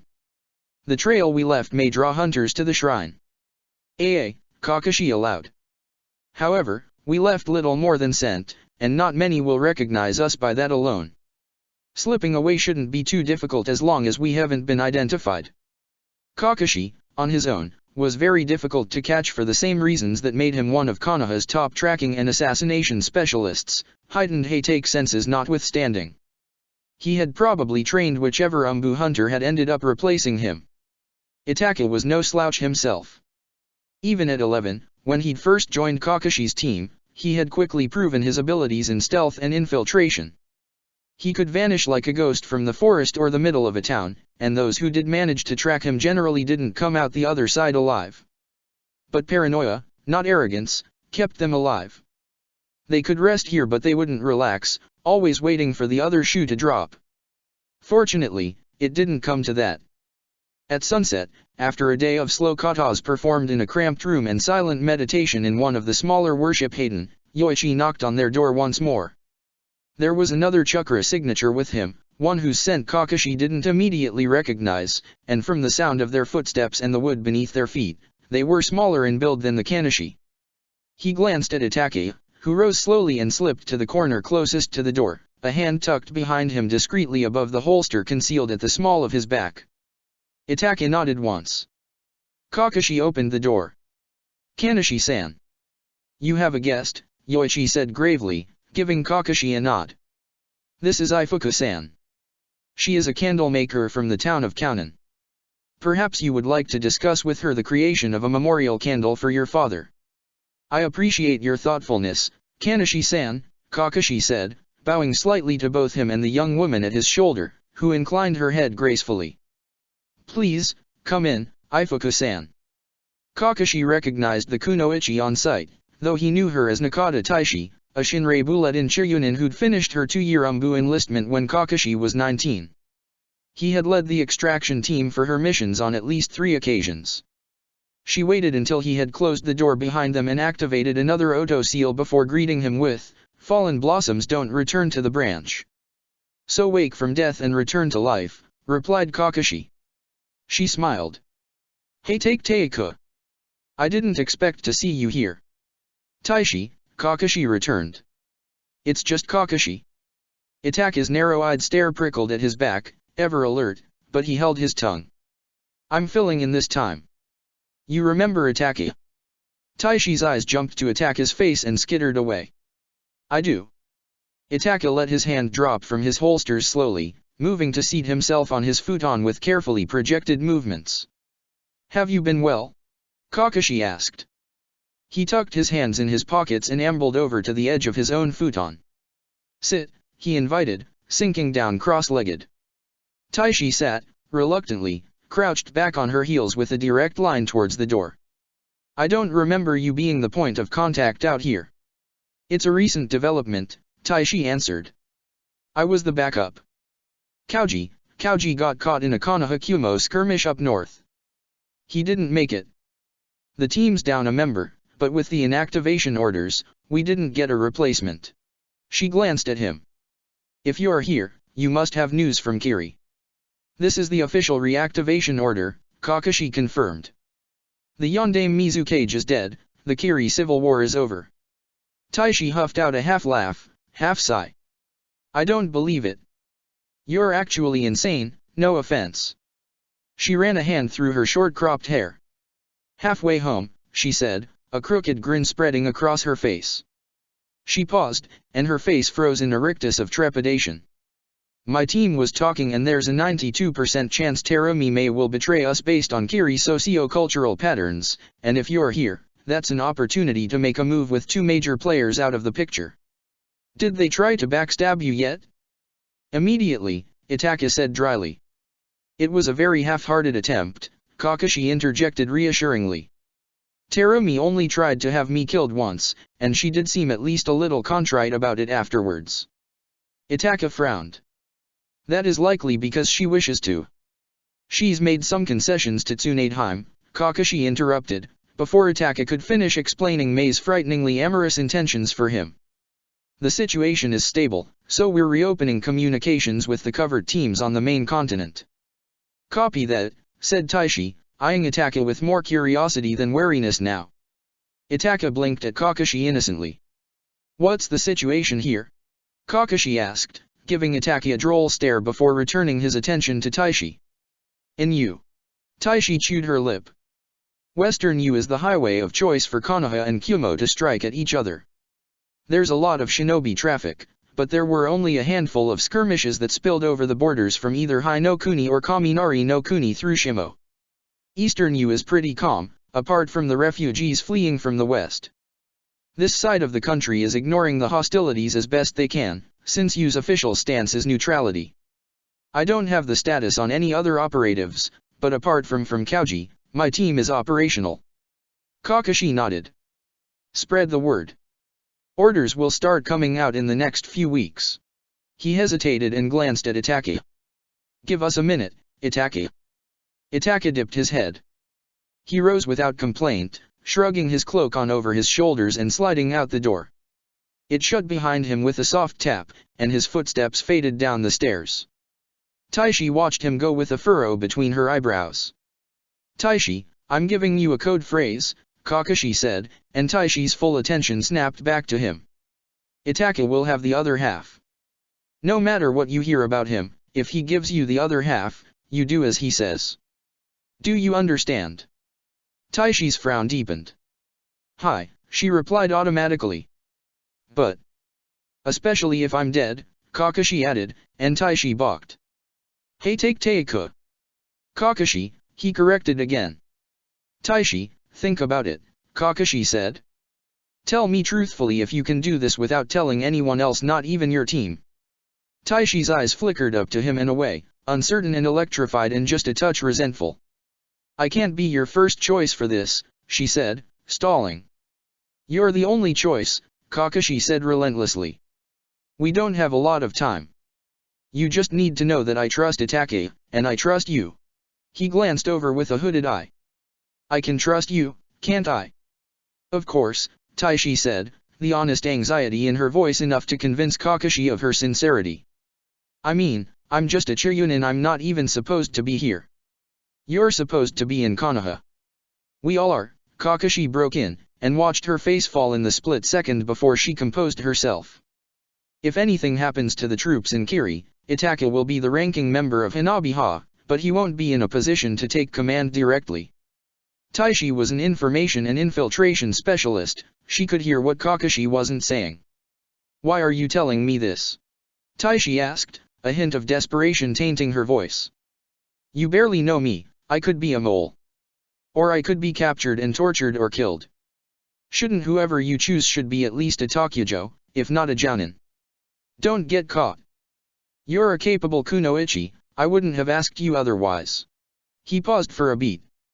And I know you're not a mole because you defected after Danzo killed your last tie to the village, but you still have family in Hanabiha that you want to protect.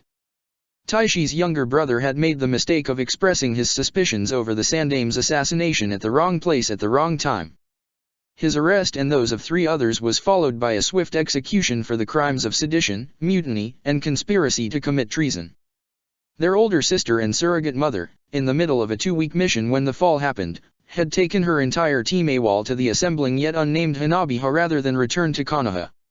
Hatred and grief, ugly and dark, shadowed Taishi's eyes. She answered him with a bitter smile. Precise as always, Kakashi Teiko.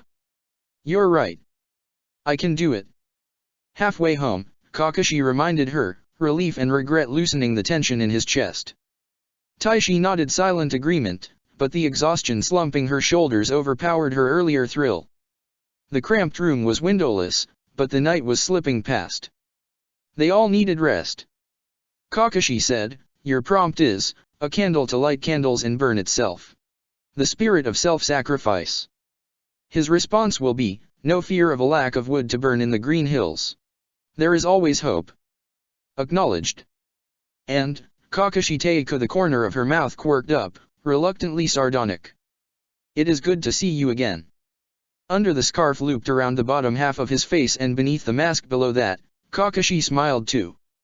High Noon saw Kakashi and Itaka depart from the shrine, Taishi having preceded them in the early hours of the morning when the birds began their daily chorus. Kakashi set a course that did not waver this time, and as the first hour passed, the furrow between Itaka's eyebrows deepened at their heading. It can't be avoided, Kakashi said, breaking the silence that had hung between them since leaving Izanami's shrine. Entering the region where the Konoha and Kumo borders are closest while maintaining a civilian cover will be difficult, Itaka mused. From Taishi-san's account, the situation is volatile and the boundaries fluid. The shinobi on either side will be looking specifically for disguised shinobi. He slanted a glance at Kakashi. If we exchange the cover for the ability to wear weapons unconcealed, we can decrease both our travel and reaction times. Fine, Kakashi agreed easily. If we're spotted, the Umbu uniform should give anyone pause, Kiri or Konoha. They paused on the ground under the cover of a large, springy bush dotted with tiny leaves, and while Itaka kept watch, Kakashi shed the baggy civilian shirt and trousers, exchanging them for the familiar weight of his armor and katana. Vambraces and gloves followed, then the fastenings on his sandals. He hooked the old cat mask over his face and took up the guard so Itaka could do the same.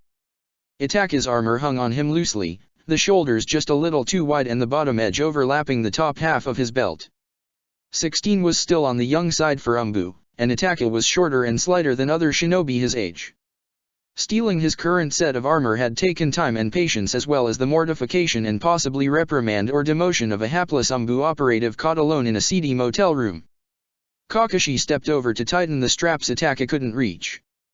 Kakashi shifted the harness for his own katana to settle more comfortably on his shoulders as Itaka adjusted his mask, the final piece of the uniform.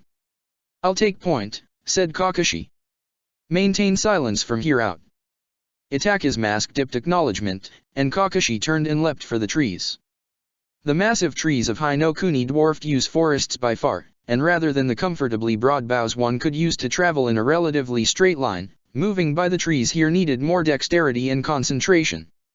The path Kakashi chose was erratic by necessity, ricocheting off the sturdiest forks between trunk and branch so as not to rattle them. The glint of metal flashed in the corner of his eye, and Kakashi held a hand up as he pulled up short. Itaka landed in the next tree over, clinging to the trunk with chakra as he melted into the dappled shadows. Kunao littered the ground, patches of rust-dry blood discoloring the dirt and bark, and a length of wire tangled in the grasses. Kakashi strained his nose and ears but sensed nothing out of the ordinary but the faint tang of old blood, with the sour twist that precluded death. Life negative, he signed at Itaka, who parried the same back at him. Hold position, Kakashi directed, and dropped to the forest floor. He prowled among the detritus of battle. Leaf litter had been trampled into crumbs underfoot, branches snapped and leaves bruised, but despite a patch of dried blood too large for the shinobi from whom it had come to have survived, there was no sign of anyone still present, dead or alive. The body must have been removed when the battle ended. Clear, he signed at Itachi. Then, forward. The battle sites they encountered grew messy and more frequent. They had yet to find a corpse, or even a live shinobi, but Kakashi did encounter an arm and a hand, severed just above the elbow and beginning to rot. Ants swarmed the rancid flesh, and Kakashi wrinkled his nose and backed away. The trees here were scorched and gouged, entire swathes burned or felled. At nightfall, they set up a camp without a fire at the edges of a stream from which wisps of steam curled off the surface. Kakashi didn't dare risk the chakra spike to activate a warning seal with both Konoha and Kyumo teams on the prowl. Itachi didn't summon his crows for the same reason. Kakashi leaned back where he sat, feeling the knobs in the wood dig into his back. Night here was a little more tense, a little more silent, but the forest was the same. Tonight isn't a Mangekyo night either, he said, barely louder than a breath. No, Itachi agreed just as quietly from Kakashi's right. A long pause followed, and Kakashi waited patiently for Itachi to choose his next words. A breeze rustled the leaves above them, and for a moment, they both strained their ears for any hint of movement camouflaged in the sound. I have a concern in regards to my brother, Itachi said at last after the trees had settled. Specifically. Kakashi prompted, though inwardly he cringed. Kakashi wasn't one to offer empty platitudes, just couldn't, and he doubted Itachi's concern was easily amended. There are certain gaps in his knowledge and in that of all the children, Itachi said. Kakashi didn't spend much time with the children, having foisted babysitting duties off to every other member of his team. He certainly wasn't the best judge of what they should or shouldn't already know. Regarding the fall, Itachi added. An impending sense of disaster crept to the edges of Kakashi's mind. Specifically. He repeated. Hedging was unlike Itachi, though all bets were off where his brother was concerned. This was as close to squirming as Kakashi had ever seen him, and he turned to seek out Itachi's masked face in the dark. Itachi met his querying look with eyes that glinted in the holes of his mask when he blinked. They only recently learned that you were framed for the Sandame's assassination, and they know Tsunade-sama is the leader of Hanabi-ha, but not that she is the Sandame's rightfully appointed successor. They know that they, or the Lost Four, were smuggled out of Konoha, but not what they mean to Danzo and the resistance. They also know that the Uchiha were massacred, Itachi said, finally blunt, but they don't know who killed them, or what happened to the Nara. Ah, said Kakashi. He stared into the darkness bleakly. War was never the best place to raise children, the best excuse they had in the name of distraction, but the idea that nobody had ever really sat the kids down to explain the fall was equal parts ridiculous, appalling, and understandable. Those are some rather large gaps. Itachi continued to watch him expectantly as Kakashi followed the thought to its inevitable conclusion. You plan on filling some in before you leave, Kakashi noted. It will make the separation easier, Itachi said, his eyes resolved, if I tell them that I killed the Uchiha. Kakashi's eyes slid sideways to Itachi. You want them to fear you? You want Sasuke to hate you? Hatred will protect him. Itachi met Kakashi's scrutiny steadily. Too much knowledge is dangerous, and he is not strong enough to protect himself yet. It is better for him not to miss my presence or the memory of me once I leave. Kakashi frowned. He was well aware that he was not the gold standard for anything involving emotions, but that didn't quite sound right. In theory, evoking a negative last memory should lessen or even sever the attachment, but while the logic was sound, people tended to react unpredictably. You're sure that's what you want to do? Itachi nodded. Well, Kakashi wasn't an expert. Itachi wasn't either, but he seemed like he had the situation under control. The faintest brush of Itachi's hand on his shoulder jolted Kakashi from asleep to fully awake, with a spike of adrenaline shooting ice-cold down his spine. His chakra wrenched, and not a second later a trio of Kunao impaled the Mizu Bunshin that had taken his place. Itachi vanished into the shadows in a blink, and Kakashi sent a second Bunshin out to gauge the field. Identify yourselves, Kakashi's Bunshin ordered, shifting into a light crouch with one hand on the hilt of his katana as the attacking shinobi alighted in a loose circle around him. Akimichi Shitu, Kuki Platoon, rumbled the Jounin in the lead, with a voice like falling rocks. He planted his feet firmly where he stood, and his gray-plated armor stood out among the faded green flak jackets of the rest of the shinobi. 8 total, 2 teams. He swept his bow staff out to the side, a warning more than a threat. We weren't told of any active operations in this sector.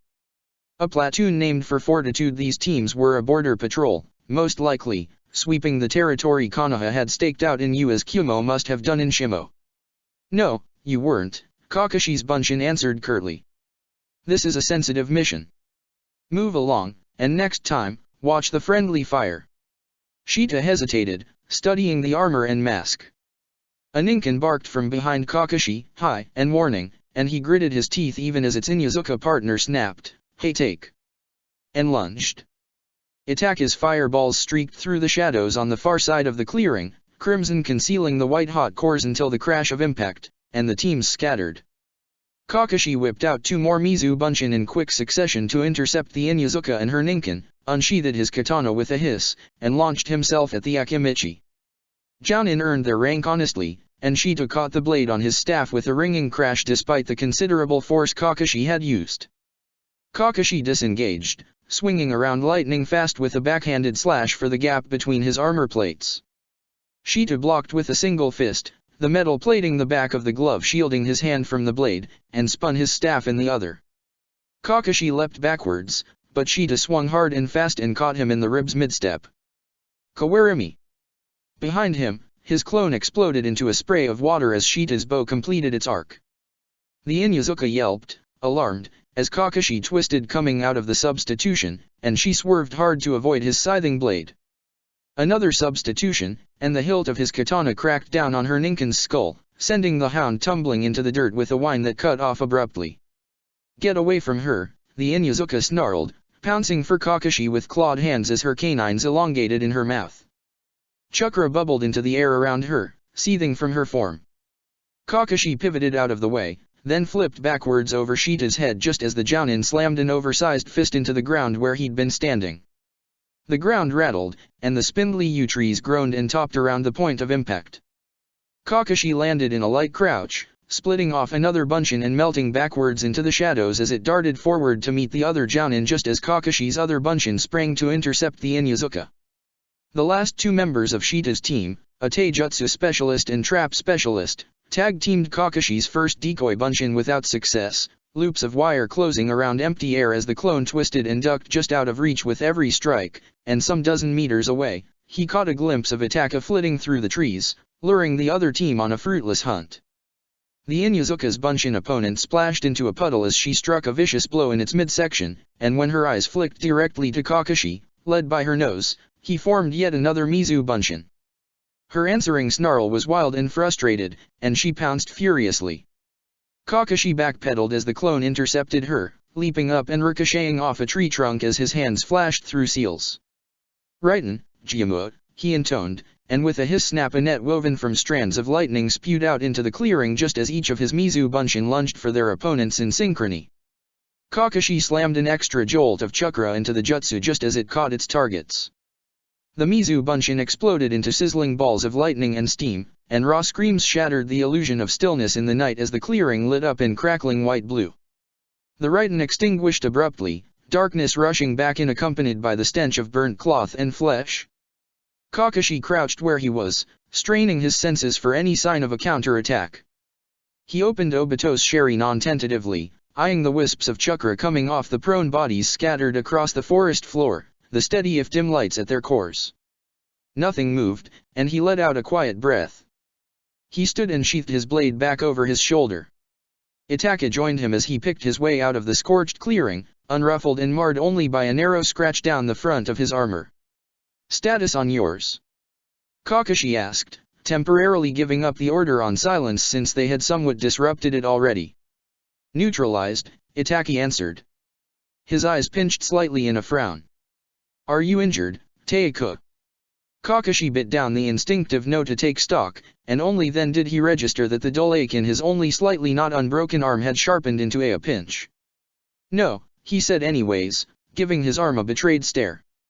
"I will retrieve your sling from your pack," Itaka said placidly, ignoring him. Kakashi transferred his stare to Itaka but let him take it. After the violence of battle, the forest yawned forebodingly empty around them and his back prickled under eyes that weren't there. His memory slapped him upside the head and he said, "Stay here. I'll be right back." He doubled back through the woods before Itaka could argue, following Itaka's scent to his last battlefield. A shinobi, probably Chiyunin, sprawled where he had fallen, his head narrowly missing a half-buried boulder jutting out of the ground. Kakashi rolled him over and the man's head lolled back to bear the dark bruise around his throat where Itaka must have choked him unconscious, but his chest rose and fell gently. He wore the standard Konohan uniform Chiyunin Jounin blues, military green flak jacket, and a leaf he tied on a dark band. "Sorry," Kakashi told him, and tugged at the knot of the hitayate. It loosened. Kakashi pulled it off entirely and stood to make his way back to Itaka, prize in hand. Itaka glanced at the hitayate and offered Kakashi's sling and travel pack to him. "Reinforcements may arrive shortly," he warned. "Then we should go," said Kakashi, shrugging his pack on and ignoring the sling to tie the hitayate over his forehead, under his cat mask. Itaka held the sling out insistently and did not move. "That will interfere with my ability to fight," Kakashi said. "The probability that we encounter an enemy or enough enemies that you cannot defeat them with one hand, or I with two, is statistically low," Itaka said, "and on anyone else that assuredness would be arrogance. The probability that you re-injure your fractured humerus is significantly higher. It would take half a second to cut the sling off in the event of another attack." Kakashi weighed the pros and cons with the implacability of Itaka's face and reluctantly took the sling. "And burned it?" "No, he didn't. But he wanted to." Having successfully caused more of a disturbance than intended, Kakashi and Itaka opted not to make camp, continuing further north towards the border with Shimo. They crossed a wide, flat river, coming up the opposite bank some 100 meters west from where they entered, and 20 minutes later, darted through the misty screen atop another river until Kakashi determined that the two teams they'd left behind would be hard-pressed to track them even if the Inyazuka pair recovered in time to pick up the trail from the battlefield. He motioned Itaka back towards the south bank, and they slipped easily into old Umbu habits, progressing through the trees in staggered advances. The moon still hung high above the trees, flickering between the leaves above them as they moved. Kakashi's steps fell noiselessly, finding protruding roots and stone instead of fallen leaves or brittle twigs, but despite the cover of the night and silence, Kakashi's chakra coiled, tense, just under his skin. Itaka's hand flashed ahead of him, and Kakashi eased to a halt. The artificial lights signaling a town glowed through the branches, and Itaka signed a question. Kakashi shook his head once, motioning to the west with his free hand, and Itaka nodded, slinking through the undergrowth. The night faded into the golden tones of sunlight, but the forest continued unbroken around them. Kakashi pulled up short when Itaka paused, his head tilted in concentration. "Shinobi," Itaka signed. "Number unknown." "Hold," Kakashi signed. He skirted Itaka's position, prowling around a copse of trees, and heard the nearly silent exhale of the sentry on the far side. He froze, but the sentry's even breathing never changed, chakra dormant and unalarmed. Carefully, Kakashi leaned around and signaled Itaka forward. Painstakingly, with slow, smooth movements, Itaka ghosted past him, moving a little further before halting in the cover of a large bush dripping leafy branches laden with berries. Kakashi waited for his signal before continuing forward. They left the camp behind without alerting its occupants as to their presence, and an hour later, a second in the same fashion. After that, Konoha's shinobi presence faded abruptly, as though the intensifying damage to the woods itself had sapped its strength. Kakashi tasted the faintest hint of dried blood, diffuse and directionless as if absorbed by the air around them, and where he tread soft ash stirred beneath his feet. Oaks and maples sprawled uprooted alongside massive pitted craters. The trees bore burns streaking black across their trunks, leafless branches drooping forlorn and brittle into dirt mixed with ash. Light glinted off half-buried kunao and shuriken abandoned once thrown, and blood and brain matter smeared the odd flat surface. The air was choked with the memory of smoke, acrid and stifling. An uncharacteristic break in the forest ahead of them let streams of morning sunlight into the shaded forest floor. When Kakashi reached the edge he stopped, listening for any rustle in the eerie silence even as he absorbed the sight. Itaka slipped up to his side, just as silent, just as solemn. A wide slash carved its way through the trees, as tall as 3 of Kakashi at its deepest and the far side some 200 meters away, and the earth it disrupted was scorched black and desolate. Not a single thing, not a tree or an animal or even a stone had survived its path, burned to cinders or immolated alive or melted to slag. The trail of destruction stretched far past what Kakashi could see on either side of him, disappearing into the distance, a deep wound scored into the land. Kakashi knew of one thing that could inflict this level of destruction. Kakashi wondered what this empty carnage would look like if a town had happened to be in its path. Kyumo deployed a Jinhira-ki, Itaka said, breaking the silence at last. Kakashi agreed, sober. He slid a sideways glance at Itaka. Konoha didn't have a Jinhira-ki, or a Mangekyo to counter a Baijuodama. He cast a quick look over the burned land, but the battle had long since ended and neither side had claimed this region. Let's keep going. We don't have a lot of ground left to cover today. The town called Takehara sat on the northernmost edge of Yu, just shy of the border, and sprawled out over 15 square kilometers. Trade trickled in from Shimo and Tetsu under both shinobi and samurai guard, and for that reason, the city was generally considered neutral ground, and held to neutrality more than the rest of the country. Even so, a town this size had enough people, enough ambient chakra, to disguise even a mid-range ninjutsu battle as long as its participants limited its environmental damage. Coming in? Kakashi asked, as he bundled his cloak into his back with the rest of his umbu gear. The back of his neck prickled at the idea of entering a town known to be crawling with enemy shinobi in civilian clothes after practically living in his armor, in a war zone, for a year. No, Itaka decided, reaching out to take Kakashi's sheathed katana. I may observe patterns of movement from approaching or departing teams that will be useful for navigating the return trip. Kakashi nodded. Same signals, he said, flattening his hair under a fresh bandana. Send a crow, if you need me. Without Itaka, Kakashi slipped into the town with a paper-thin henge to shade his skin and hair and a cough mask over his mouth and nose. It's allergies, he told the proprietor of a sunglasses street stall apologetically. I'm allergic to everything, my wife is so crushed I can never bring home flowers.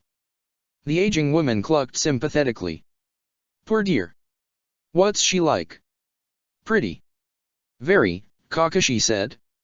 Graceful and confident in everything. Hair's always long and soft and in a ponytail, and those eyes are, really something. He crinkled his own visible eye in a smile. I want to make sure they're protected.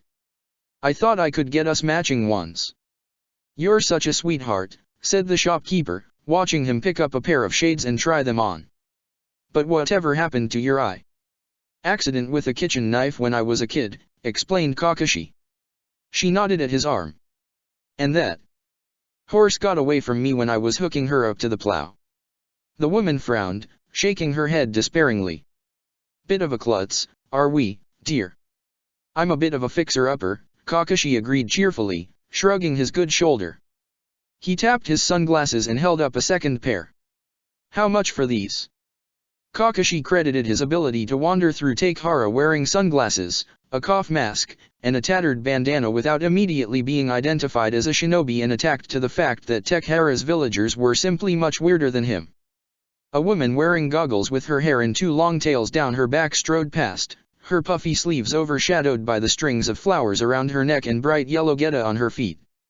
An elderly man shuffled past in a puffy feathered vest that had been a particularly vivid lime green before years and washings had faded it nearly white, and a hat with a veil lining the edges of a brim so wide it bumped into the walls and other passers-by as he went. Others had just one quirk that might give the average person cause for a double take. One man wore cloth draped loosely around the lower half of his face, tied at the back of his head, another wore a mesh shirt with bright blue rhinestones over sensible trousers. Kakashi passed 3 different women wearing sunglasses and a soft cap with a rounded crown and a stiff peak projecting in front over their eyes. 2 children wandered past hand in hand, perfectly normal but for the headgear that encircled their heads and shielded their faces with a dark, plasticky screen. Takehara was simply too strange to reliably pick out an undercover shinobi unless they did something obviously shinobi-like, like pull out a katana or walk on walls or activate a jujitsu in the middle of the square. Even touched with the forecast of war, the town closer to a city continued determinately along its merry, eccentric way. Lights illuminated stores from the inside, their doors thrown wide to entice those walking past, and voices and laughter jostled in the air. Kakashi sifted through the crowded streets, sliding between a man prodding his oxen down the road and a trio of women with their heads drawn together despite their conversation dissolving into incoherent shrieks. In the eastern side of the city, Kakashi circled towards an inn built with sandy, reddish stone, rising above its 2- and 3-story neighbors at a respectable 6 floors. The bottom floor housed a coffee shop, a bar, and a small grocer besides the inn lobby, and Kakashi lingered in the grocer. Under the store owner's suspicious eye, he picked out a somewhat battered package of biscuits from Kaze no Kuni. Nobody bought biscuits from Kaze unless they were nostalgic, planning a prank, or needed an overpriced, makeshift paperweight, but he paid an even 100 ryu for the package anyways. "You have a very wide selection," Kakashi informed the owner. The man grunted and squinted suspiciously at the bills in his hand, holding them up to the light. "Thanks," Kakashi said, raising the biscuits in a lazy wave, and strode over to the inn lobby. A young woman with a round helmet pulled down low over her eyes beamed at him from the front desk. "Good morning," she chirped. "How can I help you today?" "I'd like a room for a night," Kakashi said. "Sunrise side of the building, if you don't mind." "Excellent choice, customer-san," she said, flipping a page in her record book. "Room 737 on the 6th floor is open, and it'll be 1500 ryu for the night. Will that work for you?" "Sure," agreed Kakashi, reaching for his wallet. "Oh, and another thing." He set the bills on the counter, the package of biscuits beside it, and finally the bottle of umesha from Yuzeu.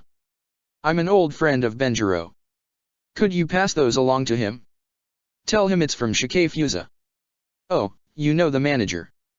I'll leave them for him in the back," she said brightly. "Enjoy your stay, customer-san."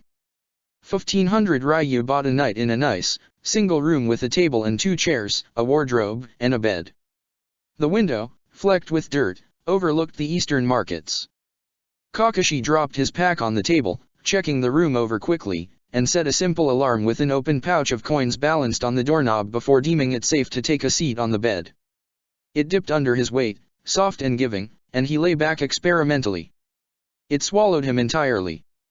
He sprawled there for a moment, resigned, before rolling over with great effort. He dragged the blankets onto the floor instead, settling on top of them and pulling down a pillow for good measure.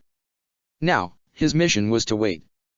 He dozed lightly, but his eye opened of its own accord when the light outside faded to the orange-golden tones of evening, Obito's eye staying closed out of habit. Kakashi frowned, his hand sliding to his holster instinctively as he sat up. The room was empty, undisturbed, and when he padded over to the door, the coin pouch on the doorknob sat exactly where he had placed it. He picked it up, letting the coins jingle in his hand absently as he eyed the door. No intruders. No visitors. More importantly, no deliveries. Kakashi glanced out the window. The clamor from the dinner crowds drifted up, cheerful and frenetic and as colorful as they themselves were. He bundled up the bedding one-handed and tossed it back up onto the bed, then unstrapped his holster and dropped it next to his pack. After a moment's consideration, he put his sunglasses back on. He took a seat at the table and waited.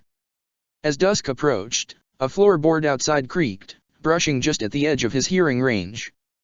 Kakashi froze. He tugged the strap on his sling over his head, pulling it off and tossing it to the table. He turned towards the door, drawing a single kunai from the holster on the table and flipping it up into his hand as he crossed the room on silent feet. He paused just behind the door with one hand on the knob as he waited for a telltale shift. Cloth rustled over skin. Kakashi whipped open the door, grabbing the man outside and slamming him against the door frame with the tip of his kunai angled up under the other shinobi's sternum. Kakashi had just enough time to register the man's eyes, pale green and wide with shock below his kana and hitai, before the man's teammate set his katana to Kakashi's throat, pressing lightly with just a hint of the edge in a clear warning. Kakashi grimaced. He released his hostage and raised his hands slowly, taking a step backwards as the shinobi he'd pinned heeled behind his teammate, joining a third shinobi and a kunoichi looming behind the kenjutsu wielder. Kakashi let the kunai drop from his splayed fingers with a clatter, hyper-aware of the touch of cold steel pressed to the underside of his chin. "Back," ordered the shinobi, and Kakashi eased backwards slowly as the man advanced, past the table with his pack and holster until he'd backed himself to the far wall of the room. "Get on your knees." Kakashi frowned, his eye flicking down to the blade at his throat until the man lifted it away slightly. "On your knees," the shinobi repeated, and gingerly, Kakashi knelt. The katana returned to his throat. His teammates spilled into the room after him, the threat evident in their unsheathed blades. The last shut the door behind her, twirling her kunao into a backhanded grip and fixing Kakashi with a cold stare. A shinobi with a scar running from the edge of his eye down to his jaw moved deliberately between Kakashi and the window, glancing out briefly before returning his attention to the room. "Live capture for an interrogation." Kakashi looked the team over. All four wore the standard blues under their flak jackets, but intercepting a suspected intelligence operative wasn't a mission that would be assigned to a Guntai team or a majority genin team. He inhaled discreetly, sifting through the scent of dried blood and the sticky burn of metal oil, and caught the slightest sickly sweet tang of poison from the wire shinobi. For an on-site interrogation in a foreign environment during wartime, even in one's own secured territory, there would be a full sentry team to negate disturbances and serve as a second net should the prisoner manage to escape. "You're from Konoha," Kakashi stalled, his eyes skittering over all four to the closed window. He let his hands drift downwards, but the katana wielder gave the blade a warning twitch and Kakashi raised them again obligingly. "Did the Hittite give us away?" drawled the kunoichi. "You could have just knocked," Kakashi said dryly, and tipped his head further back when the shinobi pressed the edge of his katana and harder in warning. "Jokes won't help you here," snapped the scarred shinobi. "Who do you answer to?" "The gods."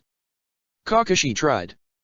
The kunoichi's teammate drew back his sword in time for her to strike Kakashi across the face, snapping his head to the side and sending his sunglasses clattering across the floor. He caught himself on both hands, sending little spikes of pain shooting through his mostly healed arm. He let his head drop low, his hair hanging over his eyes as if stunned by the blow, and snuck a quick glance that showed no recognition on the faces of his captors, even with his scarred eyelid revealed. "We know you're a rebel spy," Kakashi's former prisoner said, low and dangerous. "Don't play dumb." He slipped a coil of wire out of his back pouch, unwinding it as he spoke. Kakashi worked his jaw discreetly, feeling for bruising or fractures. "What happened to the operative stationed here?" The kunoichi scoffed. "The usual. He gave you up pretty quick." "Lie."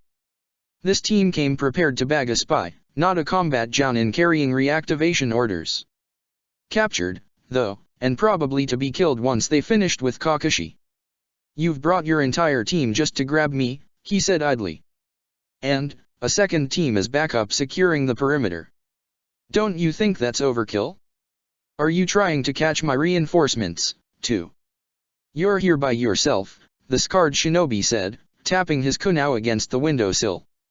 "No one's coming for you. You won't leave this room alive unless you give us what we want." "That's not entirely true," Kakashi said, ignoring the way the entire team stiffened. "But I don't need him to rescue me from you. I just needed you to confirm your numbers." He opened his left eye, and the world sharpened and saturated and slowed all at once. "You should be more careful next time." The Kenjutsu specialist lunged, but Kakashi saw the path of his attack and pounced, coming up inside the man's guard. He turned with the other shinobi, seizing the hilt of his katana with his good hand and striking him in the chest with the pommel in the same movement. The other man flew backwards, narrowly missing his kunoichi teammate as she crouched, chakra burbling as she formed hand seals, and crashed into the table, which splintered and collapsed under him. He didn't get up. Scarred shinobi wire and shuriken. Green-eyed ex-hostage to Kunao. Kakashi went for the biggest threat in world, hurling his captured katana at the kunoichi. "Shit," she spat, jerking back, but the blade skewered her through the shoulder and pinned her to the floor. She hit with a thud, her chakra losing its form, and cracked her head against the ground. Kakashi was already moving, vaulting over her to meet the green-eyed shinobi. The shinobi hurled a kunao directly at his face in a panic with a soundless yelp, and Kakashi snatched it out of the air, using it to parry the second in the man's hand.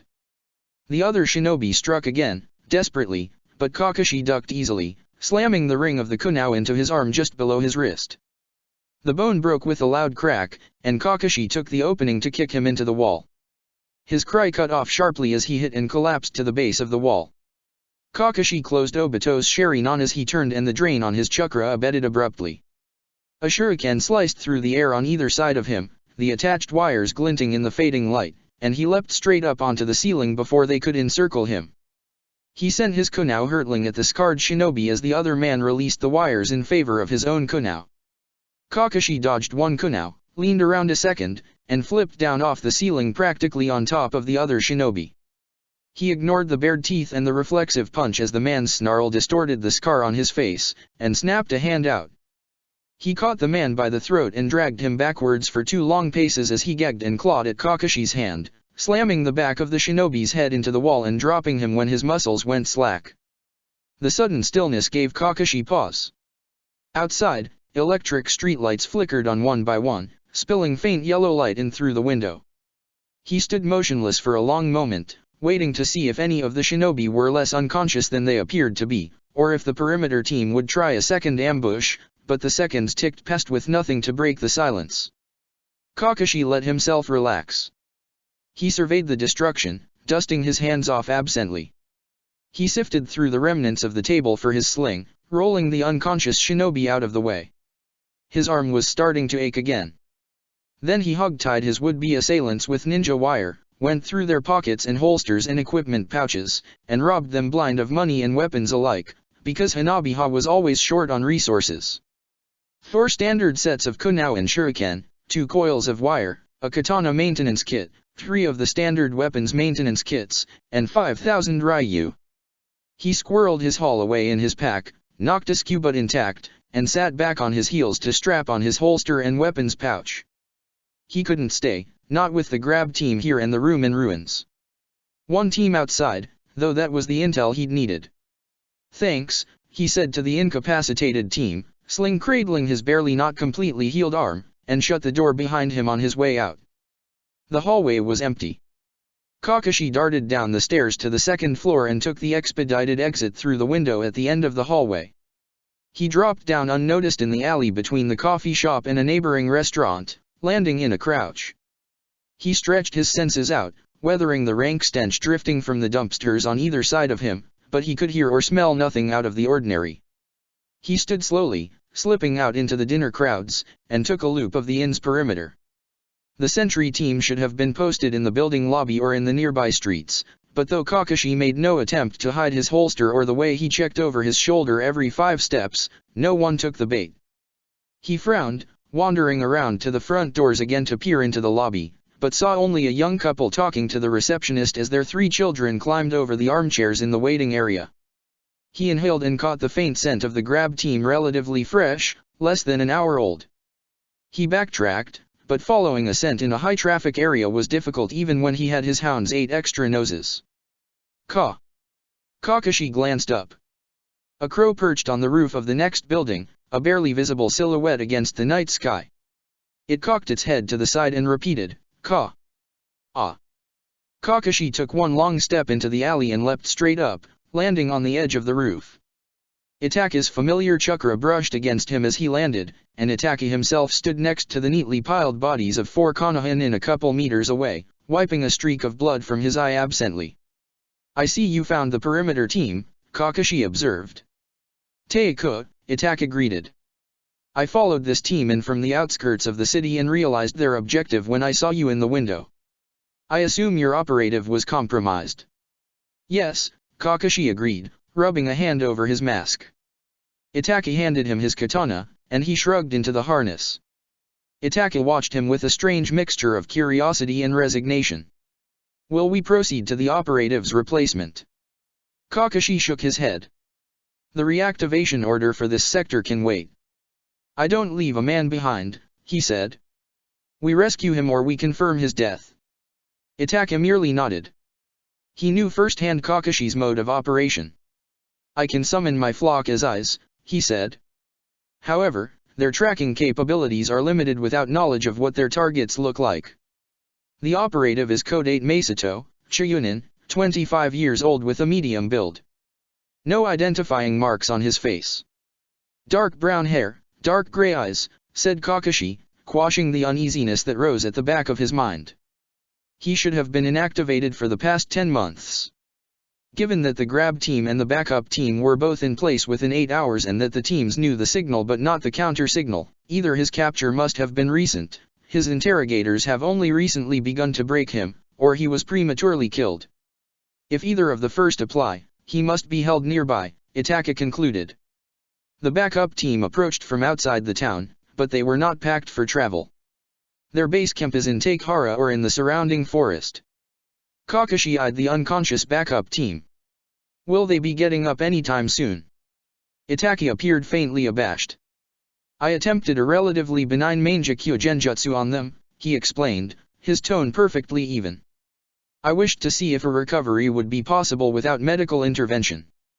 The backup team did not seem anywhere near recovery. You don't know, Kakashi summarized with a sinking feeling. No, Itaki agreed with a slight frown. For lack of better options, Kakashi chose to move on to the mission. I'll take point, he said. Sweep for anything I flush out. He dropped back down to the street as Itaka's flock materialized behind him in a flurry of chakra and feathers. Difficult didn't mean impossible, and the trail was still relatively fresh. Kakashi wove patiently across the street in front of the hotel lobby, chakra bolstering his nose, before he picked up the scent of the scarred shinobi, and from there, those of his teammates. He slipped between a slow-moving couple with their heads bent together and a small pack of teenagers, his concentration entirely on the faint hints of metal and Konohan oaks and wood smoke. He kept very little attention on the rest of his surroundings, save what was directly in front of him. He trusted Itaka to guard his back. The grab team had not bothered to detour on their route. Their trail led Kakashi unerringly into the progressively seedier southwest corner of the town, and though he lost the scent on 3 separate occasions, he picked it up each time less than a dozen meters ahead in the same direction. A dark-skinned woman flitted at the edge of his vision for a few paces, sharp eyes wary and her grace a little too easy to be anything but a kunoichi. Kakashi marked her and then ignored her. Itaka would take care of any problems that arose, and that was a Kumonin. If he ever saw one, he doubted she would attack without provocation in a city under an uneasy ceasefire. Dark shapes winged above him, chirping and rattling back and forth between themselves. The burn bite of alcohol and the sharp sour taint of vomit and the heavy hot reek of sex crowded in on him, and he paused to equilibrate himself, sifting for the breadcrumbs of the team's scents. Like the faintest stars in a moonless sky, he followed the trail between a pair of brothels, looping around a bar to an entire street of brothels. Fluorescent lights danced over crude signs and the slight figures that lingered in the doorways and the shadows, watching him with hungry eyes and bared skin. One or two may have called out to him, but Kakashi registered only background noise, as inconsequential as the wind. A harsh chorus of caws broke out above him as he turned the corner, the neon signs leaving white spots in his vision as he entered the unlit alley, and would have walked straight into the kunao if Itaki hadn't been there to grab the shinobi from behind. Said Kakashi, blinking, and caught the kunao that dropped from a nerveless hand as Itaka quietly choked the shinobi into unconsciousness with an arm pressed against his throat. You seemed rather too distracted to notice either my or the crow's signals, Itaka said neutrally. An accurate assessment. Do you have an exact location? Kakashi asked. Kumbyu identified a second guard on the far side of this building, but no other visible guards, Itaki answered, inclining his head to the right. I will move to neutralize her before you enter. On your mark, Kakashi agreed. Do you have eyes inside? Building layout. No eyes inside, Itaki answered. A crow croaked above him. 3 stories, judging from the exterior, between 4 and 6 rooms per floor, maximum of 2 windows per room, curtains drawn. Lights on in 2 windows on the first floor, 3 on the second, and 2 on the third. Possible basement level as well. Kakashi considered. I'll make a stealth entry from the bottom floor, clear the basement first if there is one. You come in from the top and work your way down to meet me. Hi, said Itaki. I will send Kumbyu to you once the sentry has been neutralized. He vanished in a flash of shadows, crimson winking to life in his eyes. Kakashi padded around the corner to one of the darkened windows. He didn't have time for his armor, but he pulled off his sling and cough mask, bundling them into his pack and replacing them with his umbu mask and letting his henge dissolve. He waited. A small, dark shape swooped down on him, hovering silently at his shoulder before flapping laboriously skyward. Kakashi jimmied the window latch with a kunai, prying it open and slipping inside. Rather than sex and booze, metal and oil and the faint tang of blood flooded the air. He closed the window behind him, shutting himself into a cramped room with armchairs and a tiny couch pushed against the wall to free up pace. Scuffs and cuts marked the floor, scarred by training, but the air in the room weighed stagnant and undisturbed, and Kakashi eased towards the door. He didn't draw his sword. The katana was too long for these close quarters, and though he had his kunai, it had a reach short enough that he may as well go hand to hand. He missed his tanto fiercely, but wishes wouldn't help him here. The door swung open on greased hinges, and Kakashi slipped down the hallway to the next room, following the people scent and the yellow lights that spilled out from under the door. He drew to a stop just outside. Kakashi inhaled carefully. Two people, neither of them Masato, both carrying the faintest hint of the same metal-oil combination that clung to most shinobi, with a familiar tint reminiscent of the woods surrounding Konoha. Voices drifted out, one deep and rumbling, the other a gentle tenor. Kakashi opened the door and sprang. Both shinobi whirled and went for their holsters, and the taller dropped the mug he was holding, but Kakashi was on them before they could manage more than a shocked inhale. He slammed an open palm into the solar plexus of the taller, struck the other precisely in the pressure point above the collar of his flak jacket, and spun to catch the fallen mug before finishing off his first victim with an uppercut to the chin. He grabbed the man's collar as he collapsed, caught the other with a leg under his back and lowered them to the ground noiselessly. He turned, probing the room with a keen eye. Empty dishes and mugs scattered the table, a pitcher of water and a large glass pot of tea on one side. 3 crates stacked in the corner held sacks of rice and packages of dried meat. Chairs clustered in 2s and 3s, throwing angular shadows from the overhead light. Kakashi set the mug down on the nearest chair and retreated to the door. A room containing 2 long tables pushed together, ringed by chairs, was empty. A small restroom was empty. A coat closet was empty. Kakashi cleared them in less than a minute and bypassed the staircase in favor of the kitchen. Pungent chemical cleaners warred with composting waste, and faintly, raw meat, but Kakashi tasted the metallic tang of fresh blood underneath. He padded closer to the open doorway, keeping to the wall, alert for any sound of movement within. Kakashi stiffened as a spike of chakra from upstairs cut off abruptly with a quiet thump. The element of surprise gone, he let Obito's Sharingan blaze and hurled himself around through the doorway as the world sharpened with startling definition. He skidded into the empty kitchen. Overhead lights, wooden cabinets, dining table, pantry. He crossed the kitchen in a heartbeat and yanked the door open, springing down the stairs and landing in a crouch at the bottom. He had just enough time for the scene to burn irrevocably into his memory. The blades and senbon lined up neatly on the table, the bloodied figure slumped on his knees with his wrists strung up with wire, the startled kunoichi's blade already in motion before the kunai completed its arc and slashed a crimson smile through Masato's throat. Kakashi's hand filled with lightning before he could consciously think of it, and the shrieking chorus preceded the chidori that ripped through bone and beating heart and out the kunoichi's back as she choked. He yanked his arm out as he let the jutsu die, whirling frantically to Masato with green chakra sparking at his fingertips.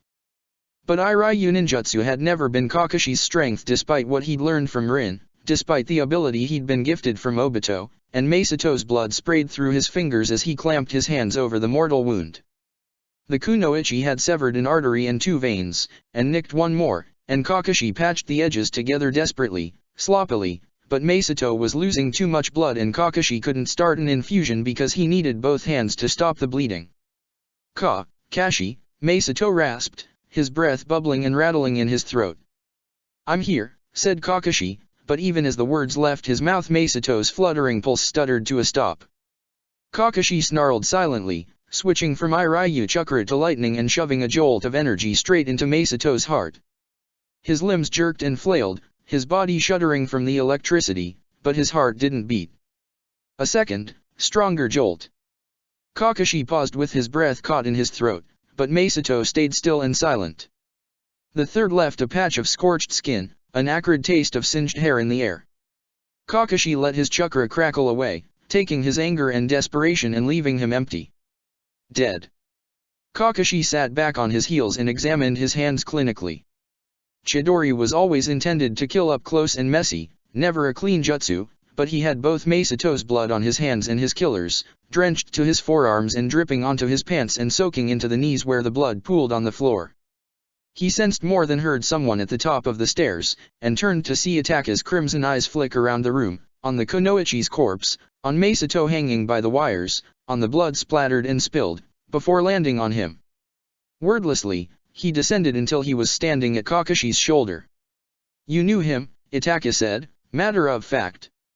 "We began at the academy at the same time," Kakashi said, his own voice coming out entirely devoid of emotion. "I worked with him several times over the years." He stood, taking a knife from the table of torture implements to slice through the wires binding Masato's wrists. He was a good shinobi. He caught Masato's body as it slumped and lowered it to the floor. "Do you have a sealing scroll? I need to wash up." Kakashi's civvies were well and truly ruined. He stripped out of the blood-soaked clothes, rinsing as much of the blood off as he could in the kitchen sink and switching back to Umbu Black's Enamor. He flipped his hitayate over in his hands before tying it on, then fitting his mask over his face. When he returned to the basement pantry, Masato's body was gone and Itaki held a scroll neatly edged in black in one hand. He hadn't touched the Kunoichi Kakashi had killed, and Kakashi paused to look into her empty eyes long enough to feel regret surface amidst his anger. He turned away. "Light it up," he told Itaka brusquely. "Kakashi Teiku." Kakashi bared his teeth in a silent snarl beneath his mask. "The shinobi you knocked out. Did you use genjutsu?" "No," said Itake, the frown evident in his voice. "Then everyone upstairs has a fighting chance before this place burns to the ground." "Light it up, Itake," Kakashi repeated. "This is a message that needs to be sent." Orders or no, Itake wouldn't obey him if he thought it would compromise them. Itake examined him with an unwavering stare. Slowly, his hands formed seals one by one. "Katon, Gukaku no Jutsu," he murmured, and with a muted roar the katon set the room alight. Kakashi let his eyelid drift closed over Obito's Sharingan as he turned towards the stairs. "Let's go," he said. Itaka silently handed him the scroll with Masato's body as they exited by the roof, and he slipped it into his back pouch before leading them towards the nearest edge of the town. The Kumo Kunoichi made a reappearance, this time in full uniform, slinking along the streets behind them for a few blocks as they neared the outskirts of Takehara. Kakashi paused, tilting his mask down at her long enough to warn her that she'd been spotted before leaping to the next roof. After a moment, her chakra pulsed, and she darted forward and upward in a sudden blur to intercept them. Kakashi gritted his teeth, landing lightly and straightening to his full height as Itaka did the same at his shoulder, angled to cover their backs. "Sorry for the inconvenience," the Kunoichi said, strolling forward to meet them with her hands in her pants pockets. The red and white woven hilt of her katana protruding over one shoulder was well worn and well cared for. "But that was a Konoha satellite camp you just raided." Kakashi made a show of looking her Kumo-style armor and hitayate up and down. "That a problem for you? I hope you didn't do anything to implicate Kumo in there," she said, rocking onto her toes and then back on her heels, "or we might have a problem." "Don't worry," said Kakashi, checking over her shoulder for backup. "If Konoha sends a team to investigate, they'll know exactly who did it." "And who might that be?" Kakashi lifted his porcelain mask, shaking his hair free though he kept the Sharingan closed. "Kakashi. And a helpful shadow," he added, glancing at Itake. The Kunoichi's eyes widened. "Hey take. Kakashi," he repeated. "And you are?" "Tsurui," she answered absently, eyes narrowed as she scrutinized him. "What's Cage Killer Kakashi doing in a contested border town like Takehara?" Kajino Tsurui was a name Kakashi recognized from a report back when he was an Umbu captain, regarding a particularly brutal three-way free-for-all on the border of Aim and Kusa that left a body count of 18. The sole Konoha shinobi who survived described a Kunoichi who summoned a storm on the ground itself, white lightning shooting through white clouds, white storms. Tsurui, her bingo book entry named her. "What's Shiroyarashi Tsurui doing in a low-stakes border town like Takehara?" Kakashi shot back. "Aren't you afraid we'll tell someone you don't want knowing that there are Kumo combat jounin lurking here?" Tsurui smiled, clear amusement dancing in her eyes. "I think you've made it clear you're not on their side," she said, nodding towards the smoke now starting to twine into the night sky. Thought about joining the other side? You've got the lightning affinity to match. We're just here to retrieve one of our own, Kakashi said neutrally. Tsurui glanced again at the burning building, longer this time. My condolences, she said. Our fight isn't with you, but we're not looking to join a side right now, said Kakashi. Tsurui shrugged elegantly. The offer stands now, but not forever, she warned. Kyumegakuer would welcome Kopin and Kakashi more than Konoha ever did. Take Hara was hot, too hot, especially now that Kakashi and Itachi had set one of Konoha's bases on fire and they knew that Kyumo had an operation planned. Reactivation of their own intelligence operatives in the area could wait until the turmoil died down. They turned south instead, heading for the border with Hai, and the next time they made camp, evening had begun to creep up on the afternoon. Kakashi set up the perimeter seals in a small fire and took Masato's scroll from its pouch while Itachi went to find more wood for the fire. He turned it over in his hands absently, carefully. For all that he had enrolled at the same time as Kodate Masato, Kakashi had spent only a year in the academy, and even during his time there, he'd gravitated towards the other clan brats or the kids of prominent shire bullet in shinobi by force of familiarity. Masato had been neither, and he hadn't made the cut to command after his graduation, so though they'd crossed paths on missions and in the village on occasion, Kakashi never had much cause to talk to him. Kakashi carried the man's body with him but didn't really know him, and he wondered if the guilt weighed that much more heavily on him for it. Itachi returned with an armful of wood, which he set at the camp's edge. He tossed a piece on the fire and turned to Kakashi expectantly. Negative emotions feed the Mangekyo, he said, and it would have been callous but Kakashi suspected it was Itachi's way of trying to distract him. Kakashi tapped the end of Masato's scroll lightly and slipped it back into the pouch. What's first, Itachi-sensei? Silence. Kakashi looked up warily, chakra surging under his skin, but there was no threat. Just Itachi, staring at him blankly. Kakashi checked over his shoulder. Still nothing. Itachi. Itachi blinked. Activate your Mangekyo, Kakashi Teiko, he said, as if nothing had happened. Each holds power unique to its wielder, and we must determine what yours grants. Kakashi checked with his chakra to make sure one or both of them weren't under a genjutsu, then opened his left eye. Before the initial burn had a chance to abate he gritted out, Mangekyo, and the world gained an extra dimension as agony stabbed into his eye.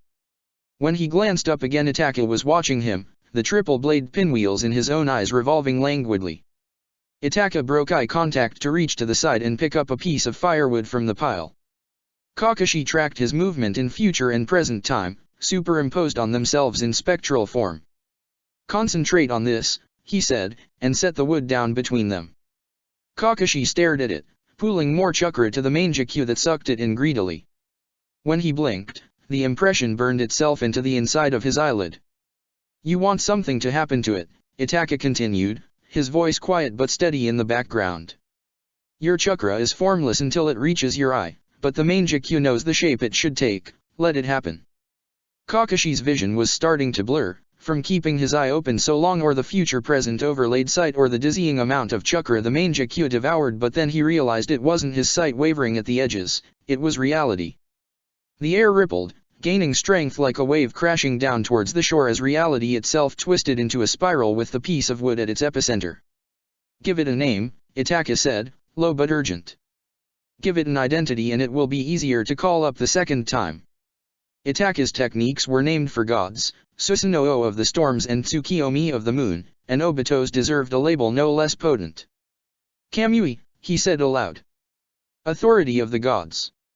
With a rush of electric-charged energy the wood blinked out of existence. Kakashi reeled at the suddenness, absently noting the slick, scalding trail sliding down his face. He blinked and his Mangekyo spun apart into its three tomo. Kakashi's hand rose of its own accord to his eye as he squeezed it shut, the white-hot burn searing into his nerve endings. He glanced to either side, but didn't see where his firewood target had gone. He looked up at Itachi with his one regular eye. Long-distance Kawarami. He suggested dubiously. That was an awfully elementary ability for a legendary Dojutsu. Itachi deactivated his own Mangekyo, a slight frown crinkling his forehead as he scrutinized the rest of the clearing. I did not see where it reappeared. He turned back to Kakashi thoughtfully. Perhaps another trial, he suggested. Kakashi wiped at Obito's eye, and his fingers came away bloody. One more, he agreed, and braced for the piercing pain again. Mangekyo. He blinked away crimson tears, taking a bare second to let the world orient itself in his sight before turning his eyes on a small branch on a tree about 5 meters away. He let his chakra surge, and it came more readily than it had the first time around as he growled, "Kamui!" The tree 2 over from the one Kakashi had been aiming for warped abruptly. Kakashi gritted his teeth, dragging his gaze further right as the twisting fabric of space ripped apart, and the whirl caught the middle tree in its focus. The burn in his eye grew nearly unbearable as he shoved a final burst of chakra into the jutsu. Reality snapped back. The world righted itself, minus a section of the tree trunk in the middle a meter long, and the top half of the tree crashed down with the sudden absence of its support. Kakashi leapt backwards as he closed the Mangekyo and let it smolder away, clamping his hand over it ineffectually as though he could squeeze away the pain. Itaka leaned over to give the tree a light shove as it crashed down, and its reaching branches narrowly missed the campfire. They looked at each other. "I suggest we debrief later and leave the vicinity immediately," said Itaka, and smothered the fire with a tiny soten. "I agree," said Kakashi, tearing down the perimeter seal on the tree trunk above his head and lunging for his katana and travel pack. Camping unobtrusively in hostile territory was one thing, bringing down trees with uncontrolled jutsu was another, and Kakashi's chakra stores was drained enough from 2 tries at Kamui that a Guntai Chiryunin team would have a sporting chance at knocking him off. Kamui, he thought, as he and Itaka darted into the familiar shadows of the forest. A mystery, a weapon, and possibly, a trump card. Obito would have loved it. Kakashi had expected the border of Uenhai to be heavily patrolled, particularly where the border with Shimo drew closest, but given that it was the quickest way into Fire Country, he'd been willing to give it a shot. Crouched behind a crooked hickory tree about 3 breaths too close to discovery, Kakashi tipped his mask towards Itaka and signed, "Numbers?" Itaka leaned around the side carefully, eyes tracking the movement in the next copse. 3 squads, he signaled, his hands barely visible in the moonlight. 2 4-man teams each. He tilted his chin forward in a silent question. Kakashi shook his head. Too heavily guarded. He flicked 2 fingers towards the southeast. 80 clicks. They would make their incursion further down the border. The Konohan camps grew sparser the further from the Shimo border they traveled. When they chose a clearing for their own camp, dawn had broken, and they had not seen another team for 2 hours. 1 hour ago, the ground had begun tilting loopily beneath Kakashi's feet, and 15 minutes ago, his vision had begun blurring for reasons not related to the Mangekyo except for chakra exhaustion from its overuse. Around the same time, Itaka started eyeing him like he needed to make sure Kakashi was still conscious and capable of movement. "I'll do the west side perimeter sweep," Kakashi said, blinking his vision mostly clear. "Take the east, circle back and meet back here." "Hi," Itaka agreed, giving him a last careful once-over before leaping up into the trees and springing lightly between the thin branches without so much as rustling the leaves. Kakashi didn't think he had enough chakra for even that, so he kept to the ground, weaving his way low through the undergrowth. The bushes were tall enough to cover him even if he were standing at his full height, though they were lighter and airier than the jungle tangle in the Forest of Death, and the air was damp under his fingertips. A small stream spilled over the rocks ahead of him, steam curling up off the water and clinging to the bindings of his sandals. He almost didn't notice the extra scent trail, snaking atop his and Itaka's. Their tail had been only a few minutes behind and gaining ground rapidly. He stood abruptly still, examining the scent barely indistinguishable from his own for a long moment. With a cursory glance towards his intended path, he broke off to follow the scent trail, quickening his steps to a jog as it looped back towards their camp and Itaka. Kakashi doubled back over the stream, rounded the tree trunk, and came face to face with himself. The other Kakashi blinked back, lazy and sharp and coiled all at once. Every detail of his double matched exactly the faded umbu blacks, the shade of the skin under the fire tattoo, even the chakra signature medal and forest in a taste of ozone. Silver hair peeking out from under a worn bandana flashed as the other Kakashi tilted his head, its sheen muted by hints of dyes. Kakashi took a step. His doppelganger mirrored him. It took a second step, and as it took a third, it toppled forward slowly. It erupted with a soft puff as it hit the ground. Shiba burst out of the smoke with an overjoyed bark, hurling himself straight into Kakashi's chest. His arms closed around the wriggling Ninken automatically, hefting him in his arms as the dog knocked the porcelain mask askew and licked his face frantically. "Ma, settle down, you're supposed to be a shinobi," Kakashi admonished, leaning away to get his mouth out of the danger zone. Shiba finally leapt off, paws digging into Kakashi's stomach as he pushed away, and capered on the ground madly instead, darting back and forth as Kakashi watched before rearing up on his hind legs again to plant his front paws on Kakashi's thighs. Kakashi dropped a hand down to scratch his Ninken's ears, and Shiba's yelps dissolved into a happy whine. "Where's the rest of the pack?" Kakashi asked, giving Shiba one last pat and releasing him to tear circles around the clearing. "Outskirts of Aoshima," Shiba answered brightly. "Come on, let's go, I'll take us there." "Whoa," said Kakashi mildly, snagging Shiba by the scruff as the hound whirled to bolt. "You're forgetting something. We need to wait for Itaka first." But even as he spoke, Kakashi heard the whisper of cloth over cloth, and Shiba's ears pricked. "Silence, Black Scorch!" Shiba wrenched out of Kakashi's lax grip and pounced at him. Itake, who was far shorter than Kakashi, ended up with a face full of Shiba's belly fur. "He grew," Shiba said gleefully, squirming atop Itake's head. "Kakashi, tell him he grew." "Shiba says you're still a midget," Kakashi told his erstwhile Kaoruhei, watching him prod tentatively at the Ninken enthusiastically attempting to suffocate him. "Ah," said Itake, looking askance at the Ninken as he peeled the hound off his head. "You liar!" Shiba yipped, thrilled, dangling in Itake's grip. Itake set the Ninken down, only for Shiba to jump up on him again and attempt to lick his face off entirely. "Down, Shiba," Kakashi admonished. Shiba's tail battered the air but he backed off obediently, his front paws pattering in place as he fairly beamed up at them with a doggy grin. "You are unhurt," Itake said to the Ninken politely, which was about as warm a greeting as anyone who wasn't Sasuke could get from Itake unprompted. "I am unhurt," Shiba agreed enthusiastically. "The rest of my pack is near Aoshima. It's too far for me to summon them with the chakra I have left," Kakashi told Itake, crouching to let Shiba wriggled up against his armor once again. He scuffed his hand through the fur on Shiba's head, let his fingers tangle in his long coat at his shoulder. "We can make it there before noon." Itake instantly frowned. "You have not fully recovered from your injuries and are nearing chakra exhaustion. You can barely walk, we will be more vulnerable to attack," he pointed out. "We will be able to make the journey more quickly once you have rested. I'll take a chakra pill. Once we join up with the rest of my Ninken, we'll have 8 additional options for guard duty," Kakashi said, bracing one knee against the ground so the faint tremor in his muscles wouldn't give him away. "Both of us will have the opportunity to rest, and we'll have more protection from attack." Logic tended to work best in arguments against Itake. He paused to calculate both options, his eyes on Kakashi the entire time. "Half a chakra pill," he concluded. "And you will resume wearing the sling." "It's fine," Kakashi said reflexively, at the same time Shiba demanded, "A sling?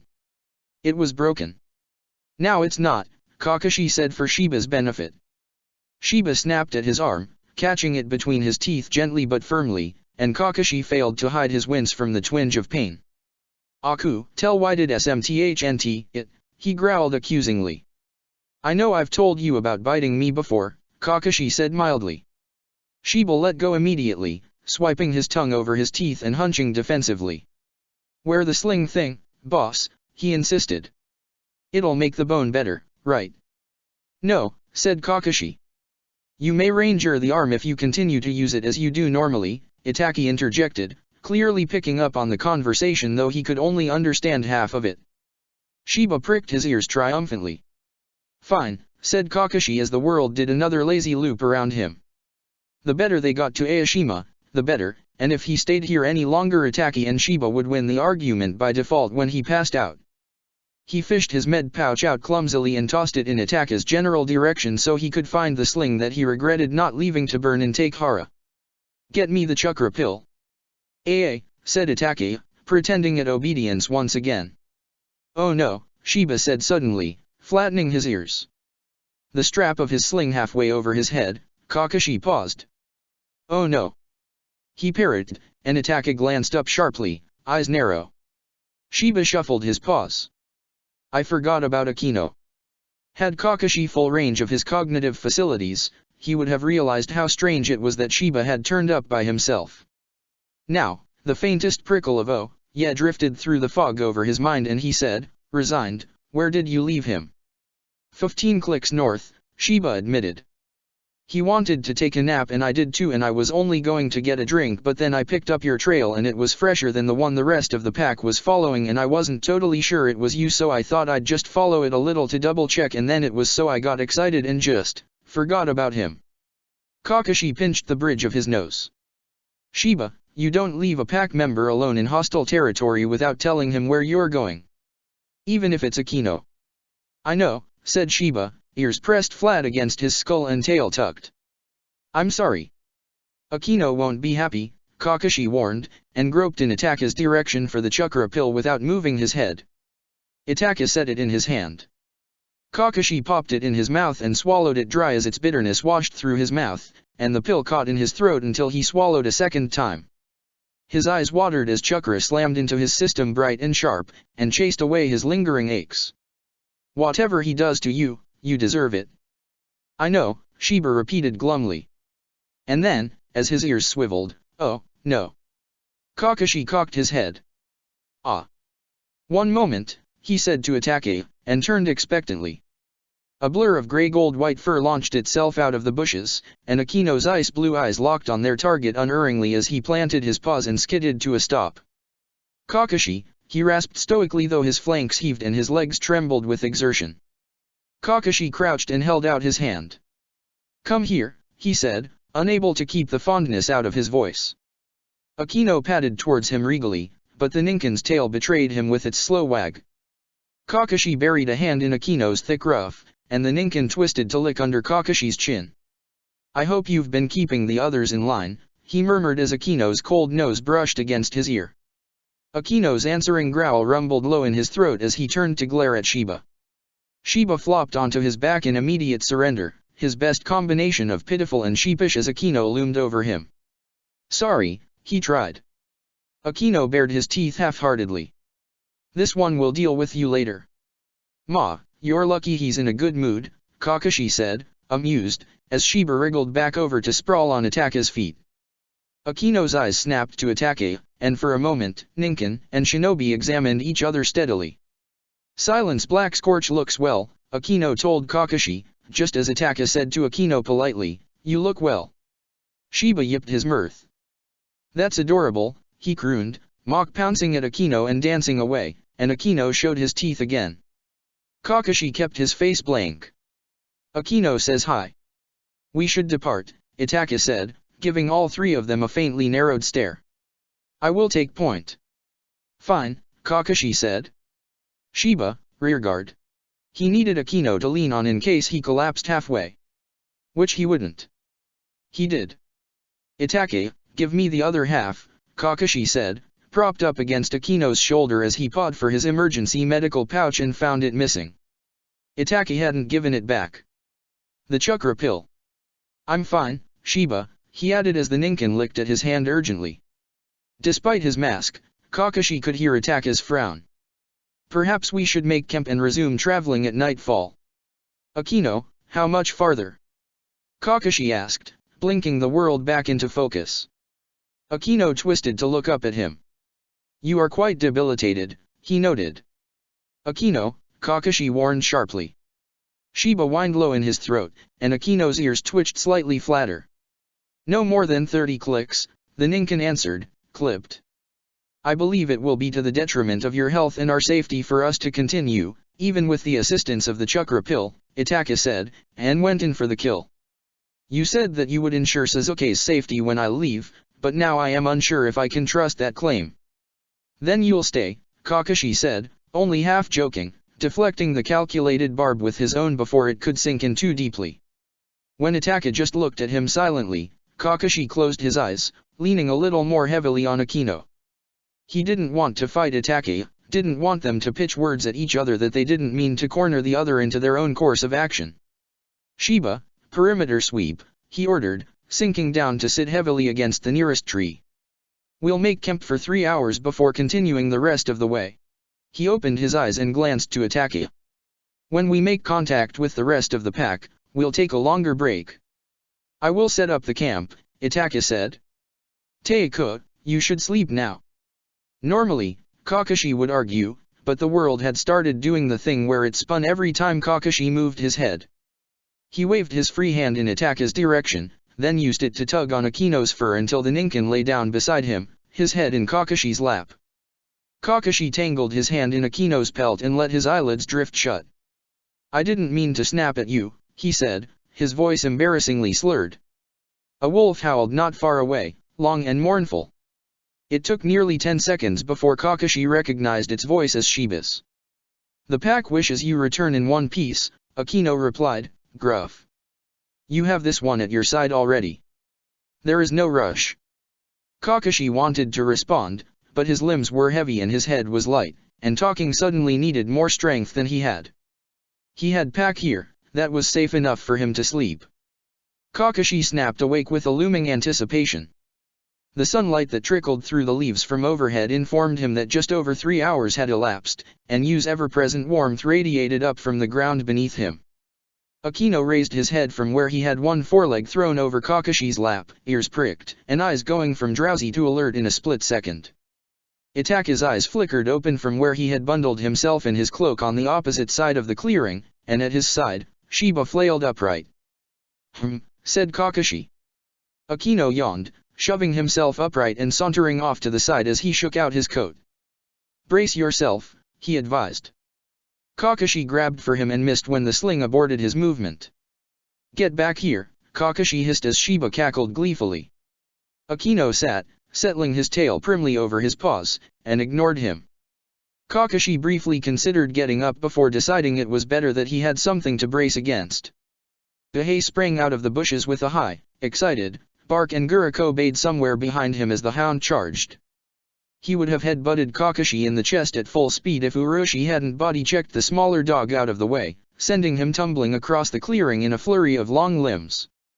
Uroshi loped the last few strides, brushing the entire side of his head against Kakashi's face in greeting, and Bahei hit Uroshi's broadside more than Kakashi when he flung himself at them a second time. Another lithe body landed on Uroshi's shoulders, wriggling down into the space between them. "Your arm!" Guriko yelped, dismayed, sticking his muzzle in Kakashi's sling. "That's why you don't just charge at him like a new pup, Bahei," Uroshi rumbled pointedly, nosing into the side of Kakashi's neck. "I wasn't going to hit him," Bahei protested, nudging forcibly at his good hand until Kakashi scratched behind his ears. Baisuke, as with everything he did, made his entrance unobtrusively. He wove under Uroshi's legs, curling up on Kakashi's lap silently with his tail beating a slow tattoo against his kunao holster. "Kakashi!" Kakashi glanced up to meet Pakon's eyes from the Ninken's perch atop Bull's head. "Pakon," he said, and reached out. Pakon leapt without hesitation, and Kakashi caught him against his shoulder. Bahei yelped and Uroshi staggered as Bull leaned down, pressing against them with his bulk. Baisuke grumbled a little as he and Guriko were flattened against Kakashi's chest. Kakashi glanced skyward, as if that would get him out of his pack's puppy pile, and that was the moment Sheba took a nosedive onto his face. "Sheba!" Akino growled somewhere next to Kakashi's ear, but Kakashi huffed a laugh. His pack was here and he was of Hatake blood with or without the name, and this was the closest he was to whole he had been in a long time. Later, with all his pack sprawled around the clearing or on him, Guriko and Bahei attacking the last of the chipped beef, and Itake sandwiched between Sheba and Bull, Pakon said in the human tongue, "What's the plan, boss?" "I have one more stop in Hai to make before Itake and I return to Kiri," Kakashi said. "Pakon and Guriko, I need you to go back to Take Hara with the activation orders. The last point operative was killed, and the situation destabilized before we could reach his backup." "Take Hara," Pakon said, glancing up sharply. "Wasn't that?" "It was," Kakashi said evenly. Pakon fell silent. "Bull and Baisuke," he continued, ignoring the way his hounds plus Itake watched him with a silent combination of concern and assessment. Go ahead to Ozu and do some scouting, Command is eyeing it as a base of operations. Akino, Uhei, and Shiba, head north and leave a decoy trail, make it look like I'm heading into Shimo. Hi, Akino agreed, and Shiba whined high in his throat. When do we get to go with you? Shiba asked, draping a paw on Itake's leg. Guriko nodded agreement. Kakashi glanced at Itake. We'll be back in Kiri by next week. I'll summon you then. Bull let out a surprised woof. Really? Guriko demanded, his tail wagging furiously. Akino nodded regally, as if it were his due, and Baisuke brushed his head into Kakashi's hand from his perch on Kakashi's lap. Kakashi confirmed, rubbing Baisuke's ears. Make sure you dispel in 5 days, he warned. I don't have enough chakra to summon you across the ocean if you don't make it back to the spirit lands. Got it, boss, said Pakun. I'll take Uroshi with me, he added. He looks least like a dog summon. Least like your summons, you mean, Baisuke interjected drowsily. Kakashi cupped the little Ninken's skull in his hand, rubbing a thumb over velvety soft fur. Exactly. This reunion with his hounds would be brief, but the next would not. Time is running out, Itake said quietly.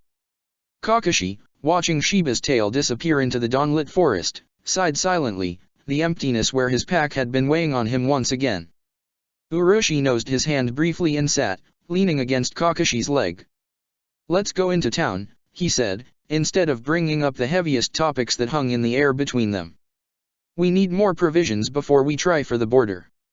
Itake acquiesced with an inclined head, letting the opportunity for that weighty conversation slide past without a fight. He was forever looking to the future, but his promised to be difficult and lonely. Maybe he too recognized this as one of the few moments he had left among allies.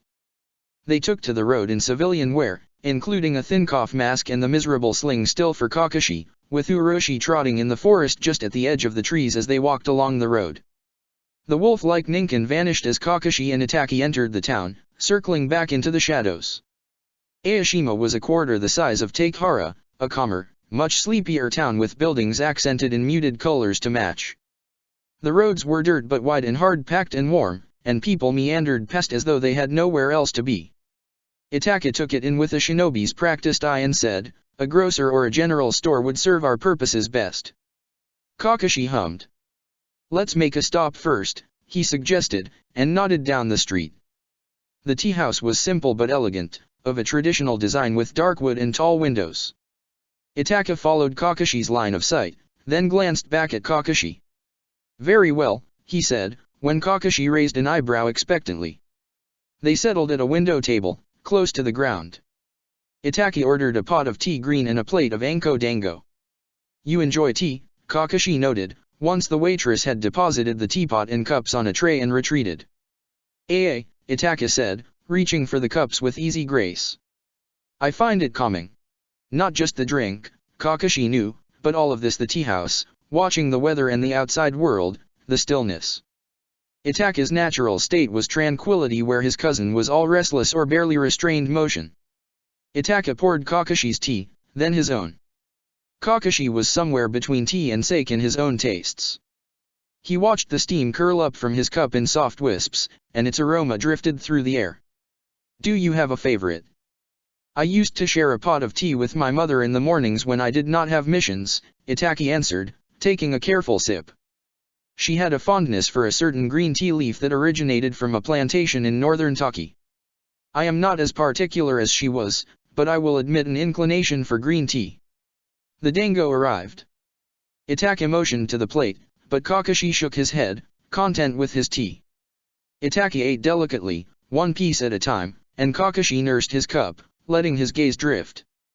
Outside the window, a bit of gray fur flashed as Uroshi slunk down the narrow alley between an onsen and a butcher's across the street.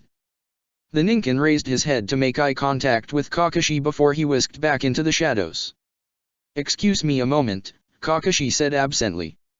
Itake glanced up, his eyebrows slightly creased, and Kakashi gave him a brief reassuring smile. I'll be right back, he said. Finish your dango. Order a fresh pot, if you like. Itake's face smoothed, and he nodded despite his well-concealed curiosity. "I will await your return," he said, and brought his teacup to his lips.